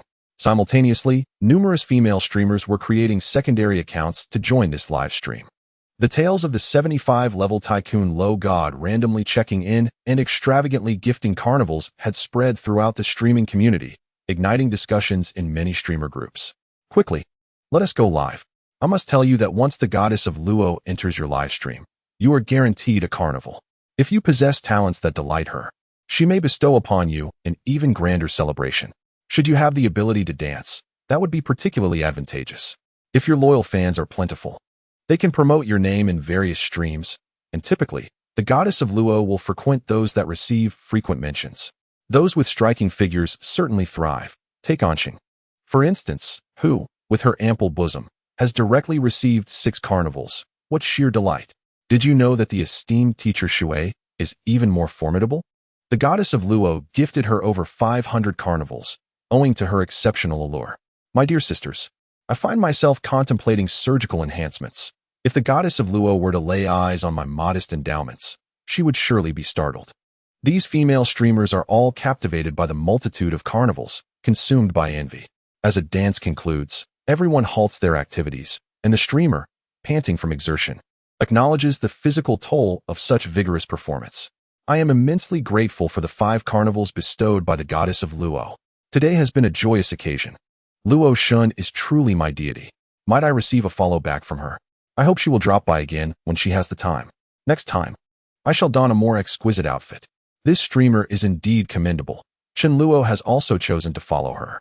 Chen Luo greatly appreciates streamers who express gratitude for gifts and exhibit an enthusiastic performance with a delightful attitude. After sending forth a magnificent dragon, Chen Luo departed the livestream, seeking the next fortunate recipient. After an afternoon of exploration and engagement, Luo Shun has surpassed 300,000 followers. The notifications continue to flood in, with 99 new followers, 99 comments, and 99 likes. Following a period of growth, the video titled The Battle at the Summit of the Forbidden City, which Chen Luo disseminated to challenge all streamers, has attracted a significant wave of attention. Currently, this work boasts 180,000 likes, over 10,000 comments, and more than 20,000 shares. The challenge initiated by the 75-level affluent Luo Shun has also been disseminated among the prominent streamers. Upon witnessing this, the major streamers were instantly invigorated, seizing this rare opportunity. Regardless of the outcome, victory or defeat, participation guarantees immense traffic. Consequently, several key streamers promptly released videos in response, declaring their intention to challenge Luo Shun. Among them, Haishin Gu acted with remarkable speed, keenly perceiving the opportunity within. Brothers, the 75-level affluent Luo Shun on Douyin has initiated the battle at the summit of the Forbidden City. This shall be the most extraordinary event in Douyin's history, unparalleled. I, Haishin, hereby formally accept the challenge. I aim to compete with Luo Shun. Chapter 75. The Rules of the Battle at the Summit of the Forbidden City. Haishin Gu is currently regarded as a leading figure in Douyin live streaming, boasting high popularity and a dedicated fan base.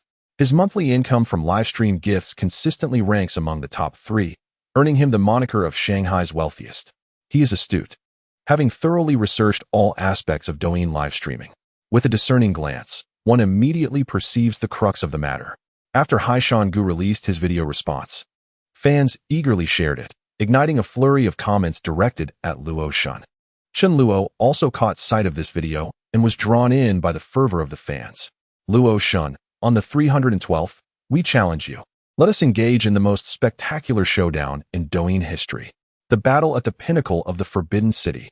To be frank, among the multitude of streamers on Douyin, There are but a few who possess the fortitude to partake. It is only Hai Shan, with his formidable cohesion, who can rally sufficient support to face Luo Shun. Others would likely falter. Luo Shun, how do you intend to conduct this battle at the pinnacle of the Forbidden City? You merely shared a video announcing the duel. Yet you ought to elaborate on the mechanics of the competition. If the total leaderboard is not contested, the 312th will undoubtedly prevail. Luo Shun, your vision for this event is commendable, yet it lacks concrete details, making its implementation quite challenging. Perhaps you could collaborate with Haishan Gu to devise a more comprehensive plan for the event. Upon reviewing the comments of the fans, Chen Luo found merit in their observations. The notion of this grand duel was indeed a spontaneous inspiration, yet it was void of specific rules and regulations. How will this monumental battle be executed? When shall it occur? Who is eligible to participate? What are the rewards or penalties for victory or defeat? All these parameters require careful deliberation. Chen Luo, not particularly versed in this domain, considered reaching out to Haishan Gu for a discussion. Noticing that Haishan was currently live-streaming, Chen Luo decided to join his broadcast. Haishan's live room, 60,000 viewers during the daytime. Haishan's stream attracted over 60,000 viewers, highlighting his remarkable ability to galvanize his audience. Observing Haishan in action, Chen Luo sent a token of support, propelling his ticket count to an impressive 1 million. Level 75 user Luo Shun enters the live room. Luo Shun gifts 30 carnival tokens. Brothers, the 312th Brigade. Let us continue to rally support. Securing second place is our goal. In this round, the first and second will penalize the third and fourth. Huesin, 30 carnival tokens.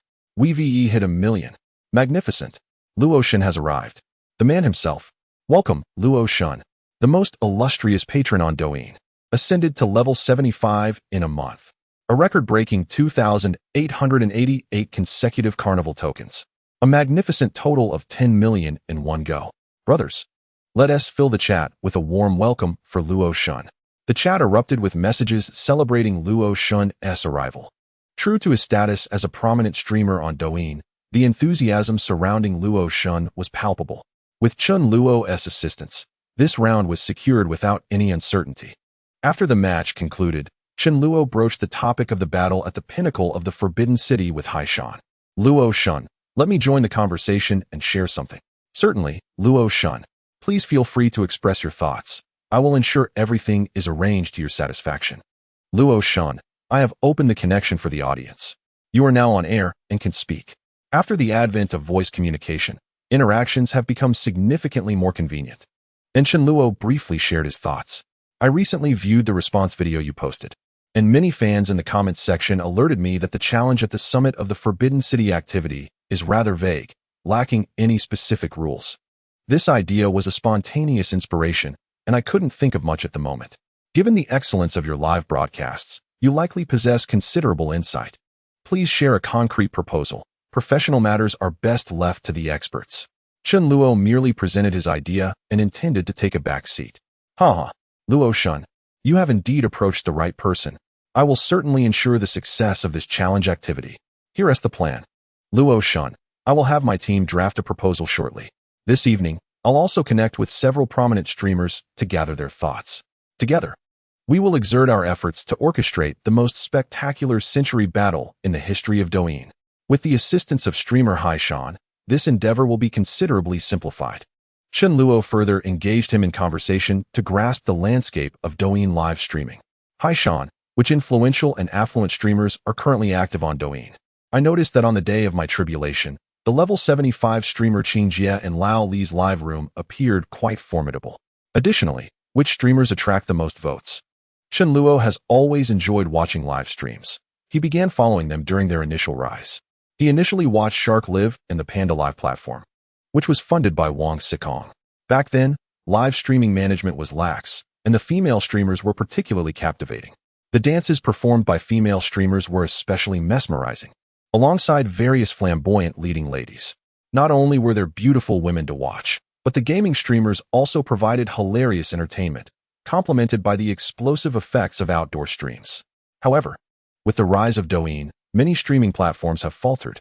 Currently, entertainment content reigns supreme on Douyin.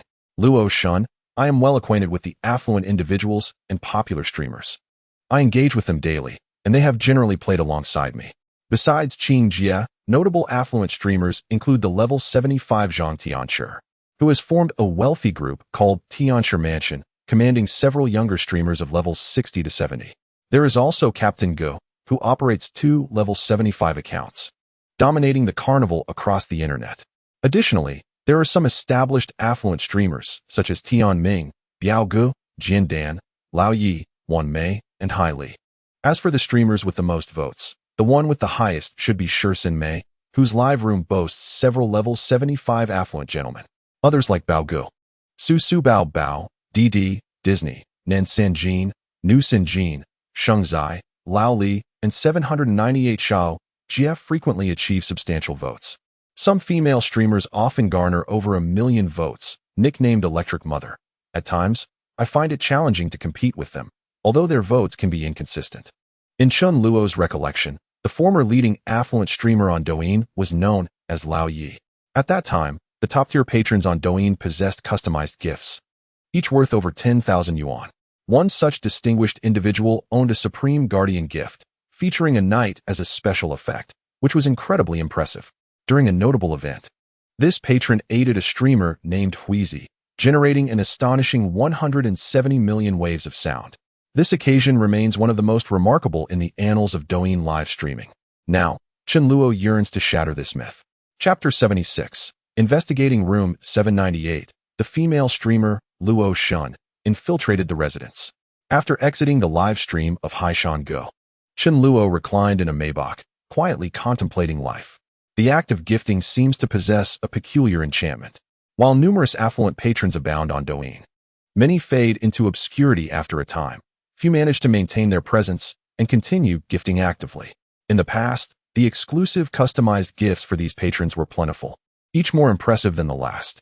Examples include Kuanping's 10,000 Miles, the Roar of the Mad Master, the Tsang Wolf of the Clear Moon, the Phantom's Arrival, Dragons Soaring the Seas, the Love of the Divine Eagle, Golden Phoenix's Attire, the Golden Guardian, the Supreme Protector, and Setting Sail. These gifts were uniquely personal, available solely to their owners, representing the pinnacle of status. However, for reasons unknown, Douyin subsequently removed all these gifts, leaving the patrons without their exclusive items. The most expensive gift became permanently capped at 3,000 yuan. Moreover, significant changes were implemented in the live streaming environment. The precise number of viewers was concealed, rendering the once visible figures of hundreds of thousands or millions into a vague count of 100,000. The same applied to the viewership numbers, which no longer showcased millions, tens of millions, or even billions. Regardless of the number of votes cast, only 1 million was displayed. At times, excessive gifting would result in the complete disappearance of the view count. This diminished the thrill of gifting significantly. It would be splendid if the live streaming experience could revert to its former glory, allowing visibility of the actual audience and the total votes cast. Such transparency would be awe-inspiring and exhilarating. System, are you there? Is there a way to modify Douyin's live streaming features? Host, it is feasible. Once we acquire shares in the Douyin group, we can proceed with the modifications, be it altering the live stream or reintroducing customized gifts. When can we achieve that? Come on. A mere Douyin group shouldn't be too challenging for you. Host, we are nearing completion. The system is currently making waves on Wall Street. Once that is wrapped up, we can commence this matter. System, you've got this. I eagerly await your good news. Chen Luo remained oblivious to the specifics of the system's endeavors. Nonetheless, the system worked diligently for him, with the profits and rewards belonging solely to Chen Luo. He bore no worries, as the system toiled quietly behind the scenes, demonstrating remarkable understanding. In the evening, after dining, Chen Luo returned to his room and resumed browsing Douyin. Feeling rather bored at home, without any companions, he could only seek solace in the female streamers to alleviate his ennui. Chen Luo opened the live streaming platform, eager to explore the dance performances of female streamers. As he scrolled through the live broadcasts, he found an array of rooms devoid of engaging videos. After watching a few, none captivated his interest. Many streamers donned masks or employed special effects to obscure their faces, a rather unfortunate sight that even the formidable beauty filters of Douyin could not remedy. Teacher Wang from 798? This is the most heartfelt streamer from Jiangnan, known as Teacher Wang of 798. Intrigued, Chen Luo entered Teacher Wang's live stream to see what was unfolding. Level 75 user Luo Shun enters the live room. Teacher Wang was engaged in a match against a streamer named Jean Shania. They appeared to be familiar with each other, leaving their microphones open as they exchanged playful jabs while soliciting votes. Come on, everyone. Help me defeat Jean Shania. If I lose, she has to dance. Her dancing is absolutely delightful. Wow. A level 75 VIP has joined my stream. Is that the formidable Luo Shin? Welcome, Luo Shun. Haha. Jean Shania is doomed this round. Teacher Wang, brimming with excitement, danced with enthusiasm at the sight of Luo Shun, believing victory was assured. Typically, their matches saw modest vote counts, ranging from 20 to 80,000 votes. However, with a level 75 VIP in the mix, a few votes could guarantee a win. In the spirit of supporting Jiangnan's most heartfelt streamer, Chen Luo decided to contribute a token of appreciation. Luo Shun gifts Teacher Wang 5 carnival tokens. Haha, thank you, Luo Shun, for the 5 carnival tokens. The most handsome Luo Shun in the world. Help me vanquish Jean Shania. Jean Shania's expression was utterly amusing, her face contorting in disbelief. With a level 75 VIP backing Teacher Wang, her smug demeanor was hard to resist. Conversely, Jean Shania appeared disheartened. Keep the love flowing in 798 and 798 welcomes Luo Shun. Teacher Wang was indeed fortunate. Luo Shun had graced her stream, ensuring a certain victory. Luo Shun, please assist Jean Shania. Her dancing outshines that of Teacher Wang. Curious, Chen Luo opened Jean Shania's Douyin profile, discovering a prominent influencer with over 6 million followers. Possessing an air of elegance and a striking figure that far surpassed Teacher Wang's. Undeterred by Teacher Wang's confidence, Jean Shania declared, Teacher Wang, don't celebrate too soon. With a captivating background track, she rose to her feet and began to dance. Her enchanting movements and alluring gaze, coupled with an inviting gesture towards Teacher Wang, were spellbinding. Increase the intensity. Draw Luo Shun in. Dance performances are all about Jean Shania. Soon, Teacher Wang will be in tears. Haha, Sister Shania is simply stunning. Luo Shun will undoubtedly come over. Witnessing Jean Shania's captivating performance, Chen Luo felt a pang of sympathy. Luo Shun gifts Jean Shania 10 carnival tokens. At this moment, Teacher Wang truly began to despair. Ah, Luo Shun, come back. Woe is me. I can dance too. Luo Shun, please look at me. Teacher Wang immediately stood up, desperately twisting and turning as the two engaged in a fierce contest for affection. It was truly captivating. Chen Luo found himself at a loss as to whom he should assist. Each had their own merits, yet Jean Shania seemed to possess the upper hand. Be it in beauty, figure, or dance, she outshone Teacher Wang. The only lament was that Jean Shania spoke with a northeast accent, which diminished her otherwise aloof and regal demeanor whenever she spoke. Luo Shun, why not invite 2 more people to join? You form a group, and I will assist you. Teacher Wang then brought 2 female streamers into the mix. 798 Mountain Cat has joined the call. 798 Xiaodian has joined the call, seeing the names of these 2 streamers adorned with 798. Chen Luo felt as though he were fishing, drawing them in. Mountain Cat, Xiaodian, please rise. Extend the utmost courtesy. Welcome our esteemed level 75 tycoon, Luo Shun, to the 798 live room. Welcome, Luo Shun. Greetings, Luo Shun. I am Mountain Cat. Meow. Welcome, Luo Shun. I just watched your recording. You are truly magnificent. With such enthusiastic greetings, Chen Luo reciprocated with a carnival gift for each. Just then, the public screen displayed the arrival of the most passionate figure from Jiangnan. Tong 798 has entered the live room. Tong 798. Welcome, Luo Shun.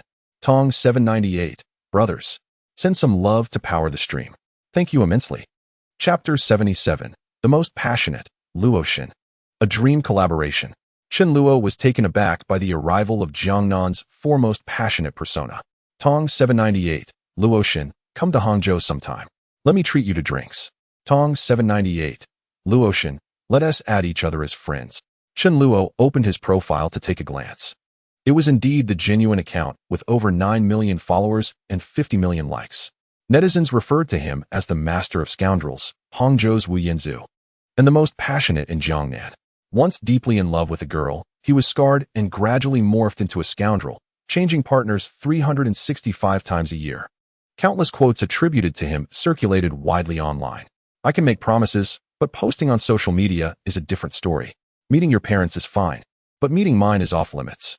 My intent is to ensure your heart knows no other woman, not that you should have none beside you. If you plan to return home tonight, you should do so now. When assessing a girl, first look into her eyes. If she does not gaze back, then you may admire her legs. If someone can sway your emotions, do not hesitate to sever ties. Cast a wide net. First address quantity, then quality. You may all adore me. I shall never collapse, for I am but a ruin. He taught countless young men how to cherish themselves and transformed the song Girl into his personal anthem. Chen Luo often encountered clips of his videos. But as he streamed on a different platform, Chen Luo had not downloaded it, and thus had never witnessed his live broadcasts. Under his leadership, the hosts under his banner have taken to live streaming on Douyin, significantly amplifying his traffic on the platform. Luo Shen, Little Tong, shall we connect? Typing is cumbersome. Jiangnan's foremost romantic expresses a desire to add him as a friend, and Chen Luo is equally eager to make his acquaintance. However, typing in the live chat proves to be too tedious, so they decide to connect as audience members and converse via voice. The collaboration between Luo Shun and Jiangnan's foremost romantic ignites a surge in popularity for Teacher Wang's live stream, drawing in an astonishing crowd of over 50,000 viewers. The live chat is bustling. Are you all here to see Tong and Luo Shun? If you haven't yet, do check out Luo Shun's works. He also possesses a 90. Similar to Tong's. I've opened the line for connection. Feel free to join us. After finishing his classes, Tong has been surfing Douyin, exploring various female streamers to see if any suitable candidates might be invited as his live guests. Upon noticing that the 75-level tycoon Luo Shun has entered the 798 live stream, he promptly rushes over. Earlier that day, they had discussed in their group about Luo Shun, the wealthy tycoon known for his generosity, who delights in sending gifts to female streamers across the internet. Moreover, he possesses a natural draw, capable of attracting over 10,000 viewers with just one gift. They had been speculating on when Luo Shun might grace their live stream, and lo and behold, he appeared that very evening. After connecting with Tong, Chen Luo greeted him warmly. Tong expressed his intent. Luo Shun, I find your event, Battle at the Forbidden City, exceedingly intriguing. Might we send a host from 798 to participate? This event promises to gather the most formidable streamers on Douyin, and coupled with the Battle of the Century, the exposure would be immense. Although Tong himself does not stream on Douyin, he is well versed in the nuances of the platform and recognizes the necessity of involvement in such an event. Luo Shun, my master, Xiao Jie from 798, is currently live streaming on Douyin. He has quite a few influential supporters in his audience and could garner significant votes. Would it be possible for me to have my master Xiao Jie join in? Indeed, Tong's master, Xiao Jie, possesses a commendable following, as Hai Shan has noted, with the formidable tycoon captain frequently bestowing votes upon him. Given that Xiao Jie is a capable streamer, Chen Luo welcomes this prospect wholeheartedly. Certainly, that sounds perfect. I've heard from Hai Shan that your master Xiao Jie is indeed quite competent. I will reserve a spot for him. Having addressed the matter at hand, Chen Luo's playful spirit emerges. With Tong present, the atmosphere becomes even more delightful. An amusing idea strikes him, and he inquires, by the way, Little Tong, do you have any dancers among your 798 hosts currently streaming? If so, please invite them. Or any friends you know would be welcome too. Today, let's have a dance competition. There will be participation prizes of 1 carnival, 10 for the champion, 5 for the runner-up, and 3 for the third place. We can serve as judges and allow the brothers to participate with simple scoring. In a moment of inspiration, Chen Luo decided to organize a dance competition. The viewers in the live stream were thrilled to hear about the new opportunity for enjoyment. Agreed. Agreed. Following the goddess Luo guarantees a delightful spectacle. And we even get to be judges. How splendid. With the collaboration of Luo, Tong, and Dream Team, it was likely that they would gain popularity once again tomorrow. Envy washed over as one admired Luo's daily endeavors. The schedule was packed, providing endless entertainment from day to night, leaving one almost dazzled by the array of beautiful women. Haha, Luo certainly knows how to have fun, stealing the show right in front of Tong. Tong was equally intrigued by Chen Luo's dance competition proposal and promptly rallied the 798 hosts to inform them and encourage participation. Upon hearing about the carnival rewards, several female hosts became animated. It was essentially free money. The participation prize was a carnival, and the champion would receive 10 carnivals, amounting to a staggering 30,000 yuan. Luo, don't rush. I need to change into my battle attire. Teacher Wang, ever the strategist, declared, I must also change my outfit. Seeing Teacher Wang head off to change, the other hosts quickly followed suit, scouring their wardrobes for their own battle garments. Chen Luo, observing their excitement, felt a surge of anticipation, curious about their costume choices. Not forgetting Jean Shania, he encouraged her to join in as well. Jean Shania, go change into something splendid. I have high hopes for you. Before long, under everyone's enthusiastic organization, a total of 12 contestants were assembled. Teacher Wang, Xiao Tian, Pu Yitong, Mountain Cat, Jean Shania, Xiao Jing. The live stream shifted to a multi-person connection, allowing everyone to join. Teacher Wang took on the role of host, briefly outlining the rules of the competition. They adopted a straightforward scoring system, with a maximum score of 10 points contributed by Chen Luo, Tong, and the audience, with the highest total determining the winner. Everyone understands the rules, right? The audience will vote, and the score with the most comments will be chosen. Each participant has only one opportunity. There are no revivals or eliminations. It's a single decisive round. Before the competition commenced, Chen Luo graciously gifted each participant a carnival, ensuring their participation rewards were secured. Upon receiving their prizes, the 12 charming female hosts collectively expressed their gratitude to Luo. Wow. Thank you for the carnival, Luo. Luo is so handsome. He is my idol. Luo, you will always be my number one, with Tong a close second. I love you, Luo. Please give me an extra point later. Having wealth is indeed a blessing. It was akin to being the center of admiration, enjoying a royal treatment. Chapter 78, Airport Reception. Are you ready, brothers in the live stream? The 798 dance competition officially begins. Let me kick things off with a performance of Kukai. Teacher Wang was the first to appear, having changed into a striking ensemble of a black leather skirt paired with stockings and a delicate camisole. As her sultry dance commenced, the atmosphere in the live stream room instantly surged. Indeed, it was Teacher Wang, the esteemed instructor from 798 Dance. Her reputation is well-deserved. A score of 9 for you. 10 points. 10 points. 10 points. Brothers, I'm giving a full 10. The dance was impressive. Alas, her face left something to be desired. I'll rate it a 6. After Teacher Wang's performance concluded, Chen Luo awarded her an 8, while Tong gave her a 7. The audience's comments predominantly featured scores of 9. Teacher Wang's total score, 24 points. How could you, Tong? To give me a mere 7. I despise you. Upon seeing Tong's score, the audience erupted into laughter, confirming the rumors. Tong 798. Is Teacher Wang truly that unfortunate? She wouldn't even accept pity votes, haha. Teacher Wang's plight was truly disheartening. She had a chance to win, but was swiftly backstabbed. The second performance was by the female anchor Pu Yitong. Dressed in black shorts and stockings, complemented by a white shirt, exuding both innocence and allure, accentuated by her golden locks. Clearly, she was no ordinary performer. Hello everyone. Greetings. Luo Shun. Hello Tong. The dance I will perform is String Puppet. This dance, leaning towards a Korean style, was exceedingly sensual, and with her slender waist and fair long legs, she captivated the tens of thousands of viewers in the live stream. Pu Yitong. Pu Yitong. She surpasses Teacher Wang. I'm giving her a 10. 10 points. 10 points. Teacher Wang is nothing but trash. This dance is phenomenal. It deserves a full 10. The screen was awash with comments, all giving 10 points, indicating a strong consensus on the quality of her performance. A few minutes later, the brief yet enchanting dance concluded, leaving everyone wanting more. Compared to Teacher Wang, Pu Yitong undeniably overshadowed her, appearing youthful and vibrant. Chen Luo also awarded her a commendably high score. Luo Shun 9 points. Tong 798, 9 points. Audience, 10 points.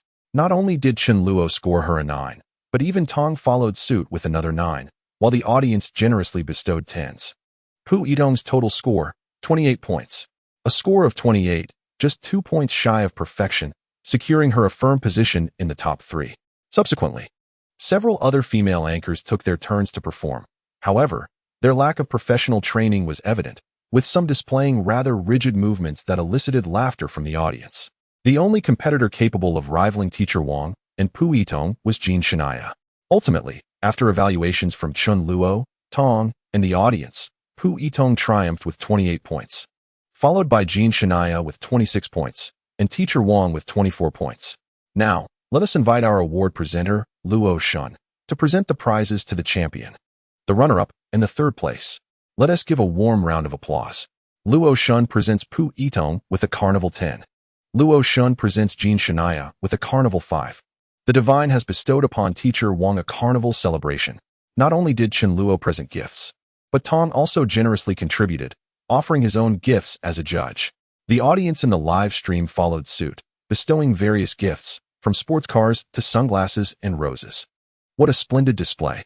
Gratitude to Goddess Luo, thanks to Brother Tong, and appreciation to the brothers in the live stream. Thank you for the plethora of gifts. For those who enjoy watching dance, feel free to follow. I appreciate everyone. Let me share a lucky bag with you all. May we share our fortunes together. Chen Luo followed both Pu Idong and Jean Shania. Having recently checked the system, he noted that both possessed commendable looks, not merely reliant on beauty filters, each scoring over 80 in attractiveness. However, despite their millions of followers, neither was deemed a goddess by the system, and thus, they bore no rewards. Chen Luo adopted a casual approach towards this. Should the opportunity arise, he would engage with them. When it comes to courting, his focus remains on those who possess accolades. After adding the two as friends on WeChat, Chen Luo closed Douyin. Having spent an entire day live streaming, he felt a bit fatigued. After responding to a few messages from the ladies, he succumbed to slumber. The following day, Chen Luo transferred 1 million to his father, Chen Guofu. They certainly wished to keep a close eye on the house renovations. Previously, he had given them 500,000, and with the additional million, his parents now had 1.5 million, sufficient for their needs. Once the house is completed, he would arrange for further assistance, ensuring they were more receptive to it. In the afternoon, the renovation design company, which Chen Guofu had contacted, arrived at their home for on-site measurements and planning. After securing the village's approval through connections, the construction area was not limited to the original homestead, but extended to the land beside their house as well. According to Chen Luo's vision, a 3-story villa would suffice, with an emphasis on a spacious yard and a larger garage. He also planned to build a pet house in the yard for cats and dogs, allowing his parents to pass the time. Additionally, he intended to create a game room where they could enjoy playing mahjong. To expedite the renovation process, Chen Luo spoke privately with his parents, offering additional funds to ensure they would quickly present a proposal. Speed was essential, but quality must also be maintained, utilizing high-grade materials and skilled labor. That evening, Chen Luo arrived at Jincheng Airport in his Maybach, ready to welcome guests. Luo Yi and Sun Miaoi had both arrived in Jincheng, now united and awaiting Chen Luo's arrival. Their promptness was commendable, arriving swiftly and effortlessly, justifying the numerous gifts Chen Luo had bestowed upon them. Brother, we have arrived. We are at the airport. Successful reunion. Photographs. Photographs, do they look beautiful? In the picture, Luo Yi and Sun Miaoi are closely positioned together, as if engaged in a playful contest of stature. Along the journey, Chen Luo's Maybach surged forward with remarkable speed, almost as if it wished to sprout wings and soar. Inside the airport, Luo Yi and Sun Miaoi, adorned with masks, sat in a CAF. Luo Yi scrutinized Sun Miaoi, convinced that she was not outmatched. You don't seem particularly tall either. Is this a ruse? I have yet to encounter anyone taller than me, she remarked. Sun Miaoi cast a disdainful glance at Luo Yi, unperturbed by her presence. In truth, she had never feared competition. What can you discern? Do not harbor delusions. You cannot possibly compare with me. Chapter 79, Hot Spring Hotel, A Vacation Journey. Upon exiting the airport, Chen Luo phoned them, urging them to hurry out. Hey, I'm here, come out now. My car is parked outside, a silver and blue Maybach. Look for it. Initially, Chen Luo intended to greet them inside the airport, but reconsidered. Why should he venture inside when he was already driving a Maybach?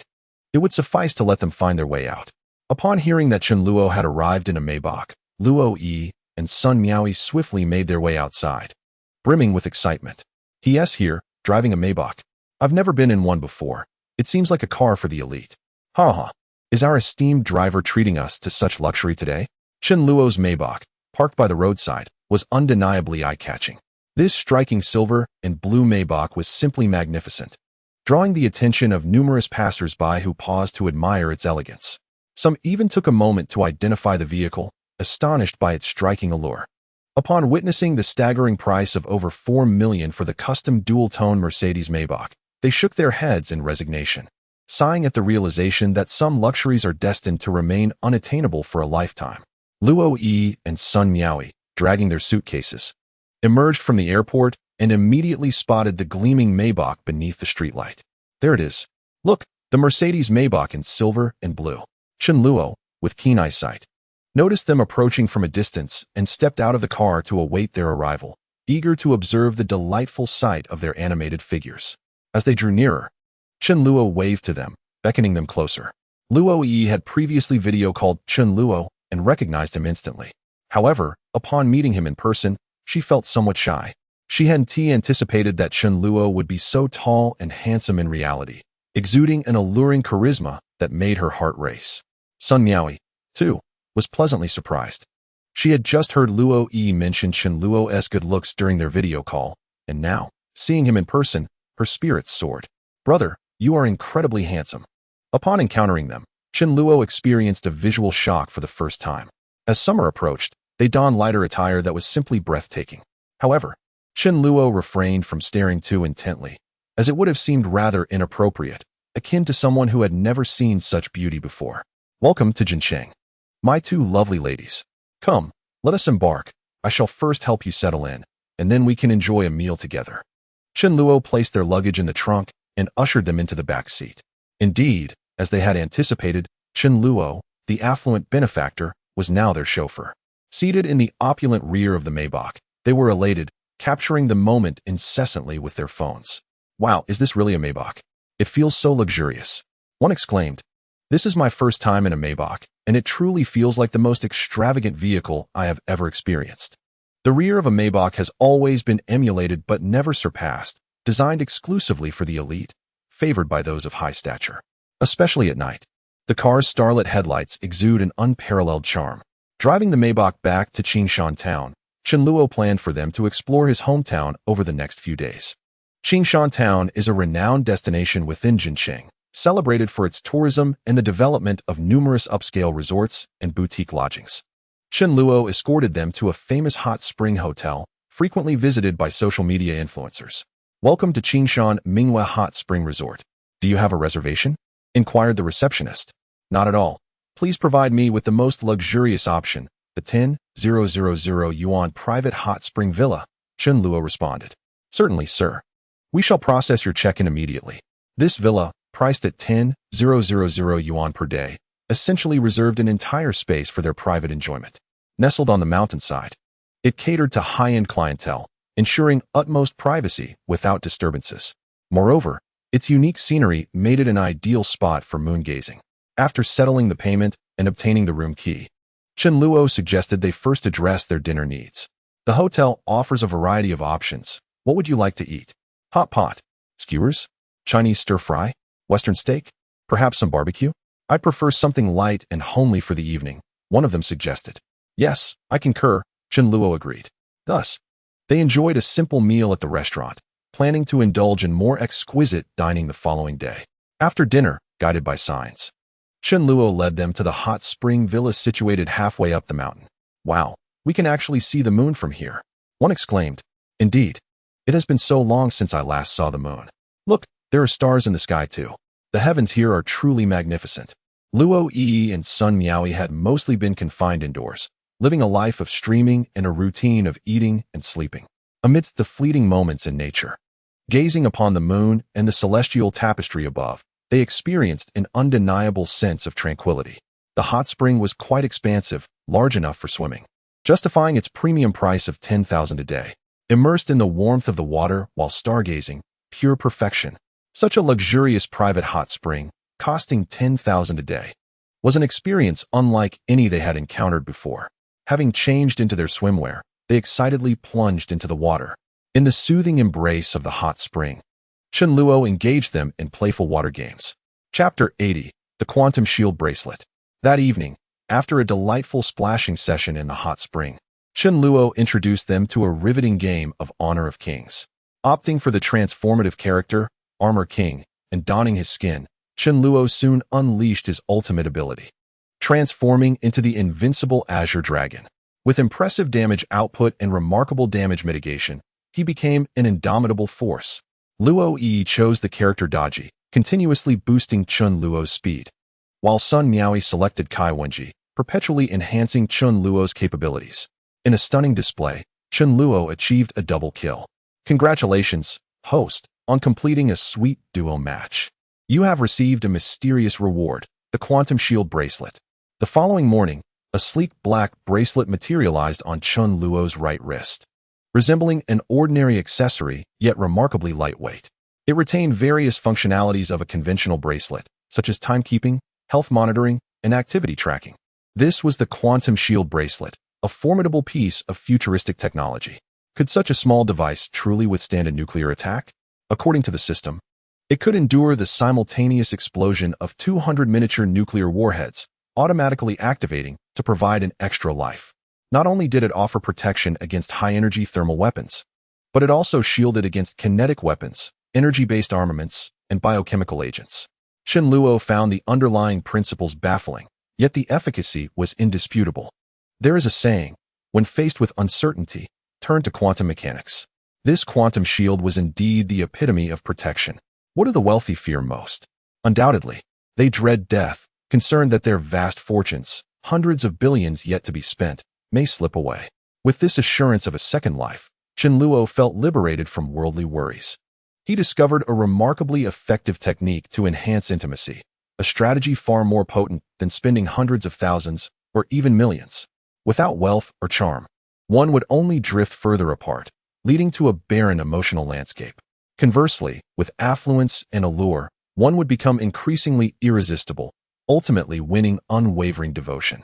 They were still asleep, likely not to awaken until the afternoon. Chun Luo ventured to the dining hall for breakfast before returning to indulge in a brief gaming session. He had not played recently, his thoughts preoccupied with matters of the heart. Curious if his rank had diminished, he opened the game, entering the ranked interface, and was relieved to find his standing intact. Last week, awarded the honorary title, County Rank 95, El Bu. In the current rank of Glory Diamond 2, a true man must engage in the battlefield lane. And in that realm, he must play as Lu Bu. Chun Luo harbors a deep affection for this hero, seldom venturing into others. Relying solely on Lu Bu to ascend the ranks, he decided to purchase a skin. The limited-time return of the Heavenly Demon Chaos skin? This skin possesses an unparalleled charm, in Chun Luo's opinion, surpassing even the esteemed Glory collection. Without hesitation, he spent over 100 to acquire it. With the enhancement of the Heavenly Demon Chaos skin, Chun Luo's bronze-tier Lu Bu exhibited a remarkable surge in power. In this match, he faced off against a stunning Sun Tzu, a formidable opponent in the battlefield lane, notorious for swiftly eliminating adversaries at level 2. Alas, equipped solely with an all-attack rune and a steel sword, Chun Luo chose not to engage minions. Instead, from the brush, he unleashed a true damage output with his first skill, reducing his opponent to half health before Sun Tzu even reached level 2, causing him to retreat in fear. Upon reaching level 2, while Sun Tzu sought to engage, Chun Luo had also attained the same level. With his second skill's shield-absorbing damage and a well-timed flicker, he executed a dramatic counterkill. After reaching level 4, he ventured to assist in the mid lane, securing another kill, thus rendering himself unstoppable. In just 13 minutes, he had demolished the opposing crystal. Chun Luo felt invincible, believing he could single-handedly defeat the top-ranked Lu Bu, El Dehua. As the clock struck 2 in the afternoon, Luo Yi and Sun Miaoi finally awakened, while Chun Luo had already ascended to the stellar rank, achieving consecutive victories without a single defeat. Brother, are you playing Honor of Kings? Wow, you're already level 61. That's impressive. Later, take me along. I'm still at Diamond, they exclaimed while watching Chun Luo play. Turning his head, Chun Luo found himself surrounded by them. Oh, you're all awake? After this match, I'll take you out for a meal. Let's have hot pot today. Following the conclusion of the match, Chun Luo led them to a highly rated hot pot restaurant. After their meal, he took them to explore the scenic area of Qingshan Town, a renowned cradle of Taoist culture with a rich history and significant cultural heritage, attracting countless tourists each year. Brother, I want that candied hawthorn. I want that fan that can have my name written on it. Meanwhile, Chun Luo opened Douyin to check his notifications. His followers and likes had significantly increased, alongside numerous messages from fans. Under the leadership of Brother Haishan, many prominent streamers had released response videos, eager to challenge Luo Shun at the pinnacle of the Forbidden City. The event had gained immense traction, becoming headline news in the Douyin live streaming community. Chen Luo entered Brother Haishan's live stream. Indeed, Brother Haishan was a tireless competitor, always engaged in gameplay. Upon entering, Chen Luo immediately gifted him 10 carnival tokens. Luo Shen has arrived. Victory is assured. Welcome our esteemed brother, Luo Shen. Thanks for the 10 carnival tokens. Brothers of 312, hurry and follow Luo Shen. Currently, the most formidable tycoon on Douyin. Luo Shen, we'll talk after the match. Alright. Rest assured, Luo Shen. The matter has been taken care of, and I guarantee your satisfaction. Once I conclude this match, I shall elaborate further. Chapter 81. The Reward of Douyin Shares? The system has gone mad. At present, the renown of Luo Shen in the Douyin live streaming realm has become universally acknowledged. The once prominent figures, despite their past prowess, have ultimately faded away or become inactive. Much like many internet celebrities who once soared to fame, they ultimately falter under scrutiny, either facing a dramatic downfall or swiftly receding from public attention. The legends of yesteryear have vanished. Now, the entire Douyin landscape belongs to Luo Shen. Upon witnessing Luo Shen's presence in Haishan Ji's live stream, the other 3 hosts ceased their efforts entirely, resigning themselves to defeat as they awaited the inevitable conclusion. Had they been up against another level 75 host, they might have mustered some resistance, but against Luo Shen, they harbored no glimmer of hope. They had observed the myriad of videos released by various editing accounts, showcasing Luo Shen's effortless feats, dozens, even hundreds of carnivals. With a peak achievement of an astounding 2,888 consecutive hits at the carnival, such an unparalleled titan was simply insurmountable. Once this match concluded, Haishan Gu initiated a connection with the audience, engaging in a discussion with Chen Luo regarding the events of the previous day. Luo Shen, the decisive battle at the Purple Forbidden City has been arranged. I shall invite a few more hosts to join us for a discussion. Let us see what insights they might offer. All right, please do. After all, this matter is spearheaded by you hosts, and I shall consider any suggestions you present. Host Shursan Mei has joined the call. Host Lao Li has joined the call. Host Sanjin 9237 has joined the call. Haishan Gu summoned 3 of the most formidable hosts, each boasting a substantial following and ticket count, as well as a strong fan base. Shursan Mei, Lao Li, Sanjin, shall we engage in a match? An unrestricted overall leaderboard. Today, I shall take on 3. Who dares to accept? Upon hearing Haishan Ji's bold proclamation, the 3 hosts chuckled, having long deciphered his scheme. Do you think I am unaware of Luo Shen's presence in your stream? I shall not accept. Haishan is too cunning. I wondered why he was so audacious today. It turns out he is clinging to Luo Shen's coattails. Good evening, Luo Shen. I have long admired your esteemed name. Luo Shen, I am your fan. I am following you. Luo Shen sent 10 carnivals to host Shursan Mei. Luo Shen sent 10 carnivals to host Lao Li. Luo Shen sent 10 carnivals to host Sanjin. Chen Luo graciously bestowed 10 carnivals upon each, as a token of their first encounter. After the pleasantries were exchanged, Haishan Gu shifted to more serious matters. Just a jest. Now, let us return to the topic at hand. What are your thoughts regarding the decisive battle at the Purple Forbidden City? Do you have any ideas? Today, Luo Shen is here to gather everyone's opinions. I have tentatively drafted a plan. We shall first hold a preliminary round, allowing all hosts to participate. Then, from 8 p.m. to 10 p.m., within those 3 hours, those who secure a spot among the top 2 of the hourly leaderboard will advance to the next round. On this day, 6 individuals can be selected. Over the course of 2 days, that amounts to 12. The rules are straightforward and easy to comprehend. One simply needs to achieve the second position on the leaderboard without any unnecessary complications. After listening to Haishan's proposal, everyone expressed their thoughts. Sister 13 remarked, "The top 2 on the hourly leaderboard is certainly feasible. I find it quite agreeable. However, once we have selected these individuals, what is our next course of action? How shall we engage in the ultimate battle atop the Forbidden City?" Sanjin added, "Indeed. What is the method for this decisive confrontation? Are we not to face off against the goddess of Luo? Shall we all band together to challenge her?" Lao Li, ever the schemer, suggested, "How about this? I will act as the guardian of the goddess of Luo. I shall team up with her and contend against you all." Regarding the preliminary competition proposal put forth by Haishan, Chen Luo held no objections. The rules were clear and concise. However, he did have an idea concerning how to proceed with the ultimate battle after the selections were made. Chen Luo shared his thoughts with the group. I have no objections to this preliminary contest. As for the decisive confrontation, I propose that you form teams of 3, allowing for free combinations, and engage in a wheeled battle against me. With 12 participants, Chen Luo felt unperturbed. It merely entailed investing a bit more time.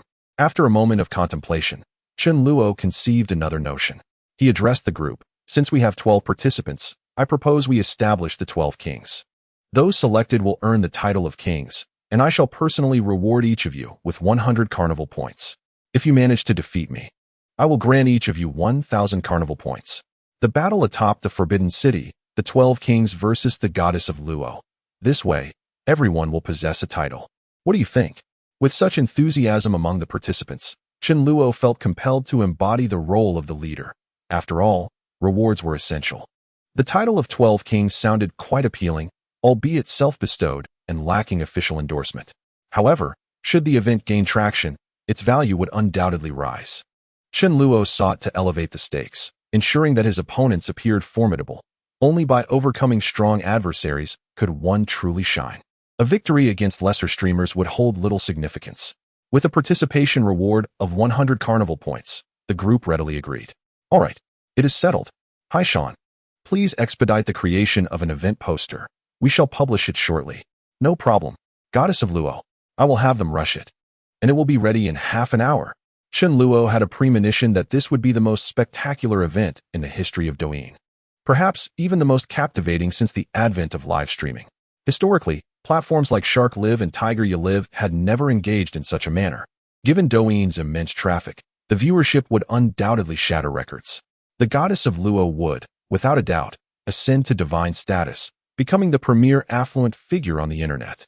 Host has triggered a new mission, the Battle for Ascendance.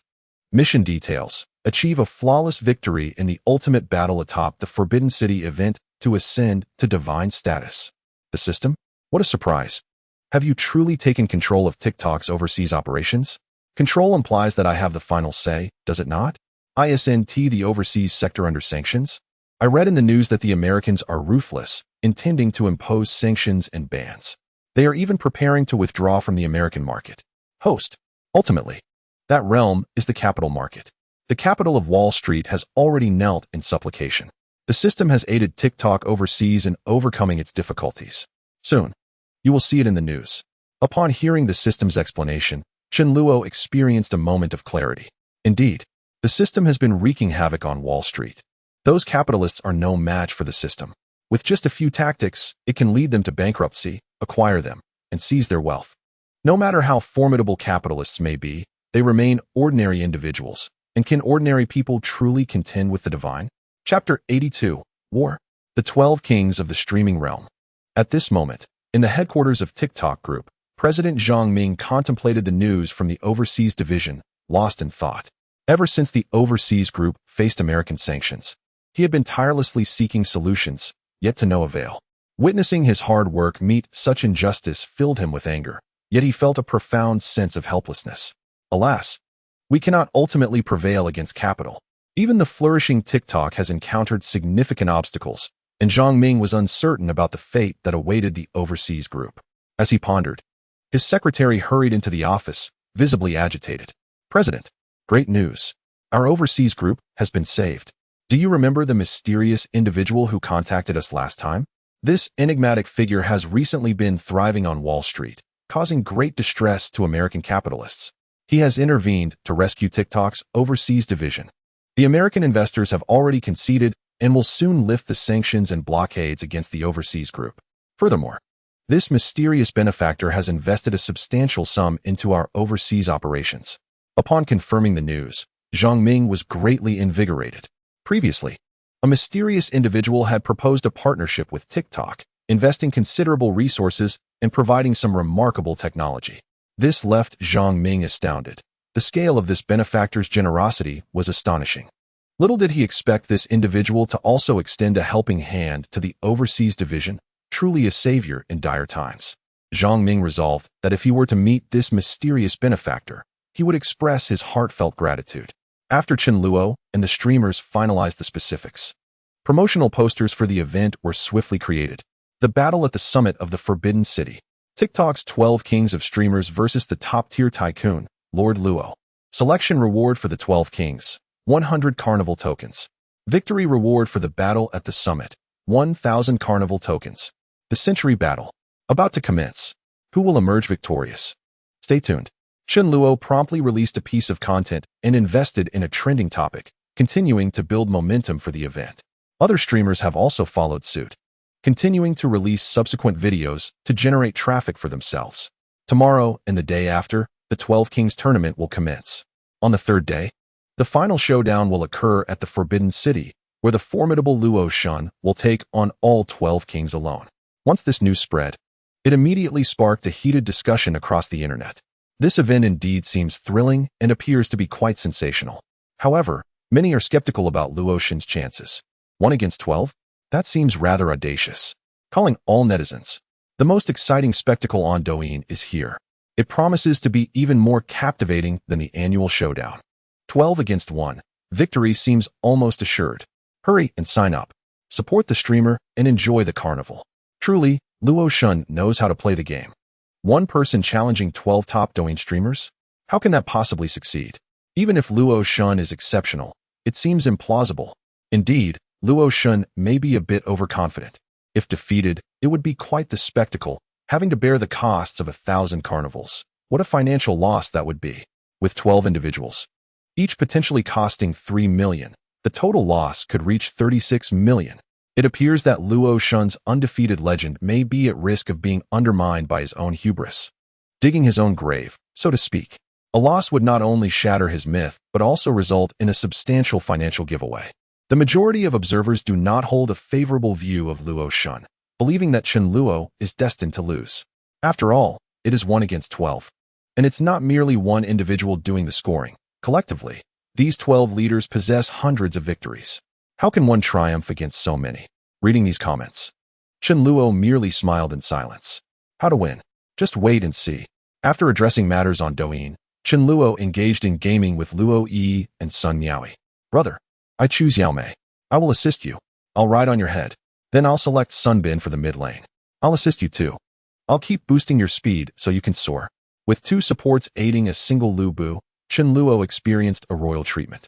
This arrangement left their other 2 teammates utterly dismayed. The marksman, Lu Ban Shi Hao, could only express frustration, while the jungler, Zhao Yun, felt despondent. Unleash your ultimate. Silence them. Accelerate my movements. From this moment forward, I shall dominate the battlefield. God blocks my path. I shall slay him. Chen Luo's Lu Bu darted in and out of the fray, striking deep into the enemy's territory, leaving them in disarray. At the peak of his prowess, he unleashed an astounding 50 attack speed, delivering 5 strikes per second, each a critical hit. Luo Yi Affinity 5, Sun Miaoi Affinity 5, after several rounds of gaming. The 2 grew weary and succumbed to sleep. Chen Luo also set aside his phone and drifted into slumber. In his dreams, he found himself enveloped by vast, pristine clouds, struggling to breathe. The following day, Chen Luo took Luo Yi and Sun Miaoi to a panda sanctuary to observe the giant pandas. He purchased numerous panda hats, plush toys, and other souvenirs for them. Typically, Chen Luo found little enjoyment in visiting various attractions in Jincheng alone, but with the company of these 2 lovely ladies, he relished in exploring and indulging in delightful culinary experiences together. Such a life is indeed filled with joy and leisure. In the evenings, Chen Luo engages them in gaming while simultaneously watching the Battle of the 12 Kings. From 8 p.m. to 10 p.m., the top 2 from each hour's leaderboard directly become one of the 12 Kings for this event. Today, 6 slots are to be determined. The traffic for this event is extraordinarily vast, compelling top streamers to exert their utmost efforts to compete. Consequently, the competition on the first day is the most intense. Should one fail to secure a spot on the first day, there remains the opportunity for a second chance on the following day. The excitement of these few hours is simply exhilarating. The carnival atmosphere is palpable, with various affluent patrons making their presence felt, the intensity rivaling that of a year-end showdown. As the battle song plays, streamers passionately rally for votes, and the wealthy patrons unleash their fervor. Notably, the streamers Haishan Go, Shi Mei, and Lao Li have drawn in a multitude of level 75 affluent viewers. Many of these patrons are unfamiliar to Chen Luo. who did not anticipate such an explosive turnout for the event. Ultimately, Haishan Gu, Shi San Mei, and Lao Li claimed the top spot on the hourly leaderboard. These three are astute, aware of when the traffic peaks and how to garner the most attention, thus aiming for the first place on the initial day. Sanjin, DD, and Xiao Baiyi secured the second position on the hourly leaderboard. These 6 streamers successfully advanced to the 12 Kings. On the second evening, the fierce battle resumed. After 3 hours of combat, the remaining 6 of the 12 Kings were determined. Su Su Bao Bao, Xiao Gui, Envy Sanjin, Xiao Yuan Gu, 798 Xiao Jie, and Sheng Zai. The strategies employed by these 6 on the second day were notably clever, as they refrained from contending with Haishan, Shi San Mei, and Lao Li for the first day's slots. This strategic restraint conserved considerable strength and saved votes. Su Su Bao Bao, originally a gaming streamer, also joined the fray, seeking revenge since Xiao Yao Jing did not make it through. Meanwhile, 798 Xiao Jie emerged as a dark horse, bolstered by the passionate support from Jiang Nan, demonstrating formidable strength and cohesion. Xiao Yuan Gu, leveraging the collective power of the entire northern region, borrowed support from numerous affluent patrons and devoted fans, making them a force to be reckoned with. Sheng Zai, Xiao Gui, and Envy Sanjin also displayed remarkable prowess. The 12 Kings of these 2 days elevated the streaming industry as traffic to unprecedented heights. Every one of the 12 live streams reached a popularity of 100,000, with some peaks soaring to 500,000. Everyone savored the sweetness of this traffic, eagerly preparing for the grand showdown the following day. In Haishan Ge's live stream, level 75 user Luo Shun enters the room. Welcome, Luo Shun. Haha, Luo Shun. Have the past 2 days of streaming been spectacular? We streamers are indeed blessed by your presence. With you here, the popularity has skyrocketed. I wonder how high the peak popularity will soar during tomorrow's decisive battle at the Purple Forbidden City. I estimate it will reach at least 1 million. Such popularity is beyond imagination. The past few days have indeed been thrilling. On several occasions, Chen Luo felt an urge to intervene and assist them. However, as the initiator of the event, he could not favor any particular streamer. Favoring one while neglecting another would be utterly unjust. Luo Shun, call everyone over. Let us arrange a group connection. Luo Shun, I shall reward the 12 Kings. Excellent. Luo Shun, I will gather them immediately. Haha, the 100 carnival tokens are secured. Brothers. Before long, Brother Haishan managed to assemble everyone. The attendees were present, the 12 Kings of Douyin live streaming. 12 Kings of Douyin live streaming. Haishan, 13 Mei, Lao Li, Su Su Baby, Xiao Gui, Sheng Zai, Nin Sanjin, Nu Sanjin, Xiao Yuan Gu, 798 Xiao Jie, Disney, Xiao Baiyi. Now, let us welcome our award presenter, Luo Shun, to distribute rewards to the 12 Kings. Luo Shun gifts Brother Haishan 100 carnival tokens. Luo Shun gifts 13 Mei 100 carnival tokens. Luo Shun gifts Su Su Baby 100 carnival tokens. Each received 100 carnival tokens, with Chen Luo ensuring everything was meticulously arranged. A total of 1,200 carnival tokens were distributed. Wow, Luo Shun is truly extraordinary. How many tokens does he possess? To date, how many carnival tokens have been given out? Does anyone know? At least several thousand, right? Countless batches of 100, 200, 500, and even 1,028.88 have been sent. Today alone, 1,200 were distributed. To reach level 75, over 6,000 carnival tokens are required. Combined with what Luo Shun has given away in recent days, it's estimated that over 9,000 have been distributed, approaching 30 million. How terrifying. In less than a month, 30 million have been given away. Furthermore, for tomorrow's climactic battle at the Forbidden City, who knows how many more will be sent. If Luo Shun loses, he must part with 12,000 carnival tokens. Everyone is eagerly anticipating the ultimate showdown tomorrow. Luo Shun versus the 12 Kings of Douyin. Who will triumph?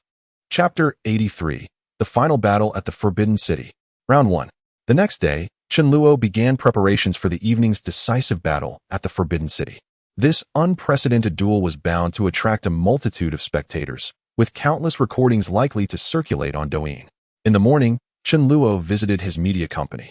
During this period, he had entrusted the company's affairs to his secretary, Li Xian. Upon seeing Chen Luo, she was filled with delight. having not seen him for quite some time. Boss, you have finally arrived. I have been diligently managing the company's affairs without any slacking off. Come, let me show you the office. Chun Luo followed her, admiring her graceful movements, as they entered the spacious office, which exuded a minimalist and elegant atmosphere. This office building is considered one of the finest in the city center. Once leased, it requires minimal renovation. Merely replacing some furniture and rearranging the layout suffices. Chun Luo sat comfortably in his chair while his secretary, Li Exine, stood beside him, holding a folder. Observing Li Exine's polished appearance, Chun Luo felt a sense of satisfaction and beckoned her closer. Please present your work updates, he instructed. A secretary's role is to handle tasks when there are matters at hand and to remain available during quieter times. After half an hour, Chun Luo felt content. The company's computers, printers, televisions, and projectors were all installed, and various office areas had been meticulously planned. Additionally, the company had established a professional live broadcasting studio, equipped with state-of-the-art devices. In the afternoon, Chun Luo summoned Su Yue to the office. For the impending competition that evening, he decided to have Su Yue take the lead. She was someone Chun Luo trusted significantly, known for her obedience and lack of ulterior motives. As Chun Luo's first love, he naturally felt a special fondness for her. Yue, once we finalize our hiring process, you will hold the title of female CEO. You can bring your roommate along for weekend outings. The reason I called you here is to assign you a crucial task. You've seen the event I initiated on Douyin, right? You will face the 12 kings of Douyin live, each formidable in their own right. Are you prepared for this? Though Su Yue had limited experience with live streaming, each of her previous broadcasts felt like a monumental battle, and she wasn't as intimidated by the 12 kings as one might expect. Brother, I can do it. Trust me. Today, I will present my best self and conquer alongside you. After adjusting the live streaming equipment, Chun Luo allowed Su Yue to go live for a brief period to test the network and video quality. She also released a video announcement, informing her audience that at 8 o'clock in the evening, Luo Shun would join her in the battle against the 12 kings. Chun Luo prepared himself with ample resources. You have recharged 10 million Do coins. You have recharged 10 million Do coins. You have recharged 10 million Do coins.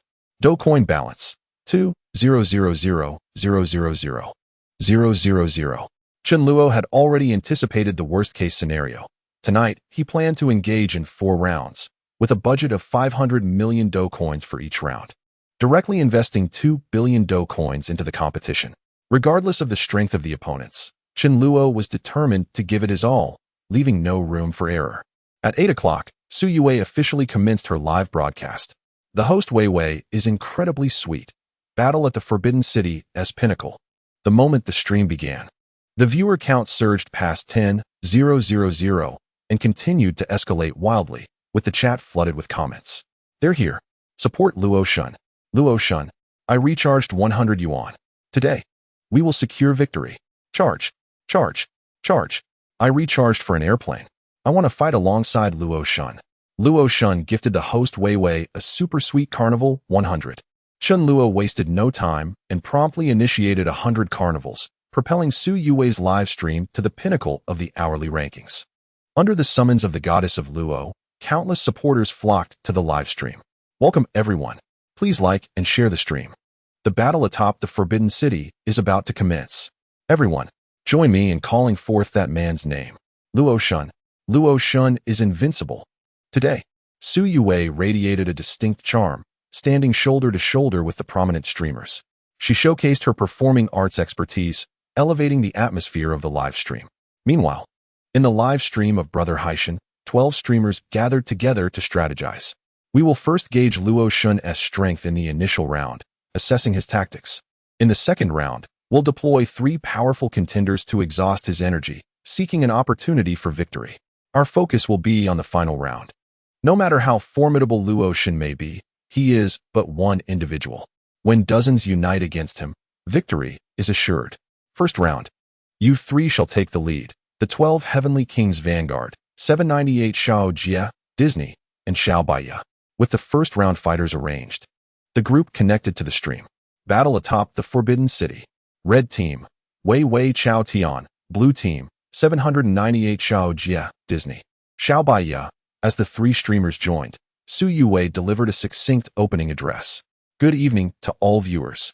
You are now witnessing a thrilling event initiated by the Douyin tycoon Luo Shun, the battle atop the Forbidden City. I will be facing off against Douyin's 12 king streamers. This showdown consists of 4 rounds, and for the first round, the opponents have sent forth 3 streamers. Let us hear their battle declarations. 798 Xiao Jia, leave love at 798. Charge, 798 Brigade. Disney, give it our all. Leave no regrets. Xiao Baiya, defeat Luo Shun. Achieve fame in one battle. At this moment, the popularity of all 4 live streams surged to 100,000, with Su Yue's stream nearing 200,000. The battle atop the Forbidden City officially commenced. 15 minutes, no limits. Begin. Chen Luo was uncertain of their specific tactics, but the 2 billion Douyin coins in his backpack bolstered his confidence. Luo Shun gift streamer Wei Chao Tian 10, 20, 30, 40. 100 carnivals. Chen Luo's fingers danced across the screen, launching the carnivals at an astonishing speed. The 3 opposing streamers were equally relentless, with their supporters showering them with gifts and various tokens. 798 Xiao Jia demonstrated remarkable tenacity, successfully overpowering Chen Luo. 798 sends streamer 798 Xiao Jia a carnival of 100. In a thrilling showdown, the esteemed user Chen Luo attempted to single-handedly send a cascade of festive tokens. But his efforts fell woefully short as he lagged behind by several hundred tokens. The situation appeared dire as Team 84 faced overwhelming firepower from their adversaries, who collectively unleashed an impressive barrage of celebratory tokens. The opposing team, bolstered by numerous devoted fans, launched a relentless assault with rockets, aircraft, and luxury vehicles. The climactic battle at the pinnacle of the Purple Forbidden City had only just commenced, yet its exhilarating intensity rivaled that of any annual event. 798 Xiao Jia emerged as a formidable force in this contest, yet the other 2 streamers also displayed remarkable prowess.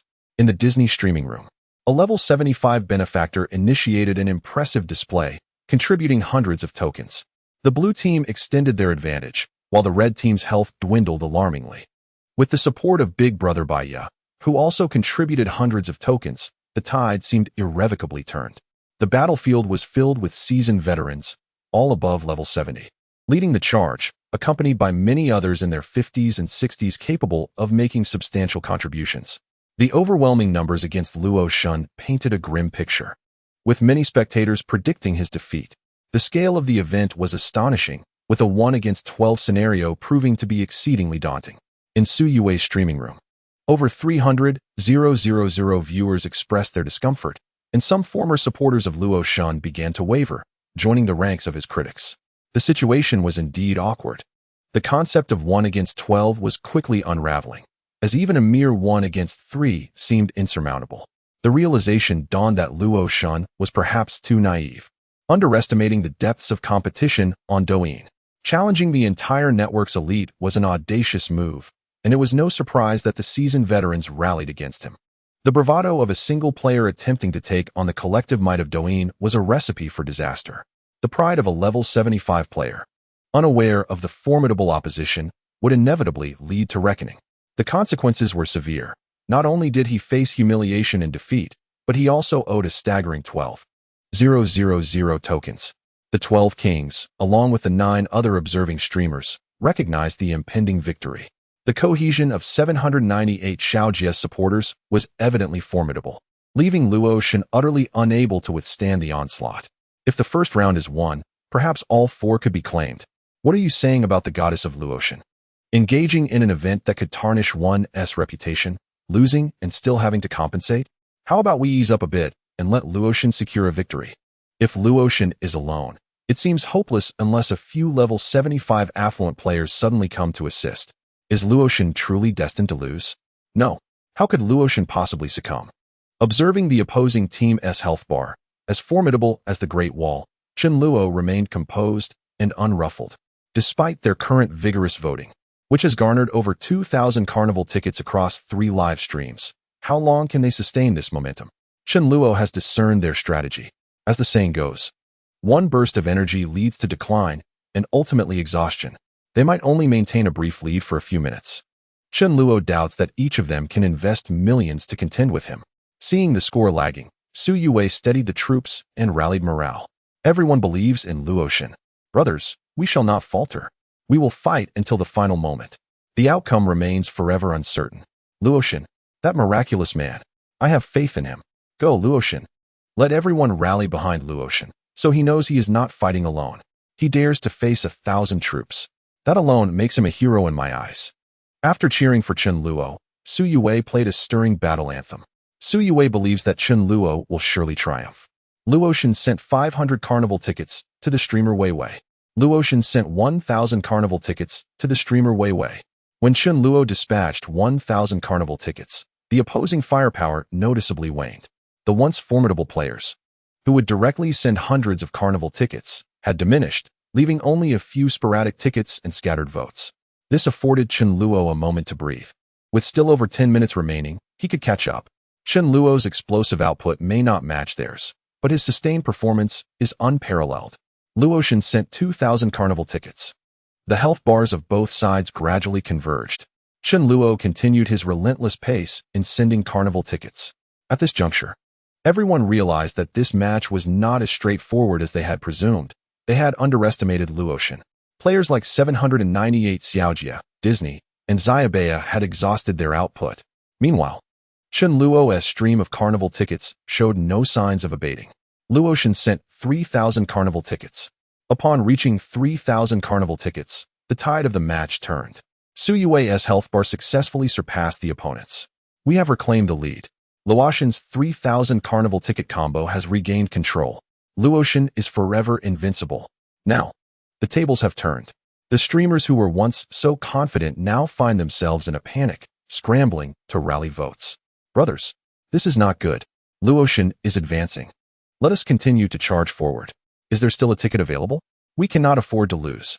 Let's aim for 500 more carnival tickets. Our family is all in. However, this time, the number of carnivals is quite limited. The 3 live stream rooms combined have only managed to distribute 1,000 carnival tickets. Soon, the carnivals from Luoshan caught up. In the final 5 minutes, the opposing team had already given up the struggle and ceased to contribute tickets. Meanwhile, Luoshan's carnivals showed no signs of stopping, maintaining a steady momentum, engaging in a war of attrition. Luoshan sent out 5,000 carnivals. Luoshan sent out 6,000 carnivals. Luoshan sent out 7,000 carnivals. With a streak of 7,000, initially, no one had faith in Luoshan, convinced of their impending defeat. But Luoshan is divine. The divine cannot falter. Victory. Red side ticket count, 2 billion. Blue side ticket count, 3 billion. Match, Luoshan.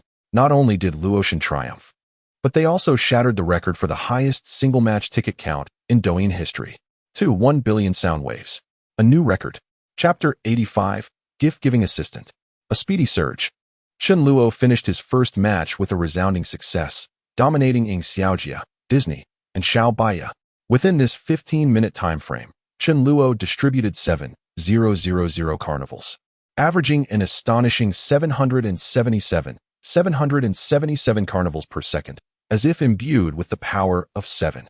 This decisive battle demands not only financial resources, but also speed. If they can continue to distribute, there remains a chance. The key is that this is not an annual event, and who would recklessly go all in? The next match is about to commence, leaving one to ponder how the opposing team will respond in the second round. In the first match, the opposing team dispatched 3 hosts.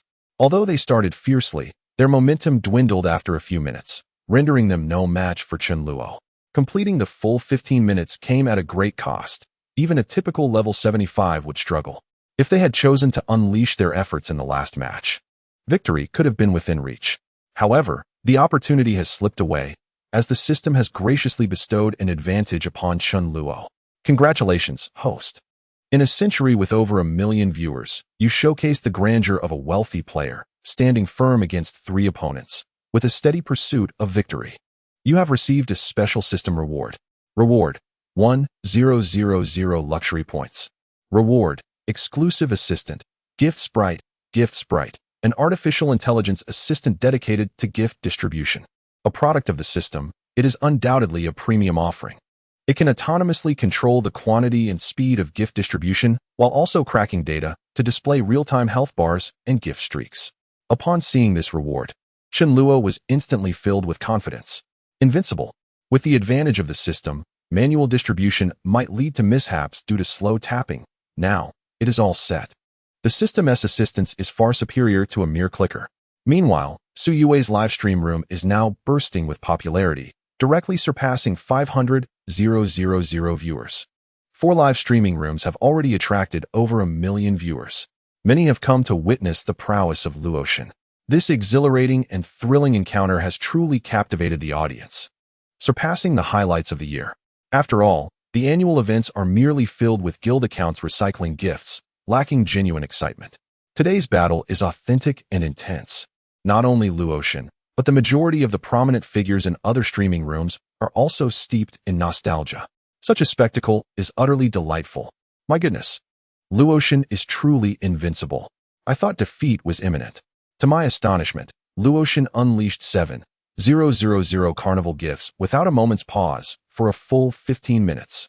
The output is terrifying. Incredible. This is the epitome of an unparalleled prodigy. A staggering 21 billion sound waves generated from 7,000 carnivals. A record has been shattered. After such a long time, someone has finally surpassed the 200 million sound wave record.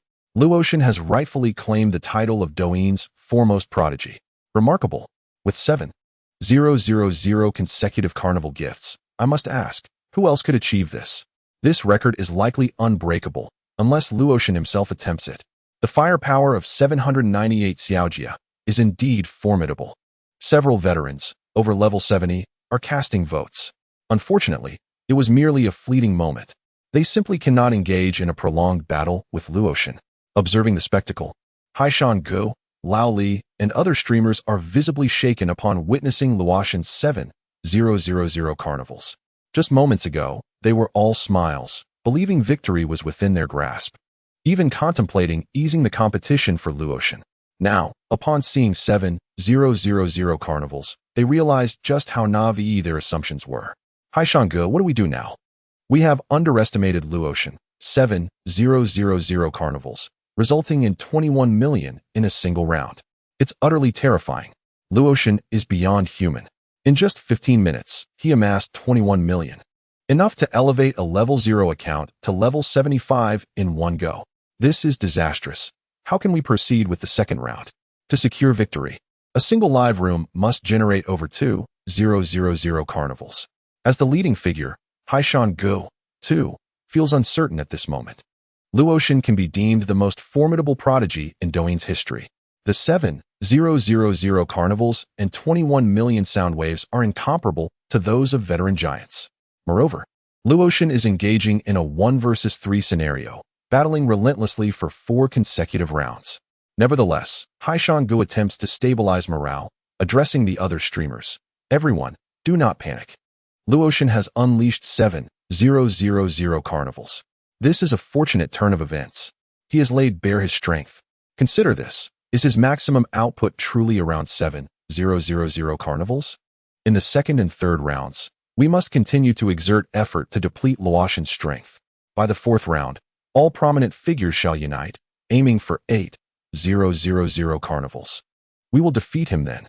In the final round, my room will contribute 3,000 carnivals, while you all contribute 2,000. Today, we must bring Luotian down. With over 1 million viewers for the first round, the viewership for the climactic final showdown is bound to be explosive. Regardless, I have resolved to give it my all.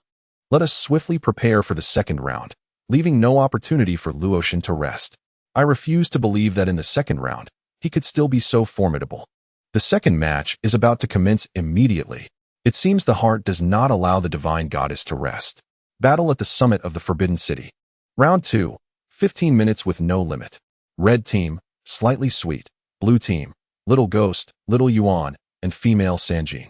In this second match, the opponent has once again dispatched 3 formidable generals, with Little Ghost as the leading force. At the peak of his prowess, Little Ghost had numerous admirers in the streaming realm, and this grand showdown has compelled many lurking supporters to emerge, riding the wave of this battle at the summit. Little Ghost's streaming room has returned to its pinnacle, a congregation of admirers, a popularity of 200,000. Charge forth, my team. Today we shall prove ourselves. Here we go. Level 75 user Gu E sends 100 Carnival. Level 75 user Gangwon sends 100 Carnival. Level 75 user Gaga sends 100 Carnival. Level 75 user Drifter sends 100 Carnival. Level 70 user Western Pirate sends 100 Carnival. The former champion has returned. Little Ghost's streaming room instantly erupted with hundreds of carnivals. Many claimed that Little Ghost had lost his touch, that his popularity had waned, and that his supporters were inactive. Today he comes to validate himself. Faced with the current legend of Douyin, the premier opulent figure, the divine goddess, the team unleashes their full firepower. Little Ghost supporters, once scarcely present, are now abundant in this second match of the battle at the summit. It is even more exhilarating than the first. The health bar represented by the divine goddess, Lo Shun, is nearly diminished to the point of invisibility. Goodness, is Little Ghost's surge in votes truly this overwhelming? How many level 75 supporters must there be? It appears even more terrifying than the previous match, with 798 Xiaojia. Can Lo Shun endure? She previously amassed 7,000 carnivals. Can her speed keep pace? Not only speed, but does Lo Shun possess sufficient votes in her reserves? She has already expended 21 million. And combined with what was previously used, even if she had a mine at home, it would be insupportable. Winning one round is sufficient. She should concede the second. Concede? How could that be possible? The hacks have already been activated. Is there any chance of losing? Chapter 86. Level 75 opulent figures surrounding. Yet it is still not enough. The opposing supporters continue to unleash their carnivals, more fierce than the previous round. It seems they wish to challenge Lo Shun to see who can endure longer. Although Chen Luo stands alone, he faces 100.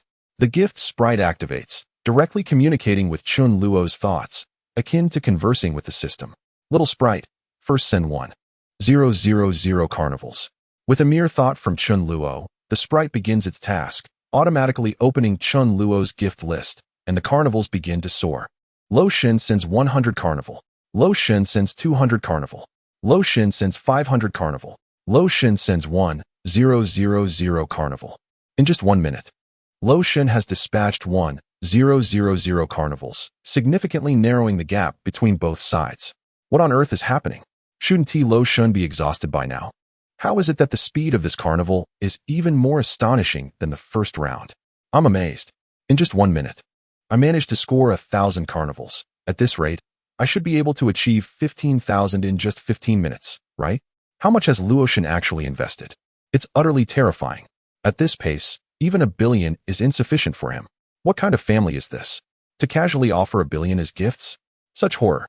This truly reveals Luo Shun's formidable prowess. The first round was likely a mere warm-up. In this round, the big brother from Xiaogui's side is eager to engage, prompting Luo Shun to unleash his full potential.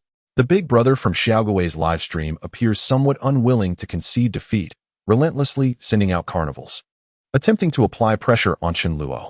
The other two streamers, witnessing Xiaogui's fervor, are equally invigorated, joining in with grand gestures. Brothers, charge forward. Xiaogui is too fierce. We cannot lag behind. Northern Realm, let us advance. Streamer Chun Zhe sends out 20 carnivals. Streamer Zhan who sends out 20 carnivals. Level 71 user Guo Huang sends out 100 carnivals. Level 75 user sends out 100 carnivals. The big brother from the Sanjin family is also stepping up. Xiaogui and Xiao Yuan have both joined in. Our big brother is charging forth as well. Let us go. Level 75 user Cheng Yang sends out 100 carnivals. Level 75 user Su Shin sends out 100 carnivals. What an exhilarating display. Has the level 75 tycoon come to play today? It's a rare sight. Today, at least a dozen level 75 big brothers have emerged to shower gifts. Brothers, let us all charge together. I've sent a plane. I refuse to believe that Luo Shun alone can surpass our collective generosity.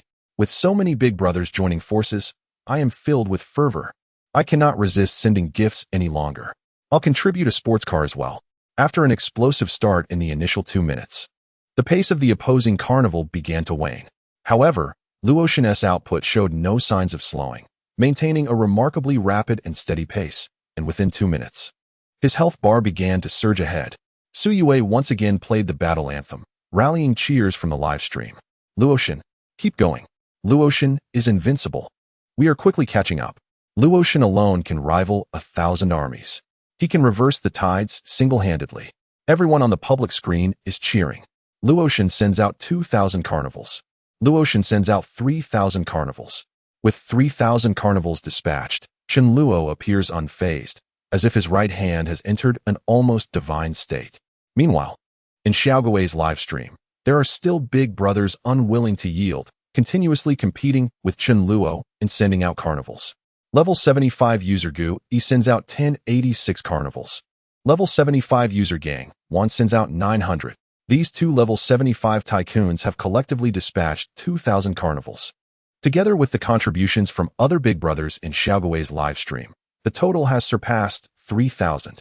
If we combine all three live streams, we have amassed over 4,000 carnivals. In the live stream of the Young Ghost, the two prominent figures seemed either to have ignited their competitive spirit or wished to validate the Young Ghost's prowess. Yet the carnival showed no signs of abating. Regrettably, their reaction times were woefully inadequate, rendering any hope of surpassing the formidable Luoshan utterly futile. In this second round, Chen Luo gained a glimpse into the capabilities of seasoned titans. Alas, as the clock ticked down to the final 8 minutes, the opposing trio of streamers had completely exhausted their energies.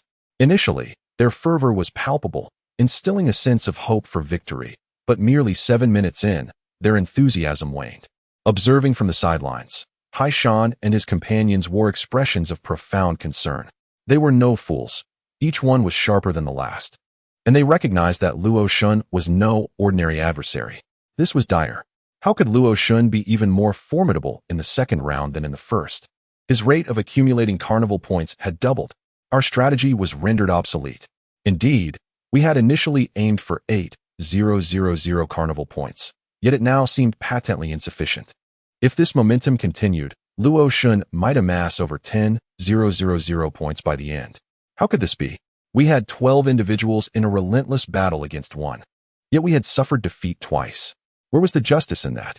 The match was not yet concluded, and the outcome remained uncertain. Luoshan's rate of accumulating carnival points was undeniably extraordinary. Yet, had they considered the possibility that Luoshan might be running low on tickets? Indeed, it was plausible that Luoshan had become so engrossed that he no longer monitored his remaining tickets. He might very well have succumbed to the thrill. We could wear him down in this third round. By the fourth, he might find himself ticketless and unable to unleash his full potential. I surmised that Luoshan had invested a staggering 100 million, and with some balance remaining, he likely had around 1.2 billion. In the previous round, he had already amassed 21 million. This round would surely yield at least 30 million, suggesting he had approximately 70 million left. Their conjectures held merit. However, they were mistaken in believing Luoshan had only invested 100 million. In fact, he had poured in 200 million. With just 5 minutes remaining, Luoshan's carnival points had surged ahead significantly. Luoshan sent out 6,000 carnival points. In the final 3 minutes, the opposing team's health bars were utterly stagnant. Even an attempt to seize the tower seemed hopeless. Luoshan sent out 9,000 carnival points. Red side, 2.7 billion audio waves. Blue side, 1.4 billion audio waves. 9,000 consecutive hits, victory. Ultimately, Luoshan clinched the victory in the second round of the climactic battle atop the Forbidden City with an impressive 9,000 carnival points. Chen Luo's greatest rival had become himself. 2.7 billion audio waves. 9,000 carnival points. He once again shattered his own record. The live stream's popularity soared, surpassing 1.5 million viewers for this unprecedented spectacle. The name Luoshan resonated throughout Douyin's live streaming realm. Today, I witnessed Su Bao in a tailored suit leading a team. Su Bao is truly remarkable. He rallied 8 million warriors, with 800,000 viewers in the stream, and 720,000 ticket supporters. He set a new Douyin record with 4.2 billion in popularity votes, surpassing the previous high of 3.2 billion set by Sheng Zai by a full 1 billion. It is estimated that this record is unlikely to be broken. This cohesion should be the strongest in the entire network. Unless a dozen major streamers join forces, there may be a possibility of surpassing it. Chapter 87. Su Su Bao's Battle. I have many friends. The host spent 21 million on rewards. Received a cashback of 5 million. The host spent 27 million on rewards. Received a cashback of 5 million. Current cumulative withdrawable cashback amount is 24 million. These two rounds not only mark Chen Luo's ascension to greatness, but also present an excellent opportunity for cashback through the system. After these two rounds, Chen Luo gifted a total of 48 million, yielding a cashback of 24 million. Today's decisive battle at the Purple Forbidden City saw Chen Luo preload 200 million. Should he exhaust it all, he could receive a cashback of 100 million, a modest goal indeed. Within the livestream, over 1 million viewers were profoundly astonished by the 9,000 carnivals gifted by Luo Shun. Presently, nearly half of all streamers on Douyin are attentively following this event, as Luo Shun continuously breaks records, crafting a legend in the community. Luo Shun is akin to a living embodiment of the god of wealth. There is no need to call out, as everyone instinctively chose to follow him. On the 12th day, after 2 consecutive losses, the remaining 6 streamers yet to take the stage felt the immense pressure. Brother Hai Shan, in the 3rd round, deployed Su Su Bao, Sister 13, and Man Sanjin, 3 formidable champions. The prowess of these 3 streamers is evident, not only due to their substantial followings, but also their extraordinary fan loyalty. Brother Hai Shan rallied support for the trio, hopeful they could reclaim a victory in this 3rd round. Bao Gu, Sister 13, Sanjin, I entrust this 3rd round to you. I am well aware of your capabilities. Luo Shun has already gifted 16,000 carnivals, totaling 48 million. In this 3rd round, we must deplete his resources. Go all out. The final round will be mine. I have gathered 100 wealthy patrons. Even if we lose the 3rd round, we shall surely triumph in the 4th. Give it your all. The 3rd round of the decisive battle at the Purple Forbidden City commences. Red Team, Wei Wei Chao Tian. Blue Team, Su Su Bao, Sister 13, Sanjin. 15 minutes, no limits. The 3rd round officially begins. Su Su Bao initially intended to participate casually, to elevate his own visibility and generate some buzz for his streaming platform. However, upon witnessing the substantial votes amassed by the competing streamers, he realized that generating such heat was no small feat nevertheless. Having streamed for many years, he possesses a solid foundation despite being primarily a gaming streamer with occasional entertainment. Today, the big brothers are all present. I will not be outdone. This Luo Shun is extraordinarily formidable. What kind of family background does he have? He gifted 9,000 carnivals in one go. In this 3rd round, we shall battle. The preceding streamers have gathered significant support. We must also contribute something substantial. After all, we are major streamers with a following of at least 100,000. We cannot lose face. I reiterate, the affluent streamers should lead the charge, while the other fans contribute according to their means. You may as well participate with a mere dime's worth of fan light boards. Are there any friends of mine in the live stream? Let us all join in. I shall play the battle anthem. Let's go. In the live stream of Su Su Baby, there are currently over 400,000 viewers, an astonishing turnout. As a prominent streamer, he possesses significant influence, further amplified by his participation in an epic battle, with 8 million warriors coming to lend their support. At the onset, the carnival in Bao Ji's live stream commenced with a frenzy of messages. Level 75 user fan, Yi gifted 500 to the carnival. Streamer Xiao Yao Jing gifted 20 to the carnival. Streamer De Bin Zi gifted 10 to the carnival. Streamer De Long Mao gifted 10 to the carnival. Streamer Chen Bo gifted 100 to the carnival. Streamer Sha Zigu gifted 100 to the carnival. Numerous game streamers from Douyin have come to show their support, and even some affluent patrons from Shark Live have arrived to shower gifts. Bao Gu's strategy relies heavily on friends. If one friend contributes a few gifts to the carnival, then with 100 friends, there will be several hundred gifts. In contrast, Shi San Mei and Sanjin rely solely on their affluent patrons. The live stream of Shi San Mei is entirely filled with level 75 patrons gifting to the carnival. Level 75 user Cun Zhang gifted 500 to the carnival. Level 75 user Chu Xian gifted 500 to the carnival. Level 75 user Ningjing Ji Yuan gifted 500 to the carnival. Level 75 user Ji Zuchang Lu gifted 500 to the carnival. Level 75 user Dao He Tianxia gifted 500 to the carnival. The names and avatars of these 5 patrons suggest they are seasoned veterans. As if the carnival were free, they are liberally bestowing gifts. Sanjin's live stream mirrors this. Several affluent patrons are continuously gifting to the carnival. Mysterious benefactor gifted 500 to the carnival.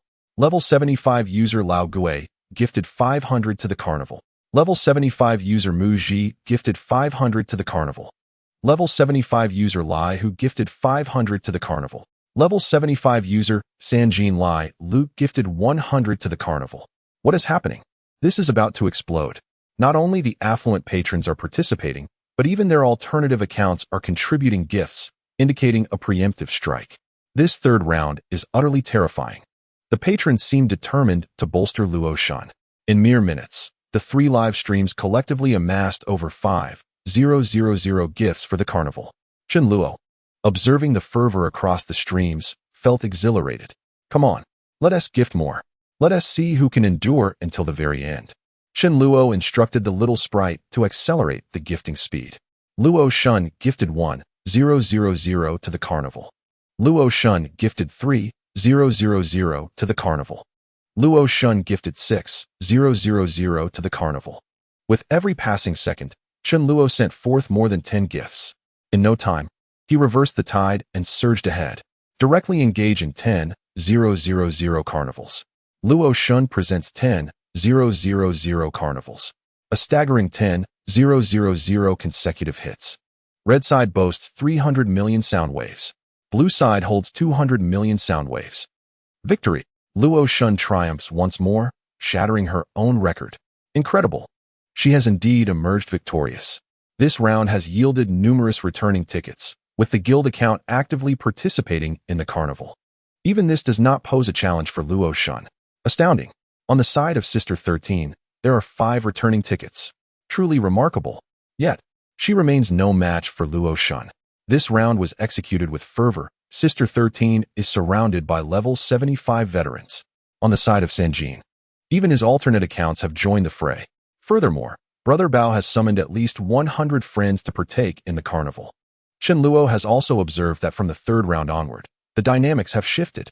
The opposing team has altered their strategy, adopting a more annual approach. Not only do the seniors contribute tickets, but there are also returning tickets and guild tickets. Such gifts come at a lower cost, allowing for the generation of numerous carnivals. If hundreds of seniors output collectively and persistently, it could still be a challenge. However, with Chen Luo's assistance, he can effortlessly contend against 100 foes. Chapter 88, Wang Sikong. Qinfun, Friends of Luo Shan. The host spent 30 million on rewards, received a cash return of 15 million. This round has generated 10,000 carnivals at a cost of 30 million. Coupled with the previous rounds costing 48 million, Chen Luo's total recharge of 200 million now leaves him with 122 million. The 4th round will undoubtedly be a formidable battle. Nevertheless, with Chen Luo's assistance, his chances of victory are significantly heightened. Among the 12 kings, 9 have already entered the fray, leaving 3 remaining: Brother Haishan, Old Li, and Sheng Zai. The final monumental showdown has not commenced immediately, as the opposing team requests a 10-minute break to strategize. Brother Haishan has connected with Old Li and Sheng Zai to discuss the tactics for the final battle. During the previous 3 rounds, they were racing against time, reaching out to numerous seniors. Old Li and Sheng Zai, this final confrontation is upon us. Our Douyin hosts, renowned for their prowess, have suffered 3 consecutive defeats. We must secure victory in this 4th round. I have summoned 200 seniors to my side. I am exerting every effort. Additionally, my company's assistants and employees will join in the carnival. I have also invested in my alternate account. When the time comes, my alternate will also cast votes. Haishan, was once a 75-level tycoon on Douyin. Brother Haishan is all in. This is a gamble of a lifetime. Old Li's formidable army of 550 is also prepared, with many former titans from the old platform returning. Let us proceed with resolve. We, the 550, shall not lag behind. Qing Jie has already declared, this round shall be fought with fervor. Additionally, Brother Tian Shu has also arrived. On Sheng Zai's side, astonishing news has unfolded. The seniors have returned. Brother Sentiment is here. Sister Hai Li has arrived. Brother Beyond Dreams is present. Brother Simple has come. Brother Tian Ming has also joined. Today, we shall engage in a thrilling battle. Indeed, it is astonishing news. These affluent individuals are the venerable titans from years past, the first to possess exclusive, customized gifts. However, rumors abound that many have since vanished. Some claim they have been apprehended by the authorities. Others suggest their accounts have been deactivated, while some allege the streamers have created secondary accounts to regain their former glory. Regardless, the chatter is rife, with dozens of theories circulating. Alas, the situation appears dire. The final round is surely lost. How could Old Li have summoned the legendary Tian Shu? Before Tian Shu, even Luo Xun seems but a novice. Ultimately, Luo Xun is too youthful. The world of martial arts is not merely a realm of violence. It is a complex tapestry of human relationships. He is overly eager to establish his worth, overshadowing the presence of other revered elders. At long last, Sheng Zai's elder brother has returned. The nostalgic brother, the fated one, the simplicity brother, the dream brother. Tears well in my eyes. Do you all remember the glory of yesteryears? The popularity within the streaming room has surged. The combined viewership across 4 channels has reached 3 million. At this moment, at the headquarters of Douyin, such a situation would typically warrant an immediate account suspension. Yet today, the circumstances are decidedly different. The executive office has issued a directive. Not only are they to refrain from suspending accounts today, but they are also to deploy additional technical personnel to enhance the streaming infrastructure, ensuring a seamless experience. The reason for Douyin's action stems from a mysterious benefactor who has salvaged the overseas division of Douyin, serving as a great benefactor to the platform. This enigmatic figure has explicitly instructed that Luo Xun's account must be well taken care of. The system's silent contributions have enabled Chen Luo to enjoy an uninterrupted experience. After 10 minutes of preparation, the climactic battle at the Forbidden City commences. The final round of this monumental clash is officially underway. 15 minutes with no upper limit. Red Team, Wei Wei Chao Tian. Blue Team, Haishan Gu, Old Li, Sheng Zai. This is an unprecedented epic showdown in Douyin's history. It gathers the greatest titans of wealth from across the platform. It promises to be the most visually captivating confrontation yet. 1 against 12, winning 3 consecutive rounds. Defying the odds. Can the new legendary titan, Luo Xun, maintain the invincible aura established in the previous 3 rounds? And can the assembled 12 esteemed streamers achieve a miraculous comeback in this final bout? How shall the seasoned titans respond to the challenge posed by the new deity? All will be revealed through the carnival of festivities in their hands. Commencement. In 4 streaming rooms, the battle anthem resounds, and the spirit of competition surges. The grandeur of this round is nothing short of spectacular. In Haishan Ge's streaming room, as the current king of Douyin, 200 esteemed individuals gather. Among them are sentimental brothers, entrepreneurs, e-commerce magnates, and numerous streamers, assistants, and employees from various companies. At this moment, countless carnivals are launched, flooding the screen. Level 75 user Giant Crab Dragon sends out a Carnival 500. Level 70 user Ni Guagua sends out a Carnival 500. Level 68 user Desheng Gu sends out a Carnival 500. Level 75 user Looking at the Night Sky sends out a Carnival 500. In the live streaming room of Lao Li, the atmosphere was electric as the esteemed users Qing Jie and Tian Shu led the charge, continuously contributing to the carnival. The excitement was palpable with donations flowing in from various users, each determined to support their favorite streamer. In another corner, Sheng Zai's live stream witnessed the resurgence of renowned patrons, who once again graced the audience with their presence, showing their unwavering loyalty. The seasoned benefactors spared no effort, launching their contributions with fervor from the very beginning. They understood that defeating Luo Xun would not be a simple task. The more they contributed initially, the greater their chances of victory became. Hesitation in the early stages would only hinder their chances later on. Thus, every prominent supporter unleashed their full might. Chen Luo observed the opposing team's health bar, which soared to astronomical figures, yet remained composed. The gift assistant was activated, breaking through the data barriers and providing real-time updates of the scores without delay. The interface displayed not only the scores, but also the opponent's carnival combo count, effectively revealing hidden data from Douyin. This newfound edge provided a sense of comfort, as the opposing side could not see Luo Xun's health bar, leaving them in the dark. However, Luo Shun had the advantage of visibility. Assistant, increase our firepower. Let us close the gap, he commanded, as he began to accelerate his contributions. Despite his efforts, the disparity in scores remained daunting. One individual, after all, could not contend against such a multitude of affluent supporters. The opposing side was formidable, with hundreds of individuals unleashing their support simultaneously, effectively suppressing Luo Shun. The atmosphere in the live room was rife with pessimism, as voices echoed that Luo Shun was destined to fail. After all, there were always greater heights and stronger contenders. The sheer force of a few influential supporters from Sheng Zai's side was overwhelming. On Haishan's end, the situation was equally intimidating, with at least several hundred individuals rallying to contribute.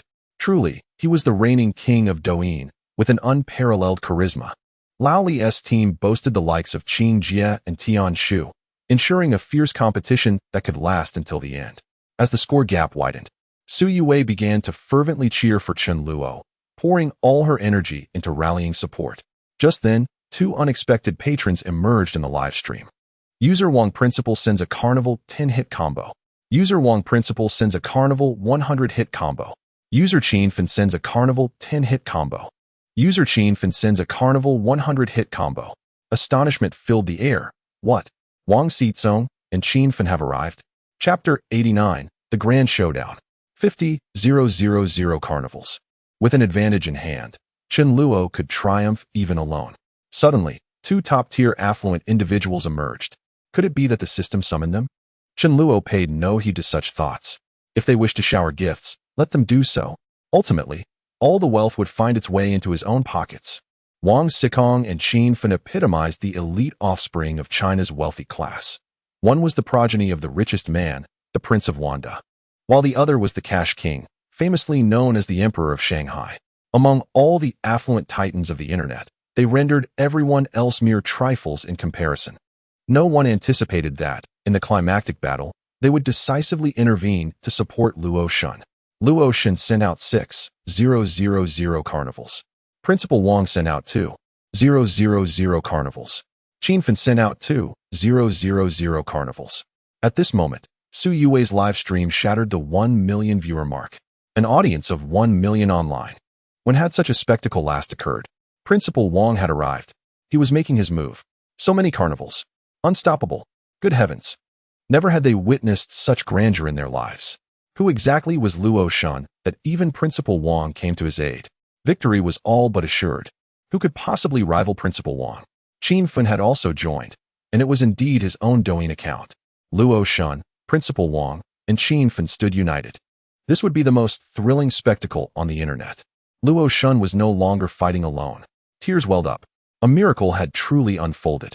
Luo Shun, Principal Wang, and Qinfen, let us prevail. With their combined efforts, they swiftly amassed 10,000 carnivals. The opposing streamers also caught wind of the intelligence relayed by their scouts. What? Principal Wang and Qinfen have arrived on Luo Shun's side? Goodness! Who is Luo Shun to have summoned these two? Gentlemen, do not falter. Even with Principal Wang and Qinfen present, it matters not. There are only 3 of them. Can we not overcome 3 individuals? Continue the charge. Defeat Principal Wang and Qinfen. Achieve fame in one battle. Gentlemen, let us go. Level 75 user Cancer Dragon sent out 2,000 carnivals.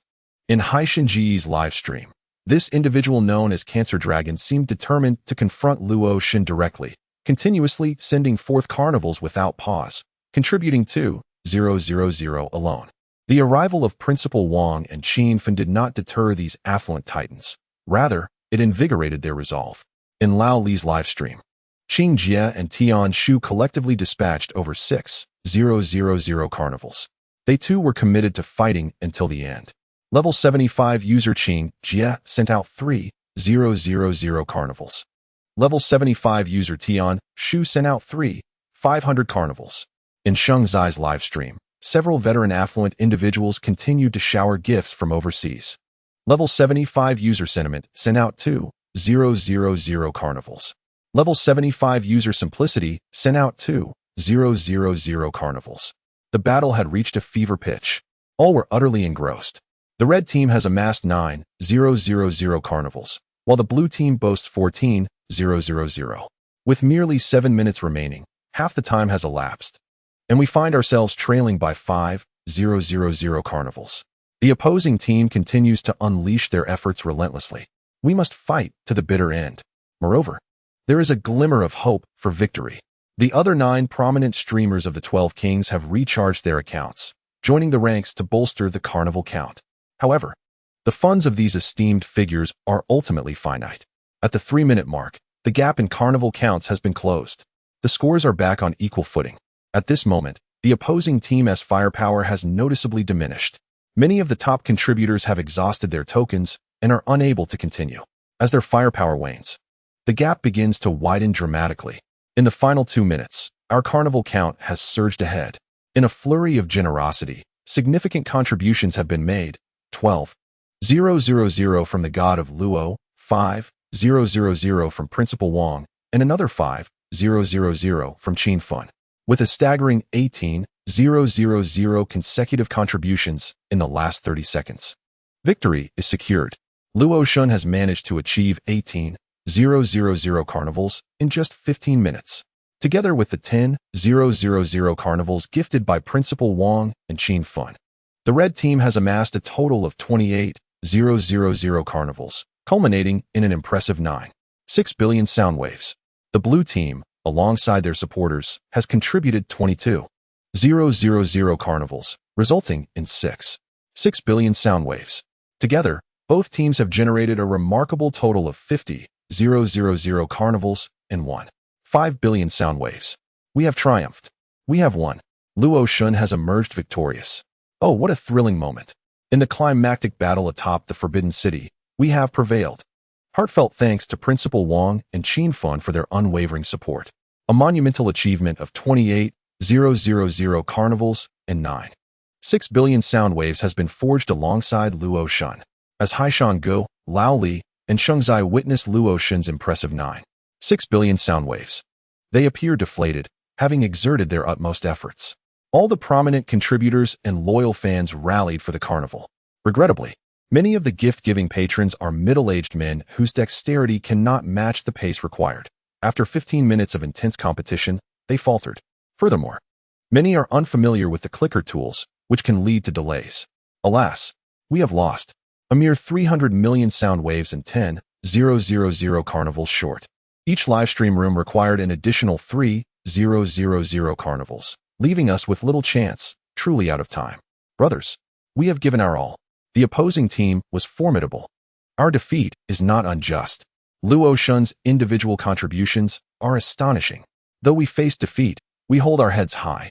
Everyone witnessed that each contributor persevered until the very end, right up to the last second, continuing to send in carnivals. Yet, Luo Shun's prowess was simply unparalleled. A solitary individual surpasses 100 leaders. Chapter 90. The Control of the Overseas TikTok Consortium.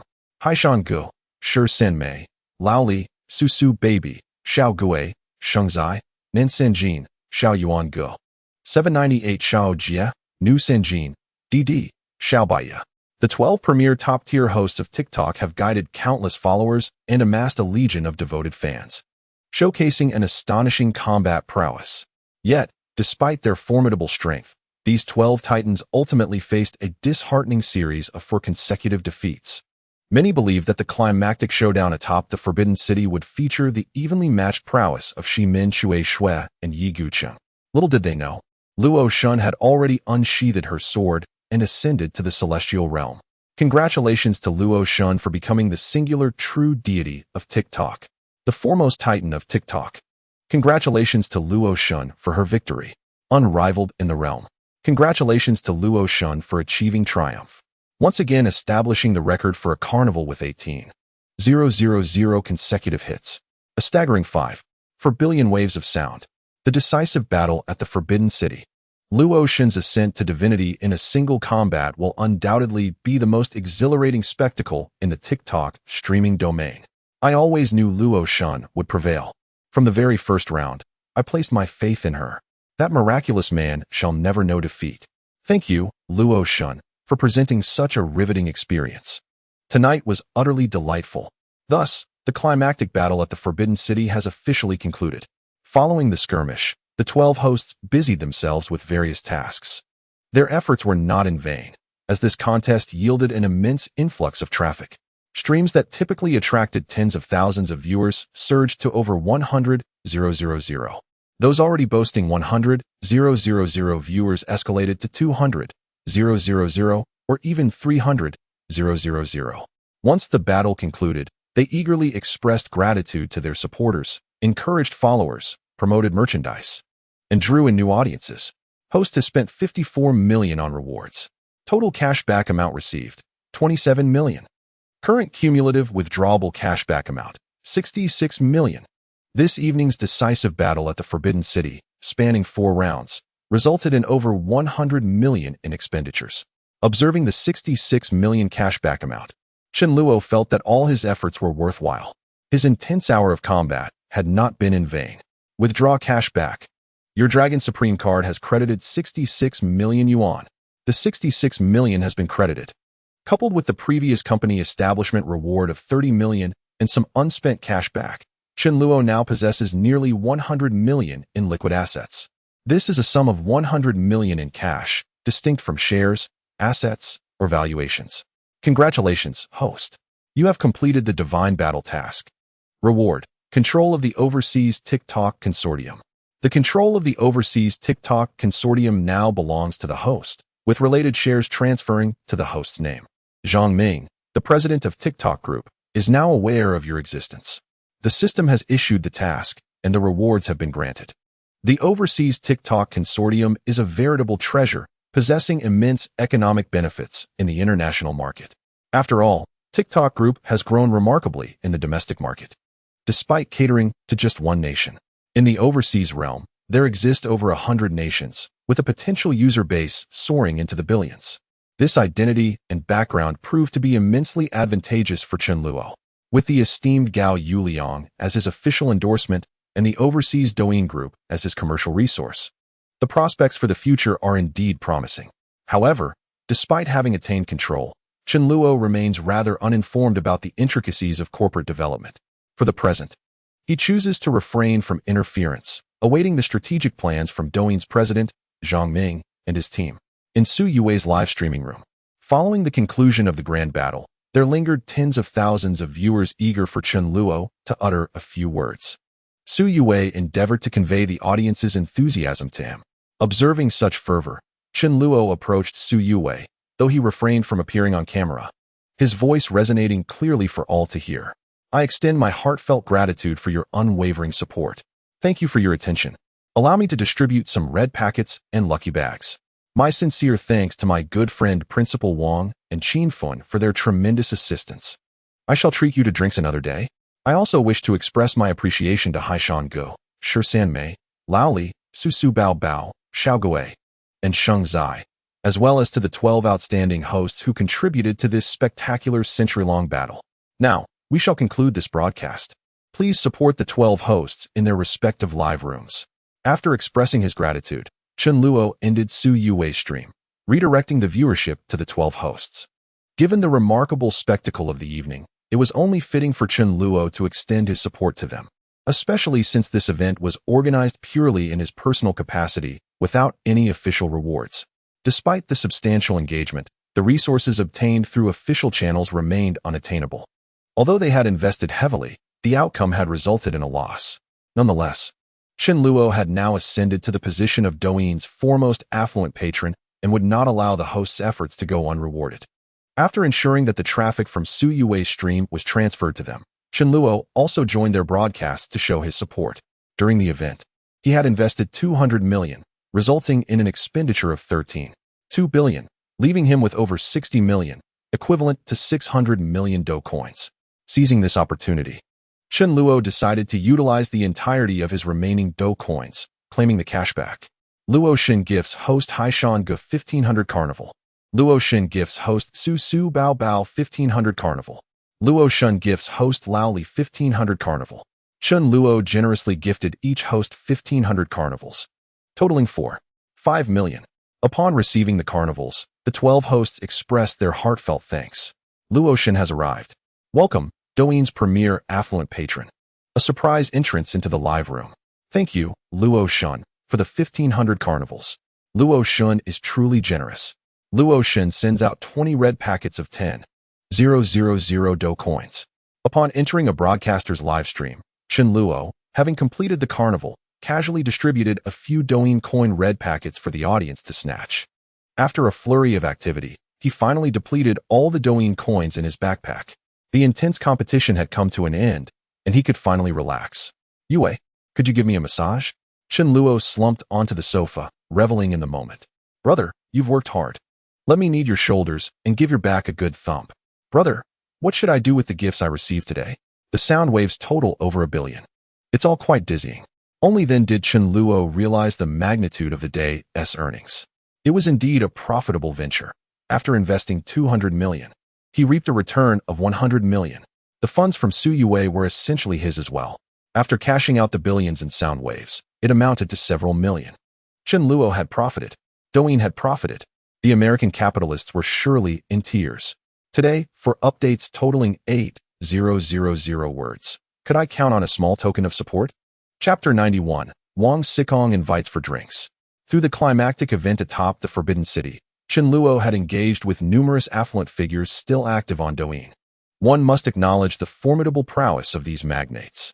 The final round saw the appearance of Wang Xikong and Qin Fun, elevating the excitement to new heights.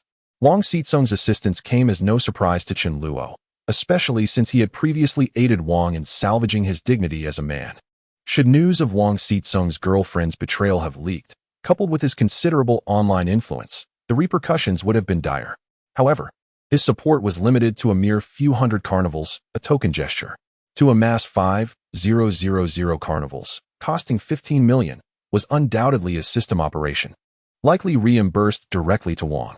Chen Luo sent a message of gratitude to Wang Xikong's WeChat for his invaluable support that evening. He also followed Qin Fun's Douyin account and sent a private message of thanks.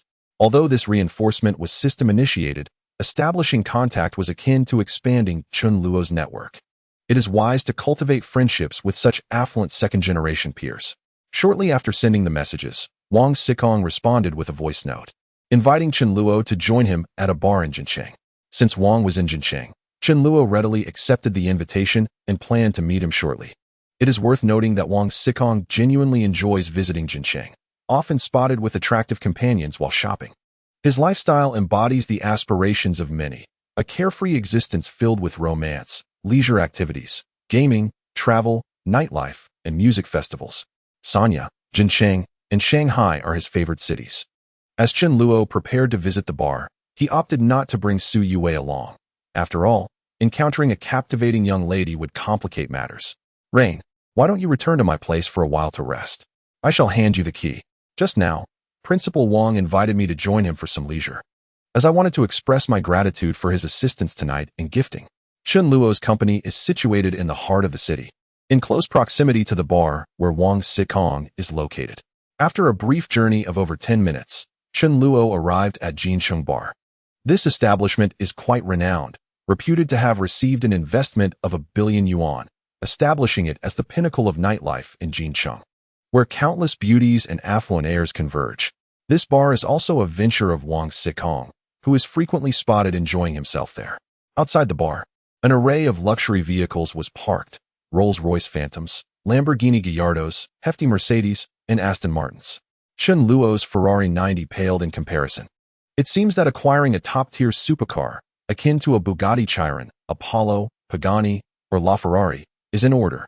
The exterior was bustling with women clad in minimal attire, high heels, stockings, short skirts, and spaghetti straps. Some appeared to be wearing scarcely more than a handkerchief.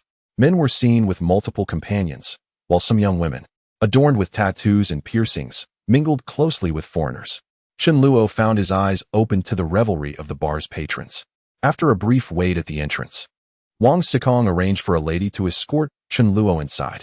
Upon entering the bar, the expansive space was filled with a vibrant crowd, and lively music filled the air. On stage, several stunning women in tight leather skirts were performing. The lady led Chen Luo around, finally arriving at Wang Xizong's exclusive VIP booth, designated as Supreme Booth 001. Wang Xikong was accompanied by 5 women, indulging in drinks and merriment, though he appeared somewhat melancholic. perhaps seeking solace in alcohol. Upon noticing Chun Luo's arrival, Wang Xikong stood to welcome him. "Brother, you've arrived. Come sit here." As a prominent scion of wealth, Wang Xikong was surprisingly approachable, devoid of any pretentious airs. Chun Luo shook his hand and introduced himself. "Principal Wang, it is an honor to finally meet you. I am Chun Luo." Once seated in the booth, Wang Xikong arranged for two women to sit beside Chun Luo and pour him drinks. As they sipped their beverages, conversation flowed easily. "Tonight's festivities are truly spectacular. You really went all out with 18,000 yuan in gifts." Wang Xikong, an active figure online, is part of the first generation of internet influencers, having previously invested in entertainment streaming platforms and esports teams, often showering internet celebrities with gifts. Having been active on the internet for so long, Wang Xikong had never witnessed such generosity and began to regard Chun Luo as a concealed, affluent figure. "Come, let us toast. I am fortunate to have met you, my friend." Impressive. Wang Xikong personally poured a glass of wine for Chun Luo, signifying his approval of this newfound friendship. Chun Luo reciprocated with a toast, expressing gratitude for Wang Xikong's assistance that evening. "I must thank you for your timely intervention today. The game was exhilarating. I raise my glass to you." As a few glasses were consumed between the men, they grew more familiar with one another. "Your help has been invaluable. Without it, I would still be in the dark." Merely exchanging pleasantries. "By the way, how did you manage to retrieve those chat records you sent me the other day? I'm quite curious. Do you have some secret connections?" Chun Luo, aware that such a feat was beyond ordinary means, recognized the inherent risks involved and knew he could not disclose the details. "This is a specialized technique, and the risk is too great. The last time, I merely wanted to get acquainted with you after hearing you were live streaming, which prompted me to employ this method. The first time I assisted him during the carnival was a way of repaying a favor, and this second time will leave him indebted once more. For the wealthy, favors hold far greater value than money. Brother, I feel somewhat apprehensive at the moment. I would appreciate your assistance once more. There's a girl I'm interested in, but I lack confidence." In the next chapter, titled Mini Games, Chun Luo, armed with his advantage, had the ability to search indefinitely. However, he agreed to help Wang Xikong only one more time. As the saying goes, rarity enhances value. The more Chun Luo feigned difficulty, the more the other party would perceive the stakes as high. "Very well, I shall assist you once again, though it may require more time. We can discuss this further on WeChat." Wang Xikong understood that such matters were best kept private. The chat record screenshots Chun Luo sent had left a shadow of unease in Wang Xikong's mind, but Chun Luo's agreement to help again alleviated his worries. "Enough of this. My brother, tonight I will ensure you have a splendid time. If there is anything you wish to do not hesitate to let me know." Chun Luo himself was eager to enjoy the bar scene, where the women were wild and exhilarating. Upon hearing the mention of foreigners, Wang Xikong immediately grasped the implication, revealing an expression only men would understand. "Brother, is this to your liking? Allow me to inquire on your behalf. Please hold on a moment." Wang Xikong made a call and summoned the bar manager. "Brother, let me introduce you. This is the bar manager, Lu Jie. Lu Jie, this is my brother, Mr. Chun Luo. From now on, when he visits the bar, ensure he is well taken care of. Do you understand?" Chun Luo also added Lu Jie as a friend, establishing a connection that would ease future visits.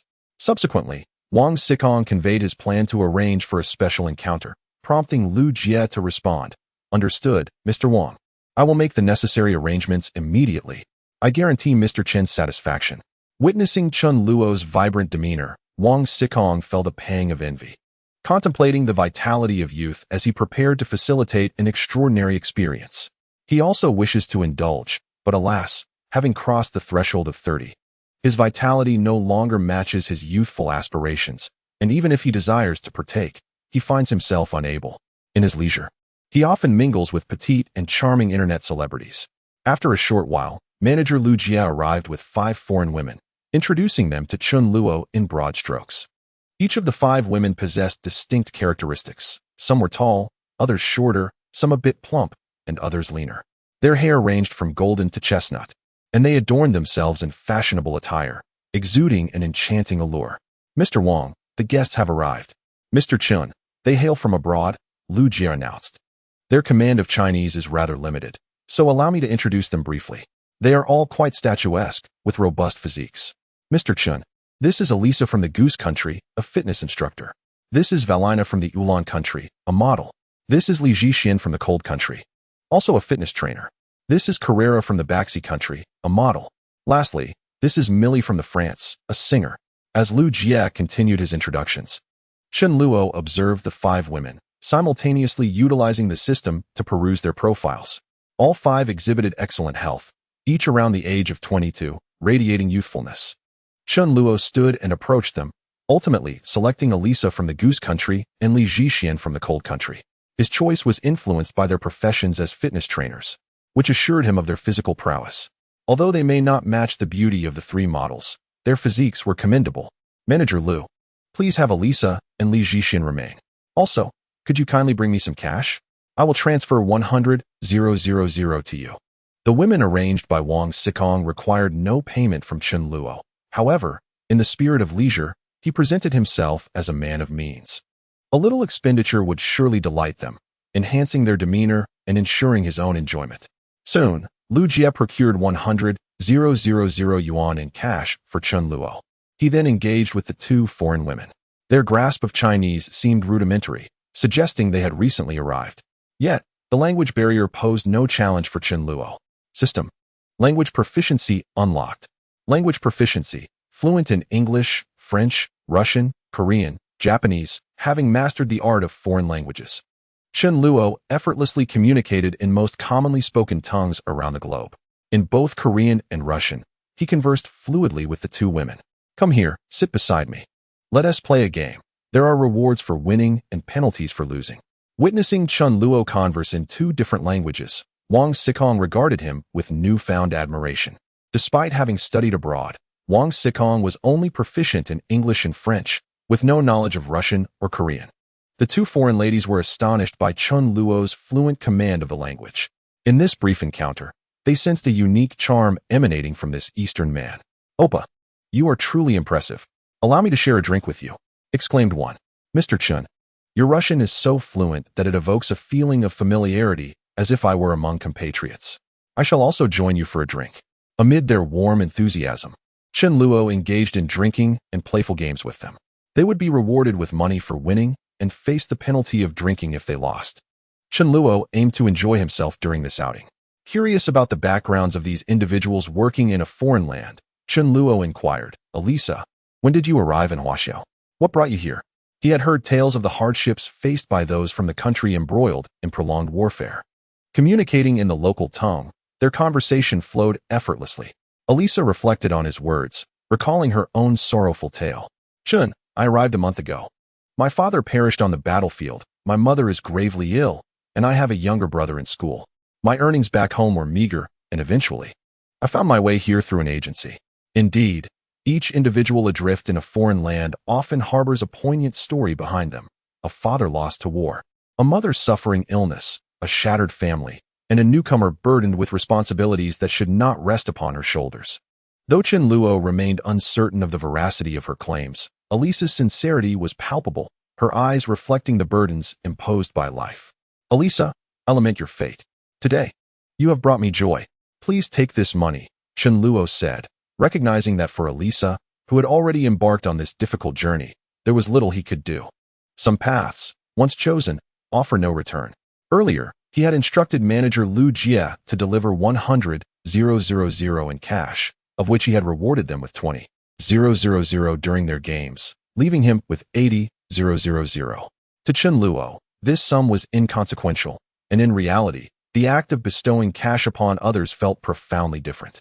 The weight of the cash felt far more significant than any fleeting digital reward. That evening, Chen Luo, along with Elisa and Li Jixin, engaged in a test of endurance to see who could last the longest. One was a woman of the warrior nation, the other a fitness instructor, both formidable in their own right. Alas, Chen Luo proved to be an indomitable force, showcasing the strength of an Eastern man. Upon returning, he discovered that Su Yue had already departed, leaving a message that she had returned to school. Chen Luo ordered takeout and settled on the sofa, scrolling through Douyin. After an entire night of rapid editing and dissemination, the climactic showdown at the Forbidden City had gone viral on Douyin. However, for some peculiar reason, while everyone can access the news, the trending search terms have been obscured. Nevertheless, All those within the circle, including individuals from other live streaming platforms, are well aware of the situation. A monumental battle has erupted in the live streaming realm. The affluent Luo Shun takes on 12 challengers. In a single night, an astonishing 200 million was amassed, shattering historical records and ascending to the pinnacle of Douyin's elite. The grand showdown of Douyin's affluent. Luo Shun's friend Wang Xikong and Qin Fen have come to lend their support, extravagantly gifting 5,000 carnival tokens, showcasing the opulence of a top-tier second-generation rich. A new legendary myth has emerged in the live streaming domain. Luo Shun. In a mere 15 minutes, a staggering 18,000 carnival tokens were sent, setting a new record with a sound wave of 54 billion. The former top tycoon, Lao Yi, has been decisively surpassed. The old god has fallen. A new deity arises. Luo Shun, with an indomitable spirit, has surged forth. In less than a month, over 200 million was lavishly spent on Douyin, enough to elevate 10 accounts to level 75. Despite the return of numerous titans such as Haishan Go, Lao Li, Su Su Bao Bao, and Sheng Zai, the formidable Luo Shun faced a relentless onslaught and ultimately suffered for consecutive defeats. Confronted by the likes of Qing Jie, Tian Shu Go, and Qing Huai Go, all level 75 titans, Luo Shun achieved the extraordinary. With 18,000 carnival tokens, all myths were shattered. After securing victory, Luo Shun generously bestowed 5 million upon each of the 12 streamers in their respective rooms. An unparalleled 5 million in medical expenses. Who else in the entire network could match this? The 12 streamers who participated in last night's decisive clash also garnered immense traffic, witnessing a surge in followers, while the likes on their posted videos multiplied exponentially. Yet, it was Luo Shun who attracted the most attention. Luo Shun, follower count, 2.08 million. This monumental showdown propelled Luo Shun's followers beyond 2 million, a number that continues to swell, with notifications pinging as the follower count reaches 99. From a mere unknown, Chen Luo transformed the Luo Shun account into the illustrious first tycoon, known by all. Congratulations, host. Follower count has surpassed 1 million. You have gained fame and received a system reward, 1 acquisition card. Another reward? Excellent. What is the use of the acquisition card? Acquisition card. This card allows for the acquisition of companies, equity, assets, or bonds valued at no more than 100 billion. I see. This acquisition card is essentially a reimbursement form, granting a maximum limit of 100 billion from the system. Anything within that limit can be acquired using the card. This could prove useful down the line. Just then, Chen Luo's phone displayed an unfamiliar call from Kyoto. Upon answering, he was astonished to find it was a call from the president of Douyin. Mr. Chen, I am Zhang Ming, the president of Douyin. I hope I'm not interrupting you. A president of a trillion-dollar conglomerate speaking so courteously to Chen Luo was quite unexpected. Surely a testament to the system's influence behind the scenes. Chen Luo greeted Zhang Ming, curious about the purpose of the call. Mr. Chen, thank you for aiding Douyin's overseas group in overcoming its difficulties. I must also express my gratitude for your investment in the Douyin group, as well as the technical support you have provided. When you have the opportunity to visit Kyoto, I would be delighted to treat you to a wonderful meal. Mr. Chen, I noticed your live broadcast on Douyin last night. Do you have any feedback or requests? After Chen Luo's performance last night, Zhang Ming received reports from his subordinates. Upon realizing that the goddess of Luo was Mr. Chen, Zhang Ming immediately halted the operations team's efforts to suspend the live stream and arrange for technical personnel to ensure its continuity. With the Douyin president personally intervening, Chen Luo felt free to express his thoughts. Mr. Zhang, Douyin has been performing admirably across various aspects, and my experience has been quite satisfactory. However, could you possibly facilitate a larger recharge channel for me? For instance, a direct recharge of 100 million at once. Additionally, could you arrange for a bespoke gift? The carnival gifts are rather inexpensive, and using them can be quite tiresome, lacking in uniqueness. Understanding that Chen Luo merely sought a recharge channel and a customized gift, Zhang Ming breathed a sigh of relief. As long as Chen Luo refrained from interfering with Douyin's strategic direction and business operations, he could play as he pleased. Mr. Chen, no problem at all. Rest assured, I will arrange for this immediately. I will assign you a dedicated personal consultant who will address all your needs while using Douyin. After concluding the call, Chen Luo was connected with the personal consultant arranged by Zhang Ming. He articulated his requests in detail. specifying that the customized gift should be of considerable value, ideally exceeding 10,000 yuan. The special effects should be spectacular, not inferior to those of the dragon-riding hero or dragon soaring 9 heavens. Ideally, the name should bear relevance to Luo Shun. Chapter 94. Wealthy enough to purchase 10 properties first. The term Luo Shun now epitomizes the foremost extravagance on Douyin. How could there not be a bespoke, customized gift? Previously, Douyin live broadcasts featured numerous exclusive gifts for affluent users, such as Supreme Guardian, Kuanping Soaring, Roaring Lion, and Song Wolf in the Clear Moon. At that time, the top-tier wealthy users were given ample recognition, and exclusive gifts were exceedingly impressive. However, these were all part of an older version of gifts, which were subsequently removed for various reasons in the new version. Currently, among the top-tier wealthy users at level 75 on Douyin, none possess exclusive customized gifts. Chun Luo's bespoke gift was authorized only after the Douyin president, Zhang Ming, personally intervened, potentially making Chun Luo the sole individual to possess such a unique gift. Upon receiving the task, the planning team at Douyin promptly commenced their work on crafting the name for the gift, establishing its price, and designing the special effects animation. This afternoon, it would be prudent to acquire a few properties. With 100 million in hand, it is time to own a residence of my own. The dreams of purchasing a car and a house, once distant, are finally within reach. With a substantial cash reserve of 100 million, Chun Luo felt quite at ease and ready to indulge. Let us call Luo Yi and Sun Miaoi, he decided as he drove his Maybach to the hotel where they were resting. Recently, life has been quite hectic. The number of women around me has dwindled to just a few, and I find myself increasingly overwhelmed. Upon entering the hotel room, Luo Yi remained sprawled on the bed, engrossed in her phone. Sun Miaoi had already risen and was washing her face. Reluctantly, Luo Yi, fearing Chun Luo's potential irritation, quickly sprang into action. My apologies. I shall get up at once. After both had completed their morning rituals, they began to adorn themselves. Brother, does this outfit look good? What do you think of this dress? I just bought it and haven't worn it yet. After a leisurely half hour, they finally finished their preparations and were ready to venture out. Brother, where shall we explore today? Jinsheng is truly delightful. Life here feels so comfortable. Over the past few days, their adventures had instilled in them a fondness for life in Jinsheng. A life of affluence, indeed, is a comfortable one. Chun Luo ensured they enjoyed the finest accommodations, exquisite meals, and luxury car services, allowing them to live without a care. Sitting in the back of a top-tier Maybach, with Chun Luo as their chauffeur, they felt more pampered than many celebrities. Meeting Chun Luo had undoubtedly been a stroke of good fortune for the two of them. Today, however, there would be no leisure. They were to accompany Chun Luo on a house-hunting excursion. After a brief online search for upscale properties, he dismissed the idea of villas for the time being. Most villas in Jinsheng are located in the suburbs or distant new districts, far removed from the city center, resulting in frustrating commutes. Chun Luo prioritized a spacious flat in the heart of the city, valuing convenience above all.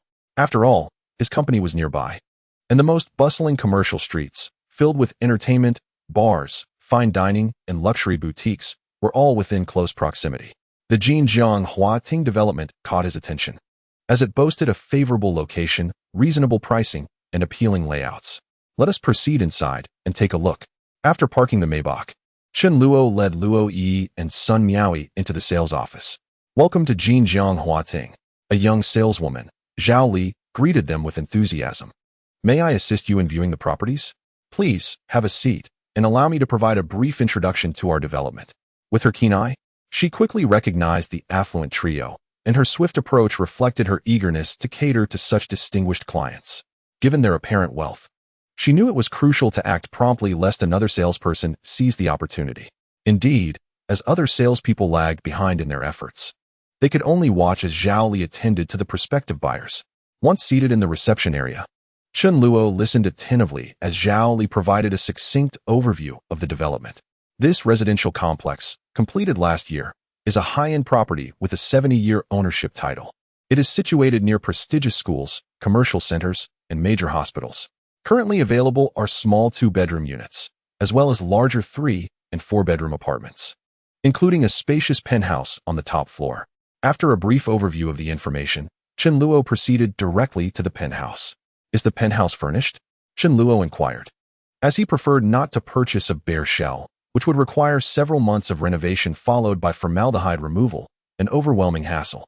Indeed, we have a fully furnished penthouse ready for immediate occupancy. Allow me to show it to you, the agent replied. Upon reaching the top floor, Chen Luo surveyed the apartment and found it quite impressive. The expansive floor-to-ceiling windows offered a breathtaking view of the bustling city center of Jincheng. The decor was tasteful and minimalist, featuring all the essentials, truly ready for one to move in with just their suitcase. Mr. Chun, we utilized high-quality, certified materials during the renovation of this penthouse. You may review the certifications from relevant institutions, the agent informed him. The unfurnished unit is priced at 12 million, while this furnished one is available for 16 million. 16 million was within Chen Luo's acceptance. The top-floor penthouse, with its ample space and splendid views, provided a picturesque scene by day and a dazzling skyline by night. Although only a river lay below, it still qualified as a prime riverside property. I'll take this one. I'll buy it. After returning to the sales office, Chen Luo signed the necessary paperwork and promptly paid the full amount of 16 million. This left the sales team in astonishment. Some felt deep regret for not having acted faster. The commission from this single sale equated to a year's salary. Sales representative Zhao Li felt as though she had encountered a windfall. A 16 million property had been secured so swiftly and with full payment. Grateful for Chen Luo's patronage, Zhao Li assured him repeatedly that she would ensure his apartment was thoroughly cleaned, providing him with the finest experience upon moving in. Having purchased the apartment, Chen Luo finally acquired a place to call home. A car and a house symbolize a man's stature. However, after acquiring one property, Chen Luo sought more and explored surrounding developments. With the backing of Gao Yuliang, a single phone call secured his purchasing eligibility, allowing him to buy as many units as he desired. He spent over 30 million on 10 fully furnished small apartments, each approximately 100 square meters, priced around 3 million each. Luo Yi and Sun Miaoi, who accompanied Chen Luo throughout his property acquisitions, felt as though he was shopping for groceries. In their eyes, Chen Luo's wealth had reached new heights. Spending tens of millions in a single day suggested he must possess billions. Moreover, the numerous properties Chen Luo acquired were intended for these women. With the properties registered in his name, they could reside there at their leisure. In his Maybach, Chen Luo clarified his intentions to them. Miaoi, if you wish to remain in Jincheng, feel free to choose any property to live in. If you perform well, I will provide you with a vehicle worth over 500,000. Chapter 95. Lin Yan's arrival, granting her the experience of a wealthy life. In response to Chen Luo's generous offer, the two agreed without hesitation. Who wouldn't desire to reside in a multi-million-dollar mansion, especially in the city center? Not only would they have a grand residence, but also a luxurious car worth over 500,000. Chen Luo not only fulfilled their material needs, but also possessed formidable prowess, enough to sustain them for half a month with just one encounter. Moreover, his casual generosity on Douyin surpassed their annual earnings. Where could one find such an exceptional man? Wonderful. I want to stay. From now on, I shall be a citizen of Jincheng. I will stay too. Let us choose 2 adjacent houses so we can be neighbors. The two eagerly agreed to remain and to be neighbors, as a promising life beckoned them. Their closeness had already exceeded 80, and unbeknownst to them, they had begun to rely on Chen Luo. I am delighted that you have chosen to stay. I will transfer 50,000 pocket money to each of you. Buy whatever you wish. After bestowing 50,000 upon them, Chen Luo felt he had sufficiently indulged them. I have a few things to clarify. As long as you remain obedient, I can provide you with anything you desire. However, if you ever feel that being with me is a burden, we can part amicably. But betrayal is unacceptable, do you understand? Upon witnessing Chen Luo's sudden assertiveness, the two nodded in understanding, akin to chicks pecking at grains. I will escort you back now. As for dinner, feel free to eat whatever you wish. I want to join you tonight, as I have other matters to attend to. After returning Luo Yi and Sun Miaoi to their hotel, Chen Luo set off for the airport. A new hero was about to make an entrance. Previously, Chen Luo had spoken with the sleep-aid streamer, Lin Yan, encouraging her to relocate to Jincheng. Over the past few days, Lin Yan had prepared her belongings and resolved her affairs, boarding a flight to find Chen Luo. Chen Luo held a favorable impression of Lin Yan. She possessed an alluring figure, a gentle demeanor, and a fragile heart that evoked a protective instinct. Unlike other streamers, she did not engage in suggestive content. Her focus was solely on aiding sleep, relying on the goodwill of her fans for small gifts to earn a modest income. At Jincheng Airport, Chen Luo made special arrangements for Lin Yan. After parking the car, he entered the terminal to greet her. A young woman, alone and having traveled thousands of miles to an unfamiliar city, warranted his care. After waiting at the arrival area for a while, Lin Yan called. "Brother, I've arrived. I'm coming out now. Where are you?" "I'm right here at the arrival exit. You will see me as soon as you come out."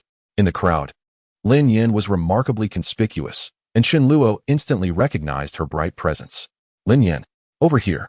I'm right here." Chen Luo waved at Lin Yan, beckoning her to come over, and graciously took the luggage from her hands, showcasing his gentlemanly demeanor. Lin Yan was simply dressed today, wearing a short-sleeved shirt beneath a button-up and a beige hat, exuding the charm of a neighborly sister. Upon seeing Chen Luo, she felt a tinge of shyness. Chen Luo, tall, handsome, and wealthy, radiated a sunny warmth, precisely the type of person she had longed to encounter. "Brother, I'm so happy to finally see you," Lin Yan exclaimed, her intimacy level with him rising. Chen Luo felt delighted by the notification of their increasing closeness. It was indeed a fortuitous beginning. "I'm equally pleased that you could come to find me. Over the next few days, I shall ensure you have a delightful time and unwind." With that, Chen Luo took Lin Yan's hand and led her out of the airport, helping her into the back seat of a Maybach. "Wow, brother. What kind of car is this? The back seat is so spacious and comfortable, and the color is stunning. 2 shades, silver and blue, reminiscent of blue silver grass." "Blue silver grass? Your imagination is quite vivid." Chen Luo chuckled, surprised that this ultra-luxurious 2-tone Maybach had been likened to blue silver grass. "This is a Mercedes Maybach. The back seat is designed for utmost comfort, specifically for executives. Wang Xikong's father rides in one of these. Today, you are enjoying the treatment of a high-ranking boss, and I shall be your driver." As they drove along, Chen Luo and Lin Yan engaged in lively conversation, their laughter echoing in the air. Lin Yan felt her burdens lift considerably. Prior to visiting Chen Luo, she had been plagued by indecision and anxiety, unable to sleep at night. Yet, upon meeting him, all her worries seemed to dissolve effortlessly. She believed her decision to come to Jin City was indeed wise. Upon returning to the city center, Chen Luo selected a local hot pot restaurant, as it was customary for newcomers to indulge in hot pot for their first meal in Jin City. "Brother, I'm eager to try hot pot, but you know I'm from Guangdong, and I'm not accustomed to spicy food," Lin Yan admitted. For someone from Guangdong, even the mildest spice felt intense. "No worries, I'll order a Yinyang pot for you, 1 mild and 1 clear broth. This way, you can sample both," he assured her. Chen Luo, a hot pot aficionado, filled his bowl with an abundance of condiments: cilantro, pigweed, peanuts, turnip, scallions, minced garlic, small chili peppers, sesame oil, oyster sauce, soy sauce, and vinegar, adding a scoop of the spicy broth at the end. Watching his method, Lin Yan felt as if she were observing an alien. "Brother, how can you eat pigweed? And you've added cilantro and small chili peppers. My goodness." Lin Yan found it incomprehensible, just as Chen Luo was baffled by her reaction. "Pigweed and cilantro are a match made in heaven. It's a culinary delight that you're missing out on. What a pity." As the hot pot cooked the beef, tripe, and duck intestines, paired with the rich array of condiments, it was simply delectable. Lin Yan gazed at the vibrant red broth simmering in the spicy hot pot, summoning her courage to take a taste. "Wow, that's incredibly spicy," she exclaimed, yet the aroma was irresistible. After sipping a drink to temper the heat, she ventured another bite, discovering it was indeed delectable. It dawned on her that the ability to relish spicy food was a profound joy. After finishing the hot pot, Chen Luo strolled alongside Lin Yan through the bustling streets. The nightlife in the city remained lively, ranking among the most vibrant in the nation. Lin Yan linked her arm with Chen Luo's as they walked together. Suddenly, a little girl with pigtails approached, clutching a bouquet. "Uncle, would you like to buy some flowers?" She chirped sweetly. Her voice was endearing, and Lin Yan couldn't help but smile. "How much for 1 flower, little sister?" "You're so handsome, uncle. Just 10 yuan each." The girl's charming flattery belied her young age, showcasing her cleverness. "Very well, uncle will buy all the flowers today. Here's 200 yuan for you. Keep the change and treat yourself to something nice," Chen Luo said, counting the 16 remaining flowers and purchasing them all. Lin Yan's intimacy level increased by 2. Chen Luo's spontaneous gesture further elevated Lin Yan's affection for him. After receiving the flowers, Chen Luo carefully selected the most beautiful one to present to Lin Yan. The most exquisite flower for the most beautiful you. Lin Yan's intimacy level increased by 1. Delighted, Lin Yan felt as joyous as a child upon receiving the flowers. She cherished this thoughtful surprise far more than the meticulously arranged roses from her admirers. "Thank you. I absolutely adore this flower," she exclaimed, capturing a photo of the bouquet and sharing it on social media. A new city, a new life, new people, and new stories. Everything begins anew. After their stroll, Chen Luo escorted Lin Yan to a hotel, adhering to their usual custom of booking a luxurious room in a 5-star establishment. Once they settled into the room, Chen Luo assisted Lin Yan with her luggage while she began organizing her belongings. He lounged on the sofa, browsing Douyin. His account needed replenishment, having exhausted his balance. Following a call with Douyin CEO, Zhang Ming, Chen Luo's exclusive high-limit recharge channel had been activated. Now, he could recharge up to 10 million yuan in a single transaction, needing only 10 transactions to reach 1 billion. You have successfully recharged 10 million. You have successfully recharged 10 million. You have successfully recharged 10 million. Chen Luo recharged 1 billion yuan, resulting in a balance of 10 billion Douyin coins. Current Douyin coin balance, 10,000,000,000,000. With an abundance of virtual currency at his disposal, Chen Luo resumed his online escapades. Level 75 user Luo Shun has entered the live broadcast room. Upon encountering the account of Luo Shun, the streamers were nearly beside themselves with excitement. Their voices hoarse from fervent cheers and enthusiastic welcomes, pleading with Luo Shun not to depart. "Brother, those streamers must be ecstatic. It seems as though their reaction to your entrance into the live broadcast has sent them into a frenzy. How could they not be? The significance of the name Luo Shun is monumental. This is the premier tycoon of Douyin, having extravagantly gifted 18,000 festive tokens in one go, with an astonishing expenditure of 2 billion Do coins in a single evening. Even a mere fraction of that would suffice for those streamers to earn a substantial income for quite some time. Once you have organized everything, I shall hand over the account to you to experience for yourself why they are in such a frenzy." After Lin Yan tidied up, her curiosity piqued. She took Chen Luo's phone. Upon seeing the staggering balance of Do coins in the account, her mouth fell agape in sheer astonishment. "My heavens, how many Do coins is this? Let's see. 1, 2, 3, 4, 5, 6, 7, 8, 9 zeros. 1 billion Do coins." Lin Yan felt as though the world had gone mad. This amounted to 1 billion Do coins, implying that Chen Luo had directly deposited 100 million into Douyin. For an ordinary person, that figure is an unfathomable sum. How could anyone deposit 1 billion Do coins solely for gifting and rewards? Chen Luo's financial prowess once again shattered Lin Yan's perceptions. Observing her astonishment, Chen Luo gently patted her hand. "Open your live stream on your phone, then gift yourself however much you desire. Indulge in the joy of being a tycoon." In truth, 100 million is merely a trifle for Chen Luo. The rewards from the system have barely utilized even 1/10,000th of that amount. To exhaust the trillion in reward funds, one would have to gift endlessly for an eternity. $1 trillion, when converted, amounts to 70 trillion Chinese yuan. If one were to deplete that sum through gifting at a rate of 10 million per day, it would take 17 years to expend it all. Even at a daily rate of 100 million, it would still require 191 years. Unless one could gift 1 billion daily, which would total 365 billion in a year, it would still take 19 years to deplete it. Gifting 1 billion daily? Is that even feasible? 1 billion, when converted to Do coins, equals 10 billion, and 10 billion Do coins would necessitate gifting 333 festive tokens. Lin Yan initiated a voice live stream on her phone. With no video feed, only her avatar was visible. Watching Chen Luo's level 75 account, she was granted a glimpse into the experience of being a tycoon. Is this what it feels like to be a big brother? Level 75 user Luo Shun has entered the live room. Luo Shun sent a small heart. Luo Shun sent a small heart, 1314. Luo Shun sent a cheer up duck, expressing affection with gentle kisses and playful pinches to the little face, along with a heart gesture from a bunny. She also sent a nebula duke and remarked on the feeling of receiving gifts, something she had never experienced before. The effects were quite captivating. How exhilarating it was to send gifts.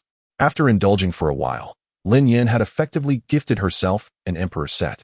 With 1 billion Douyin coins in her account, she realized that after a prolonged period of gifting, not even a fraction had been spent. Lin Yan, you foolish girl. Why are you wasting time on those trivial gifts? You're using the account of Luo Shan, the top-tier Douyin spender. Focus on sending the carnival gifts. Yes, keep sending them. Under Chen Luo's firm directive, Lin Yan's fingers tapped on the carnival gift, continuously sending them forth. Unfortunately, her speed was quite sluggish, hindered by her manicured nails, making her gifting pace painfully slow. After managing to send 520 carnival gifts, Lin Yan returned the phone to Chen Luo, declaring her fatigue. My hands are so sore. I never realized sending gifts could be so exhausting. Unlike you, brother, you're incredible. How did you manage to send so many carnivals that day? How else could I do it? Of course, I used my hands. The hand of a god. Chen Luo took the phone and demonstrated his prowess to Lin Yan, showcasing his remarkable speed. In mere seconds, he sent 100 carnival gifts, leaving Lin Yan in awe of his dexterity. His impressive speed allowed him to spend millions effortlessly, significantly boosting their intimacy score. After their meeting, following Chen Luo's flirtations and financial charm offensive, Lin Yan's intimacy level soared to an impressive 70 points. Once the gifting frenzy subsided, Chen Luo engaged Lin Yan in deeper conversations about life. She leaned against the sofa while he gently wrapped his arm around her shoulders, listening as she poured out her heart as troubles. I truly mustered great courage to come find you. I've had sleepless nights these past few days. My recent live streams for sleep assistance have turned my days into nights, leaving me isolated at home. Sometimes, it feels unbearably lonely, and I long for a warm embrace. Yet I find myself terrified. As she spoke, tears began to flow from Lin Yan's eyes, prompting Chen Luo to console her continuously. All right, no more tears. Those past troubles stemmed primarily from inadequate material conditions. Late nights, financial struggles naturally lead to immense pressure. But now, all of that has been resolved. In her gratitude, Lin Yan felt compelled to devote herself entirely to Chen Luo. After a moment of silence, the atmosphere settled. Chen Luo has acquired the formula for a hair growth potion. A mysterious grand prize. The cutting-edge medical laboratory of future technology has overcome various challenges in hair restoration, making a complete cure for hair loss a possibility. Entirely devoid of side effects, allowing one to regain lustrous, ebony tresses. He began to delve into the intricacies of this hair growth potion formula. Upon examination, Chen Luo discovered that this potion is exceedingly complex. It is not merely a simple shampoo, but rather a comprehensive set of products that must be used in conjunction to achieve optimal results. This includes an external shampoo, complemented by internal medications and nutritional supplements. The combined approach promises significant efficacy within 3 months. The preceding mysterious prize focuses on fortifying the body and safeguarding oneself. While this hair growth potion presents a lucrative opportunity, Chen Luo envisioned the immense stir it would cause once launched. Hair loss has plagued countless individuals in this era, with an alarming number of young people experiencing premature thinning. Furthermore, this condition is notoriously challenging to treat. Wealth alone does not guarantee a remedy. During a night of drinking with Wang Xikong, Chen Luo noted that even the elite second-generation rich, like Wang Xikong, were experiencing significant hair loss. Celebrities, such as Huang Jiaozhu and Jay Chou, are rumored to wear wigs. Current medical interventions fail to provide effective treatment, often resulting in prescriptions with considerable side effects, potentially exacerbating hair loss. The hair growth potion rewarded by the system is undoubtedly a marvel of black technology, promising no side effects and remarkable results. Its market debut is bound to incite frenzied demand, effectively transforming it into a money-printing machine. The potential for enormous profits is clear, with a vast global market eager for such a solution. Moreover, there exists an opportunity to penetrate international markets, where a staggering 70% of middle-aged individuals abroad face baldness, the reasons for which remain unclear. Offering them a chance to restore their hair will undoubtedly provoke a frenzy. Selling it to foreigners at a price of $999 would yield substantial profits. However, this endeavor requires careful consideration and meticulous planning. The formula involves numerous difficult-to-source medicinal ingredients. Chen Luo must establish a certain level of influence before proceeding to avoid potential complications.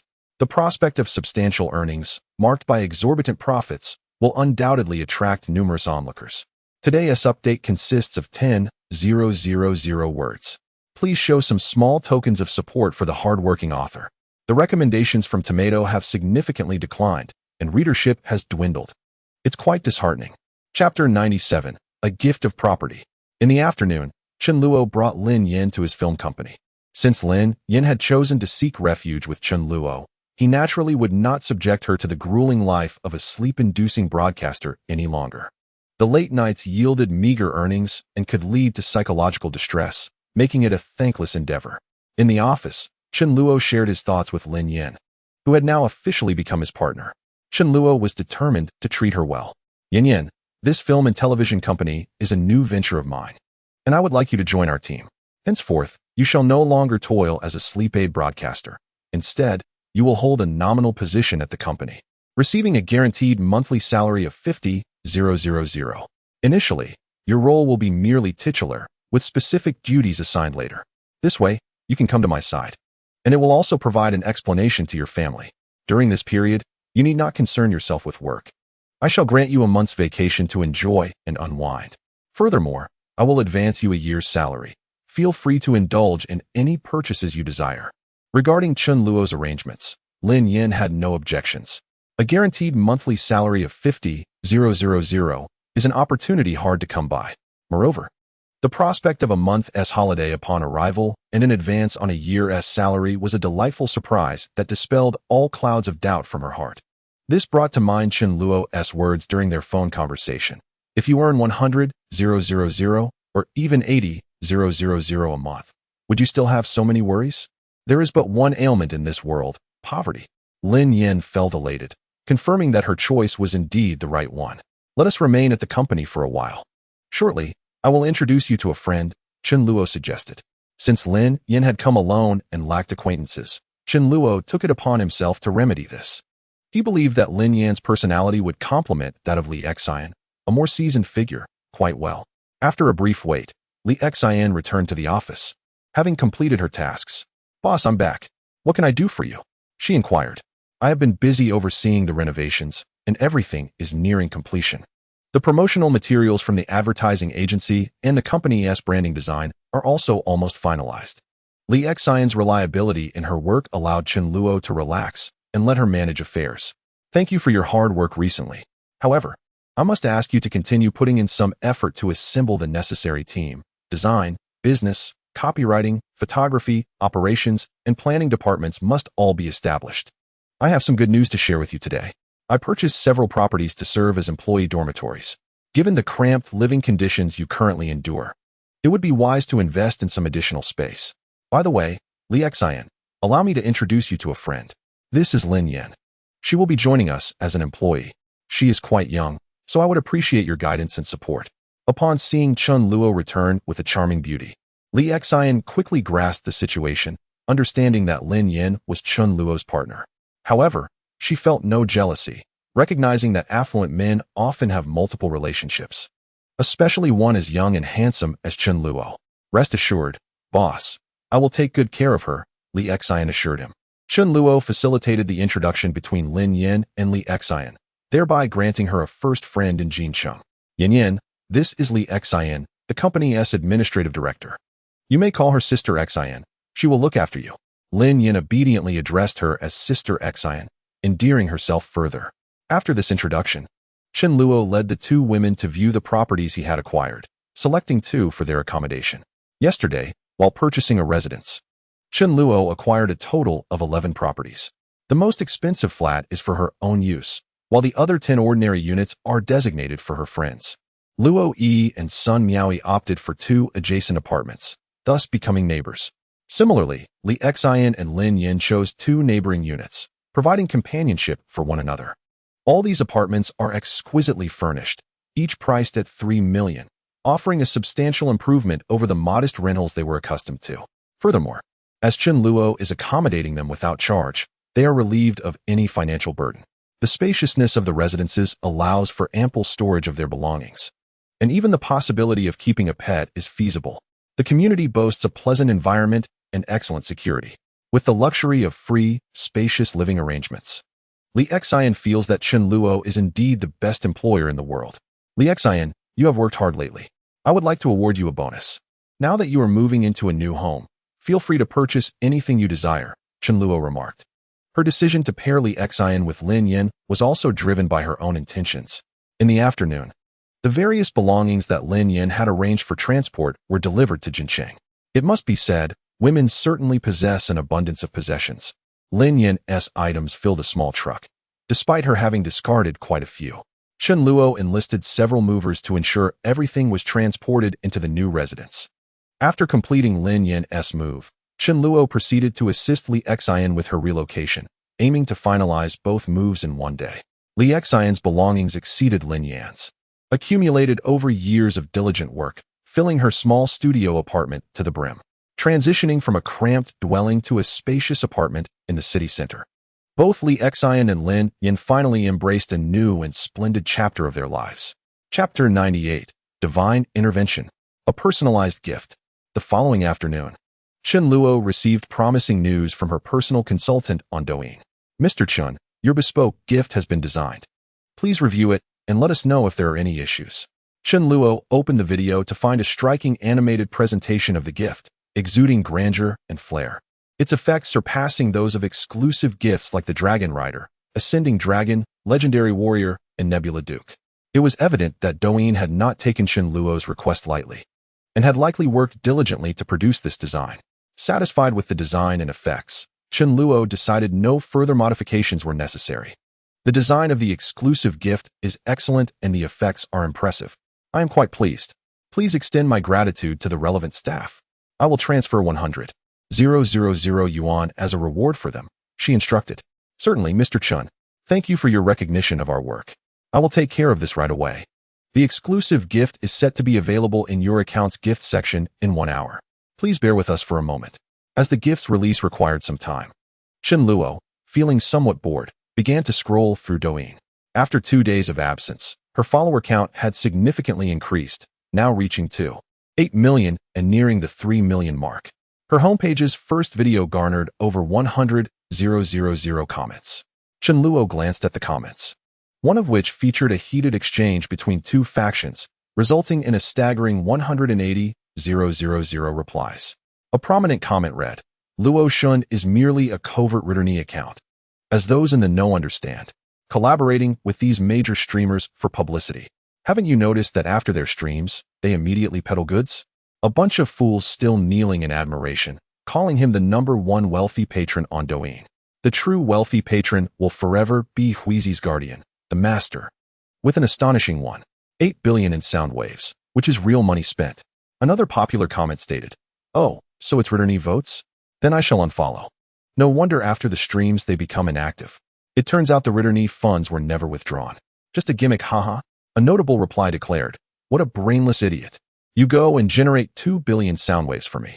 10 masters can't match what Luo Shun spends in a single night." Another echoed, "Exactly. Ritterny. Luo Shun spends 200 million. Douyin earns 100 million. Personal income tax at 45. The female streamer receives 55 million.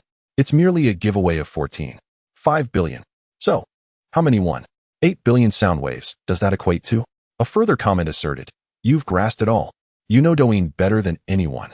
I only know Luo Shun had 18,000 carnivals, 1 against 12, absolutely spectacular.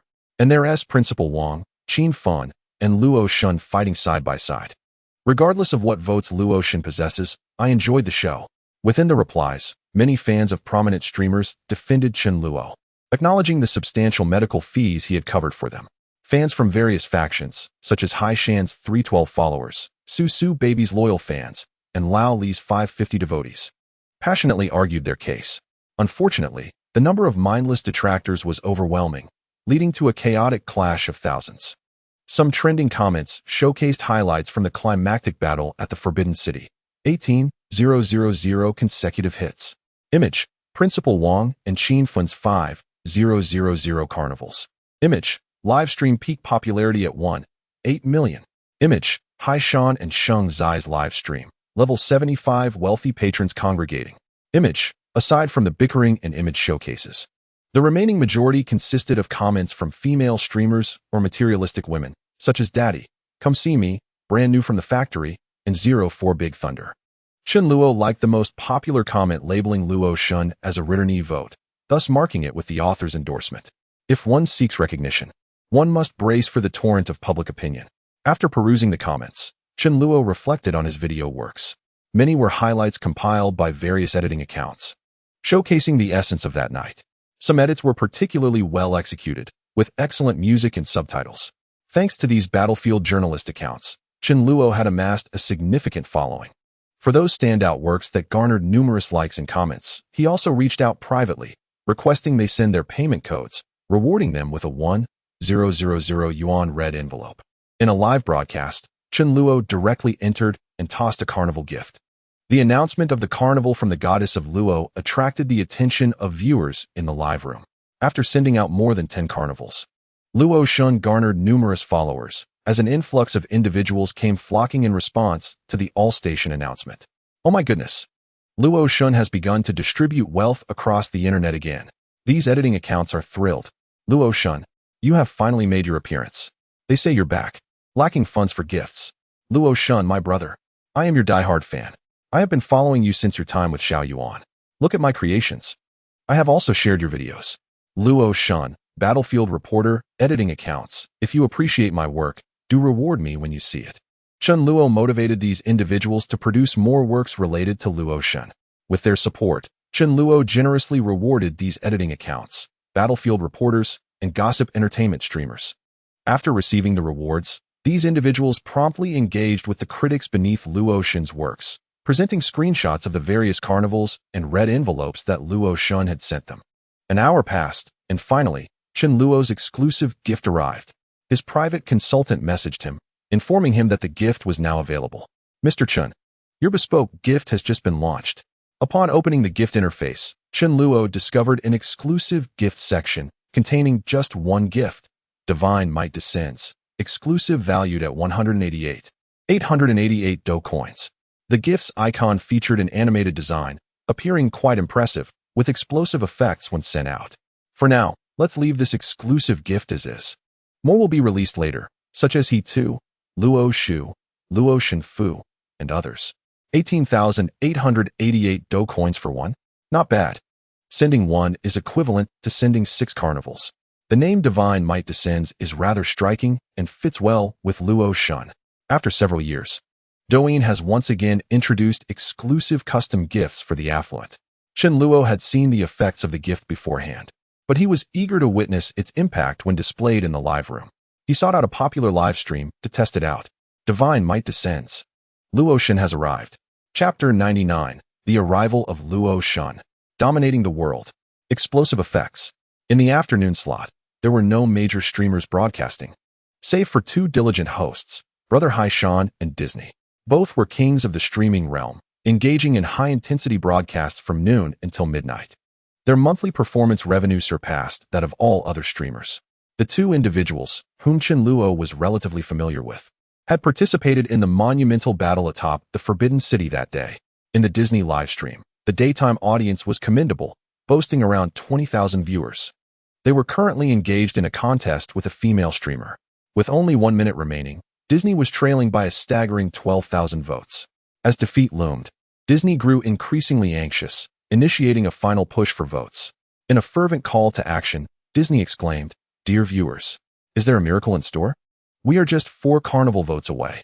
We implore you." Suddenly, the notification rang out. Level 75 user, Luo Shun, has entered the live stream. Oh my goodness! Luo Shun has arrived. The most handsome figure on the entire platform has graced us with his presence. The fans in the live stream erupted in excitement. Luo Shun. Welcome. Luo Shun, the most handsome man on Douyin. The unrivaled deity of wealth has descended upon the Disney live stream. Luo Shun is here. Victory is assured. Chen Luo too opened his gift panel and sent out the exclusive customized gift meant for Luo Shun. Luo Shun has bestowed the exclusive gift, Divine Might Descends. Luo Shun has sent the exclusive gift, Divine Might Descends. Announcement across the platform. A dazzling visual effect of the Divine Might Descends gift filled the livestream screen. It began with a powerful tremor, accompanied by an extraordinarily majestic soundtrack. The entire livestream was enveloped in a cosmic backdrop of starry voids, with thunderous energy surging forth. Then, the heavens were illuminated by divine light, dispelling the gloom, as a golden-haired anime figure descended from above. Luotian has arrived. His presence was awe-inspiring. Following this, an immensely authoritative voice resonated, akin to that of a creator deity making an entrance. Upon witnessing the magnificent gift effect unfold in the livestream, Chen Luo's eyes and mouth widened in sheer astonishment. The actual effect of the gift far surpassed his expectations, proving to be infinitely more splendid than the preview. In the wake of this exclusive gift, everyone in the livestream was left speechless. The streamer, Disney, appeared almost petrified. It was only after the gift effect had dissipated that she regained her composure. Oh my goodness, this is simply too magnificent. Luotian, thank you for the exclusive gift. Divine might descends. Luotian has arrived. His might shakes the world. I am utterly overwhelmed. Wow, this gift costs 888 Douyin coins. My goodness, I am beyond thrilled. Luotian, I adore you. I cherish you. You are now my one and only idol. Luotian has sent the exclusive gift. Divine might descends. Chen Luo sent another divine might descends gift, clinching victory for Disney in this round. The fans from the opposing livestream flocked to Disney's channel to witness the gift effect. What on earth is this gift? The effects are simply stunning. It surpasses those of dragons, carnivals, and war gods by a mile. Incredible. Luotian is extraordinary. The exclusive gift. To everyone's astonishment, the divine figure of Luotian has received an exclusive gift. The effects are nothing short of magnificent, radiating an aura of grandeur. Is this the prestige of the foremost affluent individual on Douyin? The arrival of Luotian commands unparalleled respect across the realm. What a stunning spectacle. This dialogue has rendered my mind in awe, evoking a sense of mere mortals standing before deities. A single gift costs an astonishing 888 Dou coins. The might of this heavenly bestowal is simply extraordinary. One gift surpasses 6 carnival gifts. Truly, Luotian reigns supreme. Deity must be overjoyed to have received not one, but 2 exclusive gifts from Luotian. 2 divine manifestations amount to a staggering 360,000 Dou coins. Oh, how moving. My heartfelt gratitude to Luotian, the most admirable elder brother, the handsomest man on Douyin, the one and only male deity. After a second viewing of the gift's effects, Chen Luo remains utterly captivated. It is imperative to reward the production team. Chen Luo promptly transferred 500,000 to Douyin's private consultant, insisting that it be delivered to the production team without delay. This gift is simply exquisite. Its value is paramount. For the more expensive a gift, the more advantageous it is for Chen Luo. Whether in battle or in the pursuit of prestige, it is undeniably formidable. A single gift demands 18,000 yuan. 10 gifts total 180,000, while 100 gifts reach an astonishing 8 million. Had the decisive battle atop the Forbidden City seen 18,000 carnival gifts exchanged for 18,000 divine manifestations, that would equate to an overwhelming 3 billion audio waves. After showering gifts in the Disney live stream, Chen Luo hastened to the broadcast of Brother Haishan. Brother Haishan, much like Disney, is relentlessly engaged in battles or strategizing for them, determined to outshine fellow hosts. The final 10 seconds are crucial. Is there a champion willing to escalate the stakes? Let us intensify our efforts and defend our tower. Level 75 user Luotian enters the live stream. Luotian bestows the exclusive gift, Divine Manifestation. Luotian presents the exclusive gift, Divine Manifestation, in Brother Haishan's live stream. All stations are notified. The arrival of Luotian commands respect across the realm. Within Brother Haishan's live stream, over 60,000 viewers witness the screen being dominated by the effects of the Divine Manifestation gift. The sound, vibrations, and visual spectacle create an overwhelmingly intense sensory experience. Welcome, Luotian. My esteemed elder brother Luotian has arrived. Let us all extend a warm welcome to our Luotian. What an astounding gift. Divine Manifestation. What is happening?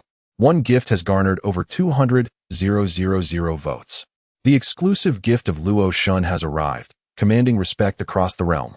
My goodness, Luotian is truly exceptional. Incredibly, my live stream has reached 100,000 viewers. An exclusive gift has increased my audience by 40,000. This exemplifies the power of exclusive gifts. One gift has propelled Brother Haishan's daytime viewership beyond 100,000, adding 40,000 viewers. This is akin to a supercharged arrow piercing the clouds. Oh my! The exclusive gift is simply breathtaking. Luo Shin, could you bestow another? We have not recorded it. The battlefield reporters arrived late and missed the moment. Oh, what a remarkable gift. Luo Shun, please grant us another. We are ready. The goddess of Luo bestows exclusive gifts. Divine might descends. After the second divine might was bestowed, all the streamers and war correspondents recorded the moment. Is there any better material than this stunning gift effect? With the exclusive gift in hand, the goddess of Luo reigns supreme as the #1 tycoon on Douyin. Divine might descends. Unmatched in the world. Chapter 100. The divine might cannot conceal tears, all eyes adorned with gems. With the exclusive gift of divine might in hand, Chun Luo transforms into the god of wealth, generously showering riches in the online live broadcast. The popular streamers, elated by the goddess of Luo's divine might, were beside themselves with excitement. Under her call, a massive army of viewers quickly assembled in just a few minutes, forming a spontaneous convoy in support of the goddess. As the exclusive gift was presented, tens of thousands flocked to the live broadcast room, overwhelming the screen with barrage comments. The phrases associated with the divine might gift effect became the rallying cry of the viewer army. The goddess of Luo has descended. Her might shakes the world. One must ask, among all the affluent patrons online, who possesses the grandeur of the goddess of Luo? During the daytime, there are few high-traffic streamers, and the top 100 list lacks any with over 100,000 viewers. After perusing the options, Chen Luo realized there were no prominent streamers available to showcase the exclusive gift. Thus, he decided to harness the power of the viewers, inviting them to seek amusement together. Upon mentioning the gathering of viewers, everyone became enthusiastic. After all, the last time the goddess of Luo led everyone on a viewing spree, it was both entertaining and visually stunning. The female streamers, usually reserved, transformed before her, seemingly eager to shed their attire. Goddess of Luo, brothers, let us find some entertaining live rooms to explore. Upon seeing the barrage from the goddess of Luo, countless live room names began to flood the screen. Chen Luo noticed one live room where hundreds were simultaneously commenting. Two-dimensional girl group. Goddess of Luo. Let us go to this live room. It's so much fun. Two-dimensional girl group. I just watched this live stream. So entertaining. Two-dimensional girl group. Goddess of Luo. Hurry over. There's a surprise in this live room. Yes. Let us go to the two-dimensional girl group. It pairs perfectly with the goddess of Luo's exclusive gift. The name Two-Dimensional Girl Group certainly appeals to the enthusiasts of otaku culture. With so many eager comments about this live room, Chen Luo made his decision to select it and see what delights it had to offer. He copied the name and searched for it, logging into the live room with the goddess of Luo's account. Two-Dimensional Girl Group, live room popularity, 5,678. Members, Chi-Chi Zhozhou, Tuanshuan, Gao Gao Cici. 5 of the most enchanting two-dimensional fairies bring you the ultimate live streaming experience. In the live room, 5 sweet two-dimensional girls donned in costumes took turns performing dances. Welcome to the Two-Dimensional Girl Group live room. We are currently in the dance performance segment. Everyone can send various gifts to support their favorite group members, as the members of the girl group gracefully dance. The host warmly welcomes the audience while introducing the 5 talented individuals. The first member, Chi-Chi, embodies the character of Noera Rin from the Hidden Leaf Village in Naruto. Gifts of roses can be offered to support her. The second member, Cici, portrays Salphony, hailing from the League of Legends Piltover. Heartfelt gifts of little hearts can bolster her. The third member, Zhozhou, takes on the persona of Danfeng from Genshin Impact's Teyvat. Popularity votes serve as her form of support. The fourth member, Tuanshuan, represents Yao from the honor of Kings Yunmings. Musical notes gifted will uplift her spirit. Lastly, the fifth member, Gao Gao, channels Rem from Re-Zero, originating from a parallel world. Wishes for good fortune can be expressed through gifts. All 5 characters are immensely popular figures from the realm of anime. Noera Rin, Salphony, Danfeng, Yao, and Remington currently. Noera Rin's Chi-Chi dances energetically, albeit breathlessly, as the live stream is inundated with gifts of roses in her honor. The contribution leaderboard is dominated by accounts showcasing various characters from the ninja villages. Obito sends 66 roses. 4th Hokage sends 88 roses. Kakashi sends 188 roses. Reanimated sends 288 roses. Kamui Cannot Hide Tears sends 1314 roses. All That Meets the Eye is Rin sends 1314 roses. Countless roses flood the screen, overshadowing other smaller gifts. Is this the manifestation of Obito's affection for Rin?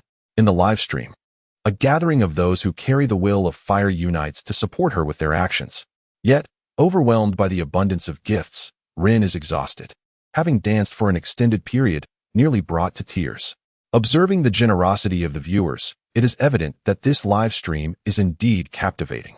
It is no wonder many have urged Chen Luo to join, such is the allure of this space. The custom gifts from the goddess of Luo can only be described as Kamui. At this moment, Chen Luo has yet to bestow gifts, and the room remains relatively quiet without the presence of the gift-giving army. The flow of roses from the Uchiha clan continues unabated. Luo God sends 1314 roses. Luo God sends 131,410. Chen Luo joins the fray, showering the stream with roses.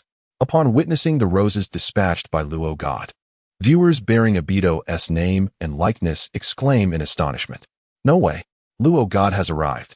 The 75-level wealthy Luo God is here. Luo God. Incredible. Is Luo God also here to protect Rin? Obito can die without regrets now. Could it be that this is the same Luo God who gifted 18,000 during the carnival? At level 75, the true self has arrived. Amazing. Luo God sends 131 for 100 roses. Such humble gifts as roses are the most economical, costing merely a dime each, with a set of 1314 priced at just over 100 yuan. Chen Luo, undeterred, generously sends out 100 sets of roses. Luo God, Obito. The roses are insufficient. I'll cover the bill. In the live stream, as participants scrambled to seize the 10,000 Do coins gift, the chat was soon inundated with rose emojis. Shinwei Cannot Hide Tears, sending 314 roses. Baido also sends 314 roses. Amidst the endless roses from Baido, Lin Yawara was moved to tears, sobbing openly in the live stream. Thank you, Baido. Thank you, Losen. I appreciate everyone's support. I love you all. Under Lashin's carnival call, the popularity of the stream surged by 30,000 within mere seconds, leaving the host and the girl group members in a state of astonishment. Losen, recording team, prepare. Losen, Baido gift roses. All the editing accounts and battlefield reporters were ready, flooding the screen with acknowledgments. Baido's roses adorned the gift display. Losen presents the exclusive gift, Shenwei Tianjiang. In the live stream of the two-dimensional girl group, the spectacular effects and sounds of Shenwei Tianjiang erupted, sending everyone into a frenzy. This is utterly magnificent. The most exhilarated were, of course, a few from Baido. Wow, Shenwei has truly arrived. Chapter 101, Imperial Armor. Prop Reward. Chen Luo felt a sense of regret for the fate of Baido and Lin. On the day they had planned to meet, Baido had no opportunity to present the roses. Now, the vast community of netizens had helped him realize that dream. Amidst the explosive effects of Lashin's exclusive gift, Lin was overwhelmed with emotion and tears. Not only Lin, but several other girls in the live stream, along with the host, were deeply moved by Shenwei's charisma. Wow. Thank you, Losen, for the exclusive gift. Thank you for the majestic Shenwei Tianjiang. My goodness, this gift is breathtaking. Has Losen brought Baido's majesty here? The live stream audience swelled to 100,000. Quick, everyone. Let us express our gratitude to Losen. Bring out the fireworks. Set off the fireworks. Amidst the emotional uproar, Lin danced and cried, surrounded by her friends' fireworks. The program's excitement reached its peak, mesmerizing the audience of 100,000. The recording team completed their task, exclaiming, "This is such a show. The two-dimensional community will surely erupt today." The spectacle of Shenwei Tianjiang was astonishing. Though witnessed multiple times, each display was overwhelmingly impactful. Lashin's presence was undeniably grand. Douyin has been exceedingly generous to Losen, providing the only exclusive custom gift, and the effects were splendidly crafted. How enviable. The recording is complete. Editing will commence immediately. This creation is destined to go viral. On the contribution leaderboard, Losen was followed closely by a crowd from Baido, adding to the entertainment. Losen has truly been benevolent, gifting 100,000 Do coins to those Baido members, eliminating the need for student refund applications. In a typically modest virtual realm frequented by a few thousand enthusiasts, the emergence of the illustrious Luo Shun caused an astonishing surge in viewership, surpassing a staggering 100,000 during the daytime. This phenomenon was nothing short of miraculous. Chen Luo, witnessing the spectacle he had conjured, could hardly fathom the magnitude of Luo Shun's influence. A mere gift could transform a modest stream into a colossal gathering of tens of thousands. Such power was formidable. It was likely that even the likes of Dehua or Jay Cho would struggle to replicate this effect. Luo Shun, recording team, prepare. Luo Shun, dual divine might. Luo Shun presents the exclusive gift, Divine Might Descends 2. Before an audience of 100,000, Chen Luo's playful spirit ignited, and he boldly activated the dual divine might. Two magnificent effects from the divine might gifts bombarded the stream, creating an awe-inspiring display of the dual divine might. Dual divine might. Luo Shun is simply incredible. The entertainment value soared. This was even more spectacular than the portrayal in anime. Kakashi would surely weep. Alas, the dual divine might and infinite Tsukuyami could not revive Lin. Just as the late Jiraiya-sensei remained a poignant regret in the world of ninjas. At that moment, a fervent fan of Obito, engrossed in the live broadcast, gazed at his phone, tears streaming down his face. He wept and sobbed, completely immersed in the narrative, as if he were Obito himself, embodying the drama of the moment. Lin, Kakashi-sensei, congratulations, host. You have helped the live stream's popularity exceed 100,000. You have received a reward, a treasure chest of props. Would you like to open the treasure chest? More rewards? Perhaps prop rewards? What wonders might it contain? Chen Luo eagerly opened the treasure chest. The treasure chest has been opened. You have received a prop reward, Imperial Armor. What? Imperial Armor. System, do not deceive me. Imperial Armor? Truly. The Imperial Armor?